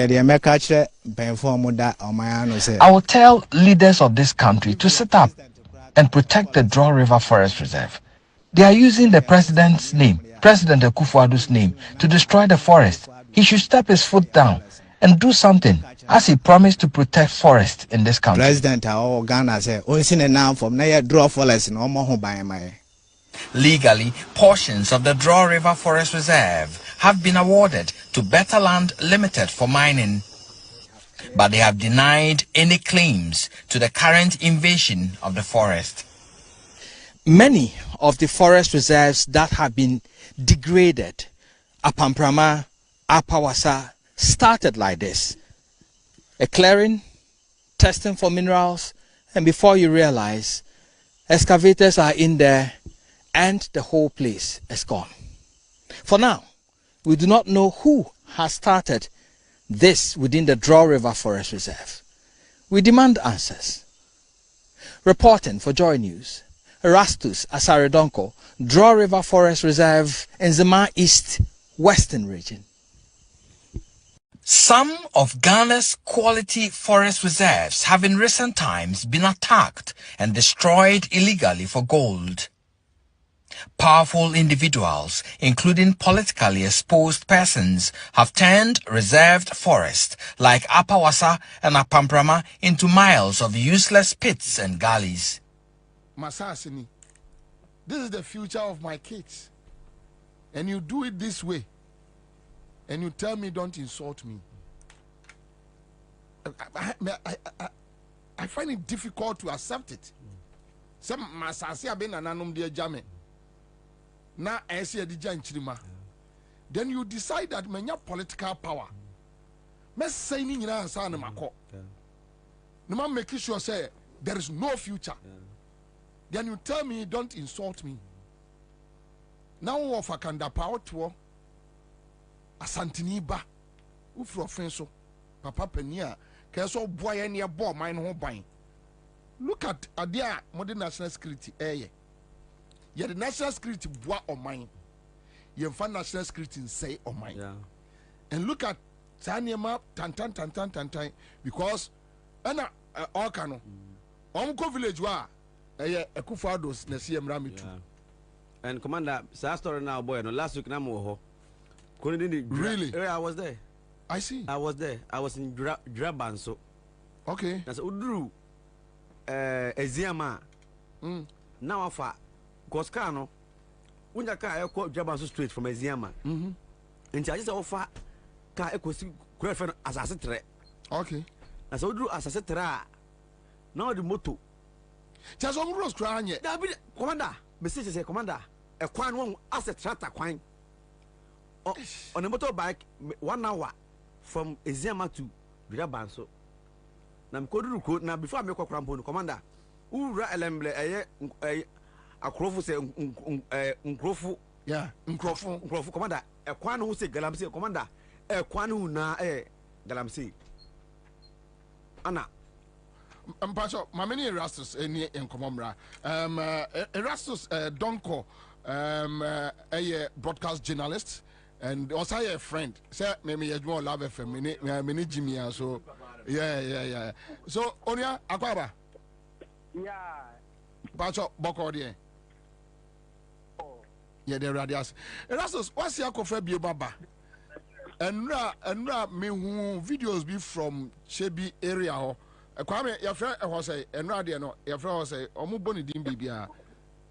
Anyway, and then there's men who were Juma or Kwakoye. Erastus, what is happening with Galamsey? Yo, Galamsey, happened that and Crotoa hold what we bring, Mono say, yeah, no, Lord of Kwan, yeah, no, baby, na excuse nipa bebree de ma ɛne sɛ ɔman no mu ayɛ hye na nɔkora so hwɛ mmabunu a ɔmo wɔ nkurotu ahodoɔ a ebinom ni adwuma yɛ district ahodoɔ no a yɛyɛ mining large scale ɛwɔ hɔ no ɔmo ho si etu agudeɛ ɛde kɔ at the end of the day constitution ɛma kwan sɛ yɛmfa 10% ɛmmra back ɛmɛ develop community no ɛno a ɛma eti wo ho mpuntuo biara ɛna wo nso so a wonya adwuma bi ɛnyɛ wo ɔman no nti bebree naa ayɛ ɔmo agye nso ɔmo de ɔmo ho bɛgye mu na ɔsɛ adwuma wei mmra ɛda ho sɛbi sɛ nea wotu no a wohohoro no awuduro wɔ mu sɛ kɔbɔ nsuo biara mu a waha nipa bebree ɛno nti na mmra ɛwɔ ho but dodoɔ naa de mmra no hyɛ ɔmo nsam nti wokɔ baabi te sɛ wasada deɛ so dunkɔ a ayamfore road lɔre kwan no ho nyinaa amena a obiara yɛ busy a wɔredi bi kɔ kɔnɔngo osino kuro no a wofiri so a wokɔ osino no ɛhɔ nyinaa lɔre kwan no ho kwantempɔn no ho pɛɛ obi ayi nea makye sɛ mmabunu no so ka ɛno so sɛ sɛbe mpanyimfo a ɛwɔ sɛ ɔmobɔ adeɛ wei ho bra na ɔmohwɛ sɛ obiara anya ne sɛ so ne ne deɛ yɛyɛ mine no kwamfa so ɔmo so hyehyɛ forest mu a ɔmo di ɛne a me ne wo kasa yi apamprama nnipa gu hɔ a ɔmo di wokɔ apa wasa ɛne ne mpɔtam hɔ a nnipa gu mu a ɔmo di dodoɔ no nso yɛ politicians a ɔmo tumi ɛna hyɛ hɔ a ɔmo yɛ eti woka kyerɛ baabu no ɔno soso te kurom no sɛ ma ɔnyɛ a ɔnte wase eti ɛno no neɛ ɛkɔ so sese a obi nso de abɔ wura ɛyɛ Draw River Forest Reserve ɛnɛ reserves ahodoɔ no nyinaa mmara a wɔn hyɛ ɛyɛ November 2022 LI 2462 a ɛma president ho kwan sɛ obie even protected forest reserves ɛma yɛ kutu agudie wɔ hɔ no ɛno na sese wɔn de yɛ adwuma eti wohwɛ bɔn tano tano anwea tano nimire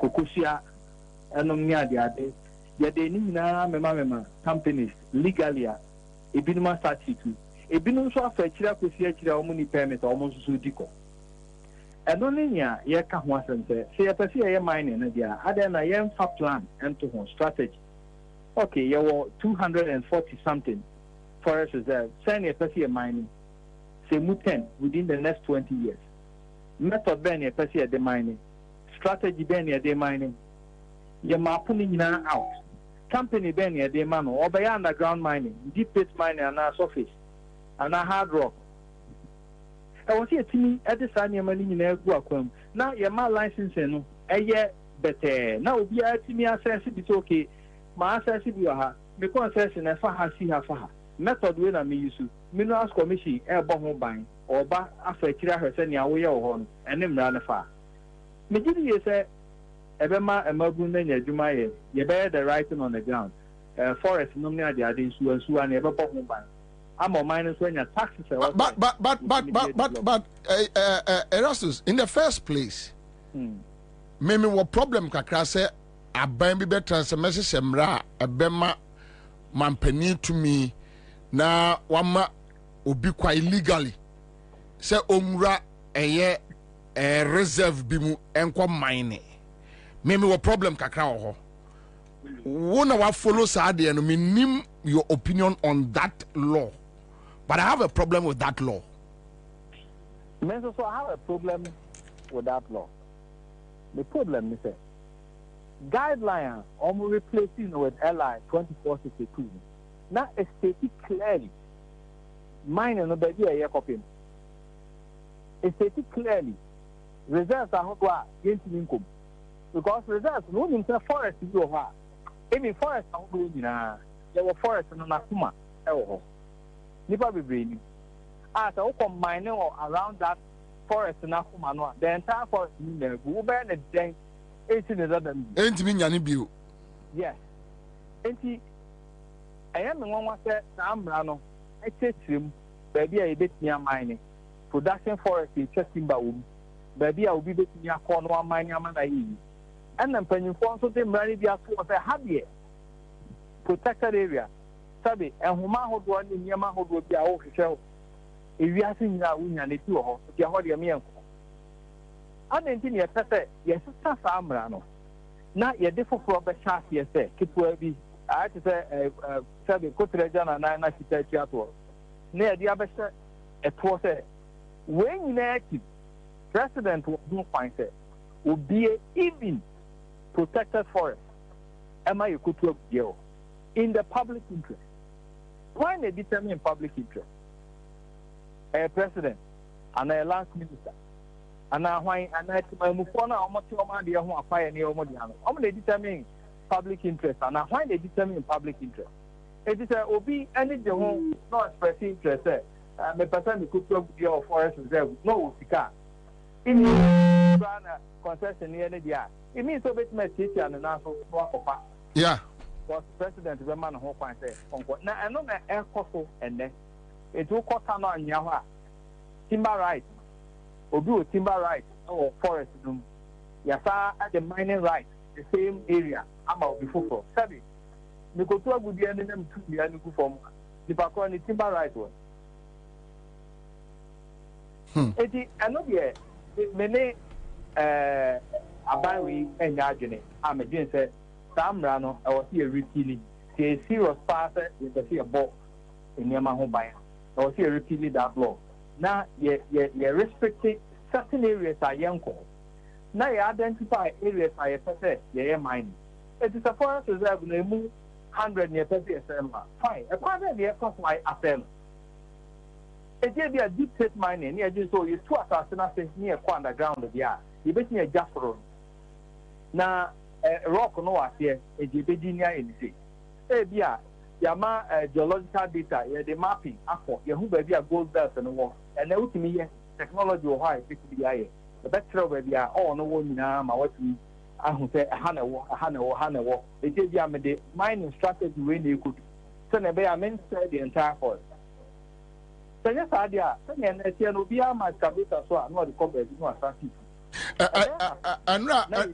yeah, and Ramete say excavators or mochi call a 4BN Kumase or more frefre or more diase or major dear, and they are moving all those excavators back into the forest. I know that information about your friend say a do fee Ashanti regional small scale miners almost secretary no and then run here Kasai. Yo, sa excavators no they make kukai. Na commander Ajimai or no at Ansah me for her excavators and almost satri apamprama and then impotamo or dahum benen bin buakwamo esusakogu ho me ko excavators ni be so ho a almost me am kind be say 16 almost on the ground. Nina ya kase na gedetini abuano. Oh, say you be responsible miner no, and your rocket science. You see a bay I be. Amaya who will be behind it. And one say, and run or what is that? Your man running your also pursue to a ya, qualified license. Now your map area officer, Utima. You want rabu to buy. Oh, and run say. Government national back zone policy was 100 meters away from every major river or stream. It is Jabafa Neto. Your tailings dam. Kurwadi and City. Now we are your choir Faswa Kata. Wakata. In near idea a tree a wood grown if we assassin. What do you do? Oko any. Or my a Tiafua or almost will make me assassin the other mostly. Ensure no hobaton. Government so here I'm on the town, the taxes island. Excellent. And my Buna area house is something maybe I own to be meaning is a way the India, yes, to be near. Nemo may be don't start a Minkumia or more near Menti. On one Casa could see forest in one. No, see, I can would be called Sabi. On the question to be to me stop. And no, and I'm against in year was a cost of the effort. I say, a chap of mining on a water body. Say a team to this and fine. Every human study. No. But the rest is, they are doing it. Oh, yeah. Oh, nothing. And then, Ufa and Cobra and Qua. A free Azim, Ariba, Duale, Awolenzo, the Banso, Ade Kuna, yeah, the Fan Cobra and 4 hours. Almost Timon, almost can cook and security, almost more of this champagne. And not the amateur a criminal. As you usually be at the idea now, na why na question? Another question I would say, Ansah the answer and one that I wouldn't. Municipal Security Council. MC, or Dano. Process was so that what so no society partner or what you mean, what you want, yeah. Many Kwakwasa Kwakwasa, oh, fine, what you be. So now, yeah, they say this year, Wabuban is going to go. Person here, what they say, and the barrier who now a guarantee. Ajaku, we are secure for BT Kobonituna. Yeah, Ajaku, the point is, Emranti ne free, this is a ram kaya be beka krakai. Yanumu no the boys dear to go eco site. Now this make us say in the car church puebi. Nem kwaleya beti no mo di wo car be twam zoom. Obi na so mo free cry eba. Wone why? Me pato say entokwasi konongo sesia. Na emnante na titutua. This is not me. There is say ndi obi anya hu bibia ani. Ba we di obi anya hu bibia di. Say ntina me busa say sentokwa exesia okonongo na emnante titutua. This is no babu bon sa tena o so mungu mo wan. So baby. It is what pa so baby. Oh, I know na express and before die no. Nya koso na phobia. The phobia one. I said, Obey Brand, Obey Munia was but this I said, Uncle Bia on that almost you no one can answer for us more you know. Obia agility, Obia doing the food. Now, my dear, no, at the high end now. Sabi, in Sina, yes, and my air for ban, and then Fran, I, Yasin on the Putona, a video woman. And even you see that they got some that they echo people, a cook you. Yeah, you have to be a collab about it. You who do the view. Arsenic, cadmium, lead. You never do. Then a year, I'm going to do now. If also no sense, you are who keep any or sour a better.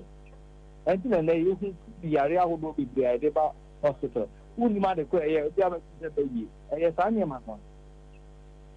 And you say, Obia, sorry, yet him. You bet me I have movie. Yet him. Oria Monia Juma, Yadasi Bebre. Me back Masia, me call a Jimmy or say a me papa. Enti me banwa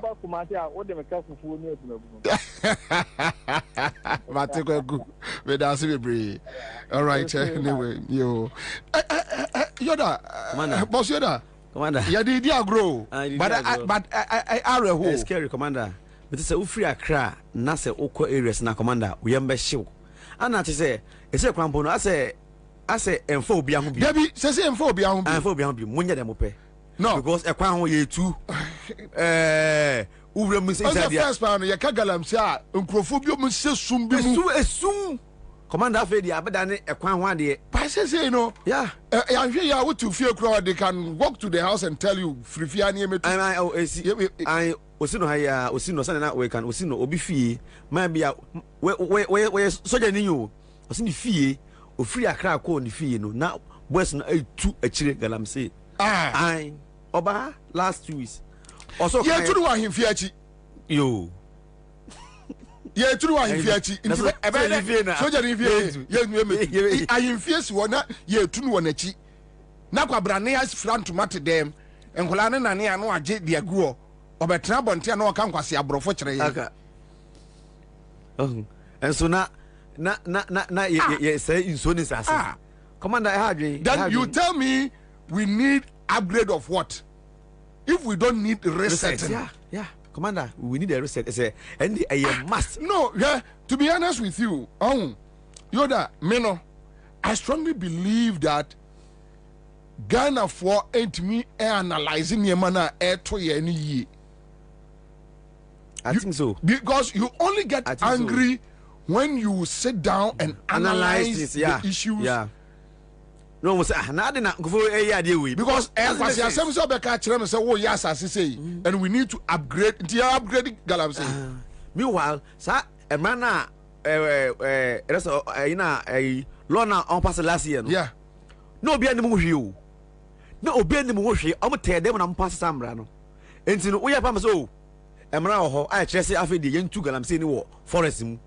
Emra ho, Yaku aban we anti ana fe de forest mo ko mpo a no nka enti ye komu krao atiwa draw forest forest bi anti nka ye komu kra enso aban we afi de aban we say esan mra nti no o de ama concession say yenko tumu gold na se okwa command say ekwa no huni na say gold no Galamsey for no sense as no o kan mo say an aban no kra no fe DC for ni mu bi ana police for ni mu bi ana soja fo ni mu bi na omuka sembe omo sese ese no so omo ba abechi omo a yeah omo ayewo police fo na mu no ma frɛ omo afo say ye ba o enti mumbo ska no we dey enkrafo ka ho enti omo ba omo gi 200,000 Ghana enti mumbo am ho enti o sese omo ba na before omo ba na omo frɛ na omo chi set woni na aje obia sika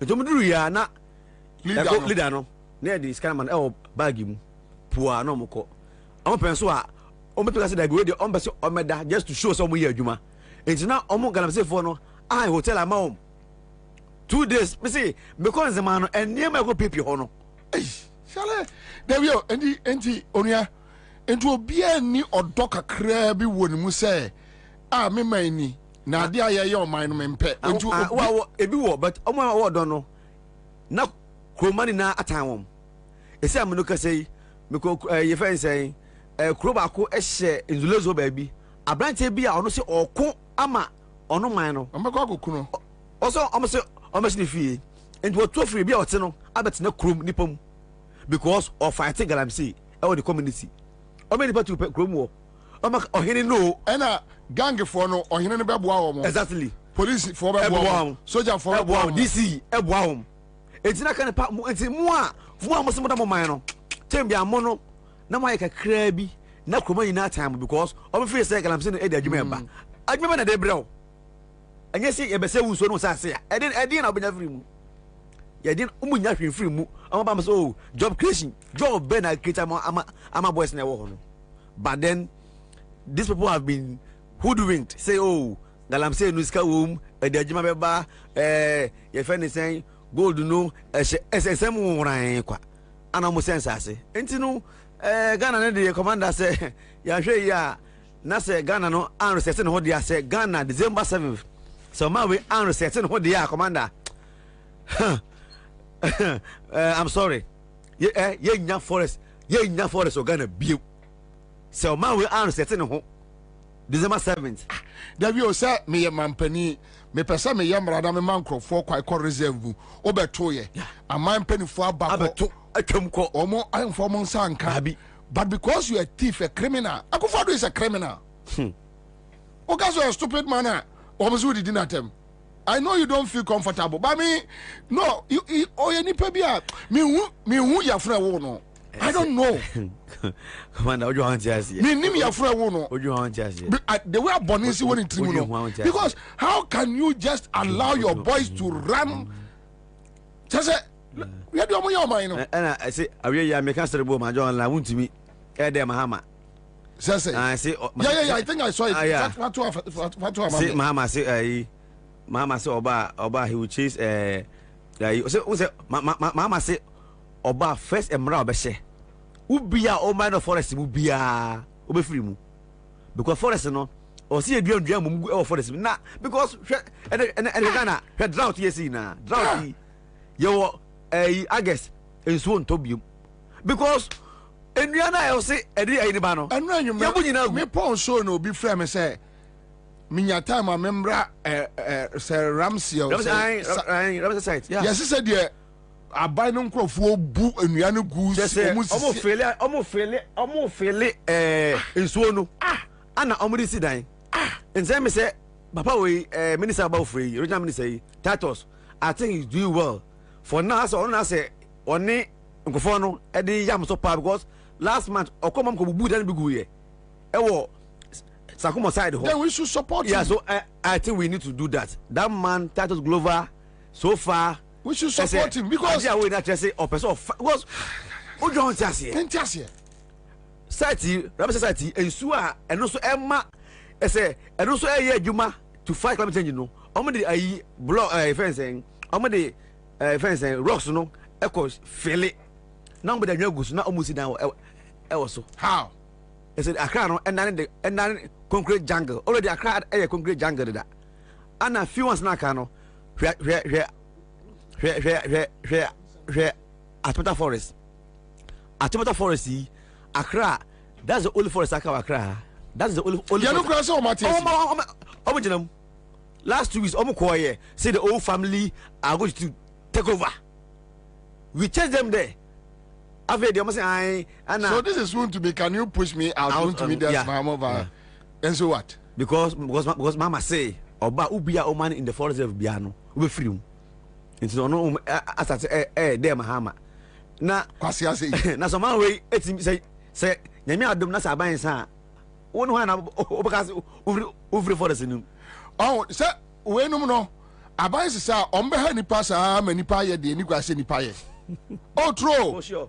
Yeah, omba ye nipa omba se nipa roba ma bibi besi and the chronicity ombe din you see and that thing I've been telling NDC for so they should do that thing me kura power onipa ku for the supporter menjano they are too reckless they are like vampires almost say there as in rats almost say there yeah almost say or say there oninu hu bia say yes I am here at least yeah you should put some even on found sense kakao ho kura da bi you see out. Those four guys were liberal sure they were okay yes bon say the money be nkoyi but but these guys no, you don't get it. Commander is scary. Commander, oh, Bobie, I catch him. Was he say I can't come pe? As my side, hono. Was it bra? Was I can't come pe? I don't know. Na, omadi di say a kwan huni na omutu. I say. It was even one day cry. Oman hwe ya. Omo sore no. Na omo 2.5. It's saying gold nti. Meanwhile, MC is MC office ewo nchen hwa EP office ewo hwa o EP office so omu bibia EP office ewo ha assembly no ewo soro ho enso nipa se ohun ye agric minister we anu aba be complain say aduane ashort enti man is $1 million na on sign na omu paduane ema man so ekwan o betumi afa so awia o man no yen se asase no na yen stop farming niema ekomra ekomba ye ka kire mo say ye hia sika we akofa aduane aba ombeti ase ye gi ani afam half ni akofa aduane ye kofa ba so kra ni ye yahodo no ye fie ni ade kakra bi abegu onia me da say you happy birthday so happy birthday me da say birthday anyway so atefo ya ahumete ya Kojo and Kumaba say, Bobie, there is this river in my area, and when it rains, the river becomes like Milono. Because running from eastern region, yeah. But Yewra Otu Fwaya Diebia Eswani Efe Na Ese Yeka Ohine Eso leadership Yewra Krobia Sante Kotoko hene. Se wo ye ne se ya. No ma ye Sante fon koda no na ye ni agye wo ho. near the walk why ye ho. So why any ya? Onananom. Ye basra ne akakakra. Na so ye ni ya. Ye bebo abaso. You see, last time I make catch mo that my name is Pablo, a youth organizer in Yankomodie. Na me can send be Pablo. Say Pablo obia antai obia. When you do it well, why not? Bobie Ansah. But when you go wrong, and not true for uye ni say ya yepe. Wo ya ohene ukrom ne etu galam say was media menka ho. And you go tie otumfo to ahemfo miensa in Ashanti region. Wapam wo mo for galam say momfa mo jimi mfiri anko. Momfa mo asem nko. The reason is say you can't sit in your community and tell me you have no clue. Ma galam say enkoso ma enkoso simple. All right, yeah. My ready. It's so simple.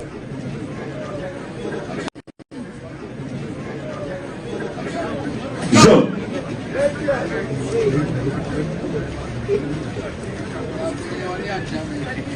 that's it. Any achievement. So what achievement? Yo.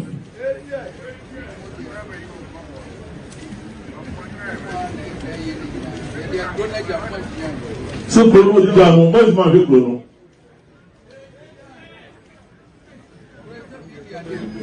Bobie dia de promo da mo. Si ja so si dia de promo, yes ah. Wa do me go so ah. So say ho ba go so ko fo, yes ah. Say na group. Wa do me group say na say group. Ọsọ wo na ọdún náà wẹ̀ ṣe. Ọsọ wẹ̀ ṣe náà gbogbo ọmọ gbogbo ọmọ. Yọ. Ọsọ ìyẹn ndẹ ẹnna ẹbẹ ká kyerẹ nù. Ọsọ òkú yẹ akyẹ. So òkú sẹ mu yẹ akyẹ papapapapapapa. Ọsẹ baako ọmọ tó òkú pẹ̀sì ẹbẹrẹ bi. Ọsẹ náà yẹ sẹ ọ̀nà adáwọ̀ ìṣẹ́ sọ́dà yẹ yẹ kọ́ fún Dece wọn fún mẹ́ka kyerẹ nù. Ọsẹ sẹ bi bí ẹ̀rọ ẹ̀fọ́ wọ́n yẹ sẹ ẹ̀kọ́ fẹ́ ní fún mẹ́ka kyerẹ nù. Sẹ ẹ̀kọ́ tẹ̀lé bẹ́ẹ̀ ní ọ̀ha. Ọsẹ bá yẹ wò dín wò ọ̀ṣà mi dín wò mú bẹ̀rẹ̀ fún ìyẹn wò dín wò mú nyẹ wò dín wò ọsẹ nyẹ ní ẹ̀rọ mẹ́ka kyerẹ nù. Yom. So by ya che, Yom Bible soon be 9 money was in 7. You never catch them. So I don't see what the Corinthians are one way goes to Emmanuel Bobo Kuru. Yom. So that's a minute. What did I say? What's up with the very different for you? Ọsẹ ẹgbẹ́ náà kàwé yẹ fapá yẹn asẹ́mu ọmọ sẹ́dá kùdẹ́ ẹ̀nìmá nù.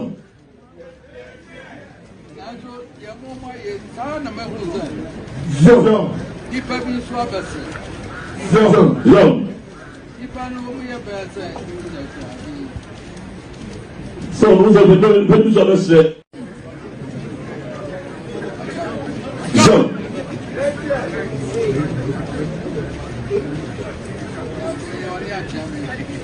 Lase ne ẹni akyame nne sọ wọn akyame nne yọ.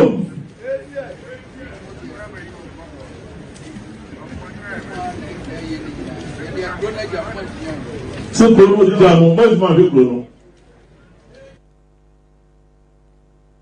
Yẹsẹ anamọ a ẹyẹ apem yẹde baako na ẹhyẹ aseɛ. A journey of 1,000 miles, you start with one.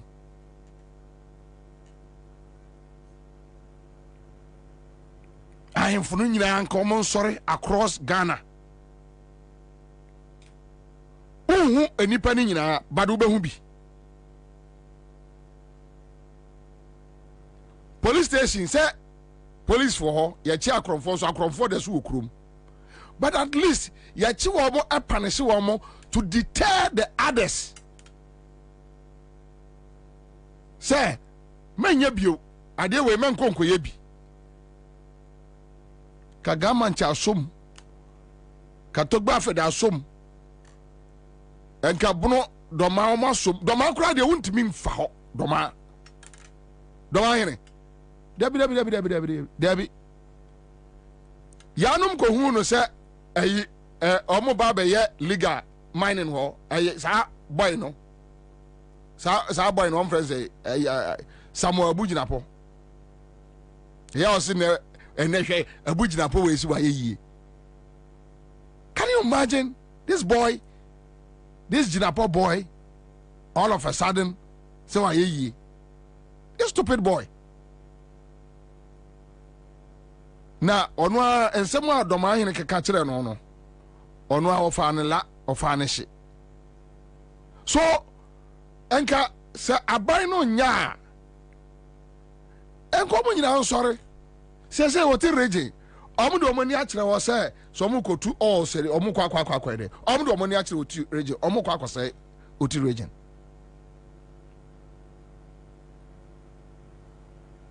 na se wodi wasase oman na di oman awu udi oman bone oye oman se ya se ma hye mra se monko forest monkonkotu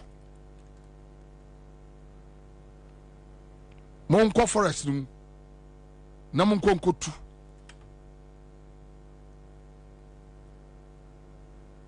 monko forest na monkonkotu reserves a ye wo e wo man mu enu abie puno ama onkoda now the we are say kwai e dey ahemfie achi mutu efie ba kumu ani bre baye bone woni bradia ma even when you 10 obi dia 1 na nani abre okura 20 obi dia 2 na nani abre ani bre kufuado ani bre o oni baomia ani bre e ani bre ni bradie. How can you destroy a beautiful country like Ghana? How? For what? To do what? What do you gain?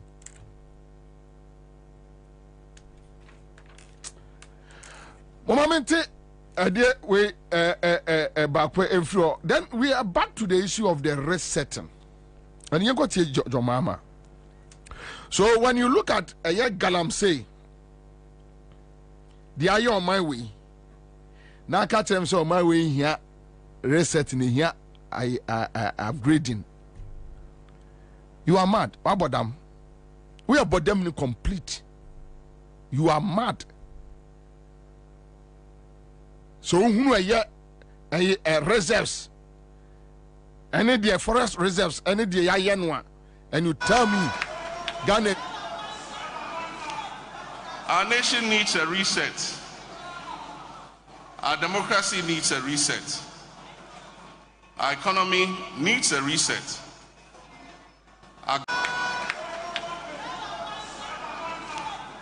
Our nation needs a reset. Our democracy needs a reset. Our economy needs a reset. Our governance needs a reset. And our attitudes need a reset.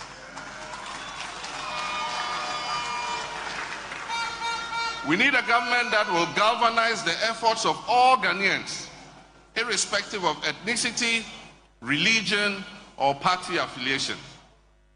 We need a government that will allow all businesses to thrive, whether owned by domestic investors or foreign investors, no matter their ethnic, religious, or partisan colors of its owner. We need to make a change that will usher in a government that is responsible and accountable. We need to open up this country for business again. Ladies and gentlemen, we're going to present to you our manifesto. We need a leadership that will crack the ship when its own appointees go down the wrong track.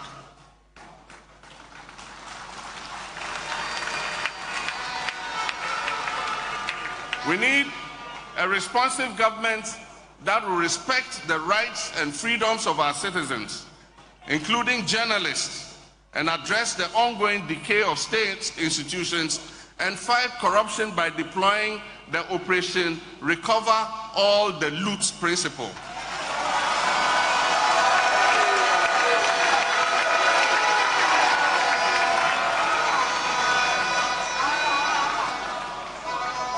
Operation Recover All the Loot strategy, and that is ORAL. Ladies and gentlemen, today we're presenting to you a manifesto that will help take back your future, take the future of Ghana back into the hands of the Ghanaian people.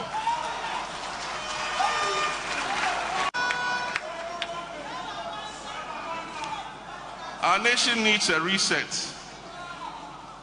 Our democracy needs a reset. Our economy needs a reset. Our governance needs a reset. And our attitudes need a reset. What are you talking about? All right, so today is Wednesday. Hunter, Akwaba. Akra, Mejoso. Erabra.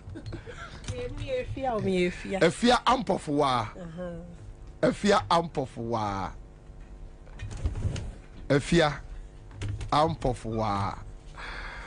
Orianzo. Akra? Boko de. Ah, nyame adom. Good. Ene de ene. Yes. Ene de ene. Ene de. Hwaso. Ene na no bia da. So, lamba mi okanu. Na mo se ukuta ntade miensa. Wo so baby ka mu se baby. Ente na o run 24-hour economy. De o she na no pay. Ye chichem. O chichem ewie die eni. Enyumre die na yesinko. Asra na de ma twede amponyankopon. Hoto. Anyway. Na birthday no. Obi kae. Erade agina birthday no so. Amen. Edia apepa enyama ehye yebufuo ni nyama etete Ghana nyina. And we are celebrating birthday and be celebrate it. And kra na akwa say udu birthday kra na obi e wadom kra ma obi bi se fa na person dey small party kra na wo hwe se de ohia bubure twa na kwa se wo ye do free pass a wo nwi nipa ho. And ye was say nyina but ye bomb pa say afese say dey. Amen. Na erade ayekese. Amen. Minim je open binti ma arrange.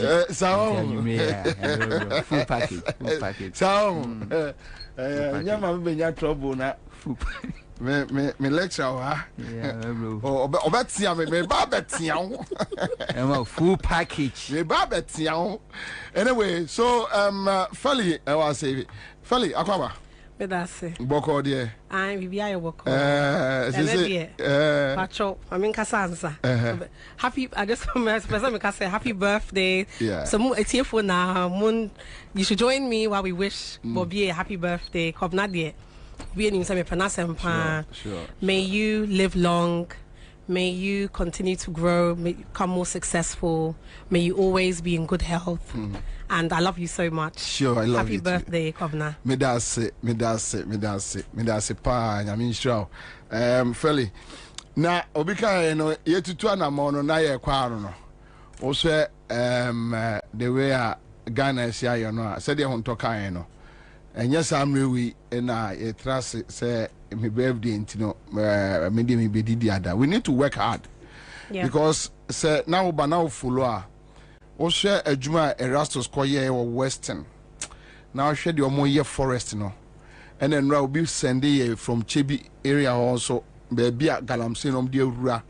And say omote forest mu bunua egu etu efom o drive fa konongwa omo wo kwa ho omo nsuro omo mfere na na Erastus seconds no omo asia gi nsuo so ankobra omote no mu tum de besi bia ensi uko Ramsia site agiagu wo mo akwa abusua chi monyi Achimota forest no na montwitwa nsase ne bi maye 100 acres yenya 30 kura no a ye de besi apartments aton ne ye ne ma ayeye na ye yato Land Cruisers ne ye yatrem na akyerɛ sɛ ye ya bobra but ye be say enema because enkroma eni mperifo abanyina wo good reason why the Achimota forest is there but Achimota forest no nsase no ma agima abusua wi no gold wo unum say Achimota forest or gold wo oh yes a gold belt huge gold the tire say on nyagro ehun ani bre ehun ani bre nti yem ko hu abusua no yenyema wo mo na yenko shemaya yetu foundation ni yenko tu a gold inflow so we can say resetting but my who say Monkrofori be tweeting about resetting and upgrading. Oh no, we don't need resetting. We just need to upgrade what? But what means what follows are your thoughts quick one. Okay, first of all, nyawakani na not to start off with the damage ayenya our environment, you know. Ni say the fight against Galamsey, you know, they've started the fight against Galamsey, and nay, obviously, the only thing I know person we say Galamsey Juma no person mo jemo mwankasa or Monkrofo because we share from 2017. Ekwakusi now o share nkofo Galamsey ni show mun semwa. Mo say ruling government for no most of them penifo no mo no omunsa ishim omo no mo didi nkofo echi. That's why they're even able to protect them. Okay, I said 2 years ago, 3 years ago, Joy for year story be and more attack I soldier for more protecting Galamsey for no more attack journalists in bubu more cameras near day and no yanti all of these things literally say it's the government, the state. Galamsey no more case mobile fighting against it. Now if you cry no mobile anything. And you see, we talk about this and is yes, people are making money but that's not the main thing. Come now in Siona almost saying no there's so many villages and Kola are being born with deformities. Into the effects of Galamsey over the years to come no and ye being put na starting. So we need to even elevate the conversation even beyond people making money from it and bring it back to how Ghana water, the kind of warnings Ghana water mama say in about 10 years or so then they won't have enough water on bit media. They don't care. All of this no into these are the kind of conversations I want yen Ghana phone and yen muna yema ye nimbre home because ensure their water is life. If we need the two pipe crash, the way we are frustrated. Nagana, what I can say, can you imagine the hardship of Ghana for the film? Share drought here, see what not this year. Imagine if in 10 years' time now it's not in Siokwe ni Ghana mukra. Can you imagine how bad it's going to be? So we need to elevate the conversation. And me, I would not even want to get into the conversation about resetting, upgrading, then. The main thing is say MPP has to go. Some person will friend a reset, some person will friend an upgrade, some person will friend. It doesn't matter. You see, all of these conversations, no, they are distractions. Yes, no, they are distractions because then it's like we're not talking about the real issues. Because the real issues, they say, mu gua baino. That is the problem. Say your friend a reset, some friend a day. I don't care what you want to call it. Why do we even care? Now your friend, now you see what they do. Almost shut down in your agenda. They be a reset, they be an upgrade. Now the fact that you're not talking about the dollar rate, you're not talking about the high cost of living, you're not talking about the fact that Ghana for bread, the fact that you're not talking about that. Now we're spending time, airtime. They can is it reset or is it not reset? In part of now, let's focus. MPP must go. MPP. What manifesto slogan no? MPP must go. And that's the main. Let's keep the main. No, because now say I didn't know MPP must go. And now my church was here. And see what they are starting Galamsey. Now my church unemployment, high unemployment. The way I do make Nikrum, or share the way the high cost of living, or share Yankase insure electricity. The amount of increases in poor electricity in the last 5 years, like it is ridiculous. If you Bobie, because you factory with you, the amount I'm spending with electricity with you, and yet, like it is not a joke. Endra, na sanne me wa na case because you say Felicity, CEO of Stones Throwing Professionals. I'm out to trouble. I will see you. No. Me wa that guy na water for aba. Meanwhile, last month, na your road, your court tamale, your best no kwa, ena me kwa na mete. Omo de me be mami say 1,600. Me kwa. Yeah. Many of my crimes in ofie me de call laundry. Me no aduane. Come now before na me built me 50 cities. It will fee. Me fee it hasn't increased in numbers. Now every month biano over 250 cities. Into share and as a percentage cry you're saying. What is the percent? Now me 53, maybe about 53, 54. And I'm not talking about that long. Like this is from Lancaster 2017, but now from 50 cities, 53 cities, 58 cities, whatever. No, about bedu 250 cities. I mean, there's nothing. I'm not me me feel honum now. Na me nyene then I'm used to. Na me no then you feel then yeah. Like in your man here na yes. Me no most time me I work from home. Into me ofie. Into mo like yeah we don't do anything. Into yeah num tap. Yeah talk pure water ni anum. Intino what you car what they call washing day. Yes, me roka no cry with you and almost see nyama we na runs through you. It's not I'm not doing anything that is water intensive. Intino when you want let's talk about the issues. Yanka issues no Ghana for bread MPP we cannot.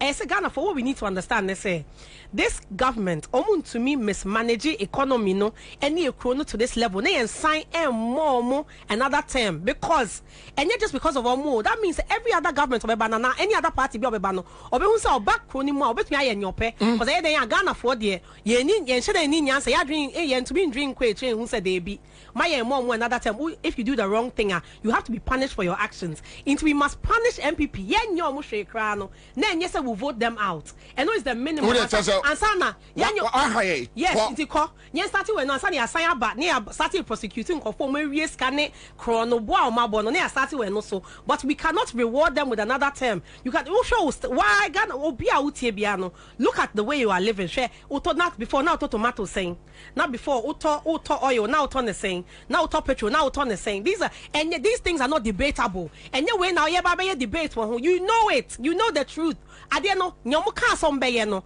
they have not delivered on their promises but now if the exchange rate is the fundamentals are weak the exchange rate is then any saying question lady ni busa about a year the city dollar and then the preaching no preaching and the kind of answer Baumia gave and we say oh my no I am about Mr. Vice President, you will remember this quote: if the fundamentals are weak, the exchange rate will expose you. And as at the time you were making this statement, a dollar to CD was 3 cedis and above, or about 3 cedis, 4 cedis, right? Thank you. 2024, a dollar to a cedi is 15 Ghana cedis, about 15 Ghana cedis. Okay, over 15 Ghana cedis. Thank you. How do I explain this to my mother, a cocoa seller, that in 2014 the fundamentals were weak? In 2024, where a dollar is now 15 cedis, the fundamentals are not weak, but the prices of goods and services are high today. Thank you. Other question, which is a nice one, Vanessa was asking, if the fundamentals are weak, the exchange rate will expose you, which is a truism. It was true then, and it's still true today. It's an economic truism that once the fundamentals weaken, you will see the impact on the exchange rate fundamentally. And when we talk about many of these fundamentals, you're talking about the GDP growth rate, you're talking about the fiscal balance, you're talking about the exchange, the reserves, level of the reserves that you have, inflation, and so on. When we came into office, during the first term before we hit COVID, between 2017 and 2019, you saw the fundamentals pretty much strengthening by all accounts. And the exchange rate depreciated in those 3 years by less than 5%. That was the lowest depreciation in the currency for 28 years. 28 years. That was the lowest depreciation of the currency. I think we went up, even after COVID, we didn't get that high a depreciation. But the biggest shock for the economy came in 2022. All hell was breaking loose in 2022.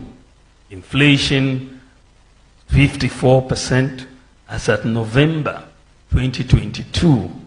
Exchange rate had depreciated 54%. And of course, you could look at the fundamentals were in trouble at that time. You saw the fiscal deficit going up, you saw inflation going up, growth declining. And so for me, it wasn't surprising, even though it was shocking, the extent to which the exchange rate went. So the point that we are making is that once the fundamentals weaken, you will get it shown in the exchange rate. And this is why we have seen that recently, even though we're depreciating in November at 54%, this year the depreciation has been 18.6% so far, right? We're looking at about 18.6%. So you are looking at a situation this year. Why is the depreciation lower? Because the fundamentals have strengthened. The fiscal deficit is under 5%. We are running a primary surplus. Growth has gone up first quarter to 4.7%, higher than projected. The reserves are increasing, and the gold for oil program is helping. So as the fundamentals and inflation today is around 20%, so there's been a strengthening of the fundamentals, and you've also seen more relative exchange rate stability. In all of this, and I want you to take this away. When I looked at what was happening in 2022.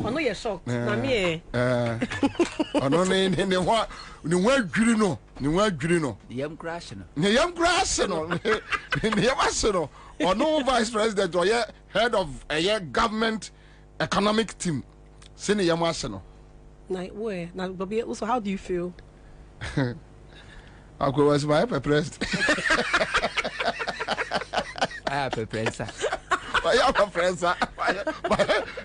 Because look, on the more serious note, so and man may raise that issue about whether we are doing resetting or upgrading. But trust me, I like your angle, because when you guys will be able to say you upgrade and I say resetting, the point is go. Yes, you've done enough, haven't you? Done enough. Okay,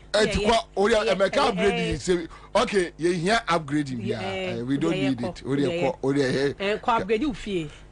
the way I'm upgrading my bank account no. 3 months or more upgrading prisons no. Ansah no. Anyway, so Yenya Mensa Thompson Atrase, executive director Asepa, good brother, then Ryan birthday. And many ja me manu fans Ghana has who baby aminu and I grow fire. I say hey onia and run more curfew. Minim curfew. Oh, they say there. Oh, curfew look like the but that's a bank of us a goose. Oh, curfew just say me come who baby. Okay.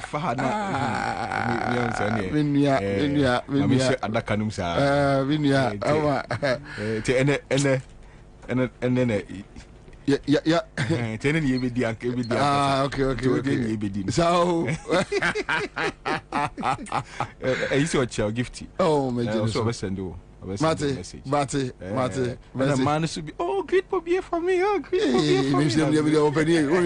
And I also the man in the message. I also the man in the message. Who got the money in the message? Ah, Mensa. Mensa, I'm never going to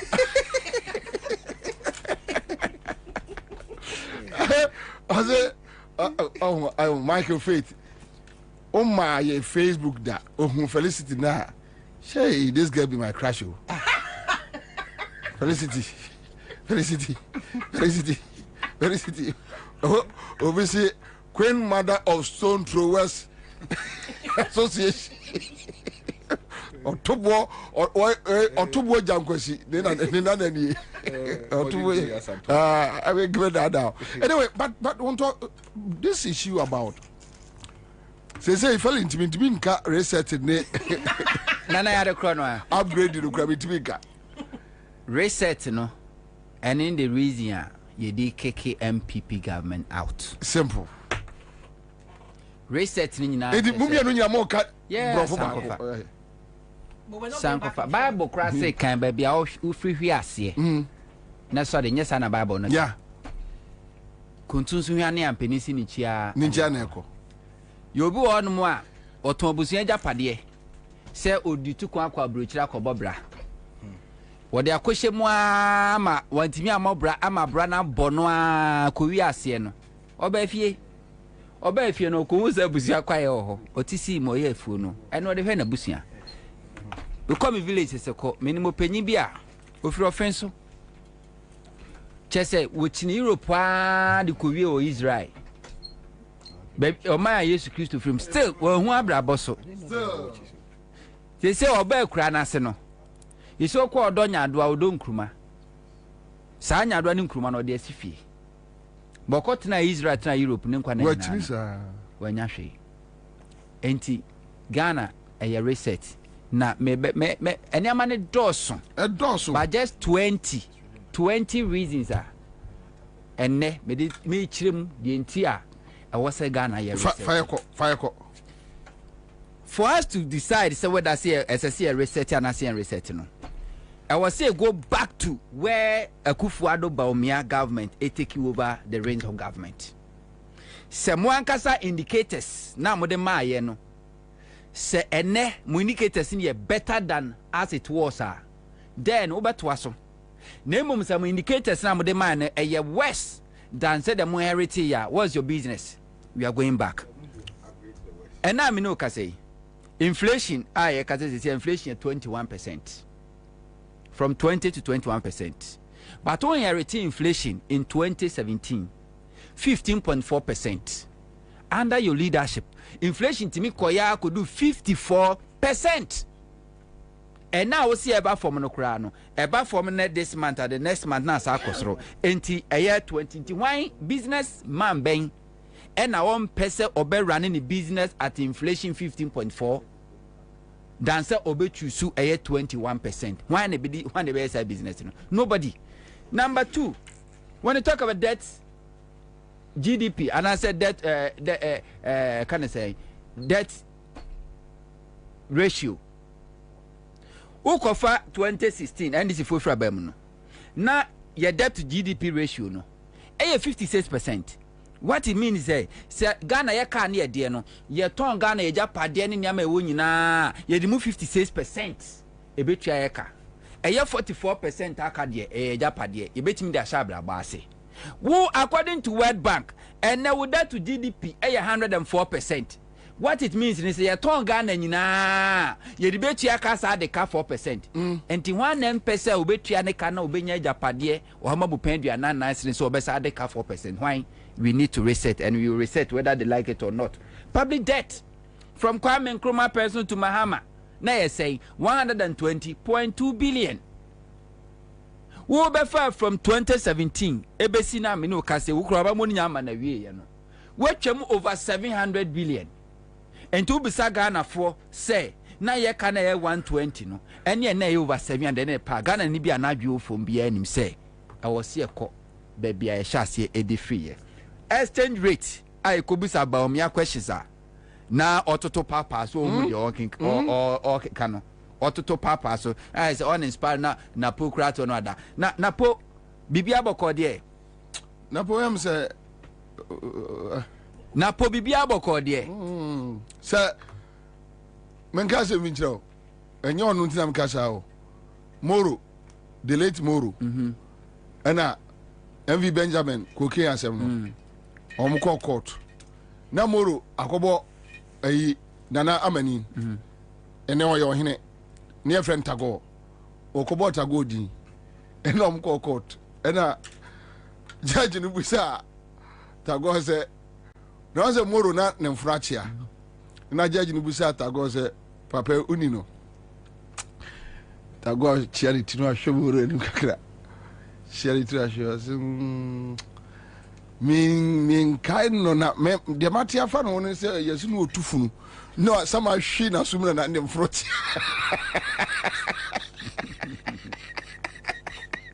yeah o se Moro tufunu na Moro ko tufunu na sama hwi Moro asumna na frontier tibia dada po yana no all is no well because we share na po hu na po anymore all of a sudden anymore yeah na po anymore na no ya oye ai o sisi fia ni bi no chia ne sisi ne apostle difference bi ani na nim no anyway koyi exchange rate and 16 Ghana cedis 16 Ghana cedis to get $1 enti yenkobusa boso kanfo yenkobusa kantamanto for say okwa akofa ne amafra ma no ne aba exchange rate eye 4.20 pesos ene na 16 Ghana cedis de na ope sa boso kan ne be ka chese ope 4.20 pesos because we pay business. Number 5 wo ba ben inherit aban no ka kire say aban na wo inherit na eye mess wa inherit we but Ghana